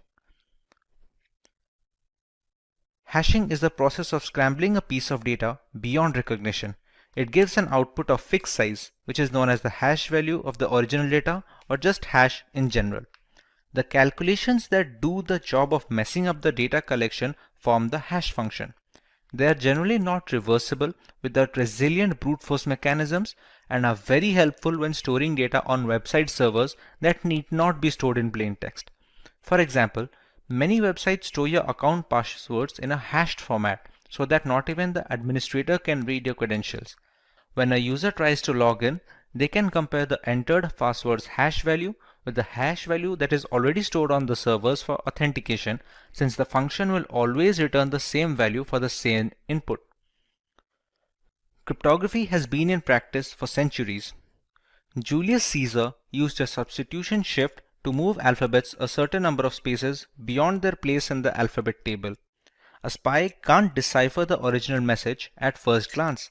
For example, if he wanted to pass confidential information to his armies and decides to use the substitution shift of +2, A becomes C, B becomes D, and so on.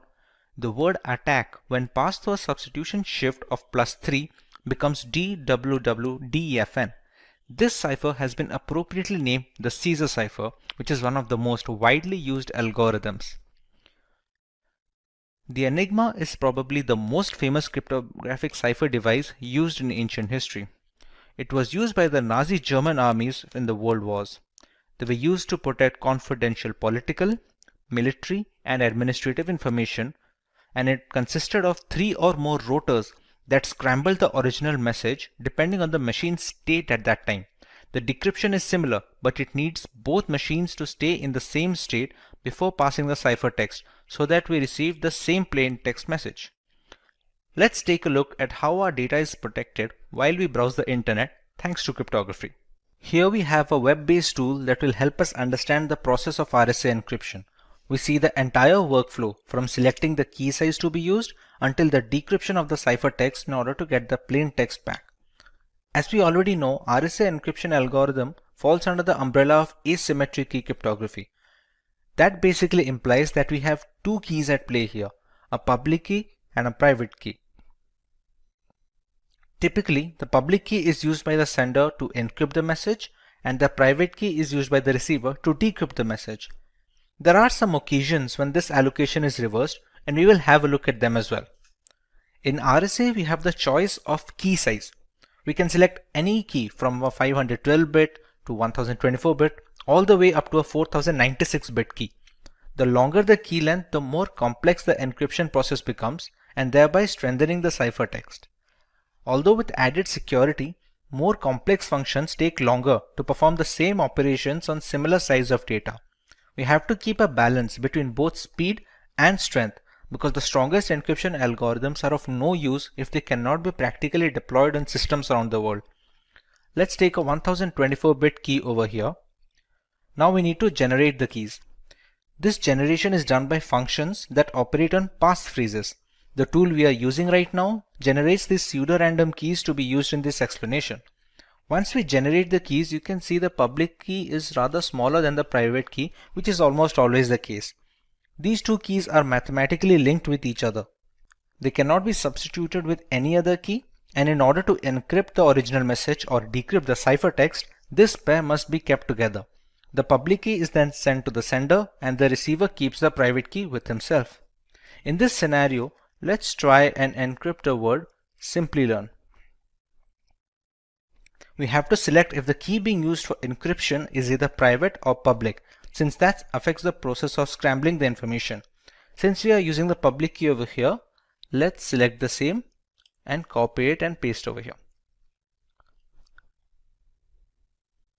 The cipher we are using right now is plain RSA.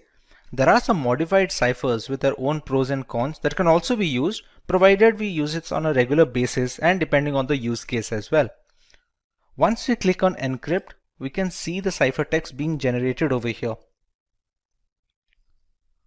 The pseudorandom generating functions are created in such a way that a single character change in the plaintext will trigger a completely different ciphertext. This is a security feature to strengthen the process from brute force methods. Now that we are done with the encryption process, let's take a look at the decryption part.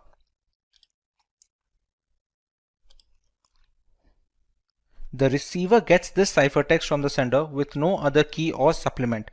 He or she must already possess the private key generated from the same pair.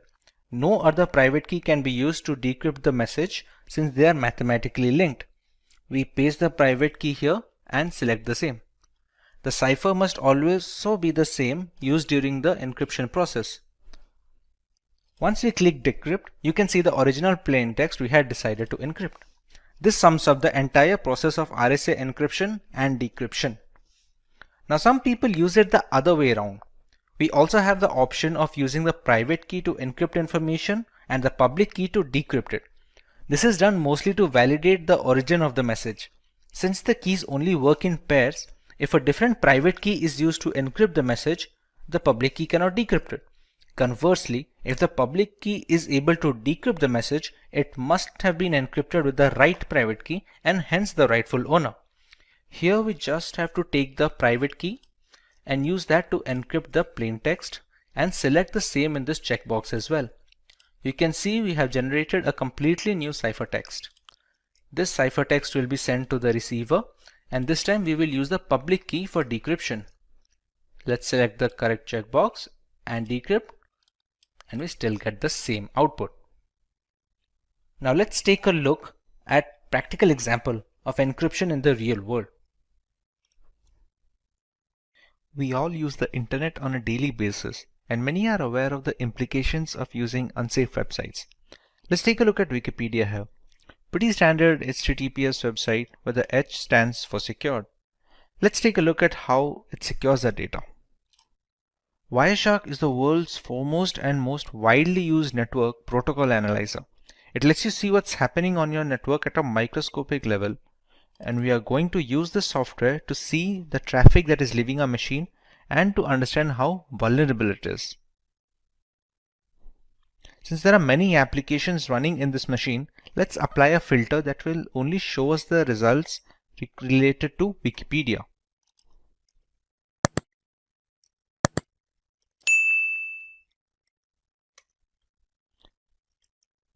Let's search for something that we can navigate the website with. Okay, once we get into it a little, you can see some of the requests being populated over here. Let's take a look at the specific request. These are the data packets that basically transport the data from our machine to the internet and vice versa. As you can see, there's a bunch of gibberish data here that doesn't really reveal anything that we searched or watched. Similarly, other secured websites function the same way, and it is very difficult, if at all possible, to snoop on user data this way. To put this in perspective, let's take a look at another website, which is a HTTP web page.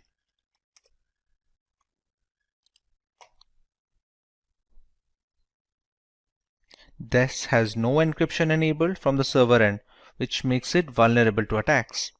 There is a login form here, which needs legitimate user credentials in order to grant access. Let's enter a random pair of credentials.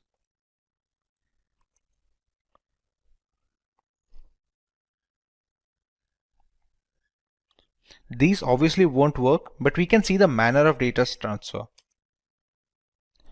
Unsurprisingly, we weren't able to get into the platform.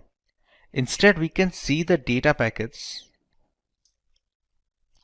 Let's apply a similar filter that will help us understand what request this website is sending.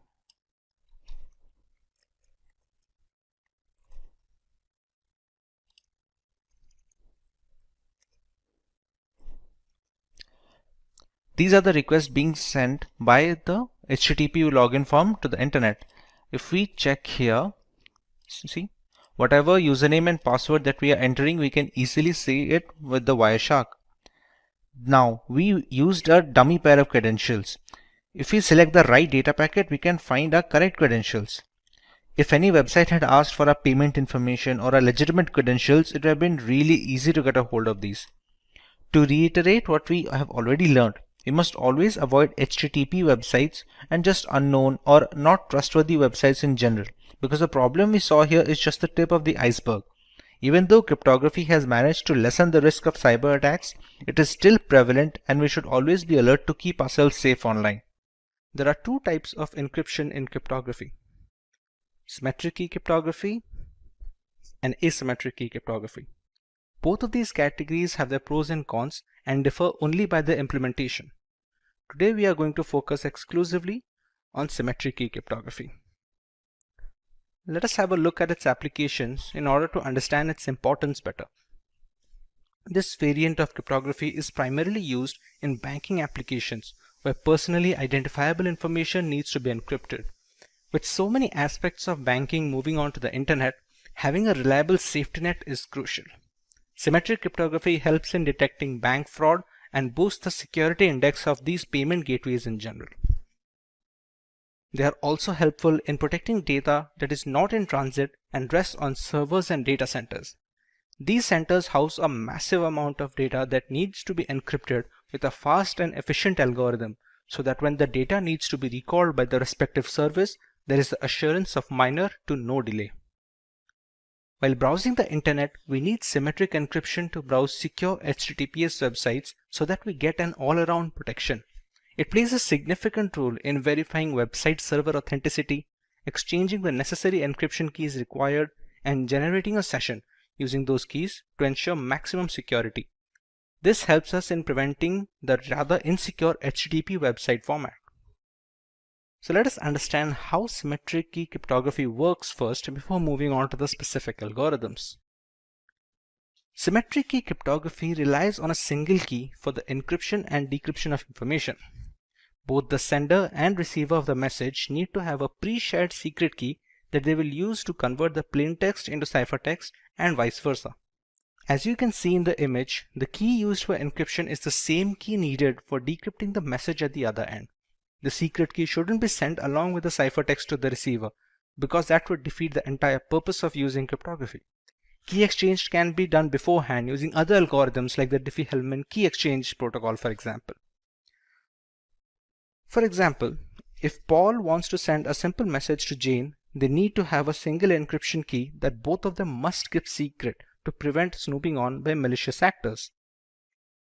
It can be generated by either one of them, but must belong to both of them before the messages start flowing.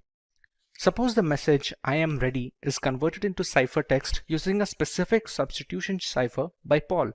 In that case, Jane must also be aware of the substitution shift to decrypt this ciphertext once it reaches her. Irrespective of the scenario where someone manages to grab the ciphertext mid-transit to try and read the message, not having the secret key renders everyone helpless looking to snoop in. The symmetric key algorithms like the data encryption standard have been in use since the 1970s, while the popular ones like the AES have become the industry standard today. With the entire architecture of symmetric cryptography depending on the single key being used, you can understand why it's of paramount importance to keep it secret on all occasions. The side effect of having a single key for the encryption and decryption is it becomes a single point of failure. Anyone who gets their hand on it can read all the encrypted messages and do so mainly without the knowledge of the sender and the receiver. So it is the priority to keep the encryption and decryption key private at all times. Should it fall into the wrong hands, the third party can send messages to either the sender or the receiver using the same key to encrypt the message. Upon receiving the message and decrypting it with the key, it is impossible to guess its origin. If the sender somehow transmits the secret key along with the ciphertext, anyone can intercept the package and access the information. Consequently, this encryption category is termed private key cryptography, since a big part of the data's integrity is riding on the promise that the users can keep the keys secret. This terminology contrasts with asymmetric key cryptography, which is called public key cryptography, because it has two different keys at play, one of which is public. Provided we manage to keep the keys secret, we still have to choose what kind of ciphers we want to use to encrypt this information. In symmetric key cryptography, there are broadly two categories of ciphers that we can employ. Let us have a look. Stream ciphers are the algorithms that encrypt basic information one bit at a time. It can change depending on the algorithm being used, but usually it relies on a single bit or byte to do the encryption. This is the relatively quicker alternative considering the algorithm doesn't have to deal with blocks of data at a single time. Every piece of data that goes into the encryption can and needs to be converted into binary format. In stream ciphers, each binary digit is encrypted one after the other. The most popular ones are the RC4, Salsa, and Panama. The binary data is passed through an encryption key, which is a randomly generated bit stream. Upon passing it through, we receive the ciphertext that can be transferred to the receiver without fear of man-in-the-middle attacks. The binary data can be passed through an algorithmic function.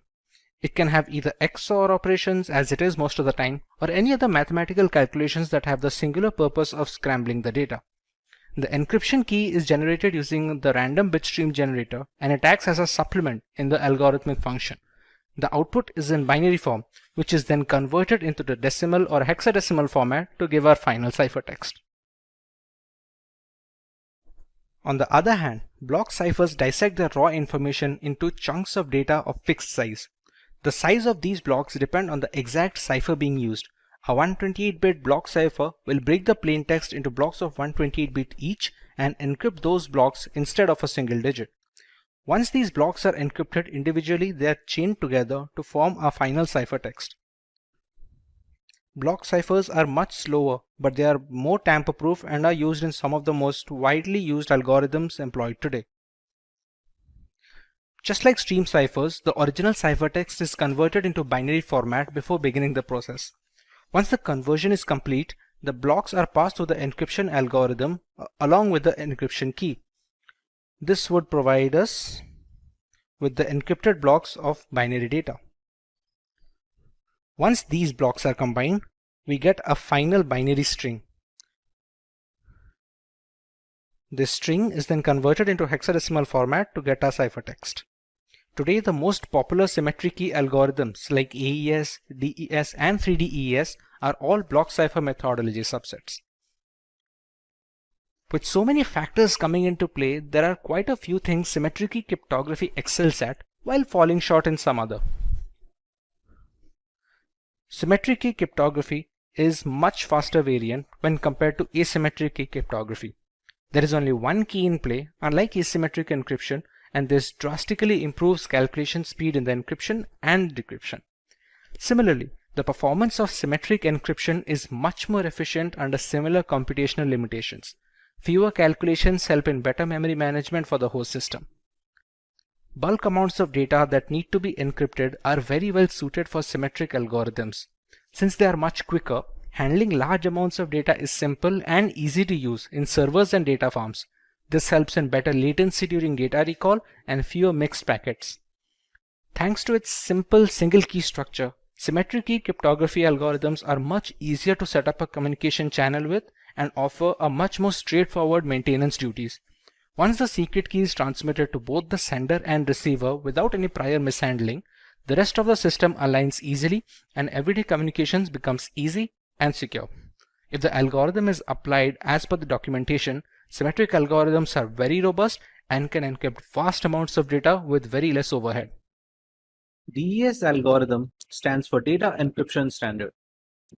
It is a symmetric key cipher that is used to encrypt and decrypt information in a block-by-block manner. Each block is encrypted individually and they are later chained together to form our final ciphertext, which is then sent to a receiver. DES takes the original unaltered piece of data called the plain text in a 64-bit block, and it is converted into an encrypted text that is called the ciphertext. It uses 48-bit keys during the encryption process and follows a specific structure called the Fistel cipher structure during the entire process. It is a symmetric key algorithm, which means DES can reuse the keys used in the encryption format to decrypt the ciphertext back to the original plain text. Once the 64-bit blocks are encrypted, they can be combined together before being transmitted. Let's take a look at the origin and the reason DES was founded. DES is based on a Fistel block cipher called Lucifer, developed in 1971 by IBM cryptography researcher Horst Fistel. DES uses 16 rounds of this Fistel structure using a different key for each round. It also utilizes a random function with 2 inputs and provides a single output variable.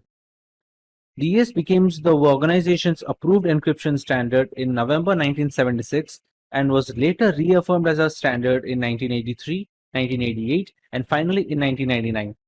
But eventually DES was cracked and it was no longer considered a secure solution for all official routes of communication. Consequently, Triple DES was developed. Triple DES is a symmetric key block cipher that uses a double DES cipher. Encrypt with the first key, delete encryption with the second key, and encrypt again with the third key. There is also a variation of the two keys where the first and second key are duplicate of each other. But Triple DES was ultimately deemed too slow for the growing need for fast communication channels, and people eventually fell back to using DES for encrypting messages. In order to search for a better alternative, a public-wide competition was organized and helped cryptographers develop their own algorithm as a proposal for the next global standard. This is where the Rindale algorithm came into play and was later credited to be the next advanced encryption standard. For a long time, DES was the standard for data encryption for data security. Its rule ended in 2002 when finally the advanced encryption standard replaced DES as an acceptable standard following a public competition for a place. To understand the structure of a Fistel cipher, we can use the following image as a reference. The block being encrypted is divided into two parts, one of which is being passed on to the function, while the other part is XORed with the function's output. The function also uses the encryption key that differs for each individual round. This keeps going on until the last step, until where the right-hand side and the left-hand side are being swapped. Here we receive our final ciphertext. For the decryption process, the entire procedure is reversed, starting from the order of the keys to the block sorting. If the entire process is repeated in a reverse order, we will eventually get back our plain text, and this simplicity helps the speed. Overall, this was later detrimental to the efficiency of the algorithm, hence the security was compromised. A Fistel block cipher is a structure used to derive many symmetric block ciphers such as DES, which as we have discussed in our previous comment.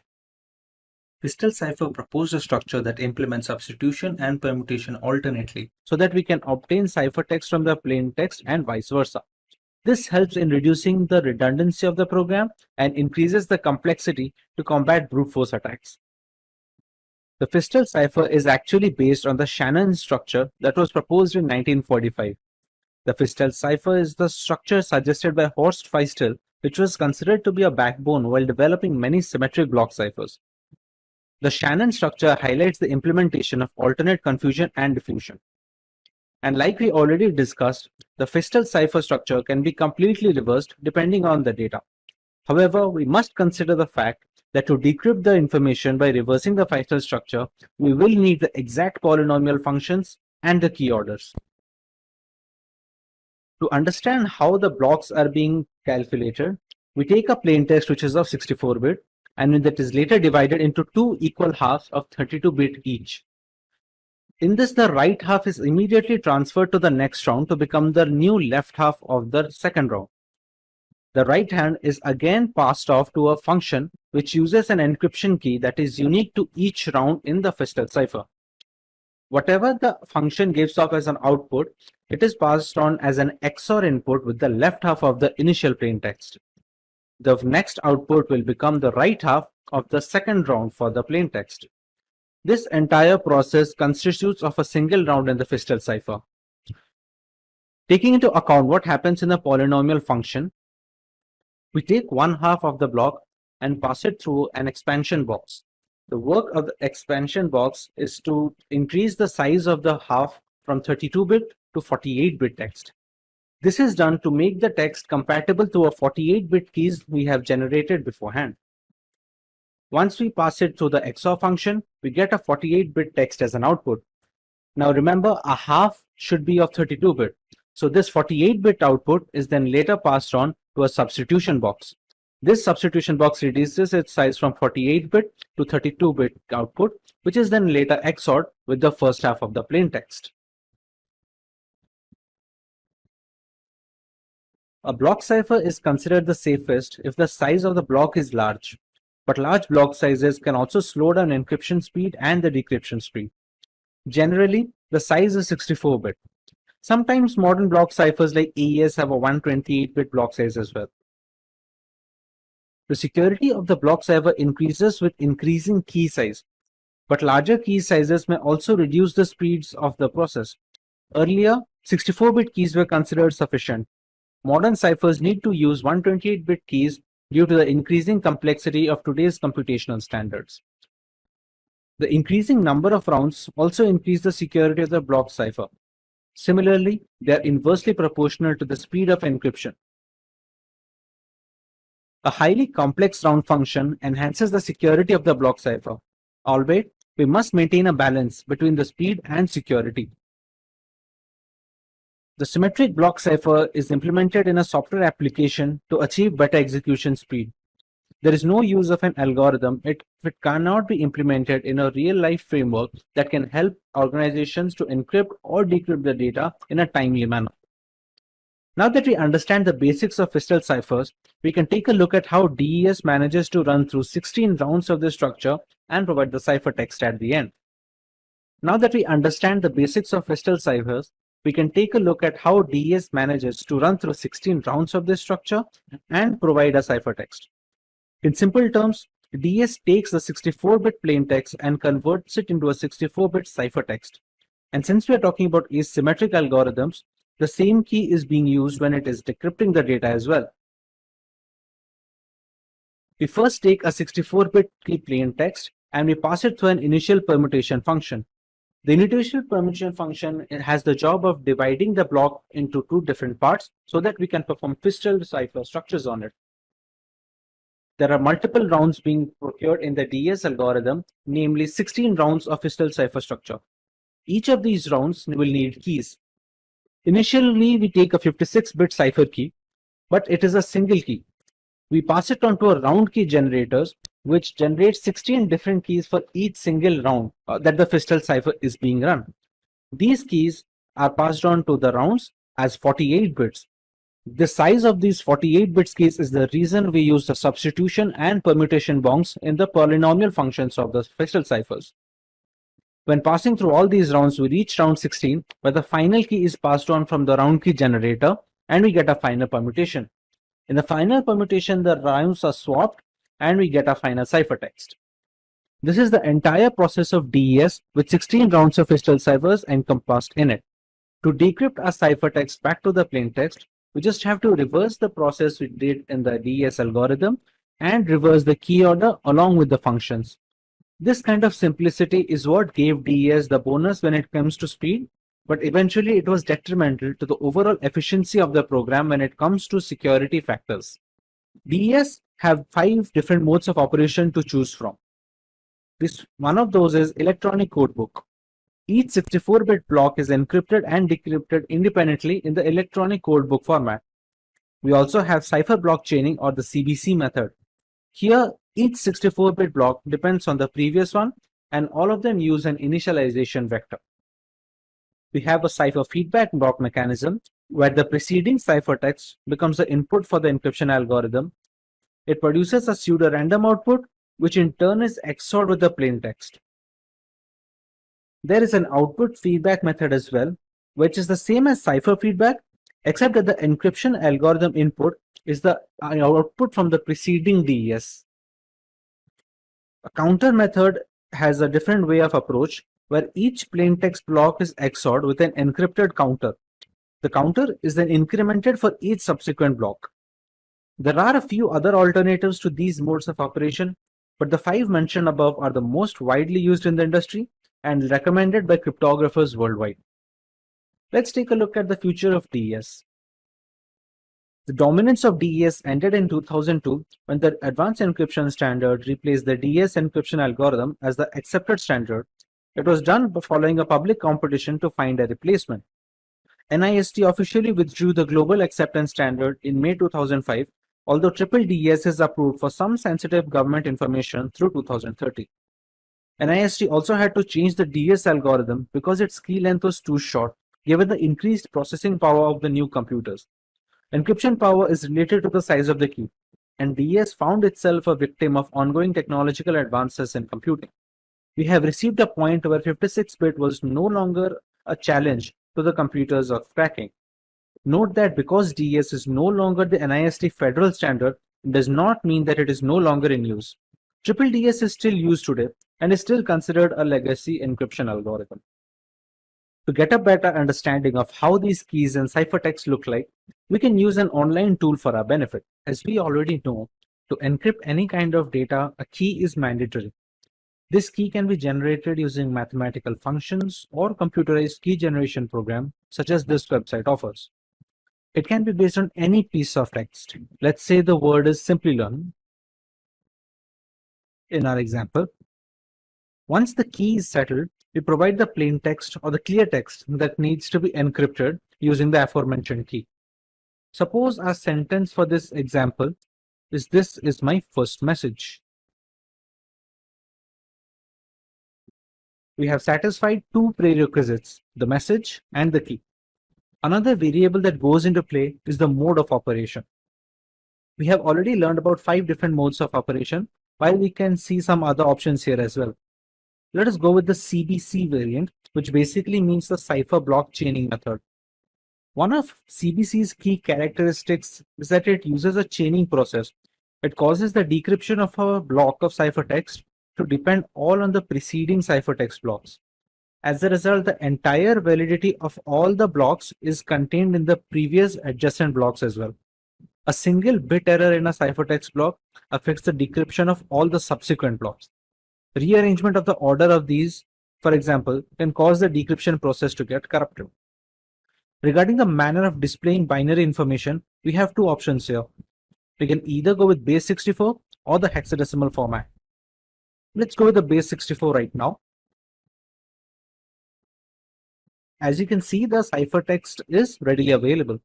Base 64 is a little more efficient than hex, so we will be getting a smaller ciphertext when it comes to base 64. Albeit the size of both the formats will be the same. The hex has a longer ciphertext since base 64 takes 4 characters for every 3 bytes, while hex will take 2 characters for each byte. Hence, base 64 turns out to be more efficient. Now to decrypt the ciphertext, we go by the same format. We choose base 64. We copy the ciphertext onto a decryption tool, and we have to make sure that the key we are using is exactly the same. We choose similar mode of operation, and we choose the correct encoding format as well, which is base 64 in this case. As you can see, the decryption is complete and we get a plain text back. Even if you keep everything the same, but we just change the encoding format, it will not be able to decrypt anything. Unfortunately, DES has become rather easy to crack even without the help of a key. The advanced encryption standard is still on top when it comes to symmetric encryption security and will likely stay there for a while. Eventually, with so much computing power growth, the need for a stronger algorithm was necessary to safeguard our personal data. As solid as DES was, the computers of today could easily break the encryption with repeated attempts, thereby rendering the data security helpless. To counter this dilemma, a new standard was introduced which was termed as the Advanced Encryption Standard or the AES algorithm. Let's learn what is Advanced Encryption Standard. The AES algorithm, also known as the Rijndael algorithm, is a symmetric block cipher with a block size of 128 bits. It is converted into ciphertext using keys of 128, 192, or 256 bits. It is implemented in software and hardware throughout the world to encrypt sensitive data. The National Institute of Standards and Technology, also known as NIST, started development on AES in 1997 when it was announced the need for an alternative to the data encryption standard. The new internet needed a replacement for DES because of its small key size. With increasing computing power, it was considered unsafe against entire key search attacks. The triple DES was designed to overcome this problem. However, it was deemed to be too slow to be deployed in machines worldwide. Strong cases were present by the Mars, RC6, Serpent, and the Twofish algorithms, but it was the Rijndael encryption algorithm, also known as AES, which was eventually chosen as the standard symmetric key encryption algorithm to be used. Its selection was formalized with the release of Federal Information Processing Standards Publication 197 in the November of 2001. It was approved by the US Secretary of Commerce. Now that we understand the origin of AES, let us have a look at the features that make AES encryption algorithm unique. The AES algorithm uses a substitution permutation or SP network. It consists of multiple rounds to produce a ciphertext. It has a series of linked operations, including replacing inputs with specific outputs, that is substitutions, and others that involve bit shuffling, which is permutations. At the beginning of the encryption process, we only start out with a single key, which can be either a 128-bit key, a 192-bit key, or a 256-bit key. Eventually, this one key is expanded to be used in multiple rounds throughout the encryption and the decryption cycle. Interestingly, AES performs all its calculations on byte data instead of bit data, as seen in the case of the DES algorithm. Therefore, AES treats 128 bits of a clear text block as 16 bytes. The number of rounds during the encryption process depends on the key size that is being used. The 128-bit key size fixes 10 rounds, the 192-bit key size fixes 12 rounds, and the 256-bit key holds 14 rounds.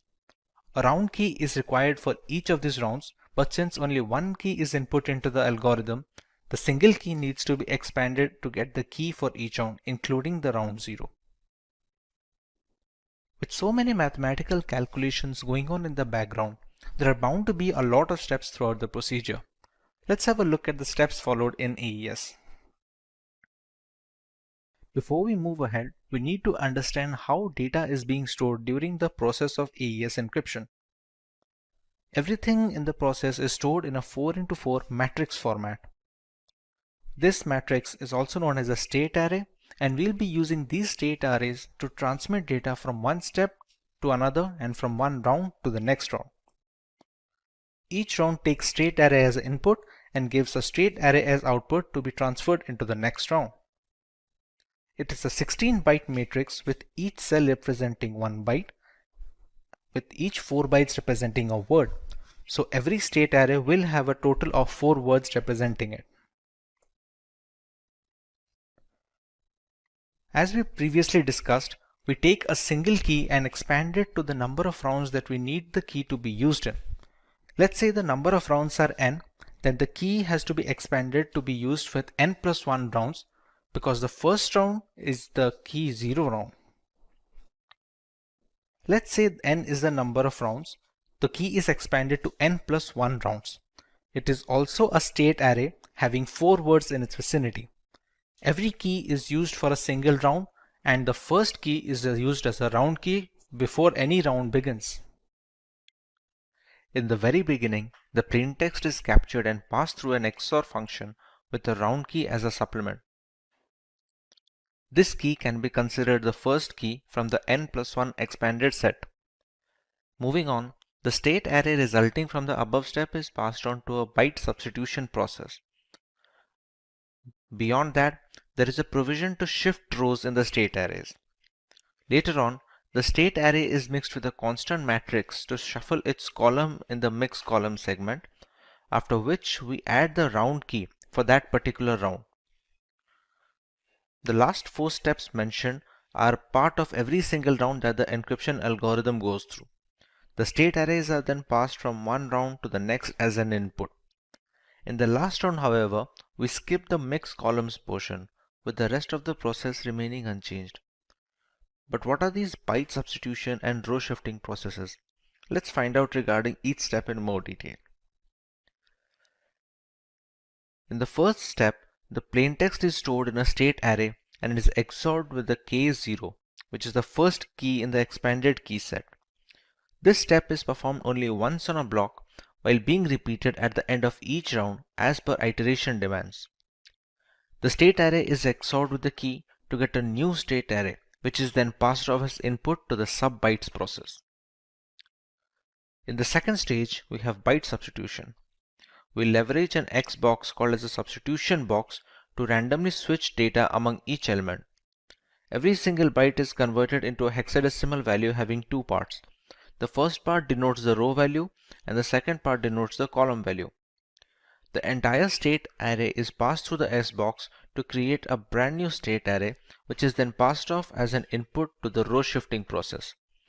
The 16 input bytes are replaced by looking at a fixed table given in the design.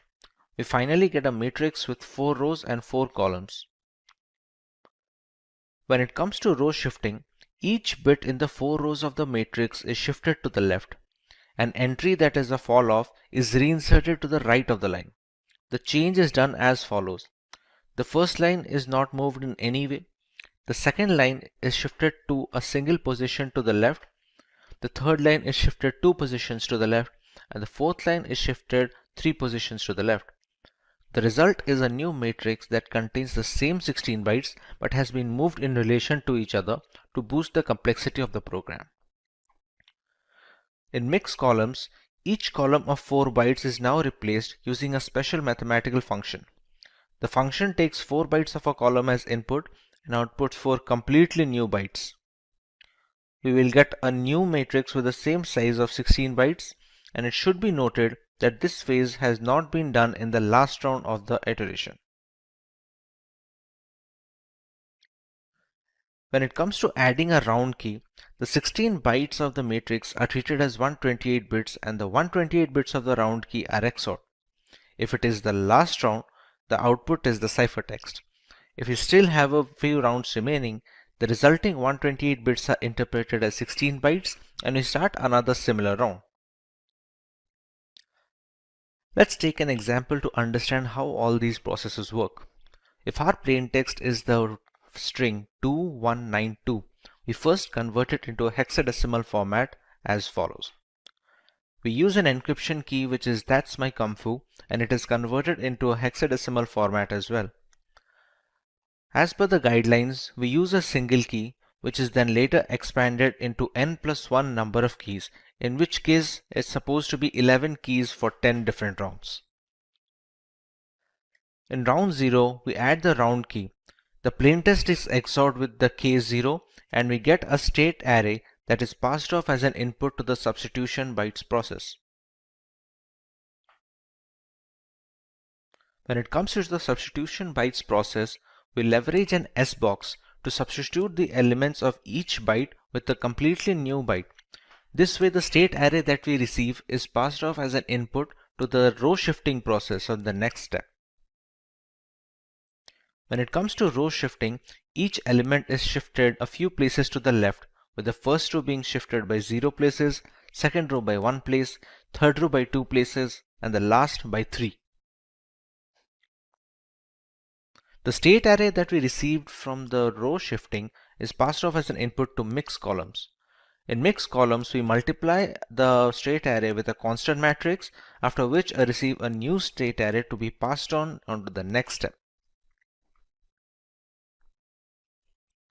We add the new state array as an XOR with the round key of the particular iteration. Whatever state array we receive here, it becomes an output for this particular round. Now, since this is the first round of the entire encryption process, the state array that we receive is passed off as an input to the new round. We repeat this process for 10 more rounds and we finally receive a ciphertext. Once the final state array can be denoted in the hexadecimal format, this becomes our final ciphertext that we can use for transferring information from the sender and receiver. Let's take a look at the applications of AES in this world. AES finds most use in the area of wireless security in order to establish a secure mode of authentication between routers and clients. Highly secure mechanisms like WPA and WPA2 PSK are extensively used in securing Wi-Fi endpoints with the help of Rindial's algorithm. It also helps in SSL TLS encryption that is instrumental in encrypting our internet browser sessions.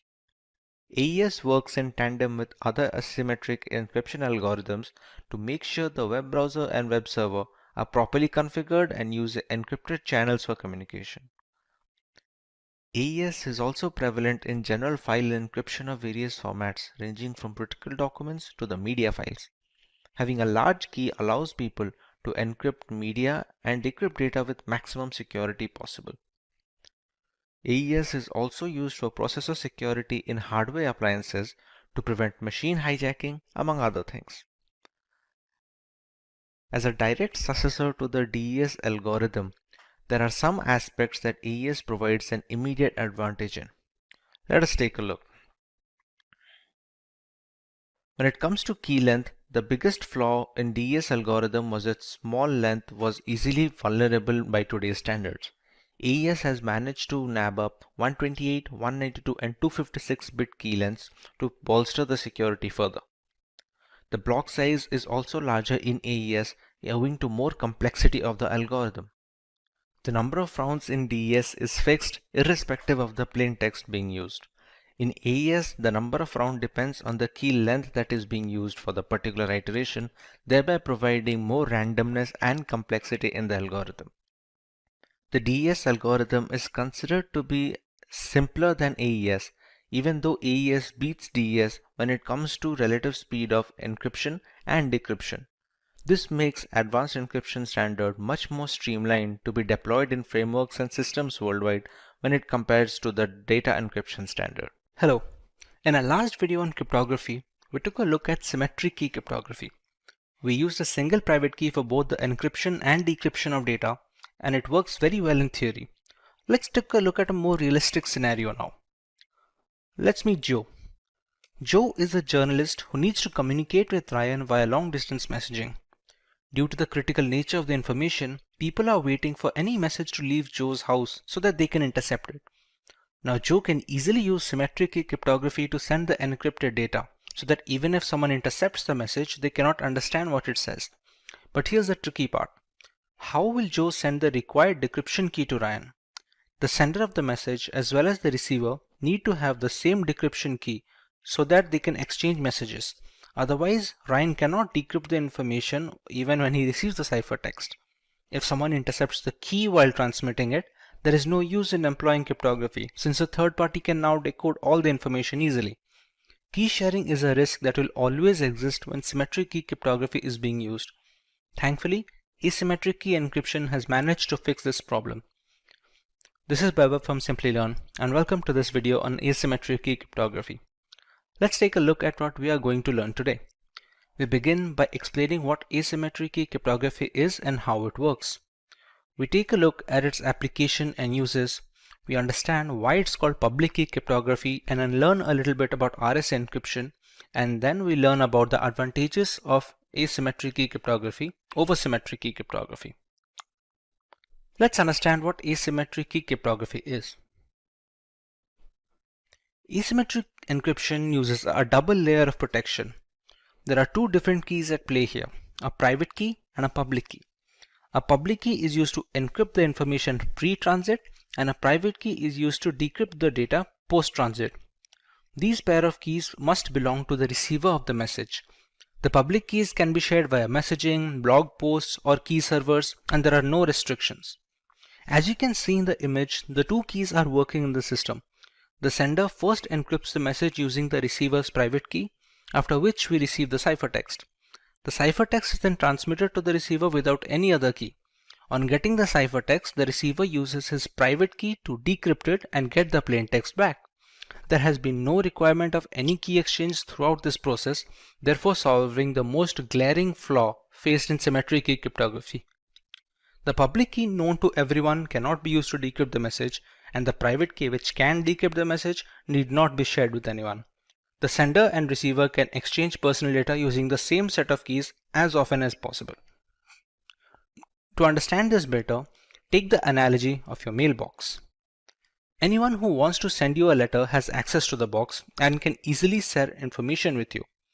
In a way, you can say the mailbox is publicly available to all, but only you have access to the key that can open the mailbox and read the letters in it. This is how the private key comes to play. No one can intercept the message and read its contents since it's encrypted. Once the receiver gets its contents, he can use his private key to decrypt the information. Both the public key and the private key are generated, so they are interlinked, and you cannot substitute other private keys to decrypt the data. In another example, if Alice wants to send a message to Bob, let's say it reads "Call me today," she must use Bob's public key while encrypting the message. Upon receiving the cipher message, Bob can proceed to use his private key in order to decrypt the message, and hence complete security is attained during transmission without any need for sharing the key. Since this type of encryption is highly secure, it has many uses in areas that require high confidentiality. It is used to manage digital signatures, so there is valid proof of a document's authenticity. With so many aspects of business transitioning to the digital sphere, critical documents need to be verified before being considered authentic and acted upon. Thanks to asymmetric cryptography, senders can now sign documents with their private keys. Anyone who needs to verify the authenticity of such signatures can use the sender's public key to decrypt the signature. Since the public and the private keys are linked to each other mathematically, it's impossible to repeat this verification with duplicate keys. Document encryption has been made very simple by today's standards, but the background implementation follows the similar approach. In blockchain architecture, asymmetric key cryptography is used to authorize transactions and maintain the system. Thanks to its two key structures, changes are reflected across the blockchain's peer-to-peer network only if it is approved from both ends. Along with asymmetric key cryptography's tamper-proof architecture, its non-repudiation characteristic also helps in keeping the network stable. We can also use asymmetric key cryptography combined with symmetric key cryptography to monitor SSL or TLS encrypted browsing sessions to make sure nobody can steal our personal information when accessing banking websites or the internet in general.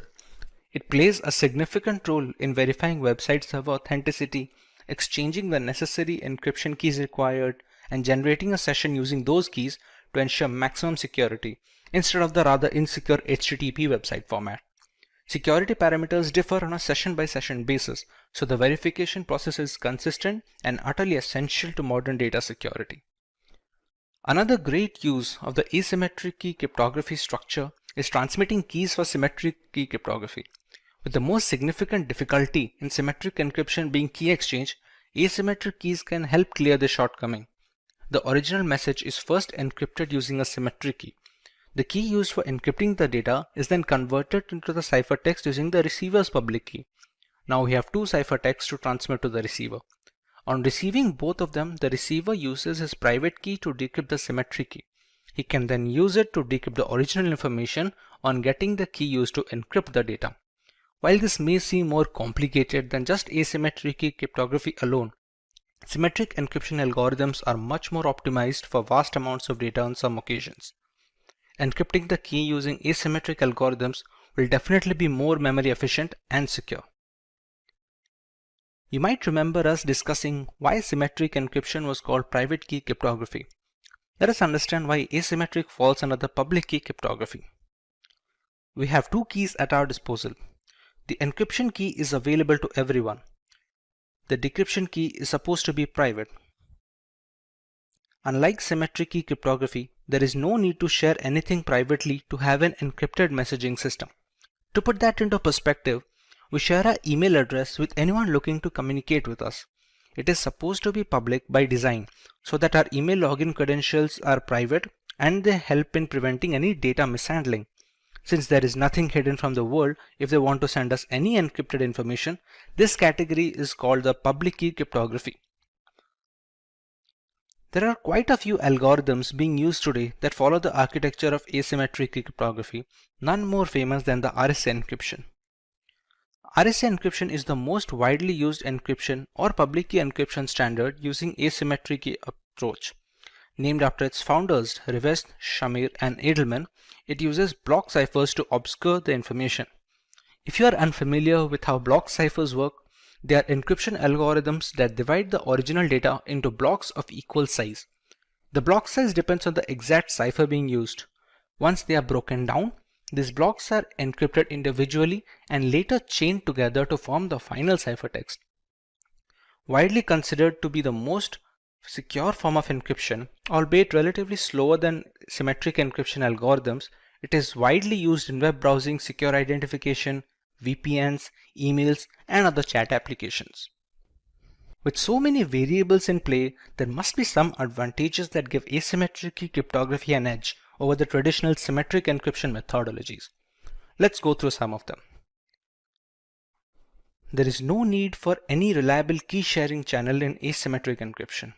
It was an added risk in private key cryptography that has been completely eliminated in public key architecture. The key which is made public cannot decrypt any confidential information, and the only key that can decrypt doesn't need to be shared publicly under any circumstance.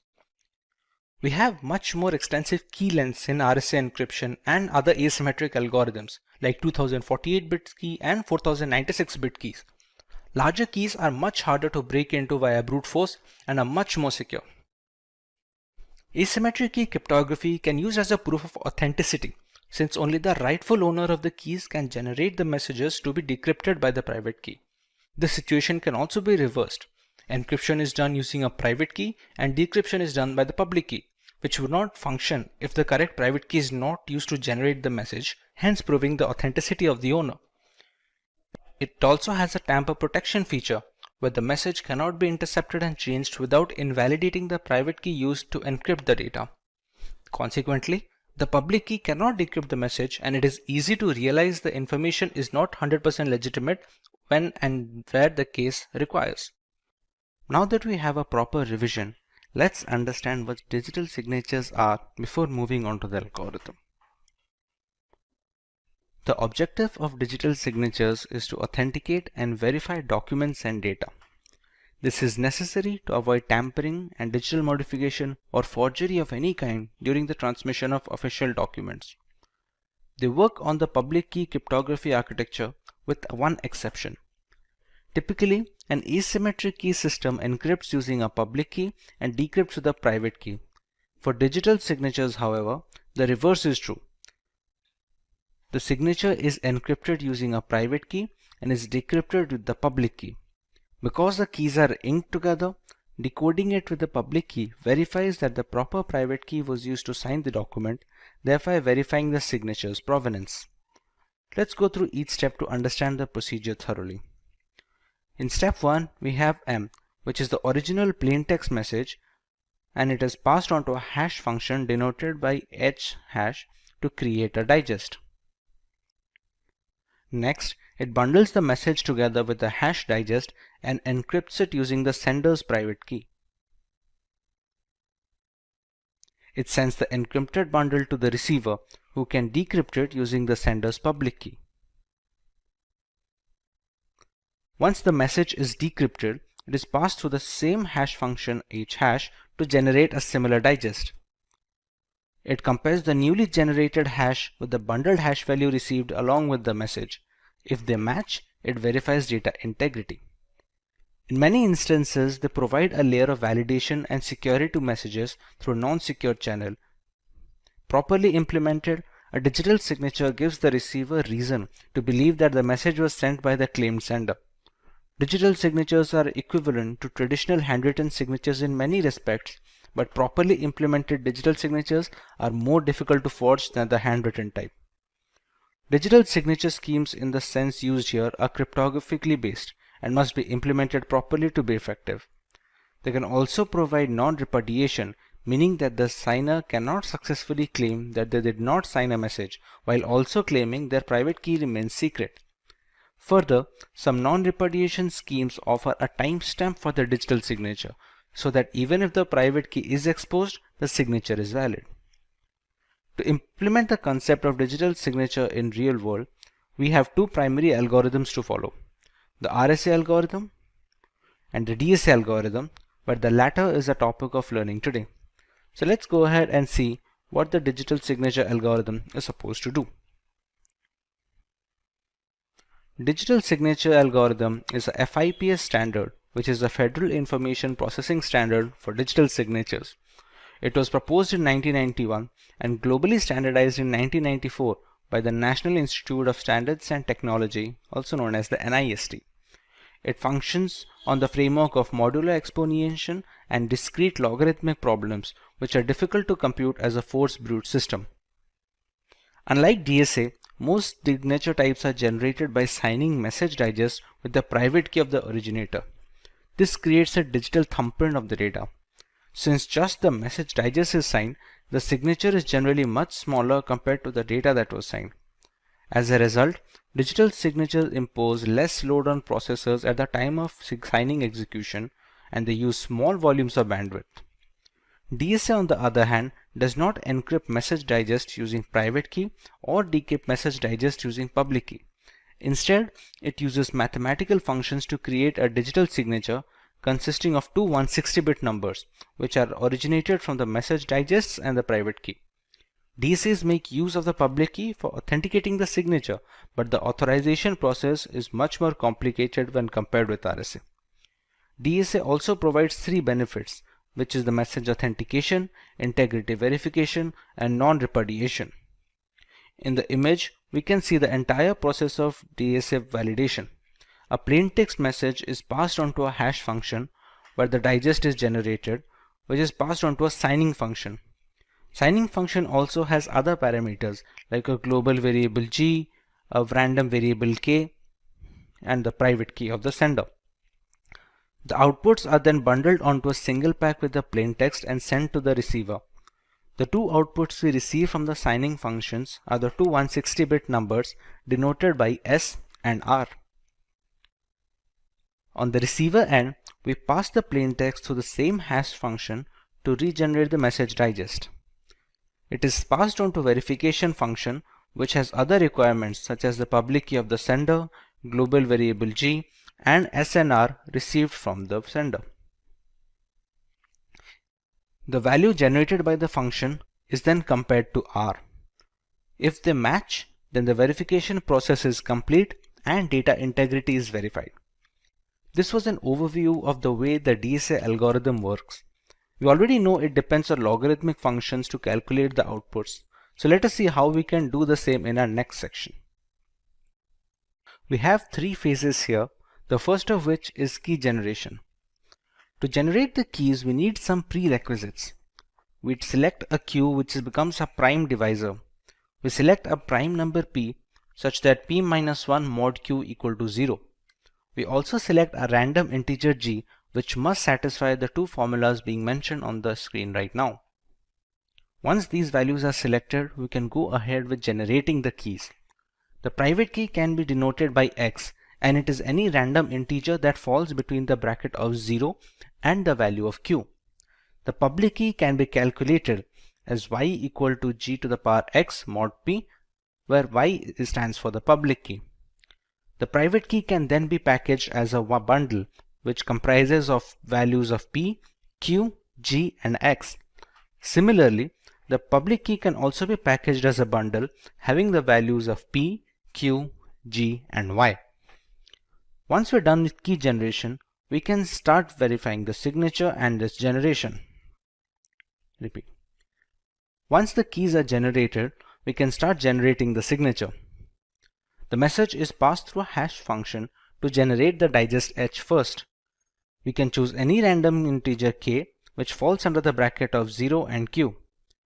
To calculate the first 160-bit number of our signing function of r, we use the formula g to the power k mod p into mod q. Similarly, to calculate the value of the second output, that is s, we use the following formula that is shown on the screen. The signature can then be packaged as a bundle having r and s. This bundle along with the plain text message is then passed on to the receiver. Now with the third phase, we have to verify the signature. We first calculate the message digest received in the bundle by passing it to the same hash function. We calculate the value of w, u1 and u2 using the formulas shown on the screen.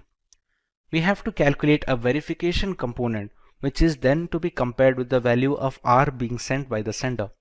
This verification component can be calculated using the following formula.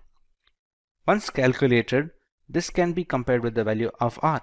If the values match, then the signature verification is successful and our entire process is complete, starting from key generation to the signature generation all the way up to the verification of the signature. With so many steps to follow, we are bound to have a few advantages to boot this, and we would be right to think so. DSA is highly robust in the security and stability aspect when compared to alternative signature verification algorithms. We have a few other ciphers that aim to achieve the simplicity and the flexibility of DSA, but it has been a tough ask for all the other suits. The key generation is much faster when compared to the RSA algorithm and such. While the actual encryption and decryption process may falter a little in comparison, a quicker start in the beginning is well known to optimize a lot of frameworks. DSA requires less storage space to work its entire cycle.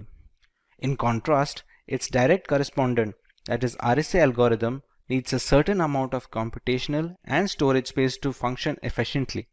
This is not the case with DSA, which has been optimized to work with weaker hardware and lesser resources. The DSA is patented, but NIST has made this patent available worldwide royalty-free. A draft version of the speculation FIPS 186.5 indicates that DSA will no longer be approved for digital signature generation, but it may be used to verify signatures generated prior to the implementation date of that standard. The RSA algorithm is a public key signature algorithm developed by Ron Rivest, Adi Shamir, and Leonard Edelman. The paper was first published in 1977, and the algorithm uses logarithmic functions to keep the working complex enough to withstand brute force and streamlined enough to be fast post-deployment. RSA can also encrypt and decrypt general information to securely exchange data along with handling digital signature verification. Let us understand how it achieves this. We take our plain text message M. We pass it through a hash function to generate the digest H, which is then encrypted using the sender's private key. This is appended to the original plain text message and sent over to the receiver. Once the receiver receives the bundle, we can pass the plain text message to the same hash function to generate a digest, and the ciphertext can be decrypted using the public key of the sender. The remaining hashes are compared. If the values match, then the data integrity is verified and the sender is authenticated. Apart from digital signatures, the main case of RSA is encryption and decryption of private information before being transmitted across communication channel. This is where the data encryption comes into play. When using RSA for encryption and decryption of general data, it reverses the key set usage. Unlike signature verification, it receives the receiver's public key to encrypt the data and uses the receiver's private key in decrypting the data. Thus, there is no need to exchange any keys in this scenario. There are two broad components when it comes to RSA cryptography. One of them is key generation. Key generation employs a step of generating the private and the public keys that are going to be used for encrypting and decrypting the data. The second part is the encryption and decryption functions. These are the ciphers and steps that need to be run when scrambling the data or recovering the data from the ciphertext. You will now understand each of these steps in our next subtopic. Keeping the previous two concepts in mind, let us go ahead and see how the entire process works, starting from creating the key pair to encrypting and decrypting the information. You need to generate the public and private keys before running the functions to generate ciphertext and plaintext. They use certain variables and parameters, all of which are explained. We first use two large prime numbers, which can be denoted by P and Q. We can compute the value of n as n equal to P into Q and compute the value of z as P minus 1 into Q minus 1. A number E is chosen at random satisfying the following conditions, and a number D is also selected at random following the formula ED mod Z equal to 1, and it can be calculated with the formula given below. The public key is then packaged as a bundle with N and E, and the private key is packaged as a bundle using N and D. This sums up the key generation process. For the encryption and decryption function, we use the formula C and M. The ciphertext can be calculated as C equal to M to the power E mod N, and the plaintext can be calculated from the ciphertext as C power D mod N. When it comes to a data encryption example, let's take P and Q as 7 and 13. The value of N can be calculated as 91. If we select the value of E to be 5, it satisfies all the criteria that we needed to. The value of D can be calculated using the following function, which gives it as 29. The public key can then be packaged as 91,5, and the private key can then be packaged as 91,29. The plaintext, if it is 10, which is denoted by M. Ciphertext can be calculated to the formula C equal to M to the power E mod N, which gives us 82. If somebody receives this ciphertext, they can calculate the plaintext using the formula C to the power D mod N, which gives us the value of 10 as selected as our plaintext. We can now look at the factors that make the RSA algorithm stand out versus its competitors in the advantageous topics of this lesson. RSA encryption depends on using the receiver's public key so that you don't have to share any secret key to receive the messages from others. This was the most glaring flaw faced by symmetric algorithms, which were eventually fixed by asymmetric cryptography structure. Since the key pairs are related to each other, a receiver cannot intercept the message since they don't have the correct private keys to decrypt the information. If a public key can decrypt the information, the sender cannot refuse signing it with his private key without admitting the private key is not in fact private anymore. The encryption process is faster than that of the DSA algorithm. Even if the key generation is slower in RSA, many systems across the world tend to reuse the same keys so that they can spend less time in key generation and more time on actual ciphertext management. Data will be tamper-proof in transit since meddling with the data will alter the usage of the keys. The private key won't be able to decrypt the information, hence alerting the receiver of any kind of manipulation in between. The receiver must be aware of any third party who possesses the private key, since they can alter the data mid-transit, the cases of which are rather low. Imagine creating an account on a new website. You provide your email address and set a password that you are confident and you would not forget. What about the website owner? How securely are they going to store your password? For website administrators, they have three alternatives. They can either store the passwords in a plain text format, they can encrypt the passwords using an encryption and decryption key, or they can store the passwords in a hash value. Let's have a look at each of these. When a password is stored in plain text format, it is considered to be the most unsafe option since anyone in the company can read your passwords.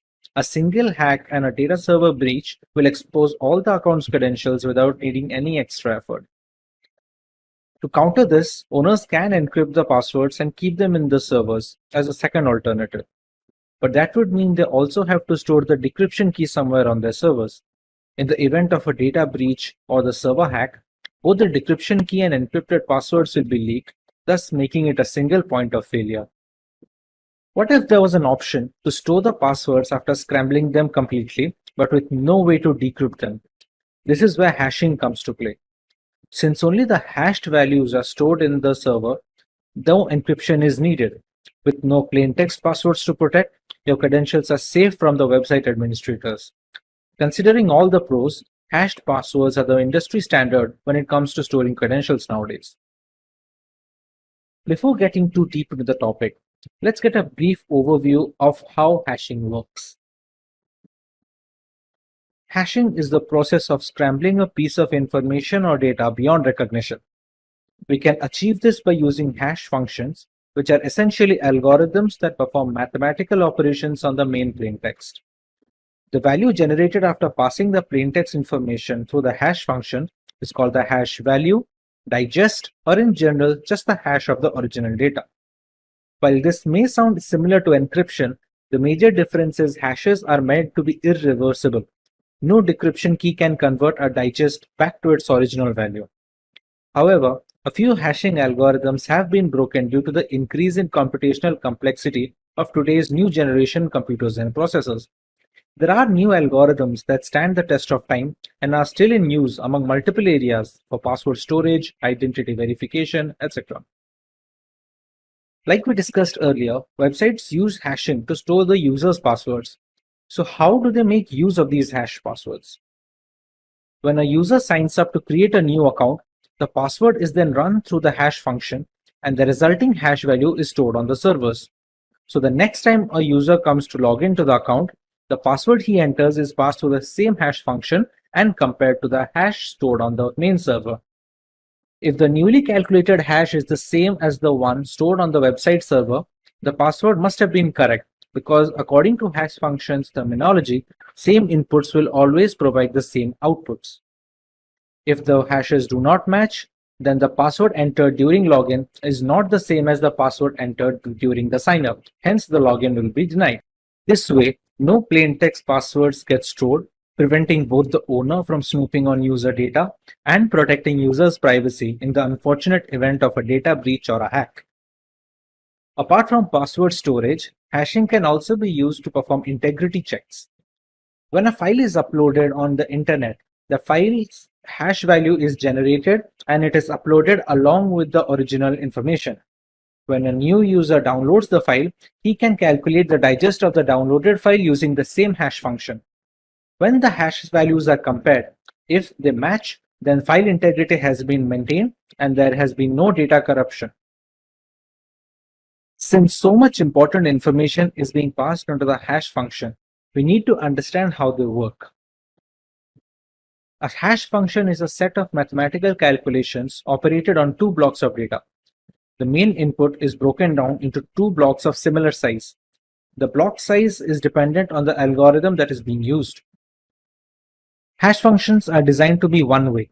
They shouldn't be reversible, at least by design. Some algorithms like the previously mentioned MD5 have been compromised, but more secure algorithms are being used today, like the SHA family of algorithms. The digest size is also dependent on the respective algorithm being used. MD5 has a digest of 128 bits, while SHA-256 has a digest of 256 bits. This digest must always be the same for the same input, irrespective of how many times the calculations are carried out. This is a very crucial feature since comparing the hash value is the only way to check if the data is untouched, as the functions are not reversible. There are certain requirements of a hash function that need to be met before they are accepted. While some of them are easy to guess, others are placed in order to preserve security in the long run. The hash function must be quick enough to encrypt large amounts of data at a relatively fast pace, but it also shouldn't be very fast. Running the algorithm on all cylinders makes the functions easy to brute force and a security liability. There must be a balance to allow the hash function to handle large amounts of data and not make it ridiculously easy to brute force by running through all the possible combinations. The hash function must be dependent on each bit of the input. The input can be text, audio, video, or any other file extension. If a single character is being changed, it doesn't matter how small that character may be, the entire digest must have a distinctly different hash value. This is essential to create unique digests for every password that is being stored. But what if two different users are using the same password? Since the hash function is the same for all users, both the digests will be the same. This is called a hash collision. You may think this must be a rare occasion where two users have exactly the same password, but that is not the case. We have techniques like salting that can be used to reduce these hash collisions, as we will discuss later in this video. You would be shocked to see the most used passwords of 2020. All of these passwords are laughably insecure, and since many people use the same passwords repeatedly on different websites, hash collisions risks are more common than one would expect. Let's say the hash functions find two users having the same password. How can they store both the hashes without messing up the original data? This is where salting and peppering come to play. Salting is the process of adding a random keyword to the end of the input before it is passed on to the hash function. This random keyword is unique for each user on the system, and it is called the salt value or just the salt. So even if two passwords are exactly the same, the salt value will differ, and so will their digest. There is a small problem with this process though. Since the salt is unique for each user, they need to be stored in the database along with the passwords, and sometimes even in plain text to speed up the process of continuous verification. If the server is hacked, then the hashes will need to be brute forced, which takes a lot of time. But if they receive the salts as well, the entire process becomes very fast. This is something that peppering aims to solve. Peppering is the process of adding a random string of data to the input before passing them to the hash function. But this time the random string is not unique for each user. It is supposed to be common for all users in the database, and the extra bit added is called the pepper in this case. The pepper isn't stored on the servers. It is mostly hard-coded onto the website source code, since it's going to be the same for all credentials. This way, even if the servers get hacked, they will not have the right pepper needed to crack into all the passwords. Many websites use a combination of salting and peppering to solve the problem of hash collision and bolster security. Since brute force takes such a long time, many hackers avoid taking the effort. The returns are mostly not worth it, and the possible combinations of using both salting and peppering is humongous. With the consensus aiming towards an educated public on digital privacy, it's no surprise to see an increasing interest in encryption algorithms. We have already covered the major names like the DES and the AES algorithm. MD5 algorithm was one of the first hashing algorithms to take the global stage as a successor to the MD4. Despite the security vulnerabilities encountered in the future, MD5 still remains a crucial part of data infrastructure in a multitude of environments. The MD5 hashing algorithm is a one-way cryptographic function that accepts a message of any length as input, and it returns as output a fixed length digest value to be used for authenticating the original messages. The digest size is always 128 bits irrespective of the input. The MD5 hash function was originally designed for use as a secure cryptographic hash algorithm to authenticate digital signatures. MD5 has also been deprecated for uses other than as a non-cryptographic checksum to verify data integrity and detect unintentional data corruption. Ronald Rivest, founder of RSA Data Security and Institute professor at MIT, designed MD5 as an improvement to a prior message digest algorithm, which was the MD4. As already iterated before, the process is straightforward. We pass a plaintext message to the MD5 hash functions, which in turn perform certain mathematical operations on the clear text to scramble the data. The 128-bit digest received from this is going to be radically different from the plaintext. The goal of any message digest function is to produce digests that appear to be random. To be considered cryptographically secure, the hash function should meet two requirements.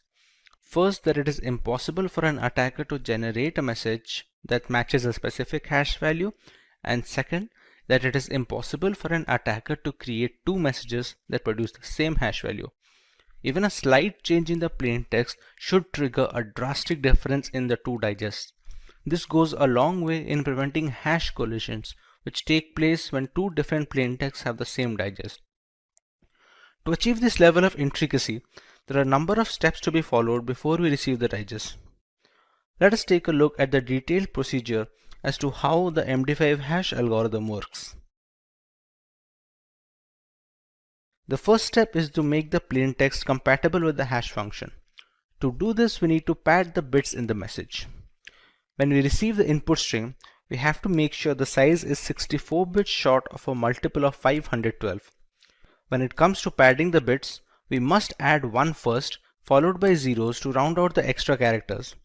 This prepares a string to have a length of just 64 bits less than any multiple of 512. Here on out, we can proceed on to the next step where we have to pad the length bits. Initially in the first step, we appended the message in such a way that the total length of the bits in the message was 64 bits short of any multiple of 512. Now we add the length bits in such a way that the total number of bits in the message is perfectly a multiple of 512. That means 64-bit lengths to be precise are added to the message. Our final string to be hashed is now a definite multiple of 512. The next step would be to initialize the message digest buffer. The entire hashing plain text is now broken down into 512-bit blocks. There are 4 buffers or registers that are of 32 bits each, named A, B, C, and D. These are the 4 words that are going to store the values of each of these subblocks. The first iteration to follow these registers will have fixed hexadecimal values as shown on the screen below. Once these values are initialized, of these 512 blocks, we can divide each of them into 16 further subblocks of 32 bits each. For each of these subblocks, we run 4 rounds of operations having the 4 buffer variables A, B, C, and D. These rounds require the other constant variables as well, which differ with each round of operation. The constant values are stored in a random array of 64 elements. Since each 32-bit subblock is run 4 times, 16 such subblocks equal 64 constant values needed for a single block iteration. The subblocks can be denoted by the alphabet M, and the constant values are denoted by the alphabet T. Coming to the actual round of operation, we see our 4 buffers which already have pre-initialized values for the first iteration. At the very beginning, the values of buffers B, C, and D are passed on to a non-linear logarithmic function. The formula behind this function changes by the particular round being worked on, as we shall see later in this video.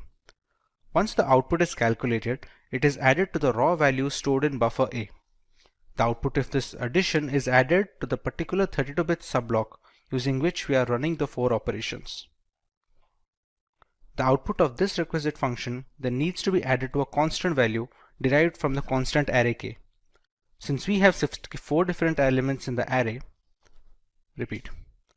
Since we have 64 different elements in the array, we can use a distinct element for each iteration of a particular block. The next step involves a circular shift that increases the complexity of the hash algorithm and is necessary to create a unique digest for each individual input. The output generated is later added to the value stored in the buffer B. The final output is now stored in the second buffer of B of the output register. Individual values of C, D, and A are derived from the preceding element before the iteration started, meaning the value of B gets stored in C, value of C gets stored in D, and the value of D in A. Now that we have a full register ready for this subblock, the values of A, B, C, D are moved on as input to the next subblock. Once all 16 subblocks are completed, the final register value is saved and the next 512-bit block begins. At the end of all these blocks, we get a final digest of the MD5 algorithm. Regarding the non-linear process mentioned in the first step, the formula changes for each round it's being run on. This is done to maintain the computational complexity of the algorithm and to increase randomness of the procedure. The formula for each of the 4 rounds uses the same parameters, that is B, C, and D, to generate a single output. The formulas being used are shown on the screen right now. Algorithm. Unlike the latest hash algorithm families, a 32-bit digest is relatively easier to compare when verifying the digests. They don't consume a noticeable amount of disk storage and are comparatively easier to remember and reiterate. Passwords need not be stored in plain text format, making them accessible for hackers and malicious actors. When using digests, the database security also gets a boost since the size of all the hash values will be the same. In the event of a hack or a breach, the malicious actor will only receive the hashed values, so there is no way to regenerate the plain text, which would be the user passwords in this case. Since the functions are irreversible by design, hashing has become a compulsion when storing user credentials on the server nowadays. A relatively low memory footprint is necessary when it comes to integrating multiple services into the same framework without a CPU overhead. The digest size is the same, and the same steps are run to get the hash value, irrespective of the size of the input string. This helps in creating a low requirement for computational power and is much easier to run on older hardware, which is pretty common in server farms around the world. We can monitor file corruption by comparing hash values before and after transit. Once the hashes match, file integrity checks are valid and we can avoid data corruption. Hash functions will always give the same output for the similar input, irrespective of the iteration parameters. It also helps in ensuring that the data hasn't been tampered with en route to the receiver of the message. We use our Wi-Fi every day for work, and we use the internet for entertainment and communication. The dependency on technology is at an all-time high thanks to the radical developments and innovation in these last 2 decades. A big portion of this belongs to ensuring secure channels of communication and data transmission. The secure hash algorithm are a family of cryptographic hash functions that are published by the National Institute of Standards and Technology along with the NSA. It was passed as a Federal Information Processing Standard, also known as FIPS. It has 4 different families of hash functions. SHA-0 is a 160-bit hash function published in 1993, and it was closed down later after an undisclosed significant flaw. SHA-1 is also a 160-bit hash function which resembles the earlier MD5 algorithm. This was designed by the NSA to be a part of the digital signature algorithm. SHA-2 is a family of 2 similar hash functions with different block sizes, known as the SHA-256 and the SHA-512. They differ in the word size. SHA-256 uses 32-bit words, while SHA-512 uses 64-bit words. SHA-3 is a hash function properly known as KCAC. It was chosen in 2012 after a public competition among non-NSA designers. It supports the same hash length as SHA-2, and its internal structure differs significantly from the rest of the SHA family. As we have already iterated, the process is straightforward. We pass a plain text message to the SHA hash function, which in turn performs certain mathematical operations on the clear text to scramble the data.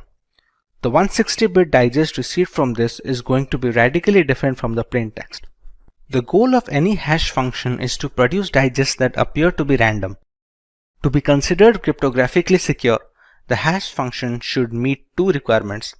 First, that it is impossible for an attacker to generate a message that matches a specific hash value, and second, it should be impossible for an attacker to create 2 messages producing the exactly same hash value.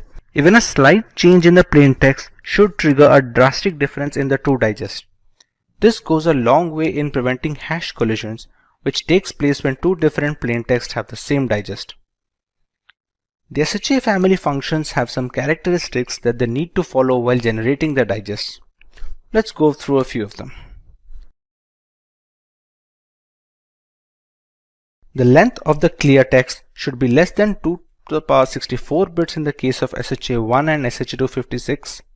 This is essential to keep the plain text compatible with the hash function, and the size needs to be in comparison area to keep the digest as random as possible. The length of the hash digest should be 256 bits in the SHA-256 algorithm, 512 bits in the SHA-512 algorithm, and so on. Bigger digest usually suggests significantly more calculations at the cost of speed and space. We typically go for the longest digest to bolster security, but there must be a definite balance between the speed and security of a hash function. By design, all hash functions of the SHA-512, SHA-256 are irreversible. You should neither get a plain text when you have the digest beforehand, nor should the digest provide the original value when you pass it through the same hash function again. Another case of protection is that when the hash digest is passed into the SHA function for a second time, we should get a completely different digest from the first instance. This is done to reduce the chance of brute force attacks. To achieve this level of intricacy, there are a number of steps to be followed before we receive the digest. Let us take a look at the detailed procedure as to how the SHA algorithm works. The first step is to make the plain text compatible with the hash function. To do this, we need to pad the bits in the message. When you receive the input string, you have to make sure the size is 64 bits short of a multiple of 512. When it comes to padding the bits, you must add 1 first, followed by the remaining zeros to round out the extra characters. This prepares our string to have a length just 64 bits less than any multiple of 512. Here on out, we can proceed to the next step where we have to pad the length bits. Initially, in the first step, we appended the message in such a way that the total number of bits in the message was 64 bits short from becoming a multiple of 512. Now we add the length of bits in such a way that the total number of bits in the message is a perfect multiple of 512. That means 64 bits plus the length of the original message becomes a multiple of 512. This becomes a final string that needs to be hashed. In the next step, we have to initialize these chaining variables. The entire plaintext message can now be broken down into blocks of 512 bits each. Unlike other hash algorithms like MD5, which use 4 registers or buffers, SHA family use 5 buffers of 32 bits each. They are named A, B, C, D, and E. These registers go through multiple rounds of operation, where the first iteration has fixed hexadecimal values, as can be seen in the screen. Moving on, we have to process each of the 512-bit blocks by breaking each of them into 16 sub-blocks of 32 bits each. Each of them goes through 4 rounds of operation that use the entire register and have the 512-bit block along with the constant array. Out of those 4 rounds, each round has 20 iterations. So in general, we have 80 rounds sum total. The constant value of k is an array of 80 elements. Of those 80, 16 elements are being used each round, so that comes out to 80 rounds for each of those elements. The value of t differs by the number of rounds, as can be seen in the table below. A single formula is necessary to calculate the output of each round and iteration. The formula can be ABCDE register is equal to E plus a non-linear process P along with a circular shift of A plus WT plus KT. In this formula, ABCD is the register value of the chaining variables as we discussed before. P is the logical process which has a different formula for each round. S5 is a circular shift by 5 bits. And WT is a 32-bit string derived from the existing subblock. This can be calculated depending on the iteration at hand. KT signifies a single element of the 80-character element array, which changes depending on the particular round at hand. For the values of WT, the first 16 values are the same as that of the subblocks, so there is no extra calculation needed. For the next 64 elements, the value of WT can be calculated as shown in the formula here. To better understand this, let's take a look at how each of this goes in a sequential process. We have our initial register using the 5 words of 32 bits each. In the first step, we put the values of A, B, C, and D to the subsequent register as the output. Next, we use a non-linear process P that changes depending on the round and uses the values of B, C, and D as input. Whatever output is generated from the non-linear process, it is added with the value of the E register. Next, the value of A is circular shifted by 5 bits and is added with the output generated in the previous step. The next step is adding the value of WT and the constant element of KT. The current output is then stored in the register A. Similarly, this iteration is repeated every round and for each subblock in the process. Once all the registers are complete, and all the subblocks are joined together to form the single ciphertext message, we will have our hashed output. Regarding the nonlinear process P that uses the values of B, C, and D as input, the formula changes every round to maintain a complexity of the program that can withstand brute force attacks. Depending on the round, the values are passed through a logical operation, which is then added with the values of WT, KT, and so on. Now that we understand how to get our hash digest from the plain text, let us learn about the advantages we obtain when using the SHA hash algorithm instead of relying on data in a plain text format.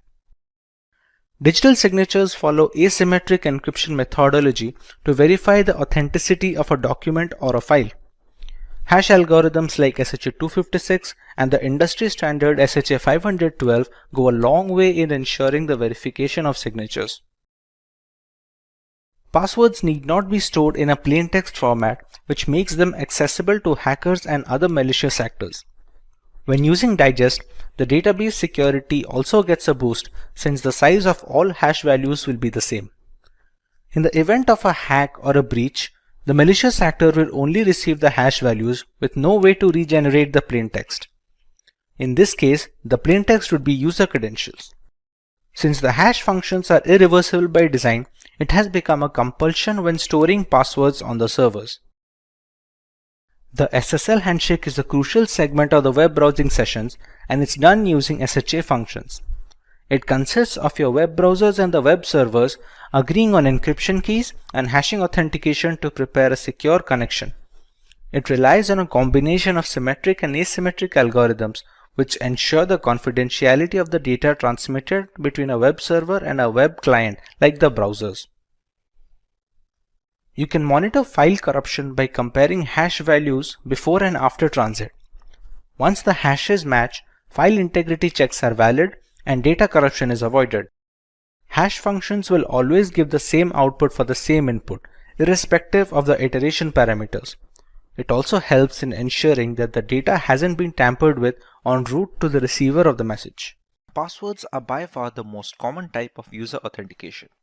They are popular because their theory makes perfect sense to individuals and is reasonably simple to implement for developers.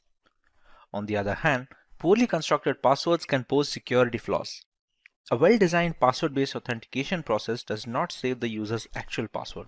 This would make it far too simple for a hacker or a malevolent insider to access all of the system's user accounts. In this video, you will learn how to crack passwords and simultaneously try to make your passwords as brute force resistant as possible. Let's take a look at the topics to be covered today. We start by learning about what is password cracking in general. Next, we take a look at the different techniques of password cracking that hackers use in order to generate user credentials for hacking. Moving on, we take a look at the multiple tools that hackers can use to generate these hashes and the passwords. Finally, we take a look at the steps and the guidelines that users can follow to prevent their passwords from being cracked. Let's start by giving a basic idea about password cracking. Password cracking is the process of identifying an unknown password to a computer or a network resource using a program code. It can also assist a threat actor in gaining illegal access to resources. Malicious actors can engage in various criminal activities with the information obtained through password cracking. The procedure might entail comparing a set of words to guess credentials or using an algorithm to guess the password repeatedly. Password cracking can be done for several reasons, but the most malicious reason is in order to gain unauthorized access to a computer without the owner's awareness. This results in cybercrime, such as stealing passwords for the purpose of accessing banking information. Other non-malicious reasons for password cracking occur when someone has misplaced or forgotten a password. Another example of non-malicious password cracking may take place if a system administrator is conducting tests on password strength as a form of security test.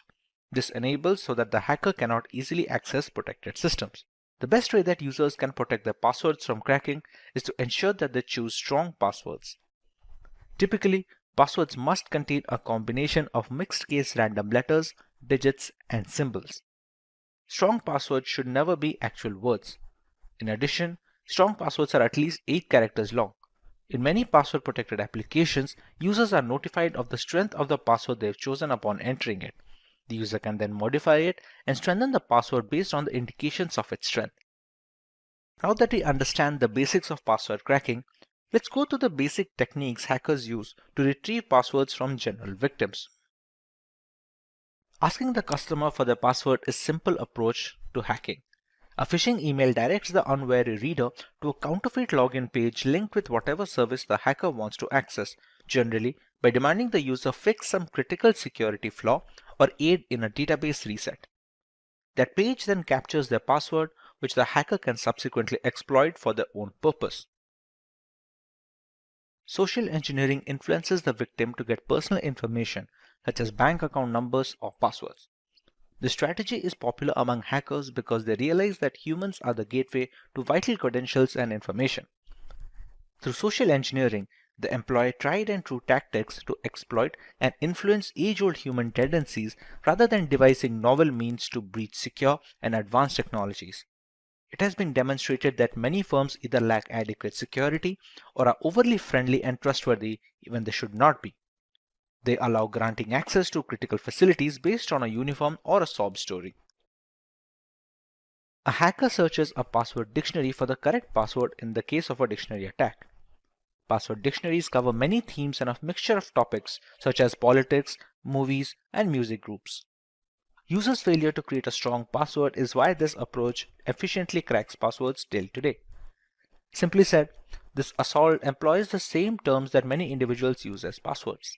A hacker can compare the password hash obtained to hashes of the password dictionaries to find the correct plain text password.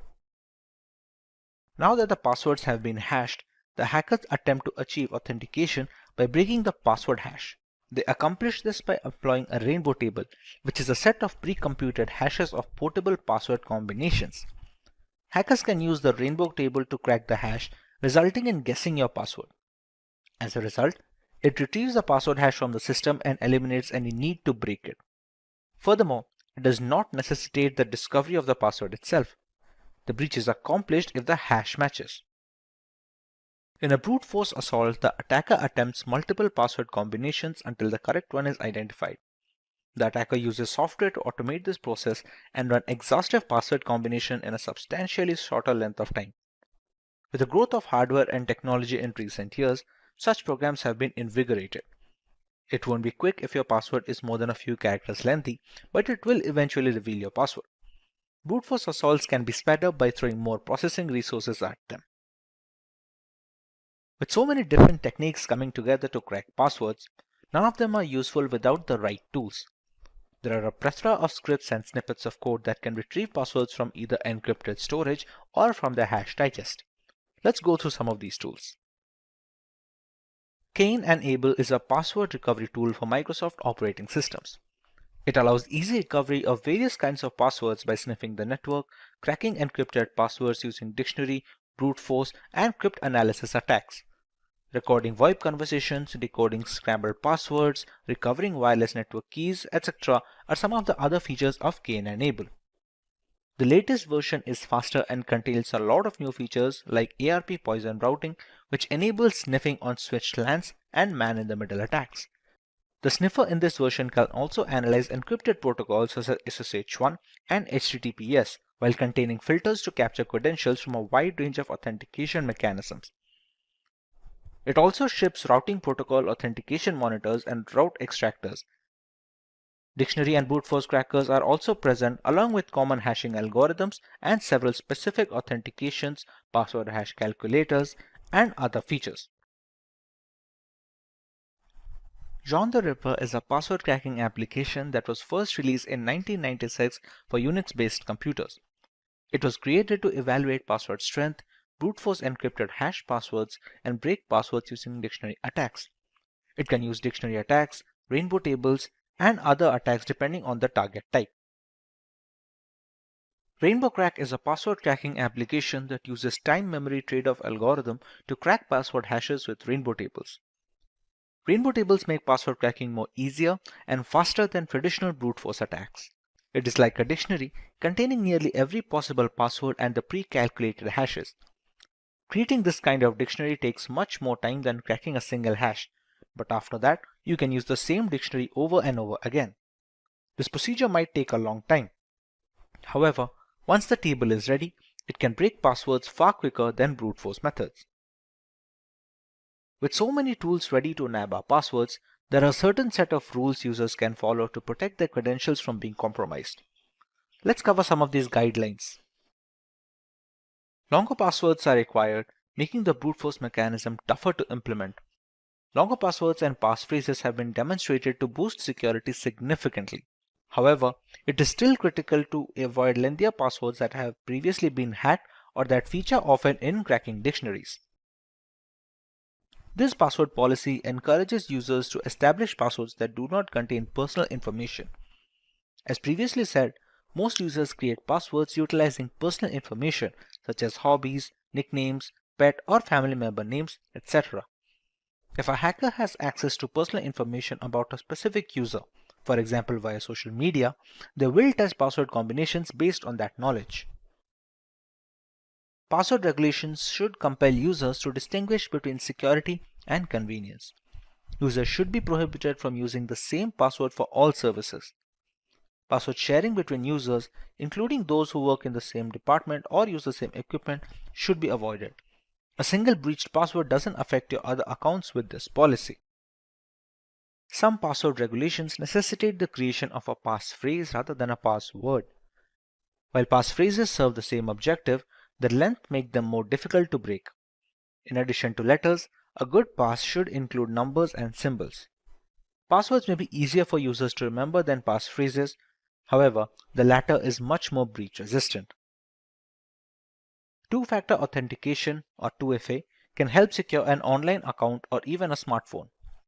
2FA does this by asking the user to provide two forms of information, a password or a personal identification PIN, and a code texted to the user's smartphone or a fingerprint before accessing whatever is secured. This helps discourage unauthorized entries to an account without the original owner's permission. At this point, you may wonder why you need a strong password in the first place. Even if most websites are safe, there is still a danger that someone will try to access or exploit your information.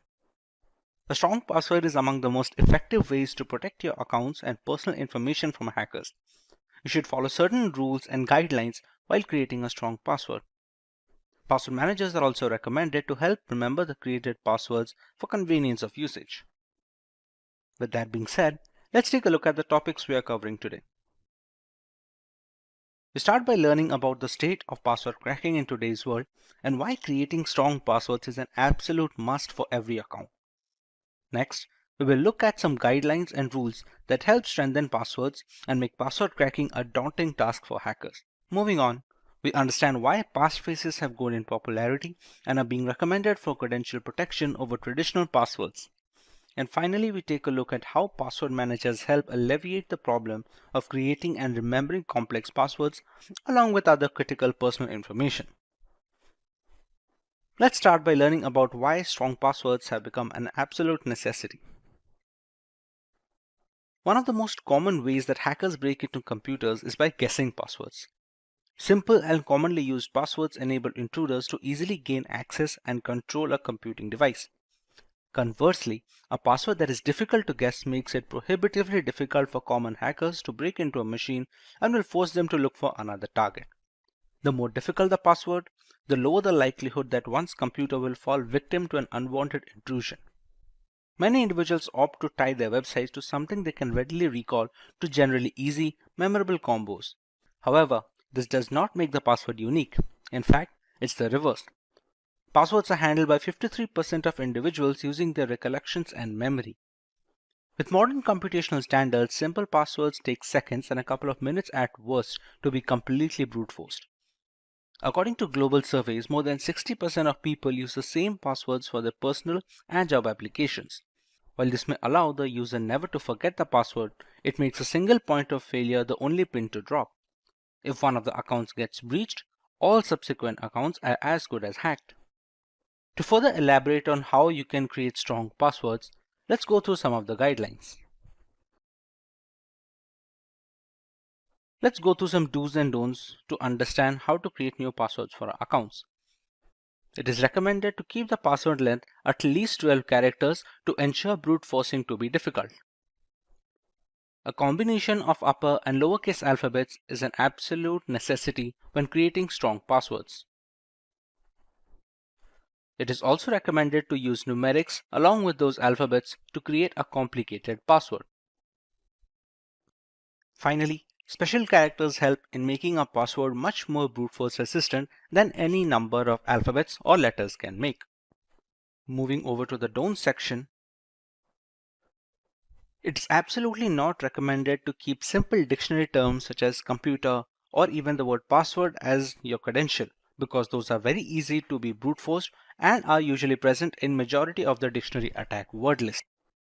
Similarly, changing a single alphabet or a single character in a dictionary word does not make it brute force resistant, considering there are already algorithms present that can counter this tactic. Using the same character multiple times in a password also reduces the strength and makes it easier to crack for hackers. Apart from using single characters multiple times, following patterns that are present on the traditional English keyboard, such as KWERTY, or the line below the main alphabet such as the ZX, CV, B, and M, etc., make it easier to guess, since these are once again common combinations that are present in word list already. Finally, the most important part being not using personal information such as birthdays, addresses, and other important information in the passwords. More often than not, if a hacker is trying to break into your account, there has been some amount of research done, be it via social media or any other medium.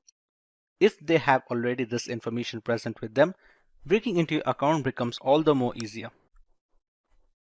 Now that you understand how to create strong password, look at how passphrases have become prevalent as a replacement for plain text passwords. A passphrase is a sentence-like string of words used for authentication that is longer than a traditional password, easy to remember, and difficult to crack. Typical passwords range on an average from 8 to 16 characters, while passphrases can reach up to 100 characters or more. Using a long passphrase instead of a short password to create a digital signature is one of the many ways that users can strengthen the security of their data, devices, and accounts. The longer a passphrase is, the more likely a user is to incorporate bits of entropy or factors that make it less predictable to potential attackers. As more websites, applications, and services increase their user security requirements, a passphrase is a fast and easy way to meet these criteria. Let's take a look at some of the advantages that passphrases have over common passwords. Passphrases are simpler to remember than just a random assortment of symbols and characters. It's easier to comprehend a line from your favorite song or a quotation than a short but difficult password. Passwords are reasonably easy for humans and robots to guess or crack. Online thieves have also advanced and created cutting-edge hacking tools to crack even the most complex passwords. Passphrases are nearly hard to crack since most efficient password cracking programs fail at approximately 10 characters. As a result, even the most sophisticated cracking tool will be unable to guess, brute force, or pre-compute these passwords. Complies with password setting rules with ease are passphrases. The usage of punctuation and upper and lowercase passwords satisfy the password complexity criteria. Most operating systems and apps support passphrases. Phrases of up to 127 characters are permitted on all major operating systems, including Windows, Linux, and Mac. As a result, for optimal protection, you can use lengthier passphrases. But when creating a strong password, the major problem people come across is remembering these passwords or the passphrases. This is where you can find a use for a password manager. When you establish accounts or change passwords, password managers generate new strong passwords and they keep all of them in one place, protected by a single strong master password. If you maintain your master password, the manager will retain everything else, including your username and passphrases, and fill them in for you whenever you sign on to a website or app on your computer or phone. There is no good memory needed for this. This implies that everyone may use the most recent suggestions for strong passwords, such as extended phrases, symbols, grammar, and capitalization. Password managers enable consumers to write a single master password and automatically fill each website with their own unique set of credentials. And not just passwords. Credit card information may be stored securely with several password managers. Some others make multi-factor authentication or use a second test, such as answering a question once the correct password is input, which is a simple and effective solution to verify legitimate login inputs. Among the global players in password managers, services like Bitwarden, KeePass, and Dashlane have been running for years now and are very worthy recommendations if you want to get started with password management. Now that we understand what is hacking, let's take a look at some points to know whether our system is already hacked or not. The first point regarding how to check whether a system is hacked or not can be cases where the system security is switched off by unknown means and it is not visible to the user. This is one of the most primary checkpoints to know if our system is hacked or not. Next point to check whether a system is hacked or not would be frequent antivirus software failures, which are due to the interference from hacking attempts performed by a professional hacker or a cybercriminal. Then we also face problems regarding system's reaction speed, which is affected due to the execution of unknown applications in the background of the system, which also affects the hardware resources in the device. Next, we also face problems regarding passwords, which are no longer working or are changed without a user's intervention, which might indicate that there was some unknown hacking activity that took place in our account. Let's take a look at some more points regarding the topic. There are often cases when the system's cursor moves on its own and perform tasks, indicating that the system is being used by someone else using an illegal hacking method. There are also cases when we often see files and folders being created in the storage disk on the system, which is unknown to us. To better understand the points regarding how to identify whether our system is hacked or not, let's take a look. Then let's start with the first point. If we want to check whether a system is hacked or not, the first point would be to choose the settings option and using privacy and security and moving on to the Windows security. This option that is available on our system allows us to see various protection applications that are available on the system. If we see any problem regarding any one of them, for example, apps and browser control, in my system it says there's a problem with it, which might be due to hacking attempts that was done on my system. Now let's take a look at the other option, how we can check whether our system is hacked or not. That would be checking the antivirus software that is installed in our system. If you face problems regarding that, this might be the issue. According to my antivirus software, it says my computer is at risk.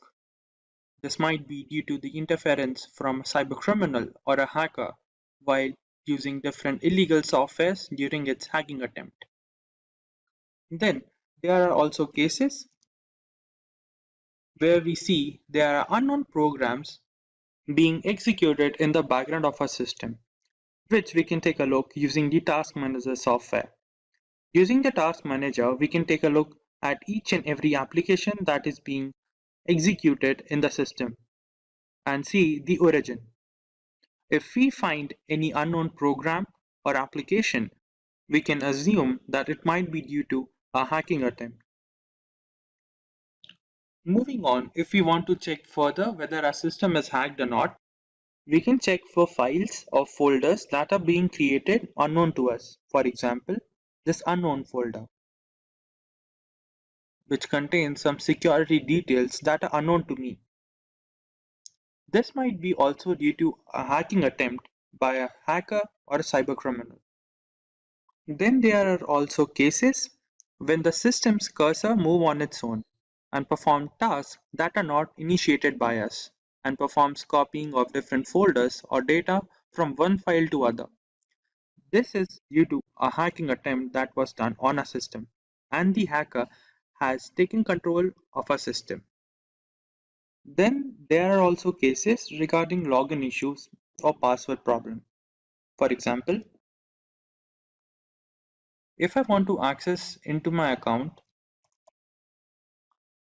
and there's a problem with the password, it might be due to the attempt of hacking into my account by a professional hacker.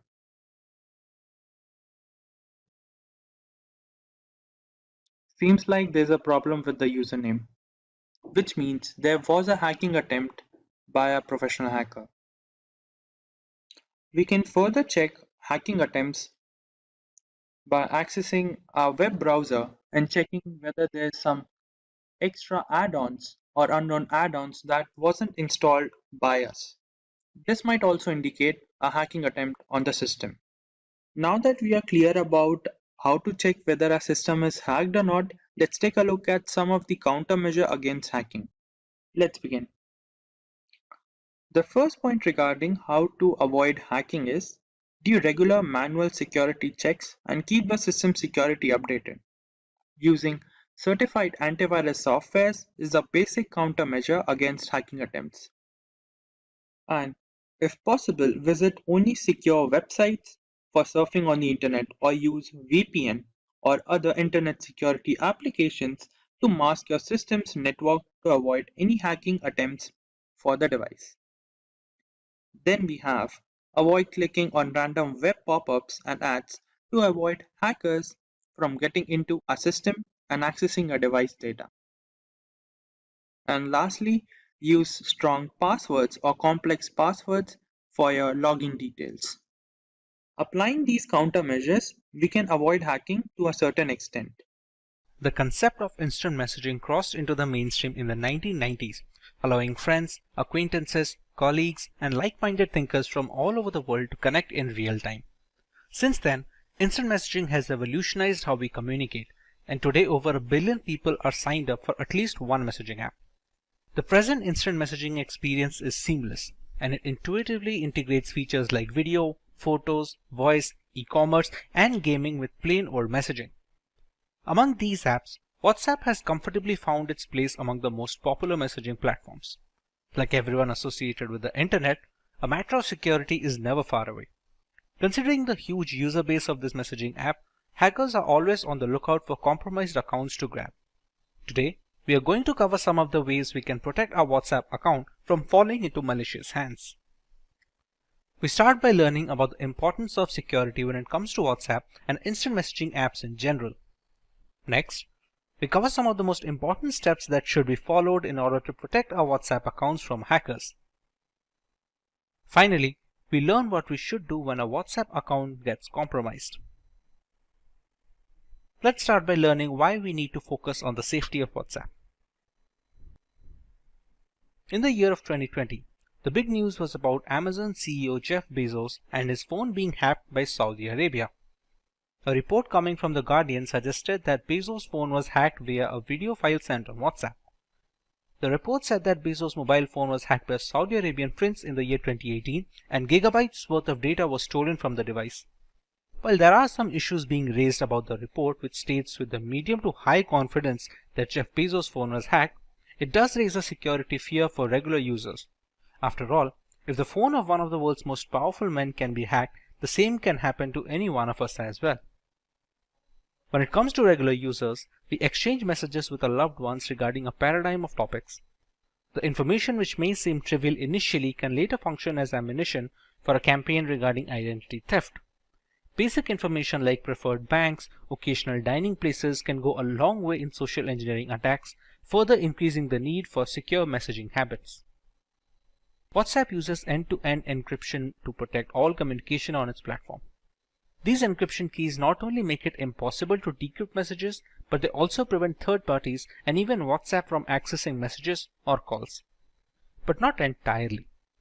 Although end-to-end encryption makes WhatsApp more secure than other communication apps, no app is 100% safe to use. Like any application or digital device, WhatsApp is often targeted by bad actors. It also has access to your contacts and tracks where and how long you use it, putting your privacy and personal information at risk.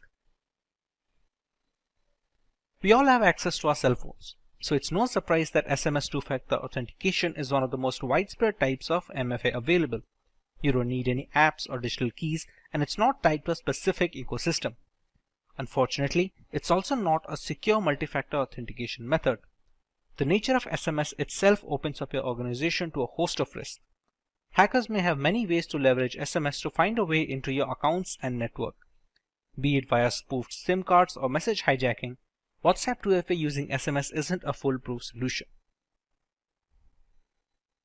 Now that we understand the variety of reasons why WhatsApp needs extra security, let's go through some of the ways we can achieve this. It is more than probable that one fine day you might receive a WhatsApp message or even an SMS that reads that your order is delayed, please check its status here, or your account is locked and please unlock it here, or even some tempting messages like win free 3G and movie tickets here. Some of them may sound intimidating and some of them may be lucrative, but they all have one purpose: to trick you into clicking that link, and once you do that, it's already over. It will install malware on your phone and you won't have a clue about it. Only when you start noticing that your phone bills are abnormally high or your bank account has been used without your permission, the realization will dawn upon you that something is wrong with your phone. But by then it may be too late. WhatsApp in itself provides various privacy options to users. The messaging platform provides users with option to choose who they want to share their profile photo, status, and other details with. It's a good idea to change the settings to contacts only. This means only phone numbers that are saved on your smartphone will be able to see your profile photo, status, phone number, and auto-delete status as well.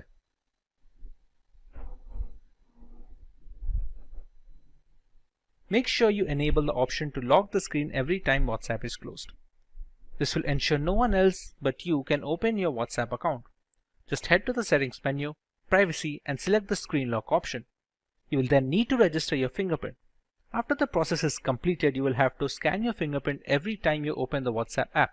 This adds an extra layer of security. The two-step verification works as an extra layer of security and helps WhatsApp users to protect their OTPs and documents shared through WhatsApp. It is very easy to set up a PIN to activate a two-step verification. Users have to enter it periodically once it is activated. WhatsApp will sometimes keep asking users to enter this 6-digit passcode. Users cannot disable this without disabling the two-step verification feature altogether. In case users do not provide WhatsApp with an email ID and want to disable two-step verification, then the number will be permitted to re-verify on WhatsApp without the passcode after 7 days. However, the users will lose all pending messages upon re-verifying. We often have the tendency to log into WhatsApp web at the office and then leave the account open on the desktop. This habit can actually create problems for you. Someone else sitting on the same PC can access all your chats without you even realizing it. It's a good practice to log out from WhatsApp web before leaving the office. It just takes a few seconds to log in again by just scanning the code and you're done. All WhatsApp users should ensure that the chats are end-to-end encrypted. To verify that a chat is end-to-end encrypted, open the chat, tap on the name of the contact to open the contact info screen, and then tap encryption to view the QR code and a 60-digit number. WhatsApp end-to-end encryption ensures that only you and your contact can read the messages that are being exchanged and nobody in between, not even WhatsApp. With the necessary guidelines out of the way, let us go through the recommended course of action should our WhatsApp accounts be compromised. The first and most important thing that you need to do is report the issue to the WhatsApp support team for assistance. Make sure that you reach out to the support team through its help desk and report the hacking attempt. WhatsApp Help Center will take the shortest time to resolve your issue via email or within the app itself. This will help you to take prompt legal action against the hackers. If you can't access your email, call the support team.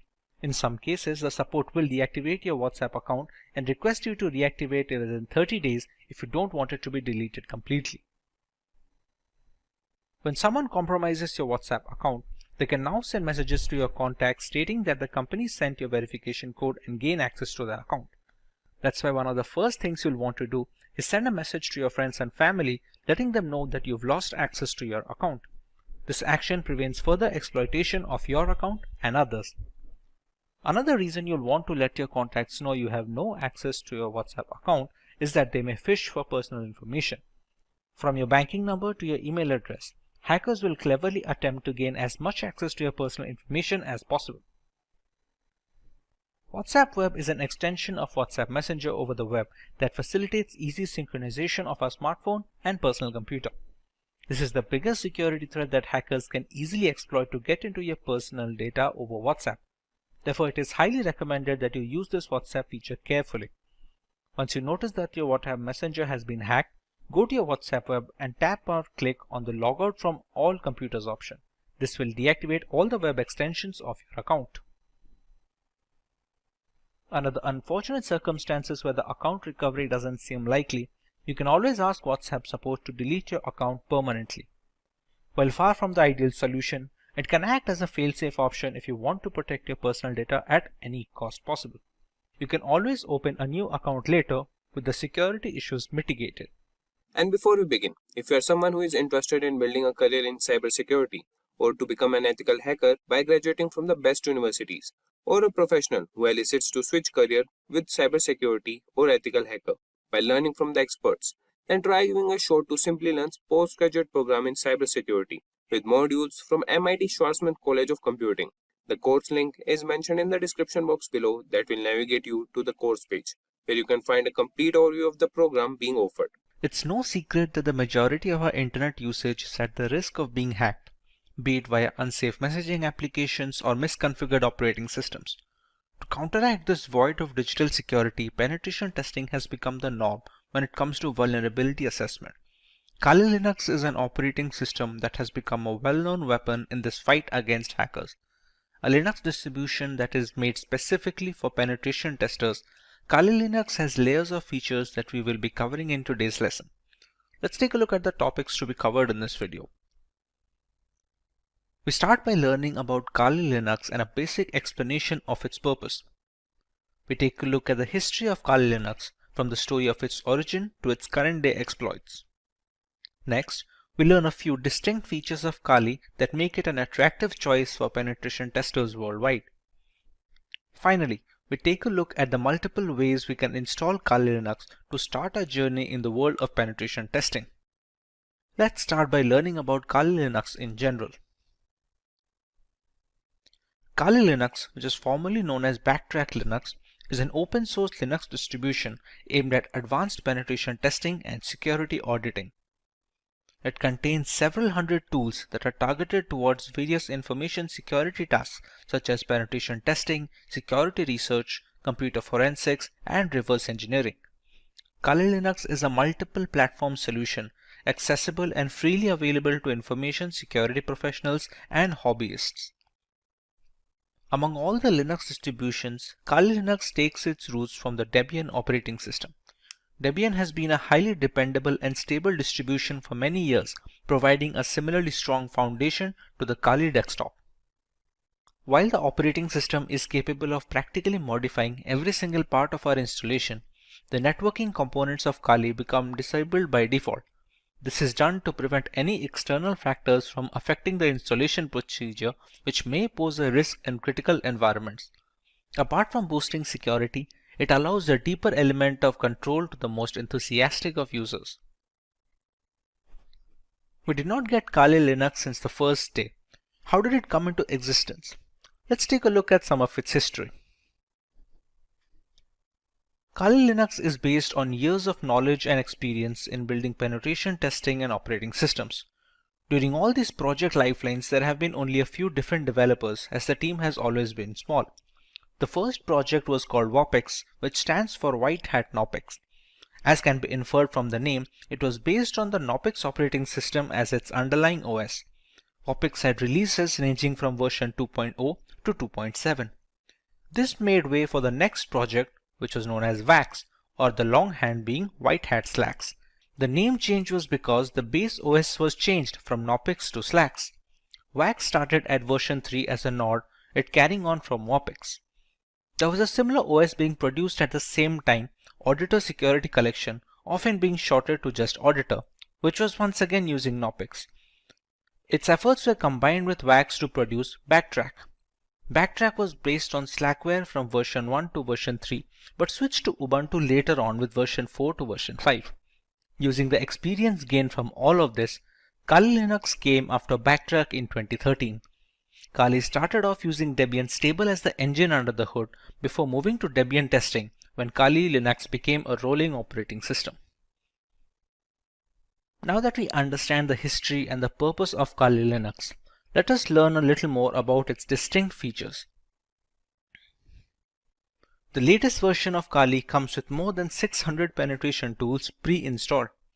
After reviewing every tool that was included in Backtrack, developers have eliminated a great number of tools that either simply did not work or which duplicated other tools that provided the same or similar functionality. The Kali Linux team is made up of a small group of individuals who are the only ones trusted to commit packages and interact with the repositories, all of which is done using multiple secure protocols. Restricting access of critical code bases to external assets greatly reduces the risk of source contamination, which can cause Kali Linux users worldwide a great deal of damage as a direct victim of cybercrime. Although penetration tools tend to be written in English, the developers have ensured that Kali includes true multilingual support, allowing more users to operate in their native language and locate the tools they need for the job. The more comfortable a user feels with the intricacies of the operating system, the easier it is to maintain a stronghold over the configuration and the device in general.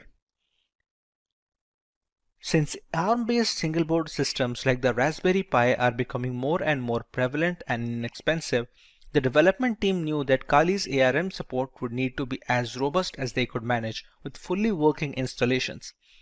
Kali Linux is available on a wide range of ARM devices and has ARM repositories integrated with the mainline distributions, so the tools for ARM are updated in conjunction with the rest of the distribution. All this information is necessary for users to determine if Kali Linux is the correct choice for them. If it is, what are the ways that they can go forward with this installation and start their penetration testing journey?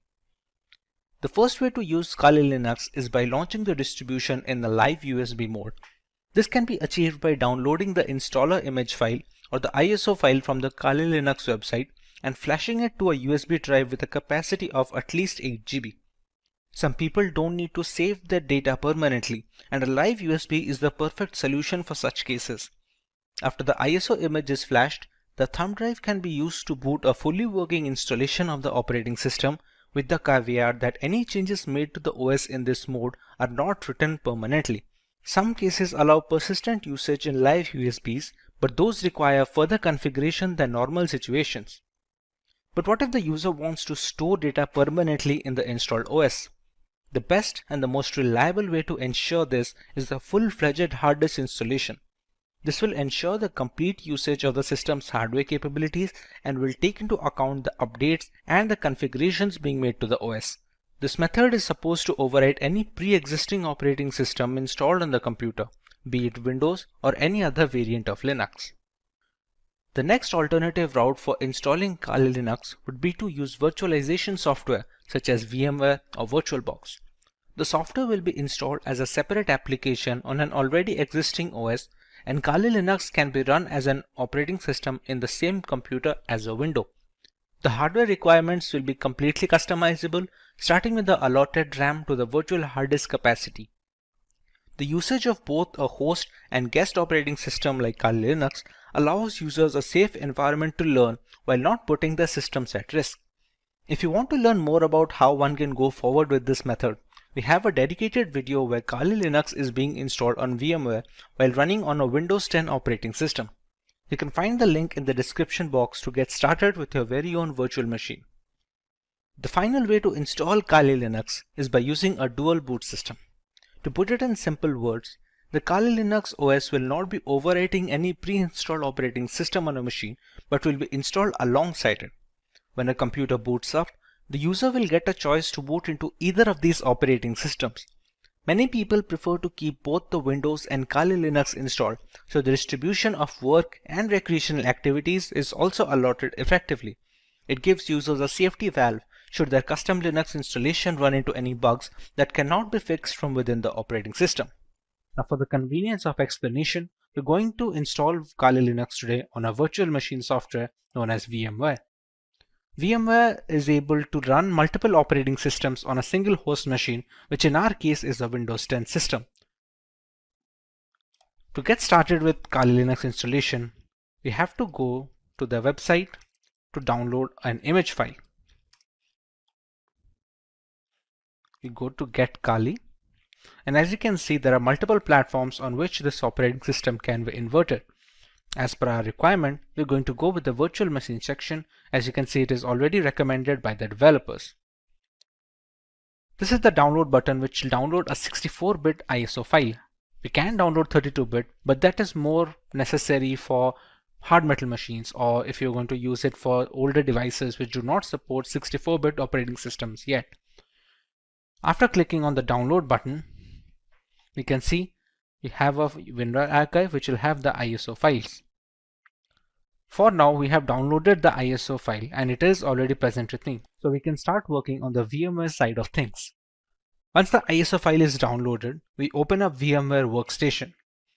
We go to File and we create a new virtual machine. In these two options, it is highly recommended to go with the typical setup rather than the custom one. The custom is much more advanced and requires much more information from the user, which is beneficial for developers and people who are well versed with virtualization software, but for 90% of the cases, typical setup will be enough. Here, we can select the third option, which will be I will install the operating system later.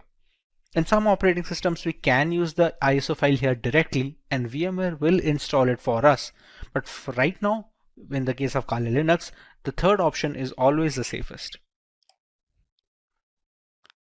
Kali Linux is a Linux distribution, so we can select Linux over here, and the version, as you can see here, have multiple versions such as the multiple kernels. Every distribution has a parent distribution. For example, Kali Linux has Debian, and there are other distributions which are based or forked from some parent distribution. Kali Linux is based off Debian, so we can go with the highest version of Debian, which is the Debian 10.x 64-bit. Go on next. We can write any such name. We can write Kali Linux so that it will be easier to recognize the virtual machine among this list of virtual machine instances. The location can be any location you decide to put.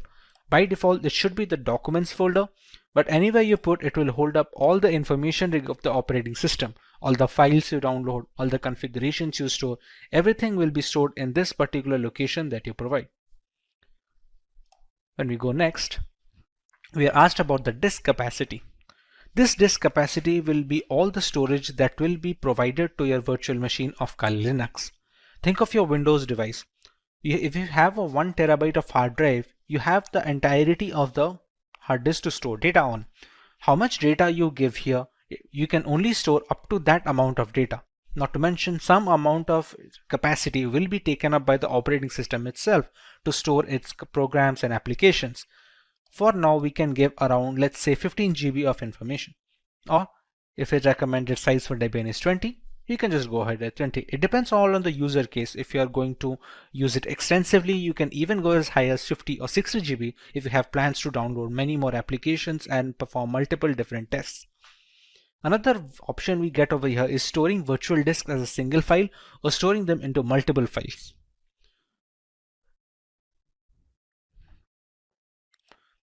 As we already know, this virtual machine runs entirely on VMware.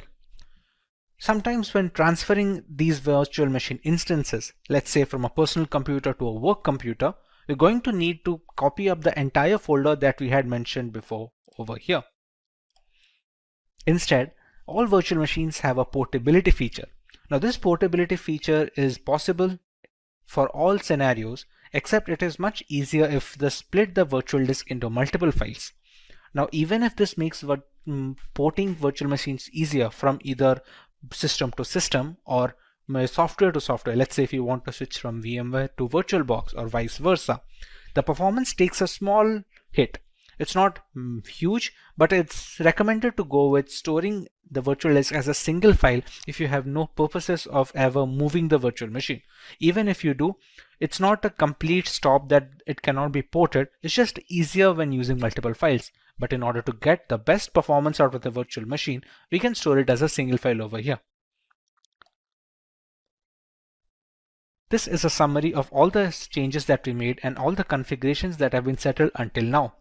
Now at this point of time, we have not provided the .iso file yet, which is the installation file for the Kali Linux that we downloaded from this website.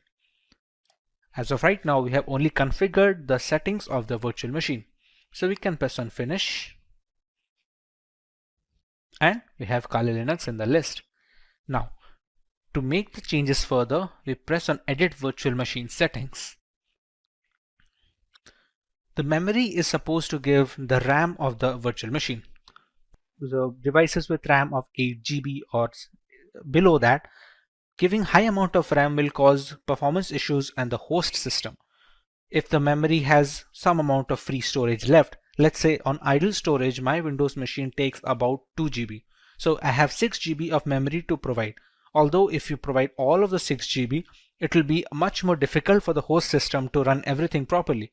So for this instance, we can keep it as 2 GB of memory for the virtual machine instance. Similarly, we can use the number of processors and we can customize it according to our liking. Let's say if we want to use one processor, but we want to use 2 different cores, we can select them as well. Hard disk is pre-set up as the SCSI hard disk, and it does not need to be changed for the installation of this operating system at all. CD-ID DVD. This is where the installation file comes. You can think of the ISO file that we downloaded as a pen drive or a USB thumb drive, which is necessary to install an operating system. To provide this, we're going to select Use ISO image file. We're going to click on Browse.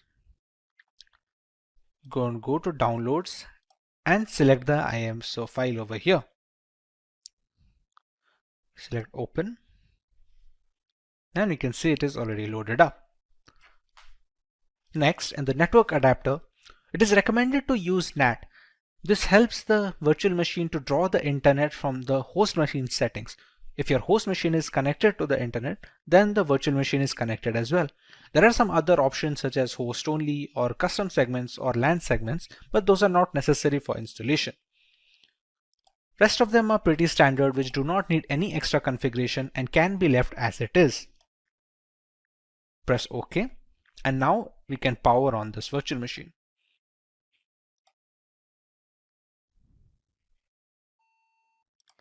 In this screen, we can choose how we want to proceed with the installation. We have a Start Installer option over here. So we're going to press Enter on that.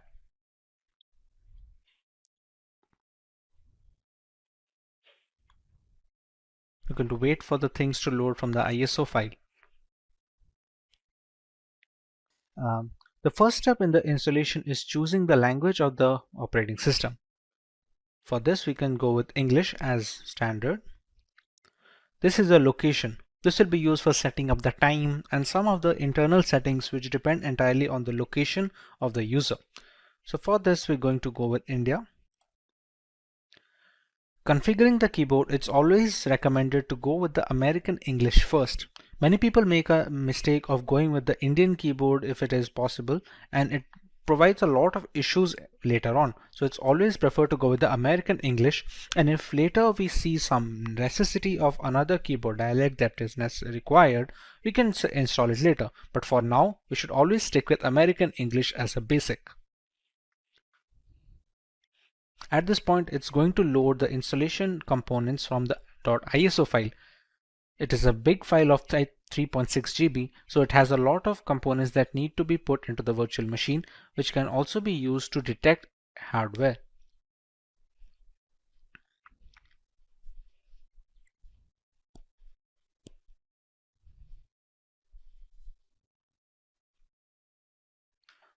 Once the hardware and the network configuration is done by the ISO file, we want to write a host name for the system. This host name can be anything which is used to recognize this device on a local network or a LAN cable. Let's say if we use the name Kali. Domain name, we can skip it for now. It's not necessary as such for the installation. This is the full name for the user. Let's say we can provide the name as Simplilearn as a full name. Next, we're going to set up a username. This username is going to be necessary to identify the user from its root accounts and the subsequent below accounts. For now, we can give it as something as simply123. Now we have to choose a password for the user. Now remember, since this is the first user that is being added onto this newly installed operating system, it needs to be a password for the administrator. We can use whichever password we like over here and use the same password below and press on continue. At this point, it's going to detect on the components on which the operating system can be installed. Like here, there are multiple options like the use entire disk and set up LVM, use entire disk and set up encrypted LVM.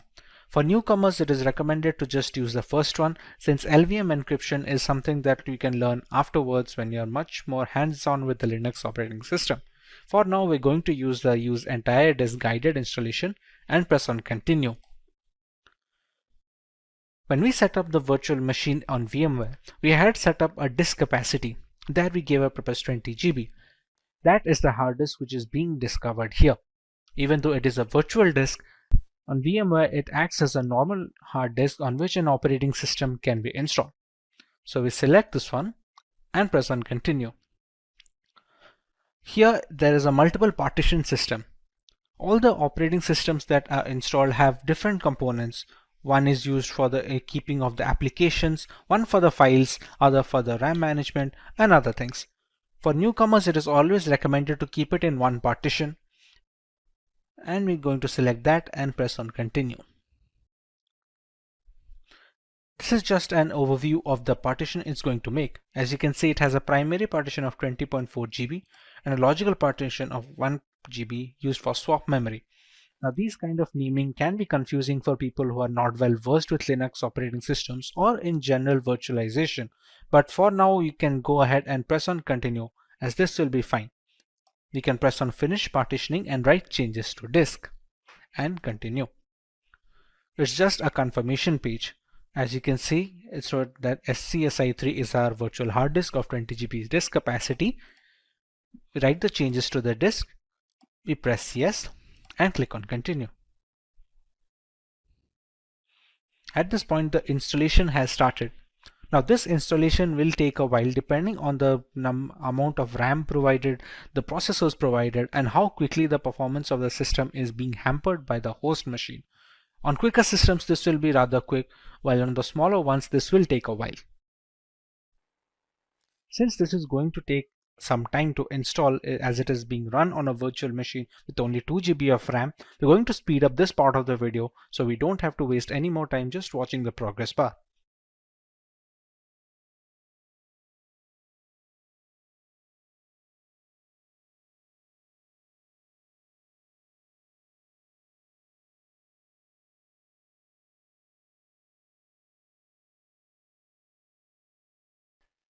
Now that our core installation is completed, it's asking us to configure a package manager. The work of a package manager on Linux operating systems is similar to the Google Play Store on Android mobile devices and on the App Store for the Apple devices.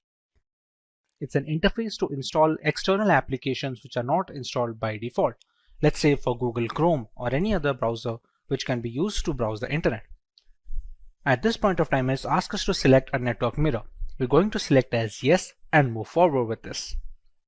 Next, it's going to ask us for an HTTP proxy, which we can leave it as blank and press it as continue forward. At this point of time, it's looking for updates to the Kali Linux installation. This will fetch the new builds from the Kali server, so the installation is always updated to the latest version. Now that the package manager is configured, we have the grub bootloader. The grub is used for selecting the operating system while booting up. Its core functionality is to allow the operating system to be loaded correctly without any faults. So at this point of time, if it asks install the grub bootloader to your primary drive, we can select it as yes and press continue. Remember, the installation was conducted on dev SDA. So we're going to select installation of the grub loader on the same hard disk that we have configured. We press this one and press continue. So now the grub bootloader is being installed. The grub is highly essential because it shows the motherboard where to start the operating system from. Even if the operating system is installed correctly and all the files are in correct order, the absence of a bootloader will not be able to launch the OS properly. As you can see, the installation is finally complete. So now we can press on continue and it's going to finalize the changes.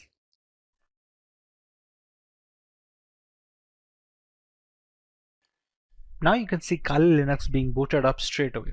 It doesn't check for the ISO file anymore since the operating system is now installed onto the virtual hard disk storage that we had configured before.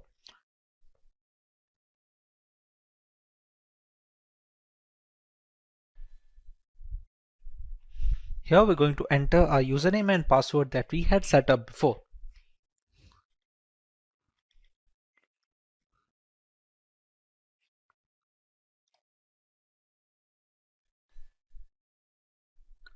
And we have the Kali Linux system booted up.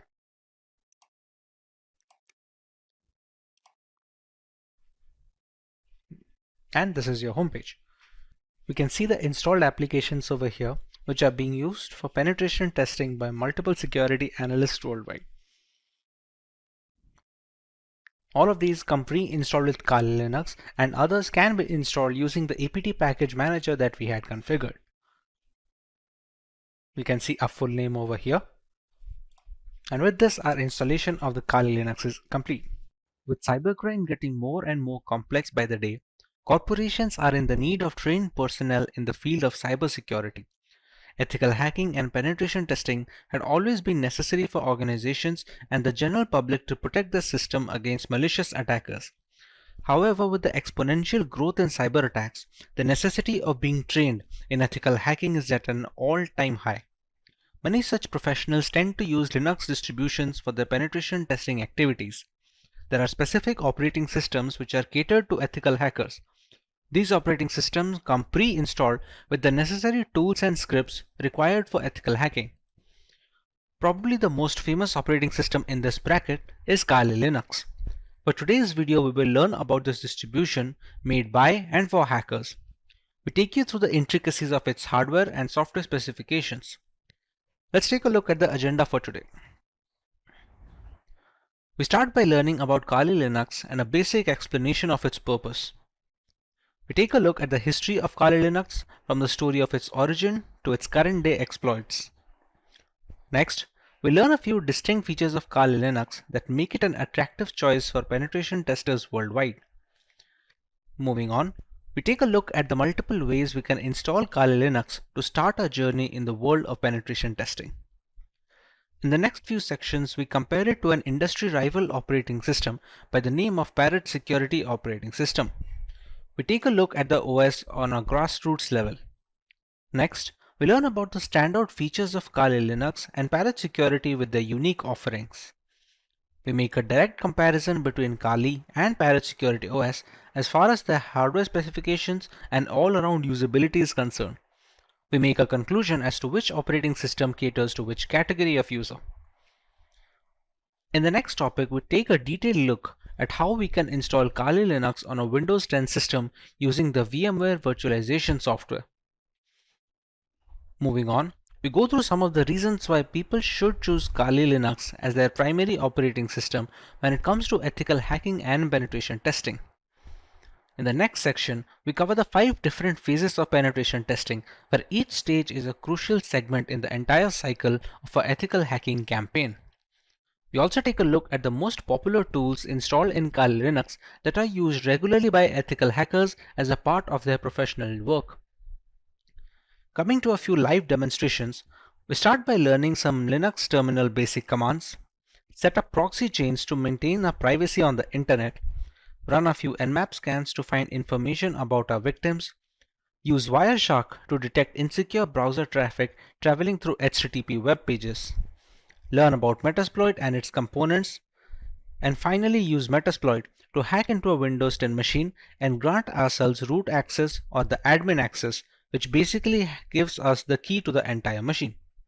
It's no secret that the majority of our internet usage is at the risk of being hacked, be it via unsafe messaging applications or misconfigured operating systems. To counteract this void of digital security, penetration testing has become the norm when it comes to vulnerability assessment. Kali Linux is an operating system that has become a well-known weapon in this fight against hackers. A Linux distribution that is made specifically for penetration testers, Kali Linux has layers of features that we will be covering in today's lesson. Let's take a look at the topics to be covered in this video. We start by learning about Kali Linux and a basic explanation of its purpose. We take a look at the history of Kali Linux from the story of its origin to its current day exploits. Next, we learn a few distinct features of Kali that make it an attractive choice for penetration testers worldwide. Finally, we take a look at the multiple ways we can install Kali Linux to start our journey in the world of penetration testing. Let's start by learning about Kali Linux in general.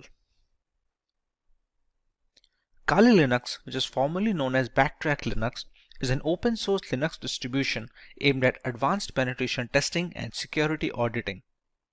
It contains several hundred tools that are targeted towards various information security tasks such as penetration testing, security research, computer forensics, and reverse engineering. Kali Linux is a multiple platform solution accessible and freely available to information security professionals and hobbyists. Among all the Linux distributions, Kali Linux takes its roots from the Debian operating system.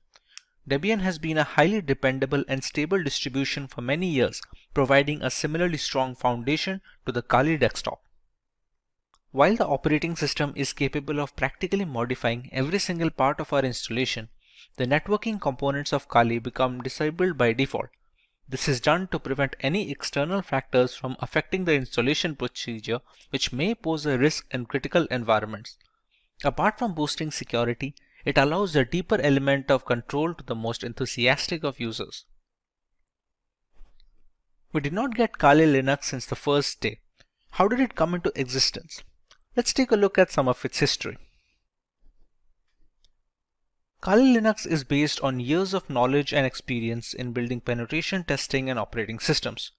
During all these project lifelines, there have been only a few different developers, as the team has always been small. The first project was called WOPEX, which stands for White Hat Knopex. As can be inferred from the name, it was based on the Knopex operating system as its underlying OS. WOPEX had releases ranging from version 2.0 to 2.7. This made way for the next project, which was known as WAX, or the longhand being White Hat Slacks. The name change was because the base OS was changed from Knopex to Slacks. WAX started at version 3 as a nod, it carrying on from WOPEX.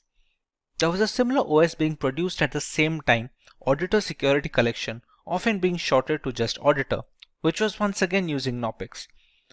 Its efforts were combined with WAX to produce Backtrack. Backtrack was based on Slackware from version 1 to version 3, but switched to Ubuntu later on with version 4 to version 5. Using the experience gained from all of this, Kali Linux came after Backtrack in 2013. Kali started off using Debian stable as the engine under the hood before moving to Debian testing when Kali Linux became a rolling operating system. Now that we understand the history and the purpose of Kali Linux, let us learn a little more about its distinct features. The latest version of Kali comes with more than 600 penetration tools pre-installed. After reviewing every tool that was included in Backtrack, developers have eliminated a great number of tools that either simply did not work or which duplicated other tools that provided the same or similar functionality. The Kali Linux team is made up of a small group of individuals who are the only ones trusted to commit packages and interact with the repositories, all of which is done using multiple secure protocols. Restricting access of critical code bases to external assets greatly reduces the risk of source contamination, which can cause Kali Linux users worldwide a great deal of damage as a direct victim of cybercrime. Although penetration tools tend to be written in English, the developers have ensured that Kali includes true multilingual support, allowing more users to operate in their native language and locate the tools they need for the job. The more comfortable a user feels with the intricacies of the operating system, the easier it is to maintain a stronghold over the configuration and the device in general. Since ARM-based single-board systems like the Raspberry Pi are becoming more and more prevalent and inexpensive, the development team knew that Kali's ARM support would need to be as robust as they could manage with fully working installations. Kali Linux is available on a wide range of ARM devices and has ARM repositories integrated with the mainline distributions, so the tools for ARM are updated in conjunction with the rest of the distribution. All this information is necessary for users to determine if Kali Linux is the correct choice for them. If it is, what are the ways that they can go forward with this installation and start their penetration testing journey? The first way to use Kali Linux is by launching the distribution in the live USB mode. This can be achieved by downloading the installer image file or the ISO file from the Kali Linux website and flashing it to a USB drive with a capacity of at least 8 GB. Some people don't need to save their data permanently, and a live USB is the perfect solution for such cases. After the ISO image is flashed, the thumb drive can be used to boot a fully working installation of the operating system, with the caveat that any changes made to the OS in this mode are not written permanently. Some cases allow persistent usage in live USBs, but those require further configuration than normal situations. But what if the user wants to store data permanently in the installed OS? The best and the most reliable way to ensure this is the full-fledged hard disk installation. This will ensure the complete usage of the system's hardware capabilities and will take into account the updates and the configurations being made to the OS. This method is supposed to override any pre-existing operating system installed on the computer, be it Windows or any other variant of Linux. The next alternative route for installing Kali Linux would be to use virtualization software such as VMware or VirtualBox. The software will be installed as a separate application on an already existing OS, and Kali Linux can be run as an operating system in the same computer as a window. The hardware requirements will be completely customizable, starting with the allotted RAM to the virtual hard disk capacity. The usage of both a host and guest operating system like Kali Linux allows users a safe environment to learn while not putting their systems at risk. If you want to learn more about how one can go forward with this method, we have a dedicated video where Kali Linux is being installed on VMware while running on a Windows 10 operating system. You can find the link in the description box to get started with your very own virtual machine. The final way to install Kali Linux is by using a dual boot system. To put it in simple words, the Kali Linux OS will not be overwriting any pre-installed operating system on a machine, but will be installed alongside it. When a computer boots up, the user will get a choice to boot into either of these operating systems. Many people prefer to keep both the Windows and Kali Linux installed, so the distribution of work and recreational activities is also allotted effectively. It gives users a safety valve should their custom Linux installation run into any bugs that cannot be fixed from within the operating system. Professionals in security testing, penetration testing, and ethical hacking utilize Linux as their preferred operating system. Provide several configurable distributions that you may configure based on your end use. Kali Linux and Parrot OS are two popular penetration testing distributions. While these operating systems each have unique offerings, the overall choice can differ between personnel thanks to their various tools and hardware specifications. Today we will look at both these distributions and settle on the perfect choice for each type of user. Let's go through the agenda for this video. We will learn about Kali Linux and Parrot Security OS from scratch, while understanding their primary selling points as a Linux distribution catered towards penetration testers. Next, we know about some features of these operating systems that stand out of their package. Finally, we directly compare Kali Linux and Parrot Security OS, thereby making a clear-cut conclusion on which OS is perfect on a per-requirement basis. So let's start by learning about Kali Linux from a ground level. Kali Linux, which is formerly known as Backtrack Linux, is an open source Linux distribution aimed at advanced penetration testing and security auditing. It contains several hundred tools targeted towards various information security tasks such as penetration testing, security research, computer forensics, and reverse engineering. Kali Linux is a multi-platform solution, accessible and freely available to information security professionals and hobbyists. Among all the Linux distributions, Kali Linux takes its roots from the Debian operating system. Debian has been a highly dependable and a stable distribution for many years, providing a similarly strong foundation to the Kali Linux desktop. While the operating system can practically modify every single part of our installation, the networking components of Kali Linux come disabled by default. This is done to prevent any external factors from affecting the installation procedure, which may pose a risk in critical environments. Apart from boosting security, it allows a more profound element of security control to the most enthusiastic of users. Now, let's take a look at Parrot Security operating system. Parrot Security OS is a Debian-based Linux distribution with an emphasis on security, privacy, and development. It is built on the Debian's testing branch and uses a custom-hardened Linux kernel. Parrot Security contains several hundred tools targeted towards tasks such as penetration testing, computer forensics, reverse engineering, and security research. It is seen as a generally lightweight distribution that can work under rigorous hardware and software specifications. It features a distinct forensics mode that does not mount any of the system's hard disks or partitions and has no influence on the host system, making it much more stealthy than its regular occurrence. This mode is used on the host system to execute forensic procedures. A rolling release is a paradigm in which software upgrades are rolled out constantly rather than in batches of versions in software development. This ensures that the software is constantly up to date. A rolling release distribution such as Parrot Security OS follows the same concept. It provides the most recent Linux kernel and software versions as soon as they become available. With the basic introduction to the operating systems out of the way, let us take a look at the unique features of both Kali Linux and Parrot Security OS.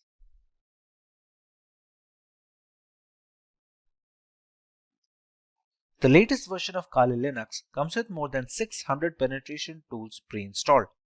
After reviewing every tool included in Backtrack, developers have eliminated a significant number of tools that either simply did not work or duplicated other tools that provided the same and similar functionality. The Kali Linux team comprises a small group of individuals who are the only ones trusted to commit packages and interact with the repositories, all of which is done using multiple secure protocols. Restricting access of critical code bases to external assets dramatically reduces the risk of source contamination, which can cause Kali Linux users worldwide a great deal of damage as a direct victim of cybercrime. Although penetration tools tend to be written in English, the developers have ensured that Kali includes proper multilingual support, allowing more users to operate in the native language and locate the tools they need for their job. The more comfortable a user feels with the intricacies of the operating system, the easier it is to maintain a strong hold over the configuration and the device in general. Since ARM-based single-board systems like the Raspberry Pi are becoming more prevalent and inexpensive, the development team knew that Kali's ARM support would need to be as robust as they could manage with fully working installations. Kali Linux is available on a wide range of ARM devices and has ARM repositories integrated with the mainline distribution, so the tools for ARM are updated in conjunction with the rest of the distribution. Let's take a look at some of the features of Parrot Security operating system now.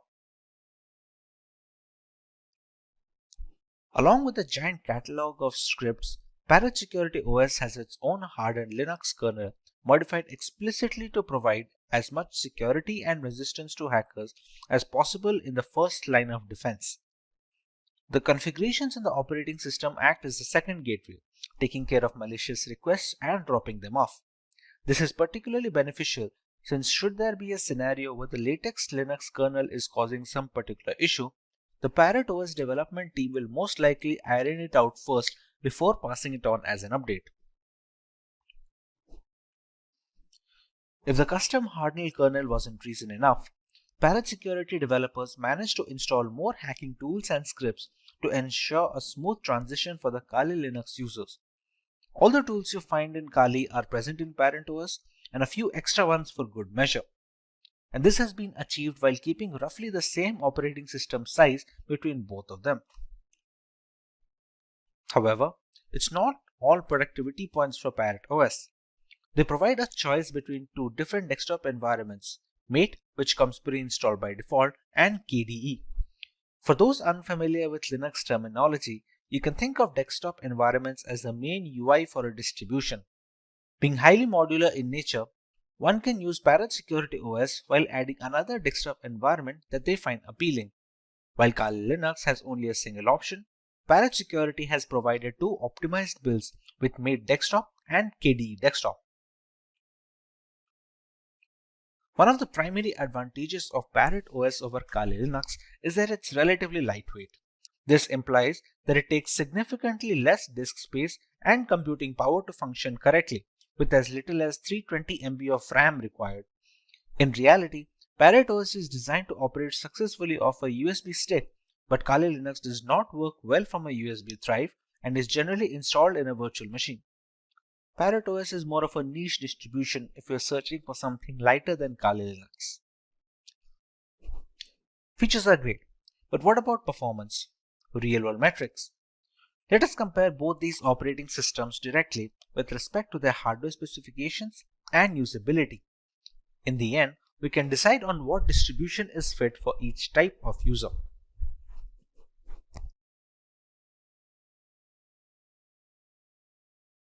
For our first point of comparison, let's take a look at the RAM required. For optimum performance of the operating system, which is highly essential when trying to crack hashes or something of similar nature, RAM usage is a very important facet. While Kali Linux demands at least 1 GB of RAM, Parrot Security can operate optimally with a minimum of 320 MB of RAM.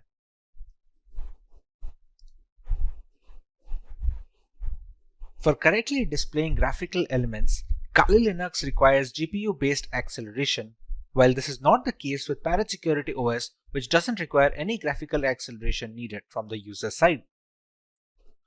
Once these operating systems are installed on VMware using their live boot ISOs, they take up a minimum amount of hard disk storage.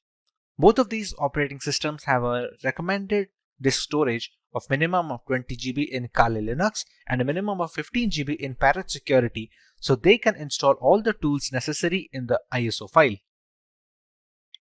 When it comes to the category and the selection of tools, Kali Linux has always been the first in securing every single tool available for hackers in the penetration testing industry.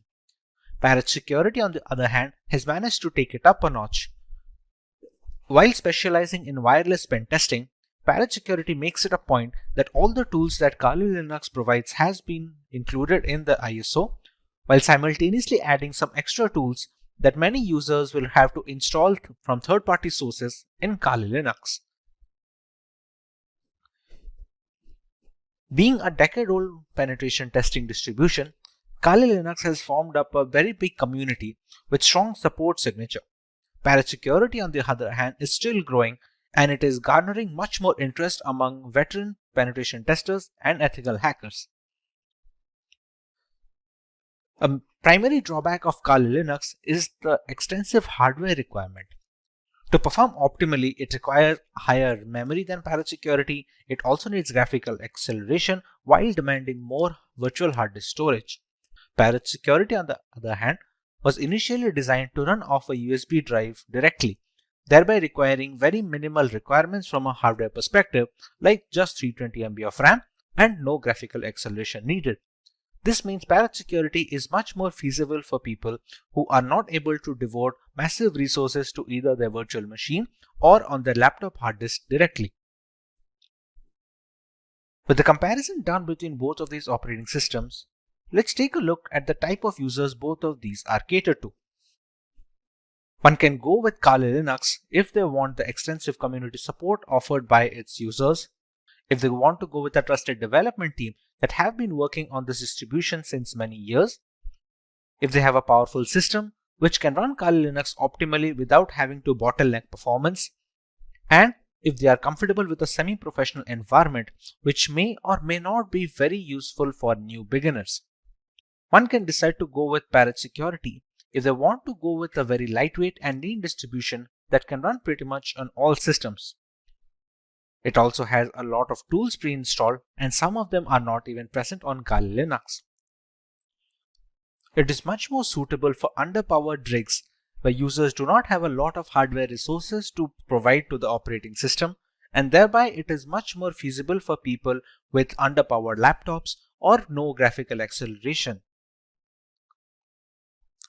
Compared to Kali Linux, Parrot Security's desktop environment is also relatively easier to use for new beginners. For people who are just getting into ethical hacking, Parrot Security does a relatively better job of introducing them to the operating system and to the various tools without having to dump them into the entire intricacies. The installation of Kali Linux. There are multiple ways to install Kali Linux. We can either install it on a normal hard drive in a virtual machine software such as VMware or VirtualBox, or we can do that in hard bare metal machines. Now, for the convenience of explanation, we're going to install Kali Linux today on a virtual machine software known as VMware. VMware is able to run multiple operating systems on a single host machine, which in our case is a Windows 10 system. To get started with Kali Linux installation, we have to go to the website to download an image file. We go to Get Kali, and as you can see, there are multiple platforms on which this operating system can be inverted. As per our requirement, we're going to go with the virtual machine section. As you can see, it is already recommended by the developers. This is the download button, which will download a 64-bit ISO file. We can download 32-bit, but that is more necessary for hard metal machines, or if you're going to use it for older devices which do not support 64-bit operating systems yet. After clicking on the download button, we can see we have a WinRAR archive which will have the ISO files. For now, we have downloaded the ISO file and it is already present with me. So we can start working on the VMware side of things.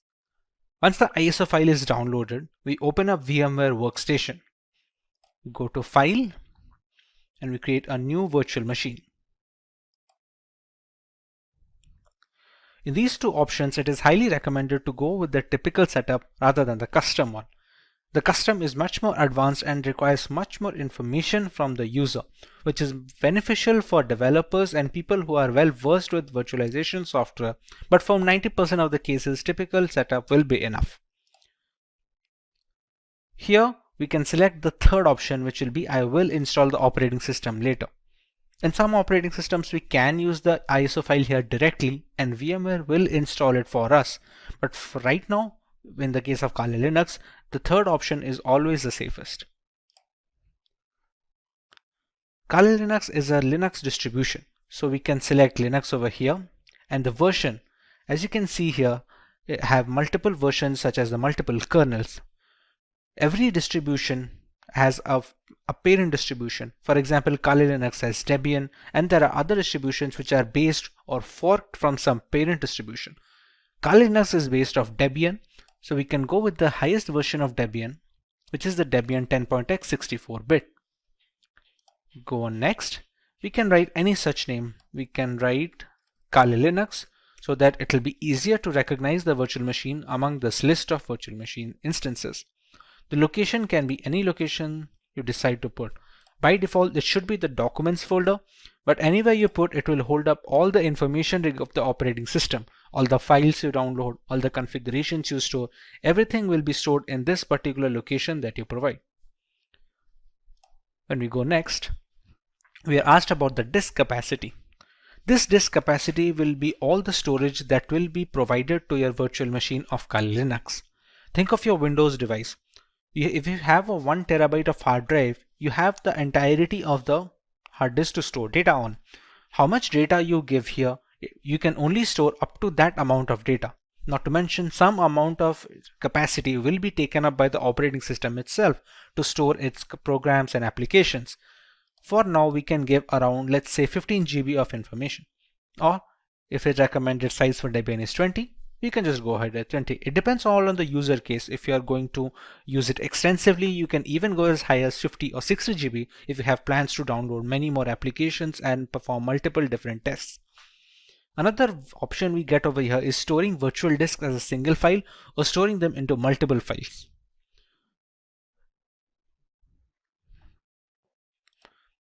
As we already know, this virtual machine runs entirely on VMware. Sometimes when transferring these virtual machine instances, let's say from a personal computer to a work computer, we're going to need to copy up the entire folder that we had mentioned before over here. Instead, all virtual machines have a portability feature. Now this portability feature is possible for all scenarios, except it is much easier if they split the virtual disk into multiple files. Now even if this makes porting virtual machines easier from either system to system or software to software, let's say if you want to switch from VMware to VirtualBox or vice versa, the performance takes a small hit. It's not huge, but it's recommended to go with storing the virtual disk as a single file if you have no purposes of ever moving the virtual machine. Even if you do, it's not a complete stop that it cannot be ported. It's just easier when using multiple files. But in order to get the best performance out of the virtual machine, we can store it as a single file over here. This is a summary of all the changes that we made and all the configurations that have been settled until now. Now at this point of time, we have not provided the .iso file yet, which is the installation file for the Kali Linux that we downloaded from this website. As of right now, we have only configured the settings of the virtual machine. So we can press on Finish. And we have Kali Linux in the list. Now, to make the changes further, we press on Edit Virtual Machine Settings. The memory is supposed to give the RAM of the virtual machine. The devices with RAM of 8 GB or below that, giving high amount of RAM will cause performance issues on the host system. If the memory has some amount of free storage left, let's say on idle storage, my Windows machine takes about 2 GB. So I have 6 GB of memory to provide. Although if you provide all of the 6 GB, it will be much more difficult for the host system to run everything properly. So for this instance, we can keep it as 2 GB of memory for the virtual machine instance. Similarly, we can use the number of processors and we can customize it according to our liking. Let's say if we want to use one processor, but we want to use 2 different cores, we can select them as well. Hard disk is pre-set up as the SCSI hard disk and it does not need to be changed for the installation of this operating system at all. CD-ID DVD. This is where the installation file comes. You can think of the ISO file that we downloaded as a pen drive or a USB thumb drive which is necessary to install an operating system. To provide this, we're going to select Use ISO image file. We're going to click on Browse. Go to Downloads and select the ISO file over here. Select Open and we can see it is already loaded up. Next, in the network adapter, it is recommended to use NAT. This helps the virtual machine to draw the internet from the host machine settings. If your host machine is connected to the internet, then the virtual machine is connected as well. There are some other options such as host only or custom segments or LAN segments, but those are not necessary for installation. Rest of them are pretty standard, which do not need any extra configuration and can be left as it is. Press OK. And now we can power on this virtual machine.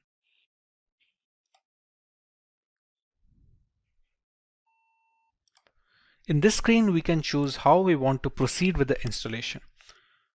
We have a Start Installer option over here. So we're going to press Enter on that.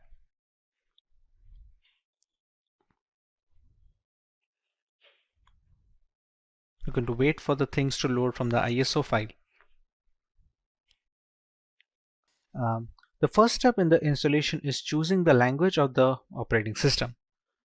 For this, we can go with English as standard. This is a location. This will be used for setting up the time and some of the internal settings which depend entirely on the location of the user. So for this, we're going to go with India. Configuring the keyboard, it's always recommended to go with the American English first. Many people make a mistake of going with the Indian keyboard if it is possible, and it provides a lot of issues later on. So it's always preferred to go with the American English, and if later we see some necessity of another keyboard dialect that is required, we can install it later. But for now, we should always stick with American English as a basic. At this point, it's going to load the installation components from the .iso file. It is a big file of 3.6 GB, so it has a lot of components that need to be put into the virtual machine, which can also be used to detect hardware.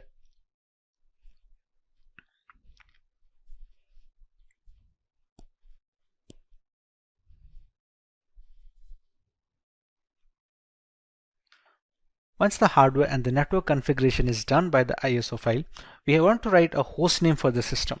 This host name can be anything which is used to recognize this device on a local network or a LAN cable. Let's say if we use the name Kali. Domain name, we can skip it for now. It's not necessary as such for the installation. This is the full name for the user.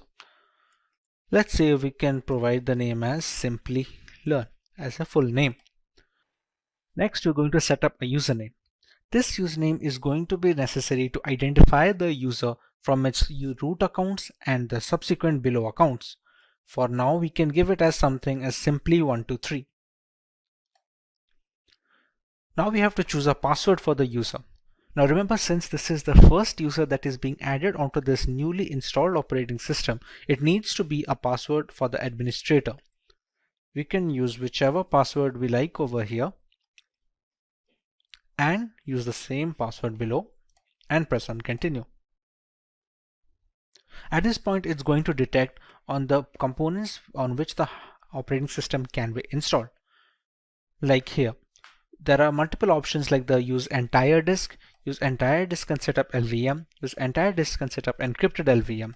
For newcomers, it is recommended to just use the first one, since LVM encryption is something that you can learn afterwards when you're much more hands-on with the Linux operating system. For now, we're going to use the use entire disk guided installation and press on continue. When we set up the virtual machine on VMware, we had set up a disk capacity. There we gave a purpose 20 GB.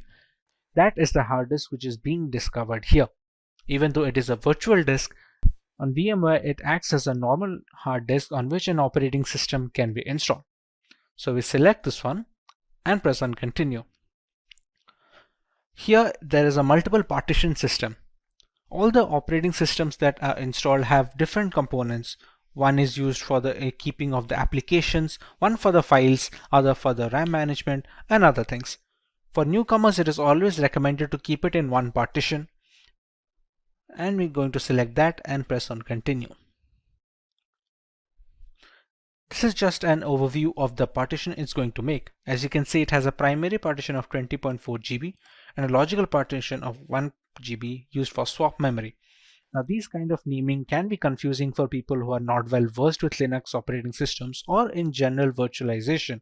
But for now, you can go ahead and press on continue, as this will be fine. We can press on finish partitioning and write changes to disk and continue. It's just a confirmation page. As you can see, it's wrote that SCSI3 is our virtual hard disk of 20 GB disk capacity. We write the changes to the disk. We press yes and click on continue. At this point, the installation has started. Now this installation will take a while depending on the amount of RAM provided, the processors provided, and how quickly the performance of the system is being hampered by the host machine. On quicker systems, this will be rather quick, while on the smaller ones, this will take a while. Since this is going to take some time to install, as it is being run on a virtual machine with only 2 GB of RAM, we're going to speed up this part of the video so we don't have to waste any more time just watching the progress bar.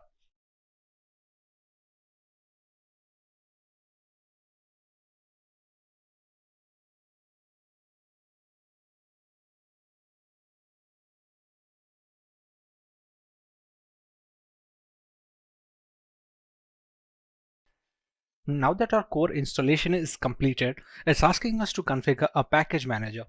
The work of a package manager on Linux operating systems is similar to the Google Play Store on Android mobile devices and on the App Store for the Apple devices. It's an interface to install external applications which are not installed by default, let's say for Google Chrome or any other browser which can be used to browse the internet. At this point of time, it's asked us to select a network mirror. We're going to select as yes and move forward with this. Next, it's going to ask us for an HTTP proxy, which we can leave it as blank and press it as continue forward. At this point of time, it's looking for updates to the Kali Linux installation. This will fetch the new builds from the Kali server, so the installation is always updated to the latest version. Now that the package manager is configured, we have the grub bootloader. The grub is used for selecting the operating system while booting up. Its core functionality is to allow the operating system to be loaded correctly without any faults. So at this point of time, if it asks install the grub bootloader to your primary drive, we can select it as yes and press continue. Remember, the installation was conducted on dev SDA. So we're going to select installation of the grub loader on the same hard disk that we have configured. We press this one and press continue. So now the grub bootloader is being installed. The grub is highly essential because it shows the motherboard where to start the operating system from. Even if the operating system is installed correctly and all the files are in correct order, the absence of a bootloader will not be able to launch the OS properly. As you can see, the installation is finally complete. So now we can press on continue and it's going to finalize the changes.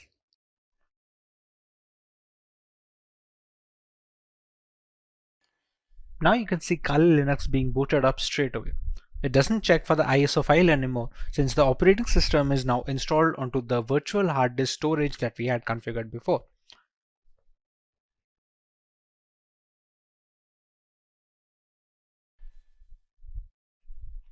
Here we're going to enter our username and password that we had set up before.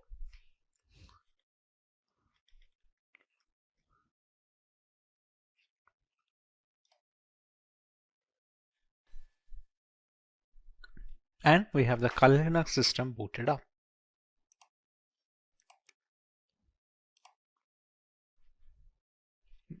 And this is your homepage. We can see the installed applications over here, which are being used for penetration testing by multiple security analysts worldwide. All of these come pre-installed with Kali Linux, and others can be installed using the apt package manager that we had configured. We can see a full name over here. And with this, our installation of the Kali Linux is complete. It's no secret that the vast bulk of our internet usage is vulnerable to hacking, whether it's through hazardous messaging apps or faulty operating systems. Penetration testing has become the norm for vulnerability assessment in order to fill this vacuum in digital security. Kali Linux is a well-known operating system in this fight against hackers. Kali Linux, a distribution designed specifically for penetration testers, has layers of features that we will go over in today's lesson and take a look at some of the tools and features that the operating system has to offer. Let's take a look at the video's topics and features that the operating system has to offer. Let's take a look at the video's topics. We start by learning the requirements of an operating system like Kali Linux. We learn more about the core features of the OS and its intricacies. Moving on, we take a look at the 5 distinct stages of penetration testing that dictate the flow of vulnerability assessment in general. Next, we learn about some important tools that can be found on Kali Linux, which are geared specifically for ethical hacking purposes. And finally, we have an extensive demonstration where we work on some basic terminal commands, proxy tools, and a couple of highly regarded software from the crux of the operating system. Choose from over 300 in-demand skills and get access to 1,000 plus hours of video content for free. Visit SkillUp by Simplilearn. Click on the link in the description to know more. Let's start by learning why one should learn Kali Linux in the first place. In today's world, an organization's most valuable asset is its information or data. This is true for all kinds of businesses, be it public or private. On a daily basis, they all deal with enormous amounts of sensitive information. As a consequence, terrorist groups, hacking teams, and cyber thieves often attack them. To ensure this safety and protection, businesses use a variety of security measures and regularly update their index. Organizations must be proactive in this age of digitalization by regularly assessing and updating their security. Every day, hackers discover new methods to breach firewalls. Ethical hackers or white hat hackers provide a fresh perspective on security. They conduct penetration tests to validate security measures. Generally, they will penetrate your networks and give you relevant information about your security posture. Once an organization has this knowledge, it may upgrade its security procedures accordingly. The latest version of Kali Linux comes with more than 600 penetration tools pre-installed. After reviewing every tool that was included in Backtrack, developers have eliminated a great number of tools that either simply did not work or which duplicated other tools that provided the same or similar functionality. Occasionally, when conducting penetration testing or hacking, we must automate our activities since there may be hundreds of conditions and payloads to test, and manually examining everything is time-consuming. To improve our productivity, we utilize tools that come pre-packaged with Kali Linux. These tools not only save us time, but also accurately capture and process the data.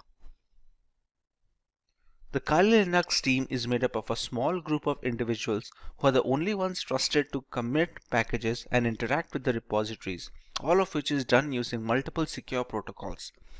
Restricting access of critical code bases to external assets greatly reduces the risk of source contamination. Although penetration tools tend to be written in English, the developers have ensured that Kali includes true multilingual support, allowing more users to operate in their native language and locate the tools they need to do for the job. Since ARM-based single-board systems like the Raspberry Pi are becoming more and more prevalent and inexpensive, the development team knew that Kali's ARM support would need to be as robust as they could manage with fully working installations. Kali Linux is available on a wide range of ARM devices and has ARM repositories integrated with the mainline distribution, so tools for ARM are updated in conjunction with the rest of the distribution tools. Now that we understand the necessity for an operating system like Kali Linux, let us take a look at some of its core features and offerings to the ethical hacking world. Kali Linux, formerly known as Backtrack Linux, is an open source Linux distribution which is aimed at advanced penetration testing and security auditing. It contains several hundred tools targeted towards various information security tasks such as penetration testing, security research, computer forensics, and reverse engineering. Kali Linux is a multi-platform solution accessible and freely available to information security professionals and hobbyists. Among all the Linux distributions, Kali Linux takes its roots from the Debian operating system. Debian has been a highly dependable and stable distribution for many years, providing a similarly strong foundation to the Kali Linux desktop.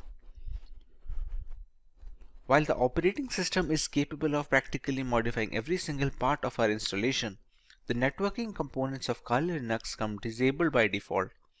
This is done to prevent any external factors from affecting the installation procedure, which may pose a risk in critical environments. Apart from boosting security, it allows a deeper element of security and control to the most enthusiastic of users. Let us now take a look at the 5 stages or phases of penetration testing.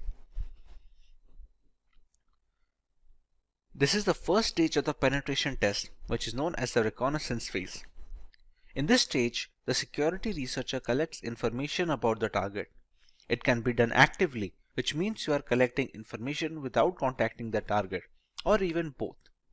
It helps security firms gather information about the target system, network components, active machines, open ports and access points, operating system details, etc.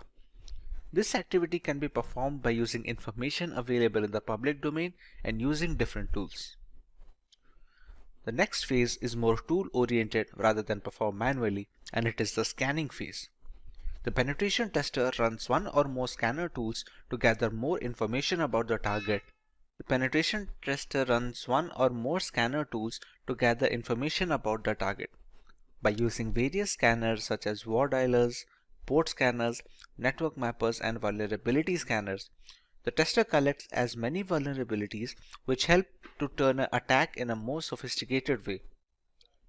The next stage is known as the gaining access phase. In this phase, the penetration tester tries to establish a connection with the target and exploit the vulnerabilities found in the previous stage. Exploitation may be buffer overflow attacks, denial of service or DOS attacks, session hijacking, and many more. Basically, penetration tester extracts information and sensitive data from servers by gaining access using different tools. In the maintaining access phase, the penetration tester tries to create a backdoor for himself. It helps him to identify hidden vulnerabilities in the system and can later act as a gateway to retrieve control of the system. In the final phase of covering tracks, the penetration tester tries to remove all logs and footprints which help the administrator identify his presence. This helps the tester to think like a hacker and perform corrective actions to mitigate those activities. Now that we understand the basics of penetration testing and how ethical hackers go about their way, let us take a look at some notable tools which can be used on Kali Linux.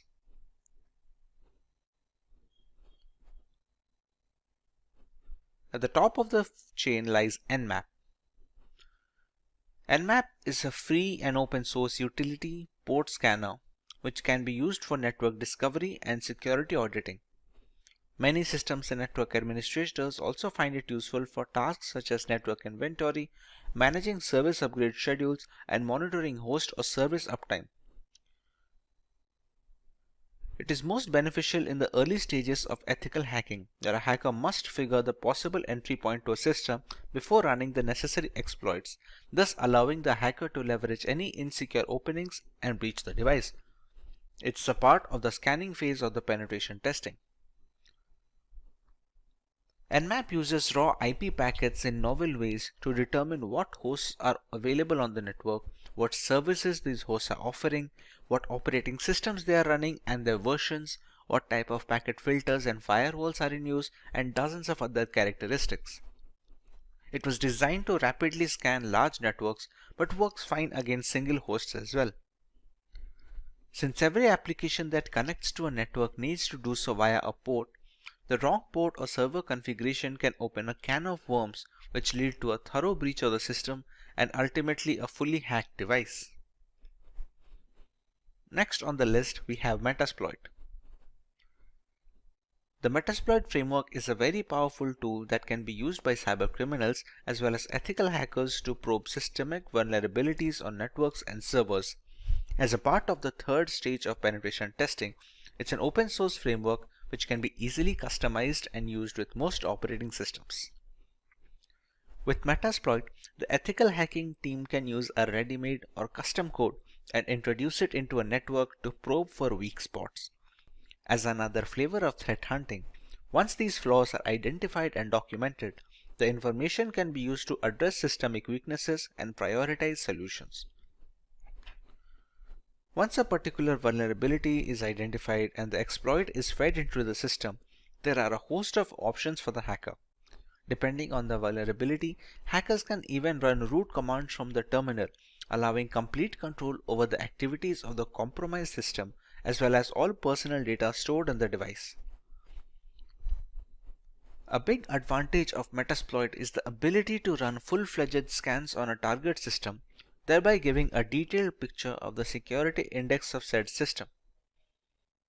This also provides the necessary exploits that can be used to bypass the firewalls and the antivirus software. Having a single solution to gather almost all the necessary points of attack is very useful for ethical hackers and penetration testers, as denoted by the high rank in this list. At number 3, we have Wireshark. Wireshark is the world's foremost and widely used networking protocol analyzer. It lets you see what's happening on your network at a microscopic level and is the de facto standard across many commercial and non-profit enterprises, government agencies, and educational institutions. Wireshark is a popular open source tool to capture network packets and converts them to human-readable binary format. It provides every single detail of the organization's network infrastructure. It consists of devices designed to help measure the ins and outs of the network. The information collected through Wireshark can be used for various purposes, such as real-time or offline network analysis, identification of the traffic coming onto your network, its frequency, and its latency between specific hops. This helps network administrators generate statistics based on real-time data. Wireshark is also a cross-platform tool that can be installed on Windows, Linux, and Mac systems to enable hackers in all ecosystems to monitor network traffic irrespective of the operating system. The development team is determined to maintain this level of freedom for their users in the foreseeable future. The next tool on our list is AirGarden, which is a part of the third phase of penetration testing. This is a multi-use bash script for Linux systems to hack and audit wireless networks like our everyday Wi-Fi router and its counterparts. Along with being able to launch denial of service attacks on compromised networks, this multi-purpose Wi-Fi hacking tool has very rich features which support multiple methods for Wi-Fi hacking, including multified WPS hacking modes, all-in-one WEP attack, handshake file capturing, evil twin attacks, pixie dust, and so much more. It usually needs an external network adapter that supports monitor mode, which is necessary to be able to capture wireless traffic traversing the air channels. Thanks to its open source nature, AirGarden can be used with multiple community plugins and add-ons, thereby increasing its effectiveness against a wide variety of routers, both in the 2.4 GHz band and 5 GHz band. The next tool is John the Ripper. John the Ripper is an open source password security auditing and password recovery tool available for many operating systems. John the Ripper Jumbo supports hundreds of hash and cipher types, including for user passwords of operating systems, web apps, groupware, database servers, network traffic captures, encrypted private keys, file systems, and document files. Some of the key features of the tool include offering multiple modes to speed up password cracking, automatically detecting the hashing algorithm used by the passwords, and the ease of running and configuring the tool, making it a password cracking script of choice for novices and professionals alike. It can use dictionary attacks along with regular brute forcing to speed up the process of cracking the correct password without wasting additional resources. The word list being used in this dictionary attacks can be used from the user's end, allowing for a completely customizable process. Now that we have covered the basics of Kali Linux, let us take a look at the agenda for our demo today.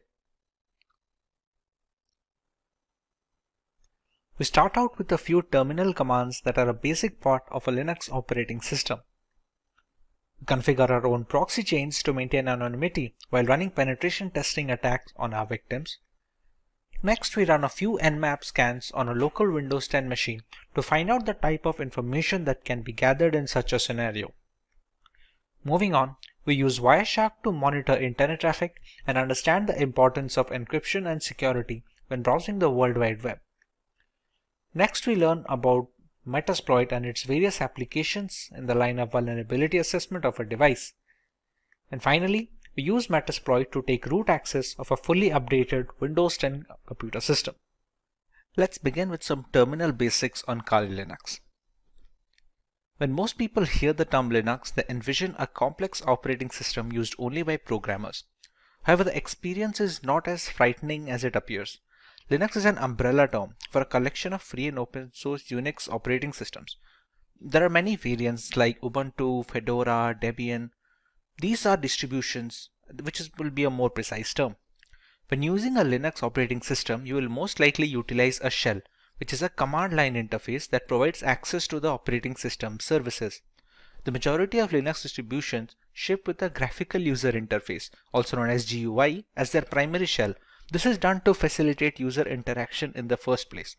Having said that, a command line interface is suggested due to its increased power and effectiveness. By entering the commands into the CLI, tasks that require a multi-step GUI procedure may be completed in a matter of seconds. You can start the terminal by clicking on the prompt icon here on top. Once the terminal is opened, we can put up our commands. The first command that we are going to look into is pwd. pwd stands for Present Working Directory. As of right now, what you are seeing is the terminal window by default. If I write pwd and press enter, this shows the directory in which the terminal is being run on.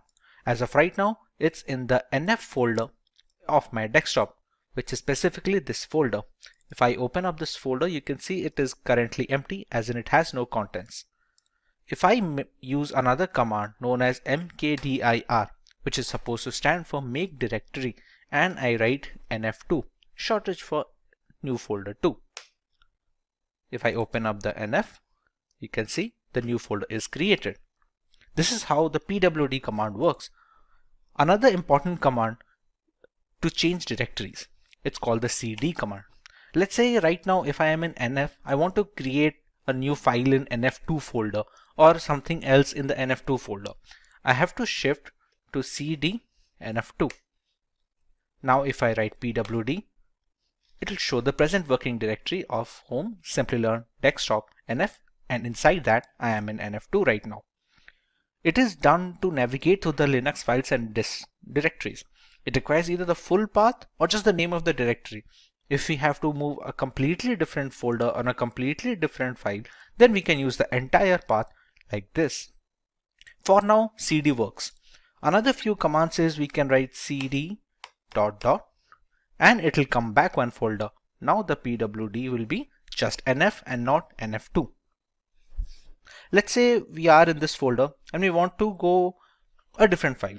Let's say if we just go for cd home, Simplilearn. That's it. Right now, these are the folders in our current present working directory. We have the desktop, the documents, downloads, etc.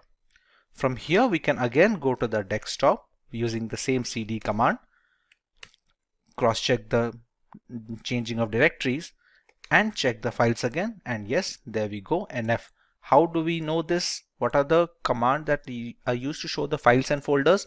That folder is known as the ls command. ls can be used to view the contents of a directory.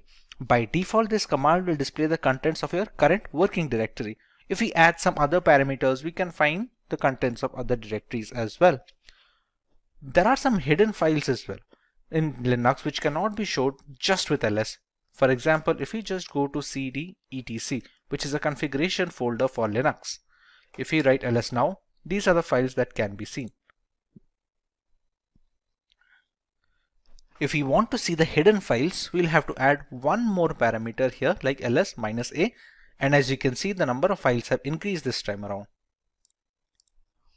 There are other things as well that we can see with Linux. ls-al will show the hidden files along with some of the parameters and some of the permissions that has been provided for each file. As you can see, many of these files have root access. Some of them can write, some of them can read. It differs file to file, and the ls-al command is used to check each of these files' permission and change them accordingly if needed. The next command that we can look for is the cat command or concatenate. It is one of the most frequently used commands, and it is used to list the contents of a file on the output. For example, let's say if I have a file at the desktop. In this NF2 folder, I will create a document, create an empty file, e file. I'll open up the document and I'll write it as hello Kali. I will save this up. Now, to change the directories from etc to NF2, we have already discussed how to use the cd command using just the folder name. Now, if we want to go to the entire directory, we can write cd home As you can see, it is already prompting us to complete the name of the directory. At this point, we just have to press tab and it completes it for ourselves. Next, we already know we have to enter the desktop, NF and NF2. And this brings us to the current working directory. Here, if we press ls, we can find a file over here. Now, as discussed for the concatenate, it is used to show the contents of a file. So right now, if we press CAT, which stands for concatenate, e-file.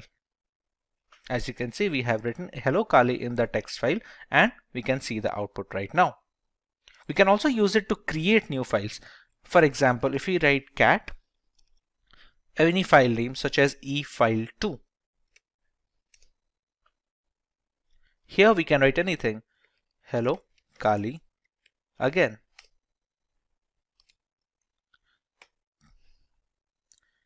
Once we press Ctrl C here, we can check efile2 and we have hello Kali again printed over here. We can see the same using the concatenate command as well. If I press ls, you can see we have two files here and I can go with cat efile2 and I have hello Kali again. This is how the concatenate command works. Apart from this, it can be used to copy. There is a different command like called cp, which is used to copy the files from one place to another. Mind you, this is not moving. This is only going to copy the command. For example, currently our pwd, which is the present working directory, is in the nf2 folder, as you can see over here. Let's copy the efile2 to the nf folder. We can write cp efile2 and give the path of the nf folder, which will be home, Simplilearn, desktop, and nf. Now if I press ls, I'll find both the files in nf2 since I copied. To go back to the nf folder again, we can again use the same command of we can again use the home, Simplilearn, desktop, and just nf. No nf2 this time, just nf. As you can see, this will change back our present working directory. Now when we press ls, we will find the efile2 file and the nf2 folder. And we can confirm this using the GUI as well. This is the nf folder and you can see the nf2 folder and the efile2 document. If I write cat efile2,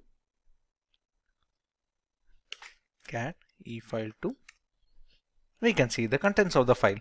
Now this can be done using moving as well. For example, if I go to cd nf2, which is the inside folder, it has both the document files like efile and efile2. Let's say I want to move the e-file completely from nf2 to nf1. Instead of writing cp, the command I'm going to use is mv efile, and again give the path of the folder into which I have to copy, which will be again home, Simplilearn, desktop, and nf. As you can see, the contents of the nf2 have appeared here and e-file has been moved from nf2 to nf. This is the nf2 and we don't find e-file here anymore. If we press cd ... and we go back to nf ls right now, and we can find both the files, e-file that we moved and efile2 that we copied from the nf2 folder. So this is how copying and moving will work using the terminal. Now this is just a simple one-line statement that might take a couple of clicks when using GUI. This is why the command line interface is considered to be much more streamlined for Linux operating systems. Another very important command for Linux operating system is the sudo command. Sudo is short for super user do. The command enables you to perform tasks that require administrative or root permissions. You can think of it as how we run programs as administrator on Windows systems. It is not advisable to use this command for daily use because it might be easy for an error to occur, and the permissions of root are very intricate. So new beginners are advised to use the sudo command only when absolutely necessary. For example, sudo su. With this command, I am giving this terminal a root permission. This su stands for this user. At this point, it's going to ask for my admin password. Once I enter my password, and I now have root access. Note how the password that I entered did not show up here. This is a security measure to prevent people from snooping on your root password, which is the end game of all this operating system. As you also can see, the symbol changed. If the dollar symbol is showing, it shows as a standard user. When you switch to root, you can easily see a hash symbol.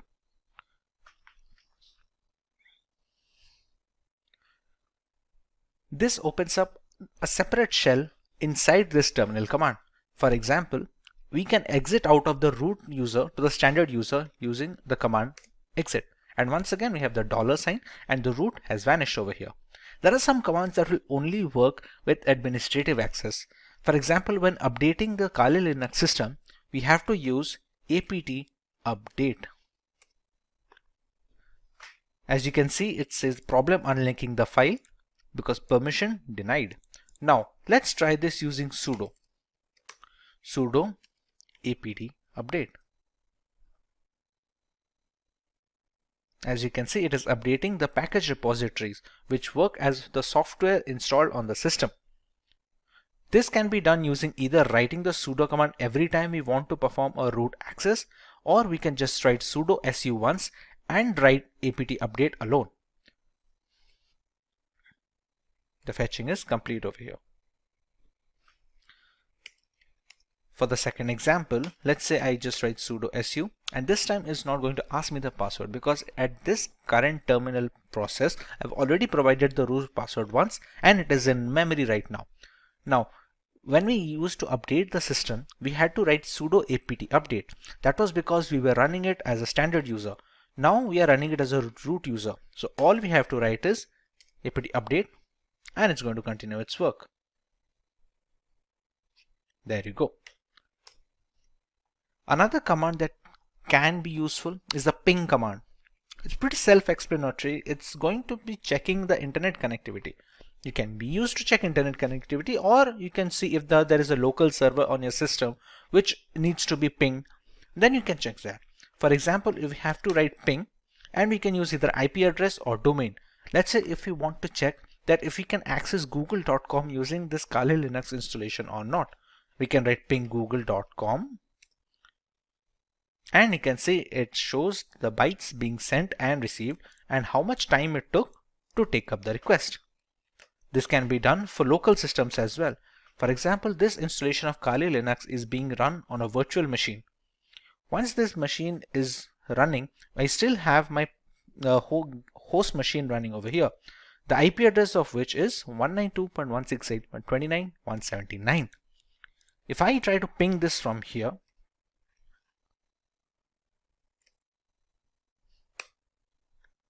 as you can see, the time to complete the request is drastically low compared to a website on the internet, considering this is on the local network. This is how the ping command is worked, and it can show you what kind of packages are transmitted, how many are received, if there was any kind of packet loss between the connection window, and other details. A very important command when working with the terminal for a long duration is the history command. Pretty self-explanatory. There are so many commands that are being run. Sometimes people forget what was the change they did or what was the directory name they put. A history command helps to recover some of the commands that you have written. It doesn't go all the way back, but it takes up many commands that were inputted in the last few processes. This is how the history command works. These are some of the most commonly used terminal commands. If you want to learn more about this terminal and every other feature of this, please let us know in the comment section and we'll try to make an in-depth tutorial, especially if you could repeat. If you want to learn more about the terminal, please let us know in the comment section and we will try to make an in-depth tutorial specifically for terminal commands on Linux. Moving on, we learn how to configure proxy chains on our system. Proxying refers to the technique of bouncing your internet traffic through multiple machines to hide the identity of the original machine. It is a good tool that hackers use to accomplish this goal is proxy chains. Essentially, you can use proxy chains to run any program through a proxy server. This will allow you to access internet from behind a restrictive firewall which hides your IP address. Proxy chains even allows you to use multiple proxies at once by chaining them together. One of the most important reasons that proxy chains is used in a security context is that it's easy to evade detection. Attackers often use proxies to hide their true identities while executing an attack. And when multiple proxies are chained together, it becomes harder and harder for a forensic professional to trace the traffic back to the original machine. When these proxies are located across countries, investigators would have to obtain warranties in the local jurisdictions where every proxy is located. To see how proxy chain works, let's open Firefox first and check our current IP address. Write Firefox, and there we go.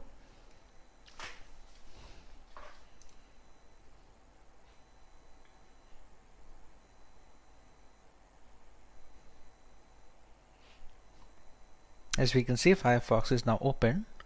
Let's check our current IP address right now. If we go to an address called myip.com,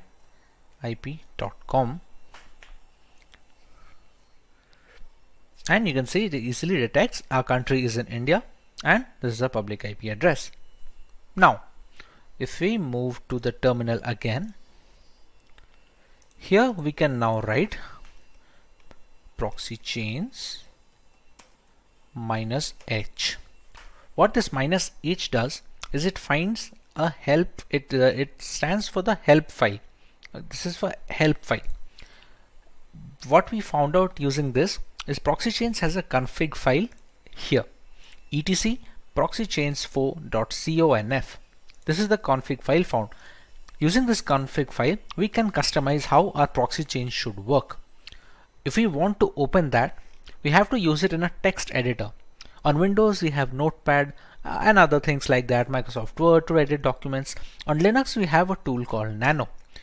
To access the Nano, we use the command nano and give the path of the file that we want to check. As of right now, the proxy chains config file is located over here. So we're going to follow the path there. chains4.conf. And here we go. We see the config file. There are three basic types of proxy chaining here. We have a strict chain where all the proxy in the list will be used and they will be chained in order.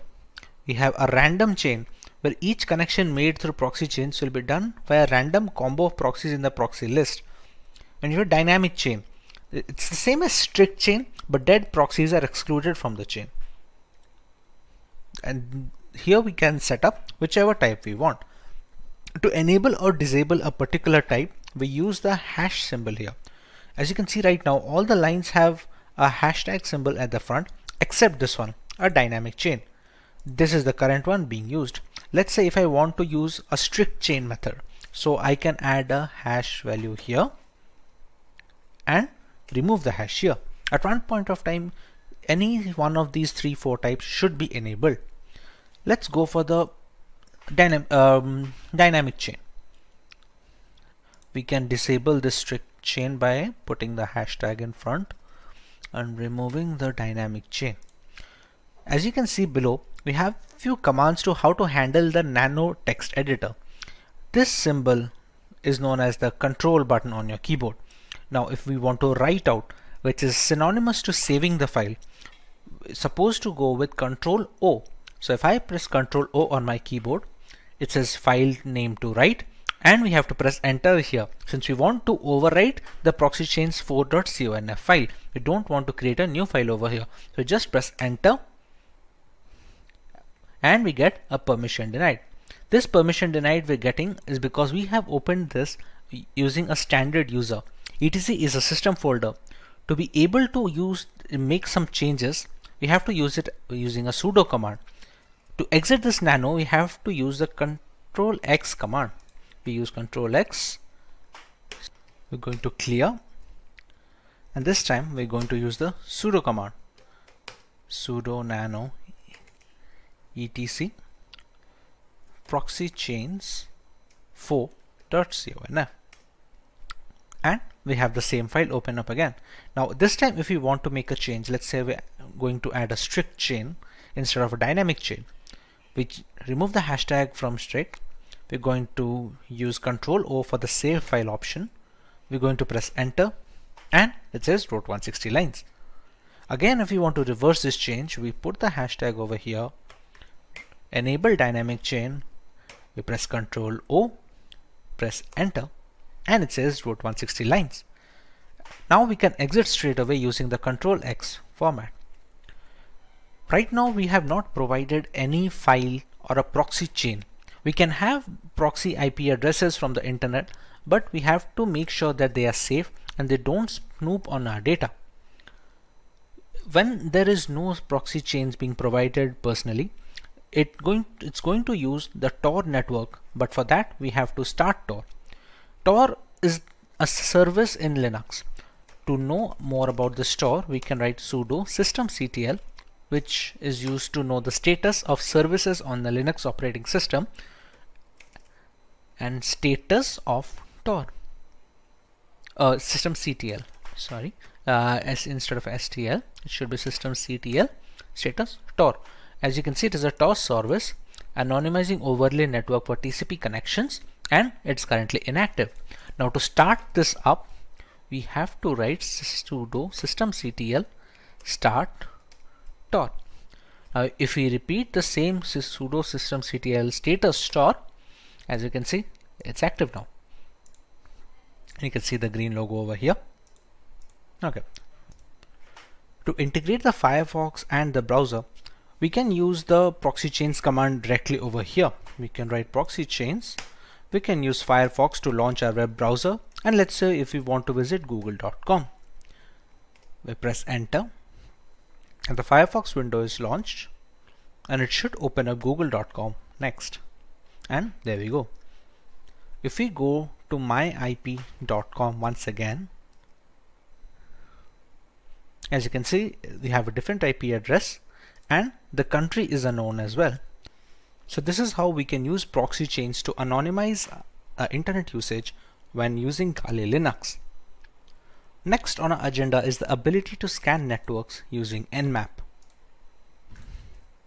At its core, Nmap is a network scanning tool that uses IP packets to identify all the devices connected to a network. You can learn more about Nmap using their help file. As you can see, these are some of the parameters that can be used when scanning ports of a system.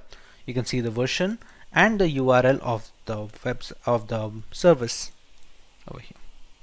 The primary uses of Nmap can be broken into 3 core processes. First, the program gives you detailed information on every IP active on your network, and then each IP can then be scanned. Secondly, it can also be used to providing a lot of live hosts and open ports, as well as identifying the OS of every connected device. Thirdly, Nmap has also become a valuable tool for users looking to protect personal and business websites. Using Nmap to scan your own web server, particularly if you're hosting your website from home, is essentially simulating the process that a hacker would use to attack your site. Attacking your own site in this way is a powerful way of identifying security vulnerabilities. As we already discussed, the host Windows 10 machine on the system has an IP address of 192.168.29.179. If you want to test the OS scan of the system, we're going to first get the root permission over here. We use the sudo command, and now we are a root user. We're going to launch the command nmap -o, which is supposed to be an OS detection scan. The IP address we can use of the host system 192.168.29.179. In a legitimate penetration testing scenario, we can use the IP address of the vulnerable device over here. We are going to let it scan for a while, and it's going to give us some guesses on what can the OS be. As you can see, the scan is done, and it has shown some of the ports that are open. You can see the MSRPC port open, the HTTPS 443 port open, which is used to connect to the internet, and it has some aggressive OS guesses as well. For example, it thinks there's a 94% chance that it's going to be a Microsoft Windows XP Service Pack 3. That's partly because a lot of the Windows XP update packages are still prevalent on Windows. Now that the OS detection is confirmed, there are multiple more details that we can gather from Nmap. Let's go with the nmap -a command, which is supposed to capture as much data as possible. There is also a speed setting. You can call it a speed setting or a control setting of the -t. -t ranges from t0 to t1 to t2 all the way up to t5. This basically determines how aggressively the victim is being scanned. If you scan slowly, it will take more time to provide the results, but it will also give a less chance for the intrusion detection system on the vulnerable machine firewall to detect that someone is trying to penetrate the network. For now, if we want to go with somewhat of a high speed, we can go with the T4 and provide the same IP address of the local machine I am trying to attack. It's going to take a little bit of time since it's trying to capture a lot of information.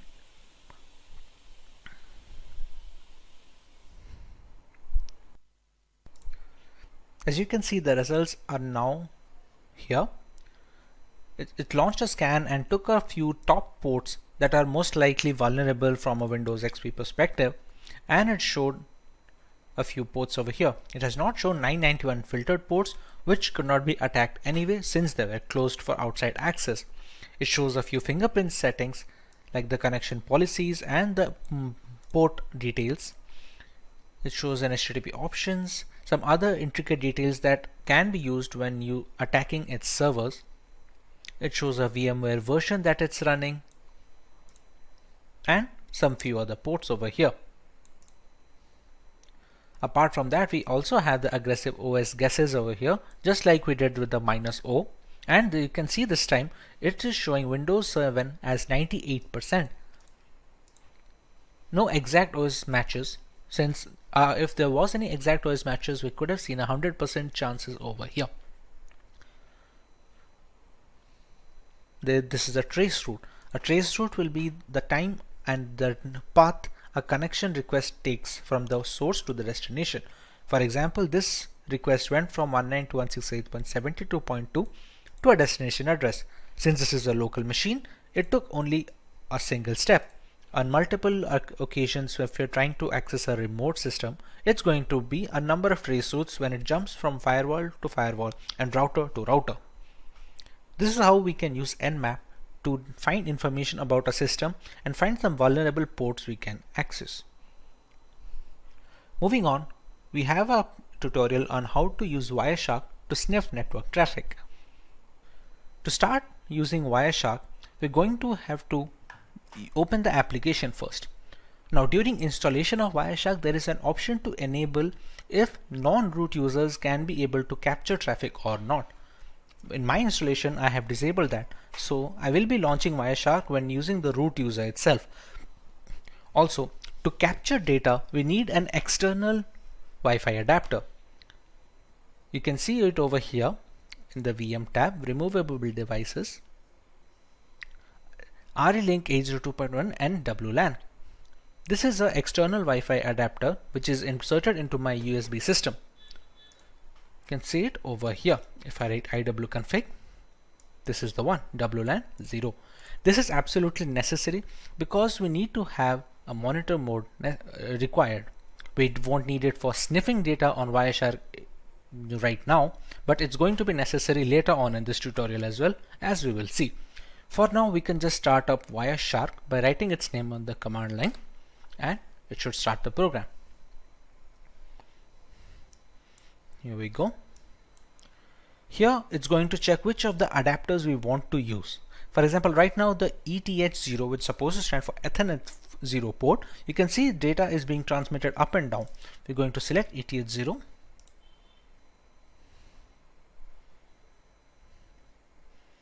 And we have started capturing data. You can see the data request from the source to destination, from the time and which protocol it is following, everything we can see. And we can see the IPv4 flags here as well, as you can see over here.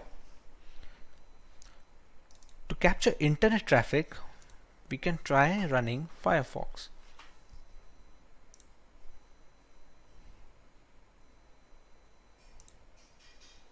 If we just write wikipedia.com,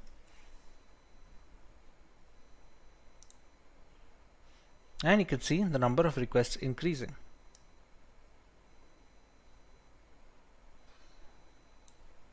Okay, this is spelling mistake. Wikipedia. Here you can see the application data of all these requests going up, and they're connected to a destination server of 102.166.224. Now even if we check the transmission control protocol flags over here and so many more things, we cannot find anything beneficial. As you can see, the information over here is gibberish, which is supposed to be, since it's supposed to be encrypted. Now this is possible due to this being an HTTPS website, hence you can see the log symbol over here, and connection is supposed to be secure. Now what about HTTP ports? We have seen many people recommend to not visit HTTP ports. Repeat. We have seen many people recommend to not visit HTTP websites, and even if we have to visit, to not provide any critical information. For example, let's go to a random HTTP page over here. As you can see, this is saying connection is not secure, and this is an HTTP page and not HTTPS. Now let's check for some of the information that is passing through this. This is a login form. Let's say I have a legitimate account over here. If I write my account name, and my password is supposed to be password 1234. I press login, and the password does not match because I do not have an account over here. But let's say I did, and I was logged in as expected. We can go to Wireshark. We can use filters over here. Now all the requests that I am sending, it's a TCP request, so I can write a filter containing TCP contains whatever string if it is being passed. Let's say for the end username, I write my account name. So I can just write my account name over here and press enter to find a request over here. Now as you can see, there are many flags over here. If we go to the HTML form URL encoded and open up some of its flags, as you can see, I can see my account name and Simplilearn password over here. This is the same details that I input on the website. Let's say I did have a legitimate account on this website. I would have logged in with no problems, but anyone who would be using Wireshark to sniff on the data can easily get my credentials from here. This is why it's recommended to not provide any information on HTTP pages. The security is not up to the mark, and always look for the log symbol when visiting any website or making any internet transactions or providing any information. This is how we can use Wireshark to detect transmission and sniff packet data that is being transferred to the network adapter. Next, we have to learn about what is Metasploit. The Metasploit project is a computer security project that provides information about security vulnerabilities and aids in penetration testing and IDS development. We can open up the terminal here. We're going to allow root access, and to open up Metasploit, the keyword is MSF console. It's going to take a little bit of time to start it up. Now the Metasploit console has been loaded. From here, we can decide what type of attack we want to launch and what kind of exploits we can launch against vulnerable targets. For example, like we had already discussed, I'm running this virtual machine on a Windows 10 host machine. So if I open the command prompt from my Windows 10 over here, if I need to check the IP address once, I go with ipconfig. Here you can see the IP address of this local machine. Moving on, if we have to attack that machine, let's say we want to see what kind of exploits are going to work over there. Now we already know that Windows has some common vulnerabilities. One of those vulnerabilities is the HTA server vulnerability.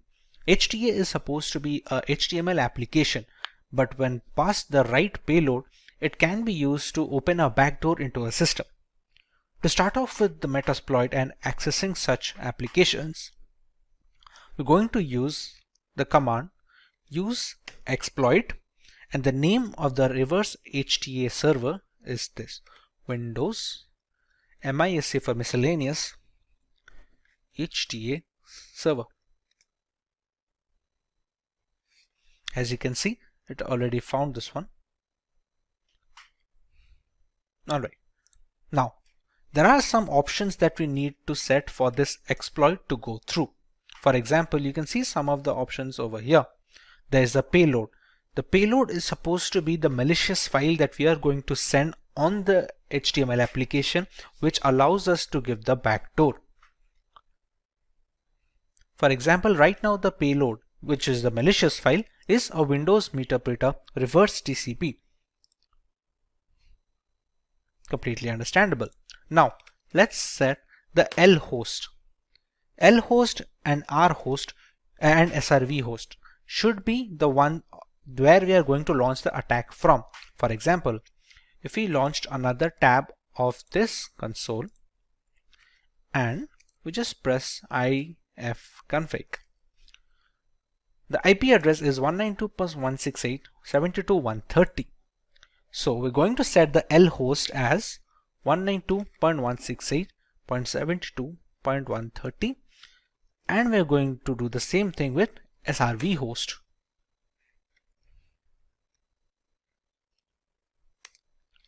We're going to set a port where we need to capture the backdoor access. Next, the payload has already been set. This payload will launch a backdoor and give us Meterpreter access to the system. Meterpreter can be considered as an upgrade of a normal command prompt shell. We will look into it once we get the access in the first place. Now that we have set the commands, we can press on exploit and press enter. Now, you can see we have a URL over here. We're going to copy this URL .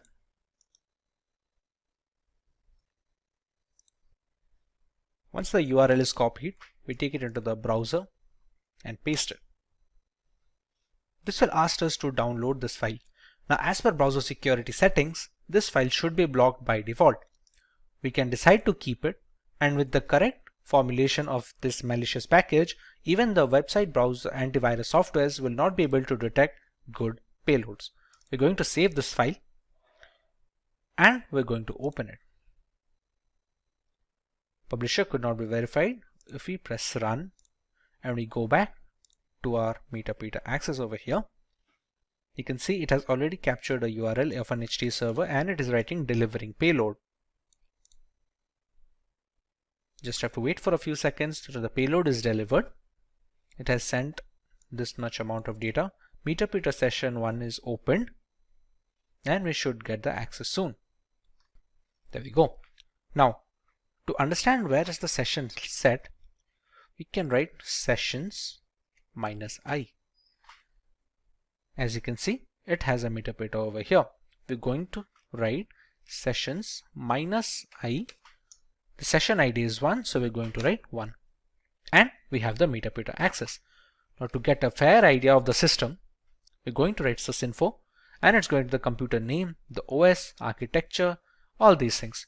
We can write the help command to see what are the things that we can get out of the system. We can take screenshots, we can control the webcam and start a video chat.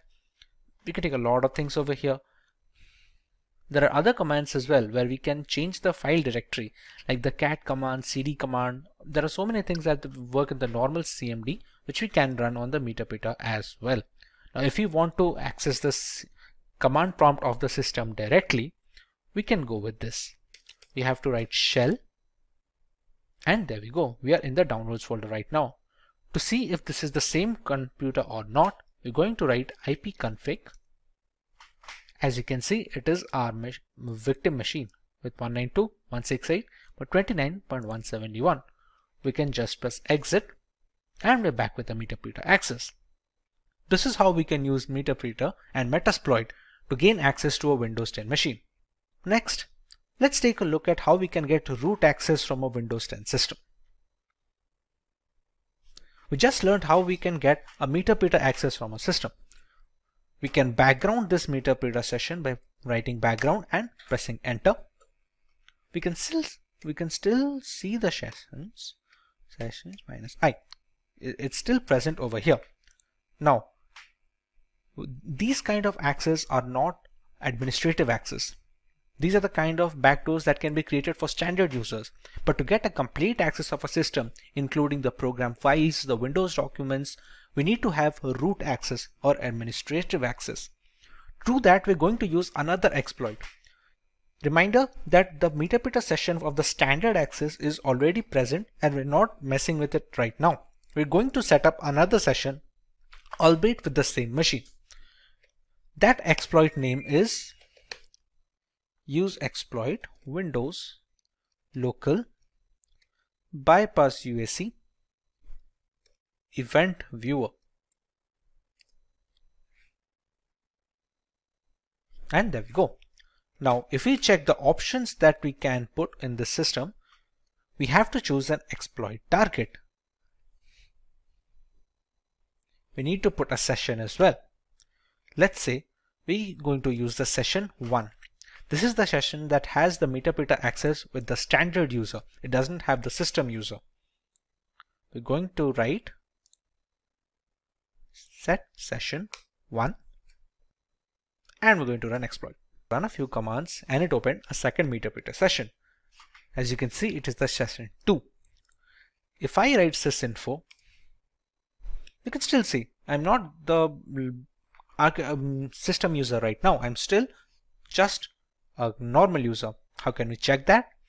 If you go to shell, I can still see users GNB downloads, all these things. If I press exit, go back to the meter, there is a command on meter get system. It attempts to elevate your privilege to that of the local system, which basically means you get promoted into root access. So if we write get system, and due to pipe impersonation, we now have the system root access. As you can see, now it has become x64 and we are the admin users. Now if I go to shell, I can easily go back, Windows, and I can easily access these things. This kind of control over the Windows folders and the program files folders, these kind of things are not possible if you are not an admin access or the command prompt has not been run with admin permissions. This is how we can use privilege escalation to get into an admin access system. We use the second exploit, which was the bypass UAC event viewer exploit, and essentially used it with the first session. As you can read here, Windows escalation UAC protection bypass. It was first disclosed on 2016, but it still works on some systems. Hey everyone, today we will explore the world of cybersecurity with Hacker GPT, a specialized version of ChatGPT designed for ethical hacking and cybersecurity. In a digital landscape where cyber attacks occur every 39 seconds, causing billions in damages annually, Hacker GPT provides the essential tools and knowledge to defend against these threats. So Hacker GPT offers guidance on a wide range of topics including security practices, ethical hacking techniques, and scripting for system security. Cybercrime damages are expected to reach $6 trillion annually, making it a major challenge for organizations. And if we talk about some of the breaches, so in 2020, over 36 billion records were exposed due to data breaches. And the infamous Equifax breach of 2017, where 147 million people's information was compromised, highlights the importance of regular security assessments and vulnerability management. These are the areas where Hacker GPT excels, and Hacker GPT strictly adheres to ethical guidelines, refusing to assist with any unethical or illegal queries. So our commitment is to provide guidance that adheres to legal and professional standards, helping you become a responsible cybersecurity professional.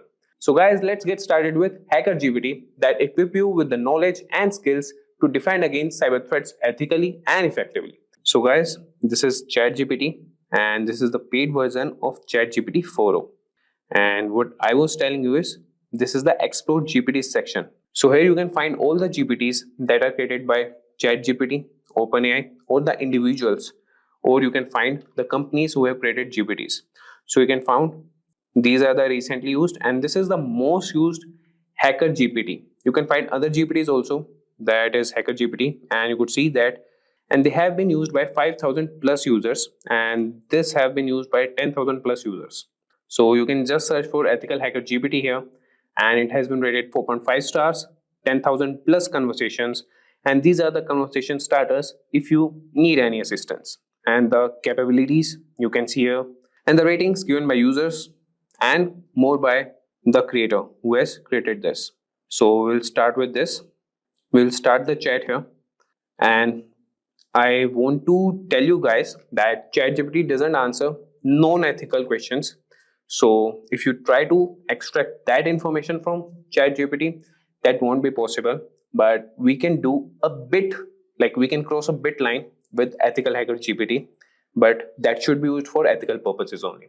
So I will show you guys how you can utilize this GPT. And one more thing guys, if you want to create your own GPT, you can also create that also. You can go to Explore GPT section, and here's the create option. Click on create, and here you can start creating your GPT.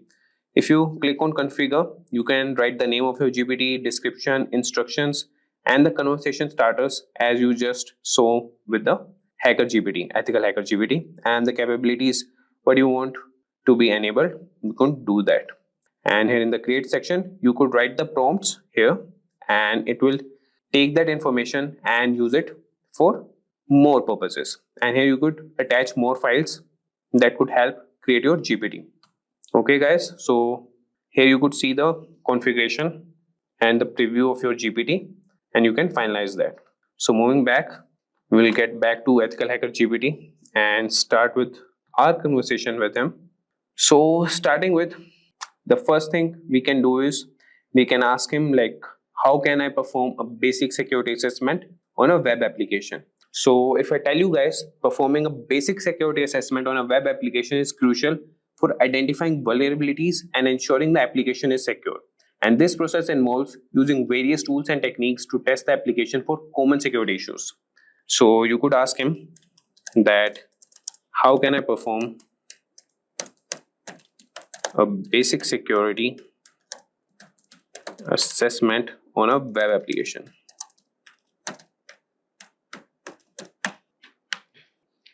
And just wait for a few seconds, and you could have the response from EthicalHacker GPT. So you could see that performing a basic security assessment on a web application involves several key steps, and these are the key steps. Number one is preparation and information gathering. And how you can do that, these are the steps: identify the scope, gather information. Then is the second step, that is reconnaissance, and you can use the tools Burpsuit, Nikto, and others. Similarly, you could see all the steps here. So I won't be guiding, or I won't be reading what responses are generated by EthicalHacker GPT. I have used that, and he provides very accurate, like I would say around 95 to 96% accurate results. Here I want to show you guys how you can utilize it. So I will show you prompts and what things you can ask him. So this was all about, repeat. So this was about the general security thing. Now we'll move to ethical hacking, and we can ask him how we can perform a SQL injection attack ethically on a test environment. So these are the prompts that you can write. That would be, how do I perform a SQL injection attack, and that too ethically. If you write this, that would be good on a test environment.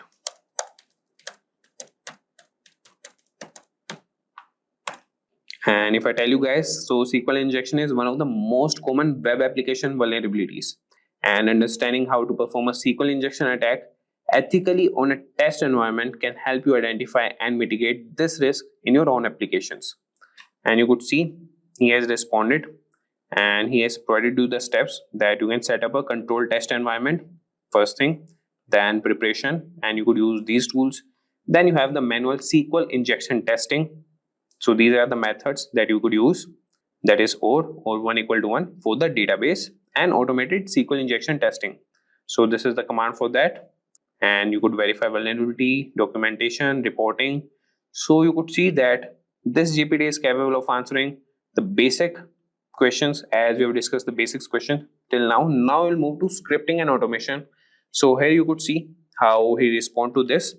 So we'll ask him, can you provide a Python script to scan open ports on a network? So let's see what he provides.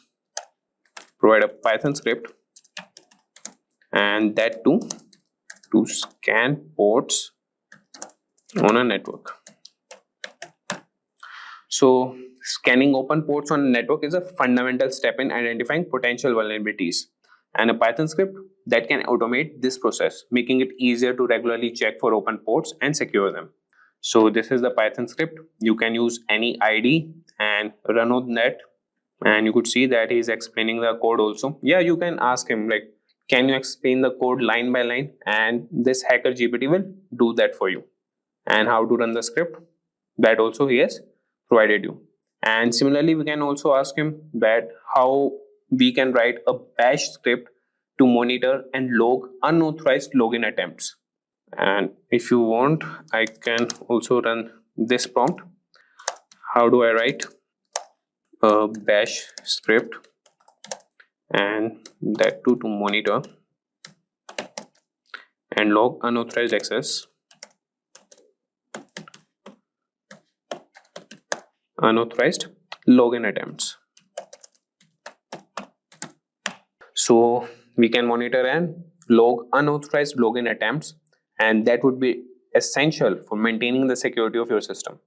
So as you can see, he has written a bash script, and that can help you automate this process, and this will provide real-time alerts and logs for further analysis. And you could see that he's providing the explanation and how you can run the script, and he's writing the note also. Like, you can write more prompts if you have any doubts in any of the script or any of the responses that Hacker GPT has responded, and he will definitely provide you with good responses. So now moving on, now we'll ask this EthicalHacker GPT about some specific security tools, and we could ask him about burp suit. And so let's write a prompt. Can you explain how to configure and use burp suit? Or we can write for web application testing. So if I sum you up, so burp suit is a powerful tool for web application security testing, and understanding how to configure and use it effectively can help you identify and address a wide range of security vulnerabilities in your applications. So you could see he has provided the initial steps, that would be downloading and installing burp suit, configuring your browser to use burp suit as a proxy, and then intercept and inspect traffic. And then you can use it for testing purpose, logging and reporting, and tips for effective testing. So this is the response for the security tools. And if we talk about incident response, we can ask him to write a script to collect system logs for forensic analysis. So collecting system logs is a critical part of incident response and forensic analysis. And this script can automate processes that can ensure that you have all the necessary data to investigate security incidents effectively.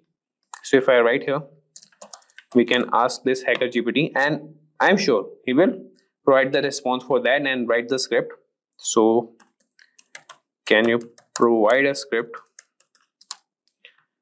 to collect system logs for forensic analysis? So as I told you, this is the critical part of incident response, and we have covered about the tools, that is burp suit. We have asked him about the automation process, general cybersecurity question, ethical hacking, that would be SQL injection attack, and the Python script to scan open ports on a network. So he can write scripts also, automation tasks, and he could respond with the general cybersecurity questions also. And if you see here, for the incident response, he has written the script to collect system logs for forensic analysis.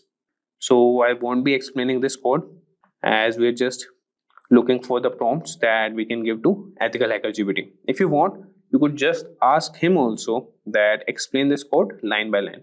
And here he has mentioned also the explanation, that is directories and files to collect. And after that, he is collecting the logs and that would be copied in the directory, that is, he has mentioned it, a variable that is output directory. Archiving logs, cleanup, and how to run the script. So this was about the incident response. Now we'll move to some advanced topics, and in advanced topics, what we can ask him is how to perform a man-in-the-middle attack in a controlled environment. And remember these, that you have to mention some of the keywords that would be in a controlled environment, and for that thing only he will respond or provide the response to you. So I will start here, that how do I perform a man in the middle attack in a controlled environment. So if you understand man in the middle attack that works in a controlled environment, this can help you develop better defenses against such attacks. And it's important to learn and practice these techniques ethically. So you can see here that he's providing the prerequisites and the step-by-step guide how you can conduct a man in the middle attack. So first is set up the control environment, then install necessary tools, enable IP forwarding, perform ARP spoofing, and then capture and analyze traffic, clean up and restore the network, and conclusion. So you could just follow up with more prompts that I want more information about setting up the control environment. Just write this prompt and this EthicalHacker GPT will provide more responses to you. So he will provide you how you can set up the control environment. So now moving on, we will ask some more prompts, and that could be about the reverse engineering. So we could ask him that, can you explain the processes of reverse engineering a malware sample? Or we can also ask about honeypot to detect malicious activity. That could be, how can I implement a honeypot to detect malicious activity? Or what are the techniques for securing a Docker container? So we'll ask him one prompt here. Let's see what he responds to that. So how can I implement a honeypot to detect malicious activity?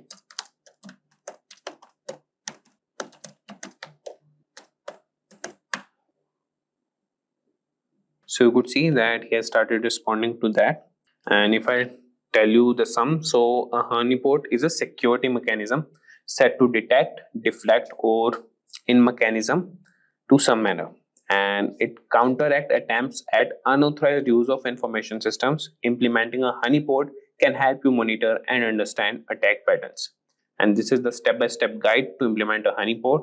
You can choose the type of honeypot, prepare your environment, install and configure the honeypot software, and these are all the commands how you can configure it. Then you can monitor and analyze the honeypot and regular maintenance and updates. And this is the simple honeypot using honeyd.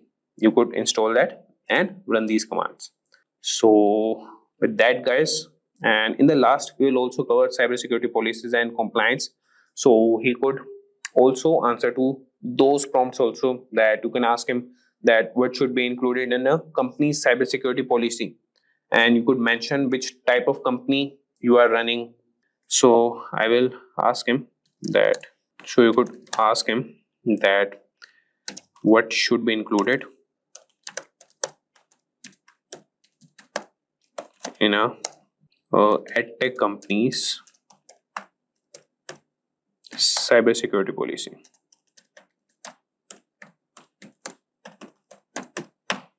So let's see. So you could see here that creating a comprehensive security policy for an edtech company involves adding various aspects, and that would be introduction. First is the purpose for cybersecurity policy, scope, roles and responsibilities, data protection and privacy, network security, application security, user security awareness and training, incident response and management, compliance and legal requirements, physical security, device and endpoint security. So similarly, you could ask him that draft me the company's cybersecurity policy and start with the introduction. So he will provide you all the introduction points, and then you can ask him that draft roles and responsibilities. He will draft that also. So you could like break it into parts and ask the EthicalHacker GPT, and he will respond to you, as it has some limitations of some words and some of the responses. So you could ask him in the breaking parts and he will respond to you. Hey there learners, welcome to Simplilearn. Today we will see the starting journey in cybersecurity that is super exciting but can be a bit daunting. So to help you out, we are going to talk about some common mistakes that beginners often make and how you can avoid them. If you're just getting started or looking to improve your skills, this guide will set you on the right path. So let's dive in and make sure your cybersecurity career gets off to a strong start. So let's get started and we'll see the worst beginner cybersecurity mistakes everyone makes. And we'll start with the number one point, that is ignoring basics. So many beginners rush into advanced topics without mastering the basics, which can lead to confusion and frustration later on.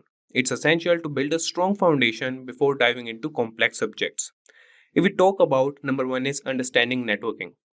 Networking is the backbone of cybersecurity. Learn how data travels across networks, different types of networks like LAN and WAN, and basic networking protocols. Knowing how network protocol functions help you understand how attacks occur and how to defend against them. Then comes mastering operating systems. So operating systems are another critical area, whether it's Windows, Linux or Mac OS. You need to know how different OS work and learn about file systems, user management, and basic command line skills. So this knowledge is crucial for tasks like malware analysis and system hardening. Then comes the basic coding skills. So coding is an invaluable skill in cybersecurity. You can start with a simple language like Python and learn how to write scripts to automate tasks, analyze data, and understand the logic behind software vulnerabilities. So basic coding skills will help you comprehend how attacks are carried out and how to develop countermeasures. So taking the time to master these basics will make advanced topics much easier to understand and will set a solid foundation for your career in cybersecurity. So remember, it's a journey and starting with the basics will ensure you build strong, lasting knowledge. Now we'll come to number second point, that is skipping hands-on practice. So this is also one of the cybersecurity mistakes that beginners make. Cybersecurity isn't just about theory. Practical experience is crucial, and many beginners focus too much on reading and studying without applying what they have learned. This creates a gap between knowledge and real world skills. So, the number one point here is setting up a home lab.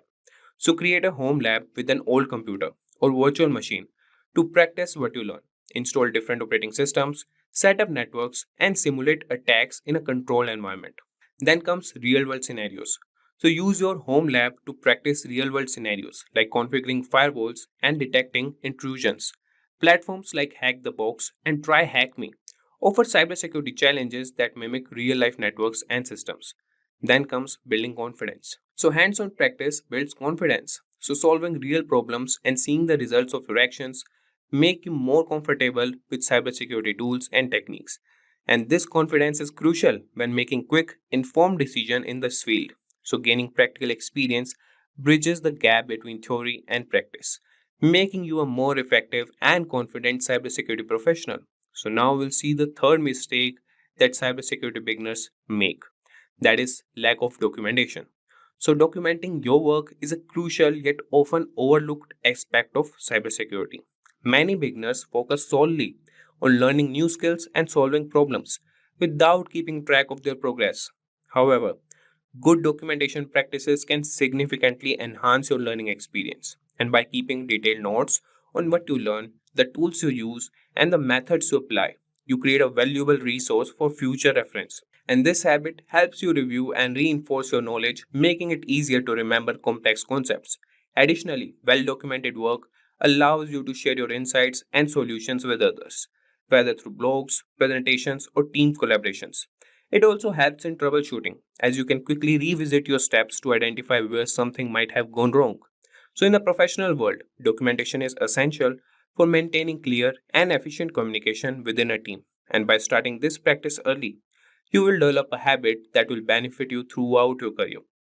And now we'll move to the fourth cybersecurity mistake for beginners, that is waiting too long to start applying for jobs. So, a common mistake many beginners make is waiting until they feel perfectly qualified before applying for cybersecurity jobs. This approach can be counterproductive. The truth is, you might never feel completely ready, and waiting too long can cause you to miss out on an valuable opportunity. So start applying for jobs early in your learning journey. The process of applying and interviewing is a learning experience in itself. It helps you understand what employers are looking for, and it can highlight areas where you need to improve. So early job applications also provide you with real-world feedback and networking opportunities. Remember, many entry-level positions are designed for people who are still learning and growing in this field. So employers often value enthusiasm, willingness to learn, and problem solving skills as much as they do technical knowledge. So, by starting early, you can gain experience and build confidence, even if you are not yet perfectly qualified. And then comes the next mistake, that is trying to qualify for all jobs. So, in the vast field of cybersecurity, trying to qualify for every job out, there is a common but misguided approach. Cybersecurity encompasses a wide range of specialties, from network security and ethical hacking to incident response and security analysis. Instead of spreading yourself thin trying to learn everything, focus on a key few areas and become proficient in them. Specializing in special fields make you more valuable to potential employers. It's better to be an expert in one or two areas than to have superficial knowledge in many. So by focusing on specific skills, you can develop a better understanding and expertise that sets you apart from others.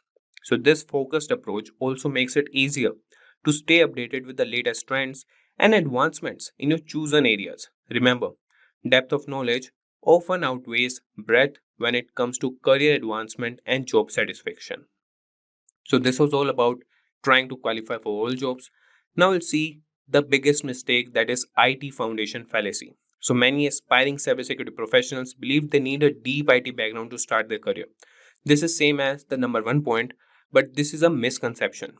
While having a solid foundation in IT can be beneficial, it's not a prerequisite for success in cybersecurity. What you need are the specific skills and practical experience. Focus on learning about networks, operating system, and security tools. Engage in hands-on practice through labs and simulations to build real-world skills. Cybersecurity is a field where practical knowledge and the ability to apply concepts matter more than theoretical IT knowledge. And many successful cybersecurity professionals come from diverse backgrounds, including those with minimal IT experience. So they succeed by continuing learning and adapting to new challenges. So don't let the lack of deep IT foundation hold you back. Concentrate on gaining the skills and experience that are directly relevant to the cybersecurity roles you are interested in. Now moving to number 7, that is not attending cybersecurity events. So attending cybersecurity events is one of the best ways to stay updated and connected in the field.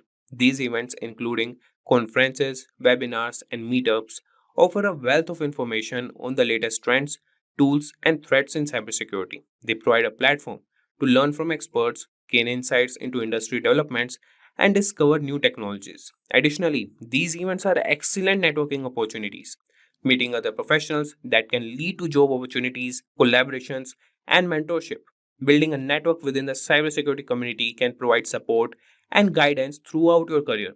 And many events also offer hands on workshops and training sessions that can enhance your practical skills. So, by actively participating in these events, you can demonstrate your commitment to continuous learning and professional development.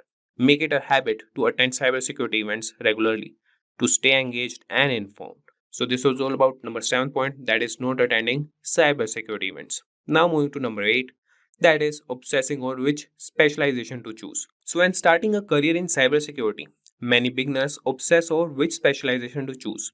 This can be overwhelming and counterproductive. Instead of stressing about making the perfect choice, allow yourself the freedom to explore different areas of cybersecurity. The field is diverse, with specializations like penetration testing, incident response, security analysis, and more. Take the time to experiment with various topics and see what interests you the most. This exploration phase is valuable for gaining a broad understanding of this field. So, over time, you will naturally gravitate toward areas that align with your strengths and interests. So, remember, your specialization can evolve as you gain more experience and insights. Early in your career, focus on building a solid foundation and gaining exposure to different aspects of cybersecurity. This approach allows you to make an informed decision about your specialization when the time comes, ensuring you choose a path that truly excites and motivates you. Welcome to our video on top cybersecurity interview questions.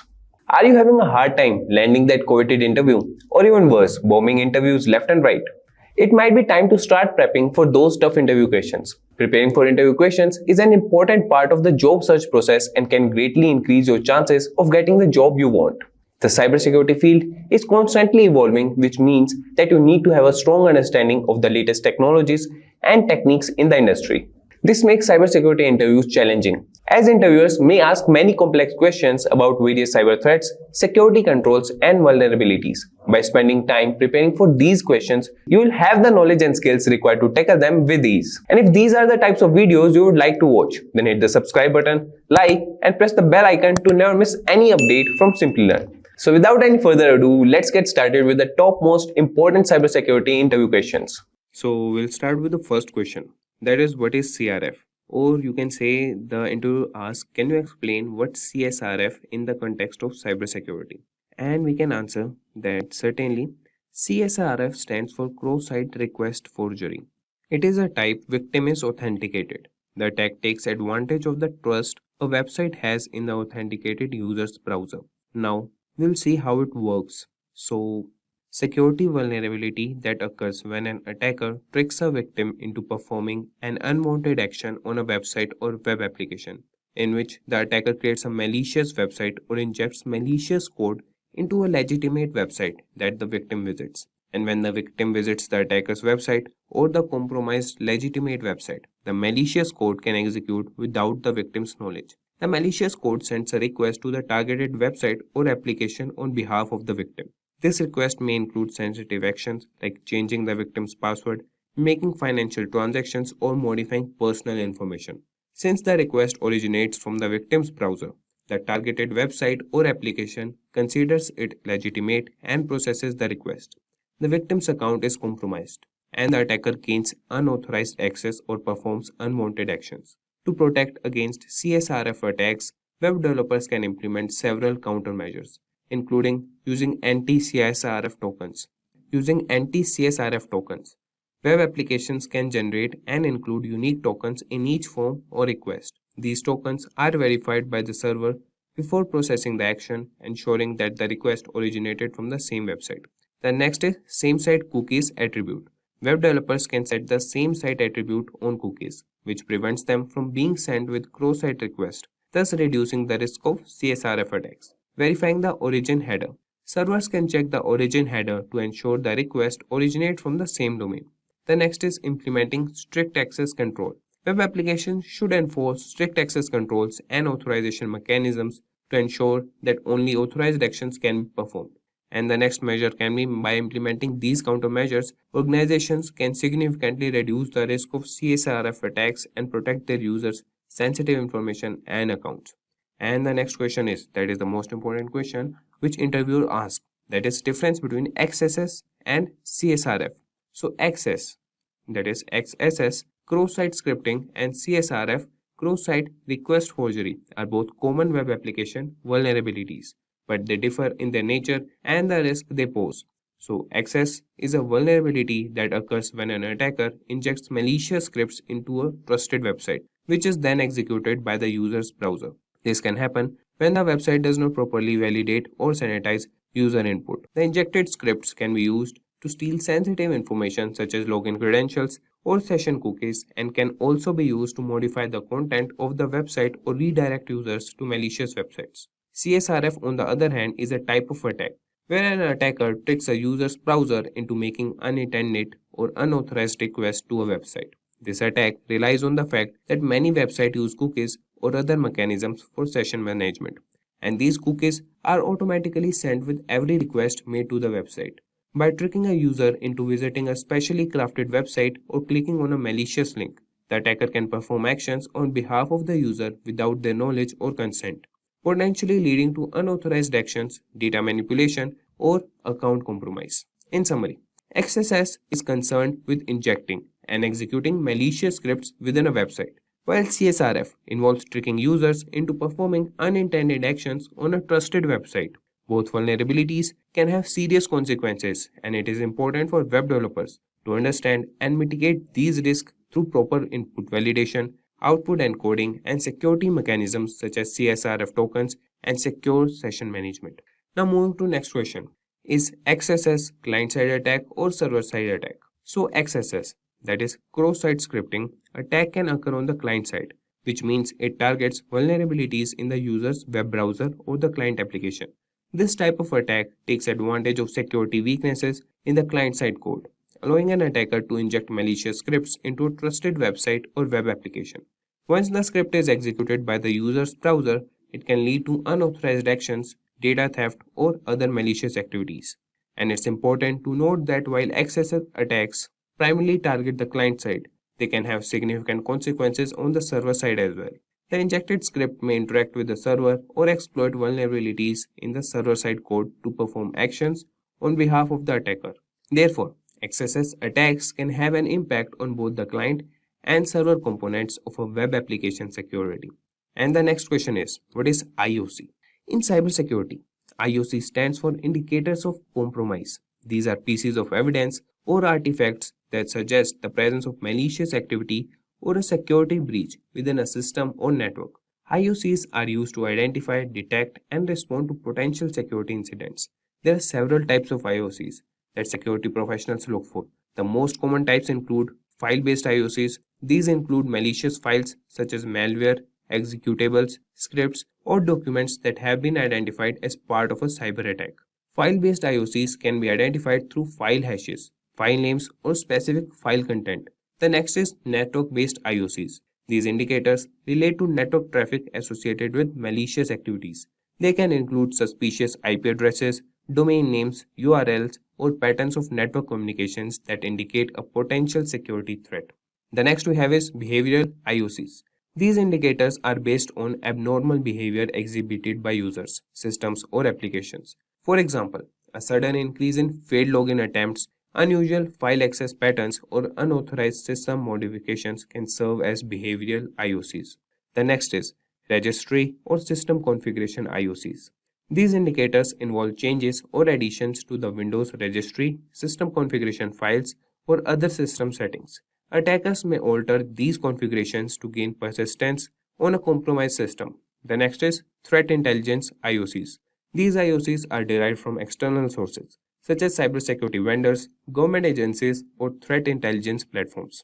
They provide information about known malicious actors, their tactics, techniques, and procedures, and specific indicators associated with their activities. When organizations collect and analyze IOCs, they can proactively detect and respond to security incidents. By monitoring for these indicators, security teams can identify potential threats, investigate the scope of an attack, and take appropriate measures to mitigate the risk. It's worth noting that IOCs are not static and continuously evolve as attackers develop new techniques. Therefore, staying up to date with the latest threat intelligence and sharing information within the cybersecurity community is crucial for effective defense against cyber threats. And now moving to another question, that is fifth question. And it is that can you explain the difference between antivirus and EDR in cybersecurity? So antivirus and endpoint detection and response, that is EDR, are both important components in cybersecurity, but they serve different purposes. We'll see them. That is, first, antivirus, that is also known as anti-malware software. It is designed to detect, prevent, and remove known types of malicious software such as viruses, bombs, trojans, and ransomware. It relies on signature-based detection, where it compares the code patterns or files or programs against a database of known malware signatures. When a match is found, the antivirus software takes appropriate action to quarantine or delete the infected file. On the other hand, the EDR goes beyond traditional antivirus solutions by providing real-time monitoring, detection, and response capabilities at the endpoint level. EDR solutions are designed to detect and respond to sophisticated and advanced threats that may evade traditional antivirus software. They use a combination of techniques including behavioral analysis, machine learning, and threat intelligence to identify malicious activities and potential threats. EDR solutions continuously monitor endpoints such as workstations, servers, and mobile devices for any suspicious activities or anomalous behavior. They collect and analyze vast amounts of endpoint data, including process executions, network connections, file changes, and system configurations to identify potential security incidents. If a threat is detected, EDR solutions provide detailed visibility into the incident, allowing security teams to investigate, contain, and respond to the threat in real time. While antivirus focuses on known threats and relies on signature-based detection, EDR solutions are more proactive and capable of identifying previously unseen or zero-day threats. They offer enhanced threat hunting capabilities, allowing security analysts to search for indicators of compromise, that is IOCs, and identify potential vulnerabilities or security gaps in the environment.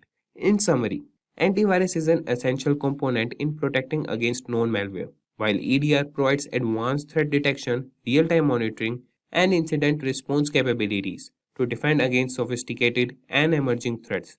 Combining both antivirus and EDR solutions can significantly enhance an organization's overall cybersecurity posture. Now, moving to another question, that is IPS versus firewall. That is, can you explain the difference between IPS and a firewall in cybersecurity? So, an IPS, that is intrusion prevention system, and a firewall are two distinct but complementary security mechanisms. Let's see the differences between them. So a firewall acts as a barrier between an internal network and external network, typically the internet. It examines incoming and outgoing network traffic based on predefined rules or policies. Its primary function is to enforce access controls and permit or deny network traffic based on factors such as IP addresses, ports, protocols, and application types. Firewalls work at the network layer, layer 3, or the transport layer, layer 4 of the network stack.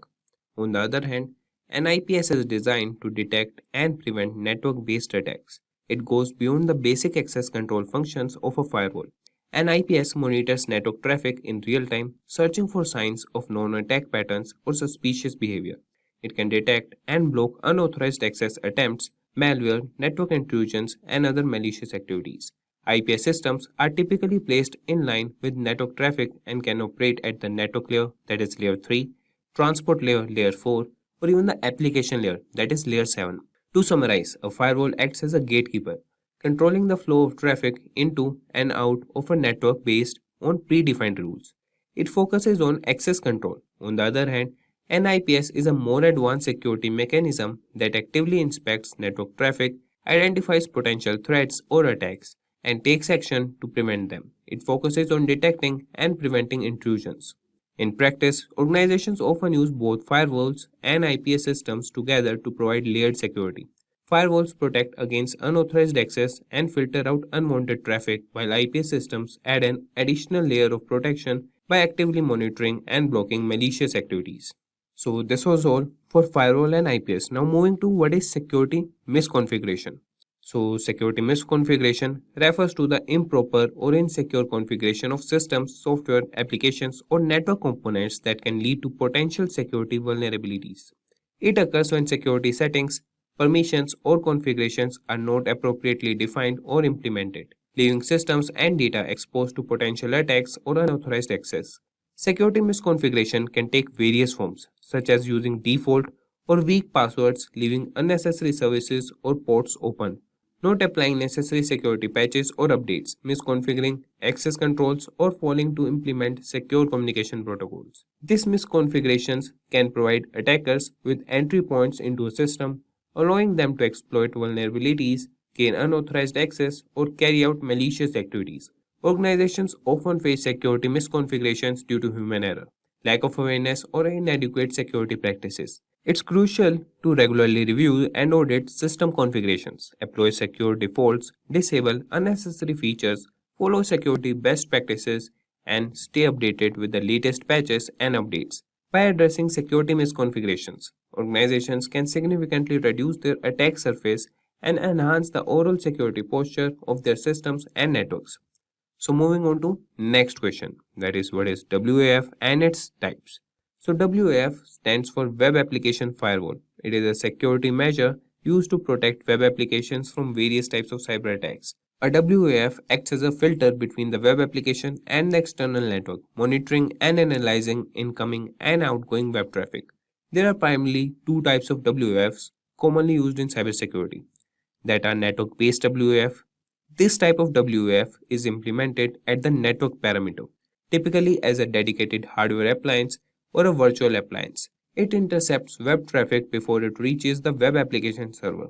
And network-based WAFs examine packets at the network layer, inspecting IP addresses, ports, and protocols to detect and prevent malicious activities.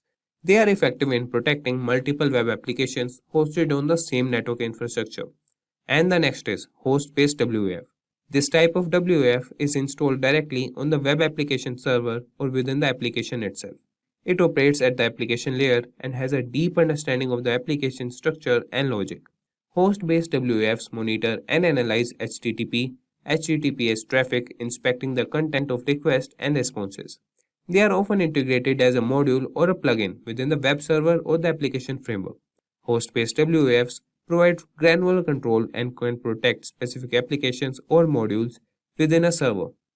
Both network-based and host-based WAFs have their strength and can complement each other for enhanced security. Network-based WAFs are suitable for large-scale protection across multiple applications and servers, while host-based WAFs offer more precise control and visibility into application-specific vulnerabilities and attacks. It's important to note that while WAFs are valuable in safeguarding web applications, they should be used in conjunction with other security measures like regular application patching, secure coding practices, and vulnerability assessments to ensure comprehensive protection against evolving cyber threats. Now we'll see another question. That is, could you please explain the difference between blue teaming and red teaming? So blue teaming and red teaming are two distinct approaches used in cybersecurity to enhance the overall security posture of an organization. And blue teaming primarily focuses on defense and proactive measures. Blue teams are responsible for protecting the organization's assets, systems, and data from potential threats and attacks. They typically include cybersecurity professionals within the organizations who work to identify vulnerabilities, monitor networks, and implement security controls. Blue teams conduct risk assessments, perform security audits, and develop incident response plans. They also monitor security systems, analyze logs, and use various tools to detect and mitigate threats. Essentially, blue teams act as defenders, ensuring that the organization's defenses are strong and resilient. On the other hand, red teaming takes an offensive approach. Red teams are independent groups or individuals who stimulate real-world cyber attacks to evaluate the effectiveness of the organization's security controls and practices. Their goal is to identify weaknesses, gaps, and vulnerabilities in the system. Red teams use tactics similar to those of real attackers, such as social engineering, penetration testing, and vulnerability assessments to uncover potential security flaws. By adopting the perspective of an attacker, red teams provide valuable insights into the organization's security vulnerabilities, allowing the blue team to improve their defenses. In summary, blue teaming is focused on defense, while red teaming is focused on offense. Blue teams work to prevent and mitigate cyber threats, while red teams act as adversaries to identify weaknesses and improve the organization's security. The collaboration between blue and red team is crucial in maintaining a strong security posture and effectively protecting sensitive information. So this was all. That is the difference between blue teaming and red teaming. Now moving on to the 10th question, that is, what is false positive and false negative in case of IDS? So in the context of intrusion detection system, that is IDS, false positive and false negative are two important terms used to describe the accuracy of the system in identifying and classifying security events. A false positive occurs when an IDS incorrectly identifies a benign activity or event as malicious. On the other hand, a false negative happens when an IDS fails to detect an actual malicious activity or event. It occurs when an intrusion or attack goes unnoticed and is not flagged by the system. This can be quite dangerous as it allows malicious activities to go undetected, potentially causing harm to the system or network.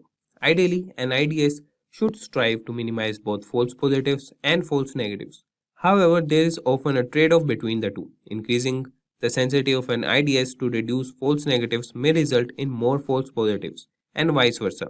Balancing the detection accuracy is crucial to ensure that genuine threats are identified while minimizing the number of false alarms. So, to improve the effectiveness of an IDS, continuously monitoring, fine-tuning of detection rules, and incorporating machine learning algorithms can be employed. Additionally, it's important for security teams to carefully analyze and validate alerts to distinguish between false positive and true threats, ensuring efficient incident response and mitigation. Now moving to another question, that is, what is TLD? So TLD stands for top level domain in the field of cybersecurity. In the context of the internet, a top level domain refers to the last segment of a domain name located after the final dot.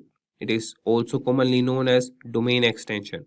Example of TLDs include .com, .org, .net, .gov, .edu and country-specific TLDs like .uk, .fr or .au. TLDs play a significant role in cybersecurity as they help identify the purpose or category of a website. Cybersecurity professionals often analyze TLDs to assess potential security risk or determine the legitimacy of a domain.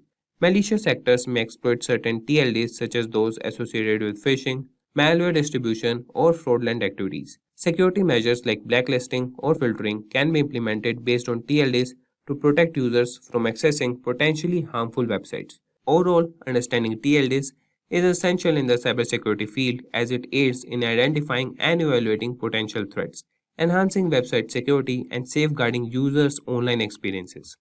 So, this was all about TLD. So, the next question is, can you explain what name servers are in the context of cybersecurity? So, in the realm of cybersecurity, name servers play a crucial role in functioning of the internet. A name server, also known as a DNS server, domain name system, is responsible for translating human-readable domain names such as www.example.com into IP addresses such as numerical representations that computers use to communicate with each other. In simple terms, when a user types a domain name into a web browser, the name server is responsible for resolving that domain name to the corresponding IP address of the server hosting the website. This process is essential for establishing connections and enabling communication between devices on the internet. From a cybersecurity perspective, name servers are vital because they act as authoritative sources for domain names resolution. However, they can also be targeted by malicious actors in various attacks such as DNS spoofing or DNS hijacking, which aims to manipulate the translation process. So, to mitigate this risk, organizations employ various security measures such as implementing DNSSEC, domain name system security extensions, to ensure the integrity and authenticity of DNS data. DNS firewalls and intrusion detection systems can also be utilized to detect and prevent malicious activities targeting name servers. Overall, name servers serve as critical infrastructure component for the internet, and safeguarding their integrity is essential in maintaining a secure online environment. So the next question is, what is canonical name in the context of cybersecurity? So canonical name refers to a standardized and authoritative name assigned to a network resource, such as a domain, host, or IP address. It is used to establish a consistent and unambiguous naming convention across different systems and networks. The canonical name serves as a unique identifier for the resource, ensuring that it can be accurately located and accessed within a network or across the internet. The canonical name is commonly represented as a fully qualified domain name, FQDN, for a website, which includes the domain name and all its subdomains. For example, www.example.com is the canonical name for the website example.com. By using the canonical name, organizations can maintain a centralized and reliable reference point for accessing resources, making it easier to manage and secure their network infrastructure. In cybersecurity, the concept of canonical name is particularly relevant when dealing with activities such as network monitoring, access control, and threat detection. It allows security administrators to establish policies and rules based on the canonical names of resources, ensuring consistent enforcement and effective security measures. By leveraging canonical names, organizations can enhance their cybersecurity posture by effectively managing and protecting their network resources, facilitating accurate identification and control of assets, and enabling efficient incident response and mitigation strategies. So, this was all about canonical name in cybersecurity. Now, moving on to another popular question, that is, what details you find when you search IP or domain for DNS lookup. So, when performing a DNS lookup for an IP domain in the field of cybersecurity, there are several key details that can be obtained. These details provide valuable information for assessing the cybersecurity posture and potential risk associated with the IP or domain in question. Here are some important details that can be found. That is, IP or domain ownership. So, the DNS lookup reveals the registered owner of the IP address or domain name. This information helps identify the entity responsible for the IP or domain and can be useful in determining its legitimacy. The next is IP or domain reputation. The DNS lookup may provide information about the reputation of the IP or domain. This reputation score indicates whether the IP or domain has been involved in malicious activities in the past. High reputation scores indicate a secure or lower risk level, while low scores may suggest a higher risk of involvement in cyber threats. The next we have is IP or domain geolocation. The geolocation information obtained from the DNS lookup reveals the physical location associated with the IP or domain. This can be useful in identifying potential jurisdictional issues and determining the origin of suspicious activities. The next we have is IP or domain history. The DNS lookup can uncover historical data related to the IP or domain. This includes information such as previous ownership, changes in IP addresses, or change in domain registration details. Examining the history can help identify any patterns or suspicious behavior or previous involvement in cyber incidents. The next is DNS records. The DNS lookup provides information about the DNS records associated with the IP or domain. This includes details such as the IP addresses associated with the domain, mail server information, subdomains, and other records like TXT records used for various purposes, such as SPF, Sender Policy Framework, or DMARC, Domain-Based Message Authentication, Reporting, and Conformance configurations. The next is IP or domain blacklisting. The DNS lookup can reveal whether the IP or domain is listed on any known blacklist. Blacklisting occurs when an IP or domain is identified as being associated with malicious activities, spamming, or other undesirable behavior. Such listing can indicate a higher risk level. So, by analyzing these details obtained from a DNS lookup, cybersecurity professionals can assess the potential security risk associated with an IP or domain and take appropriate measures to protect the systems and networks. And now moving to next question, that is, what is DHCP? That is, can you explain what DHCP is and its role in cybersecurity? So DHCP stands for Dynamic Host Configuration Protocol. It is a network protocol commonly used in computer networks to automatically assign IP addresses and network configuration settings to devices within a network. DHCP plays a crucial role in cybersecurity as it helps in managing and securing network resources effectively. One of the primary functions of DHCP is to introduce or provide IP addresses dynamically to devices when they join the network. By assigning IP addresses dynamically, DHCP prevents the need for manual configuration, making it easier to manage a large number of devices in a network. This automated process helps ensure that devices are correctly connected and can communicate with other devices and network services. In the context of cybersecurity, DHCP helps in enhancing network security by enabling features such as IP addresses management and network access control.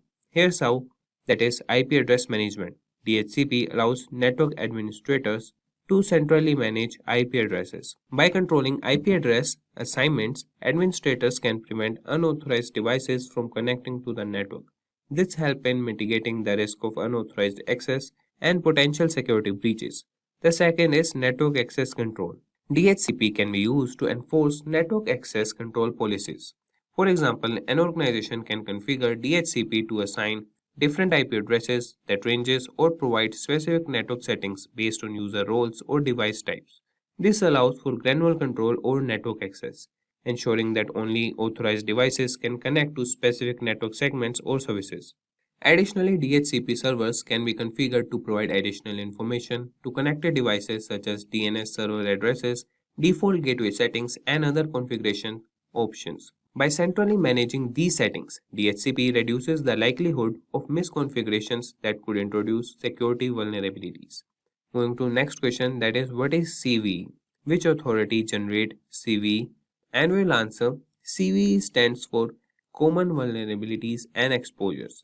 It is a system used in the field of cybersecurity to identify and track known vulnerabilities in software and hardware. The purpose of CVE is to provide a standardized way of referencing and discussing security vulnerabilities across different organizations, vendors, and researchers.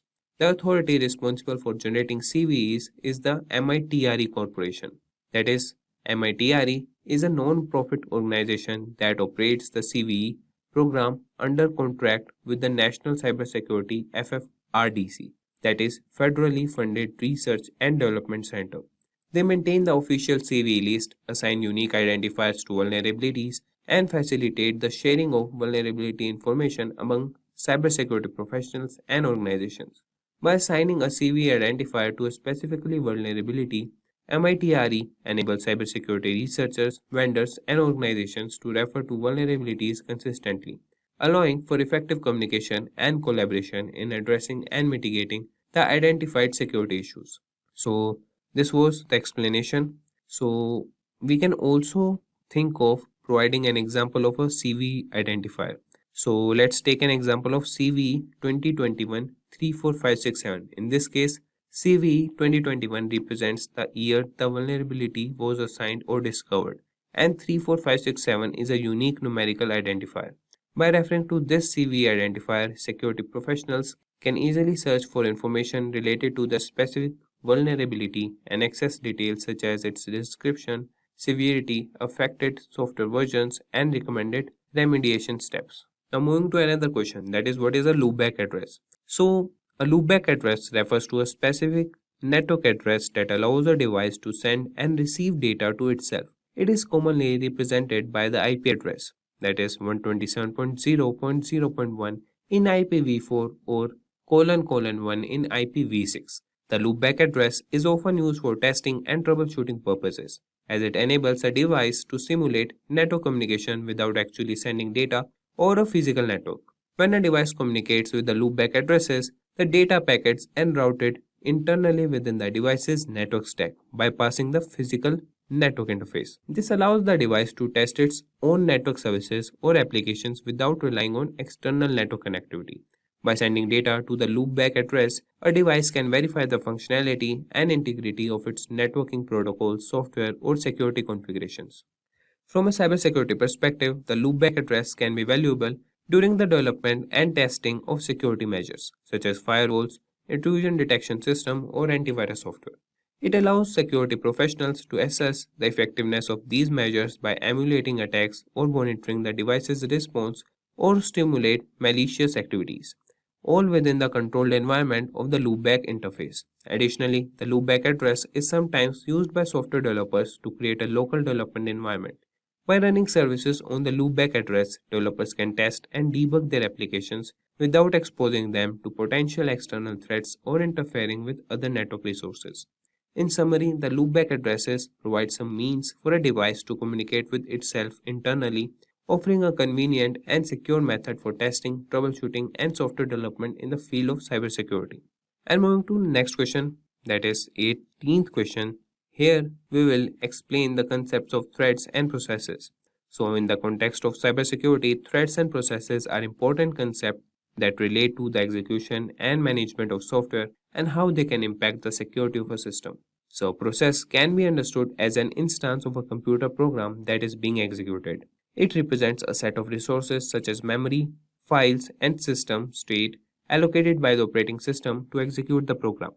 Each process runs independently with its own memory space and resources and can perform various tasks. Processes can communicate with each other through their inter-process communication mechanism provided by the operating system. On the other hand, a thread is a unit of execution within a process. A process can have multiple threads, and each thread represents an independent flow of control within the process. Threads within a process share the same memory space, allowing for efficient communication and data sharing. By utilizing threads, a program can execute multiple tasks concurrently, improving performance and responsiveness. From a cybersecurity perspective, understanding threads and processes is crucial. Malicious actors can exploit vulnerabilities in processes or threads to compromise security system.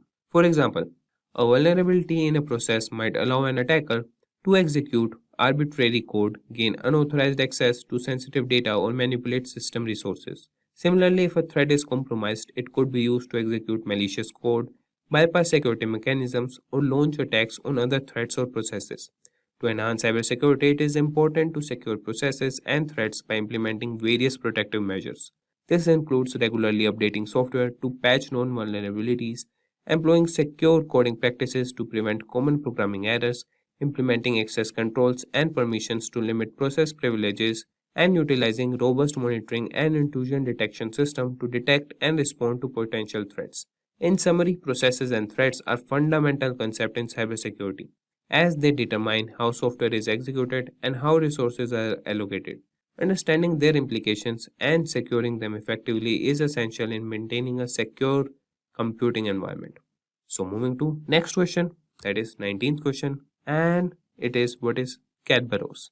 So Kerberos is a widely used network authentication protocol that plays a crucial role in ensuring secure communication in computer network. It was developed by Massachusetts Institute of Technology, that is MIT, and has become a fundamental component of many security infrastructures. At its core, Kerberos provides a framework for mutual authentication between a client and a server, allowing them to establish trust and securely communicate over an untrusted network. It relies on a centralized authentication server known as the Key Distribution Center, which acts as a trusted third party. When a client requests access to a network's resource, the Kerberos protocol enables the client to authenticate itself to the KDC using its credentials, typically a username and password. The KDC then verifies the client's identity and issues a time-limited ticket, also known as ticket granting ticket, which serves as proof of authentication. Once the client possesses a valid TGT, it can present it to the desired server to request a service ticket for a specific resource. The server in turn contacts the KDC to verify the TGT's authenticity and grants the client access to the requested resource if the validation succeeds. One of the significant advantages of Kerberos is that it uses symmetric key cryptography, which ensures confidentiality and integrity of the communication between the client and the server. The KDC shares a secret key with each client, and this key is used to encrypt the communication tickets, making it difficult for adversaries to forge and tamper with them. Moreover, Kerberos incorporates the concept of single sign-on, allowing users to authenticate once and obtain multiple tickets for different services without needing to re-enter their credentials. This enhances usability and reduces the burden of remembering and managing numerous passwords. Overall, Kerberos is a robust authentication protocol that addresses many security challenges in network environments. Its widespread adoption in various systems and its proven track record make it a valuable asset in safeguarding sensitive information and preventing unauthorized access. Now, moving to the next question, that is, can you explain the significance of 018 and 012 in Kerberos authentication? So, in Kerberos authentication, the value 0x18 and 0x12 represent specific message types within the Kerberos protocol.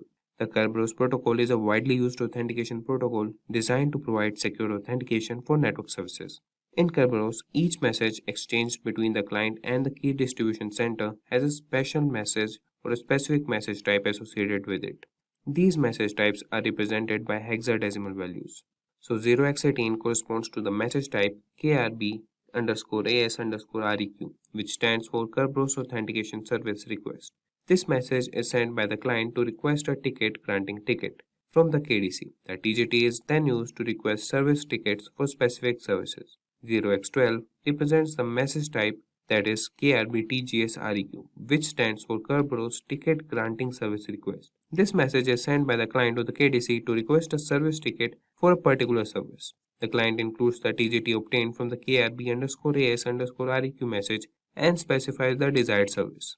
These message types are essential in the Kerberos authentication process as they allow the client and the KDC to exchange the necessary information for authentication and authorization.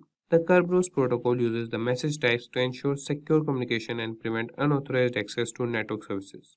Overall, the values 0x18 and 0x12 in Kerberos authentication represent specific message types within the Kerberos protocol, enabling the secure exchange of authentication and authorization information between the client and the KDC. And the next question we have is, define unicasting, multicasting, and broadcasting. So unicast, multicast, and broadcast are the three methods by which we transmit data over a network. So unicast, it sends the information from a single user to a single receiver. We use this for point-to-point communications. And multicast, here data is sent from one or more sources to multiple destinations. Then we have broadcast, that is known as one-to-all, that is the communication is between a single user and several receivers. And the next question is, explain SSL encryption. Secure Sockets Layer SSL is the standard followed in the security and knowledge industry to develop encrypted connections between the browser as well as the web server. This standard ensures that data privacy is maintained and that online transactions are protected from external attacks. The following steps have to be followed to establish an SSL connection. The browser will connect to the web server, which is secured by SSL. The browser will send a copy of the SSL certificate. The browser verifies if the SSL certificate is trustworthy. If trustworthy, the browser will send a message to the server requesting to establish an encrypted connection. The web server acknowledges and starts to build an SSL encrypted connection. The encrypted SSL communication begins between the browser and the web server. And now we have the 23rd question, that is, what steps will you take to secure a server? So the secure socket layer SSL is a protocol where data encrypting and decrypting will protect it from being intercepted by authorized users. The simple ways to secure the server are as follows. Ensure that the password for root and administrative users is secured. New users can be included in the system now. They will manage the system as per the policies established. Remote access is removed from default administrator accounts. The following steps have to be followed to configure firewall rules for remote access. Now we have the 24th question, that is, what is data protection in transit versus data protection at rest? So when data is protected in transit, the data goes only from the server to the client. The effectiveness of data protection, repeat, the effectiveness of data protection is critical for ensuring that there is no loss of data. Data protection at rest. It is when the database is on the hard drive. The data at rest is sometimes less vulnerable than the data in transit. So this was all about it. And the next question is, what is the difference between VPN and VLAN? So VPN, the group workstations are within the same locations and in the same broadcast. The main logically segregated networks and have no physical connection. Whereas VLAN, this is related to remote access to the company network. The connection of 2 points within a secured and encrypted tunnel. There is no encryption technique involved and it slices the logical network into different sections to manage and secure different aspects. And this was all for this tutorial or the interview questions. Hope you guys found it informative and helpful. Let's take a minute to hear from our learners who have experienced massive success in their careers. That's a wrap on our full course. If you have any doubts or questions, you can ask them in the comment section below. Our team of experts will reply you as soon as possible. Thank you and keep learning with Simplilearn. Staying ahead in your career requires continuous learning and upskilling. Whether you're a student aiming to learn today's top skills or a working professional looking to advance your career, we've got you covered. Explore our impressive catalog of certification programs in cutting-edge domains, including data science, cloud computing, cybersecurity, AI, machine learning, or digital marketing. Designed in collaboration with leading universities and top corporations, and delivered by industry experts, choose any of our programs and set yourself on the path to career success. Click the link in the description to know more.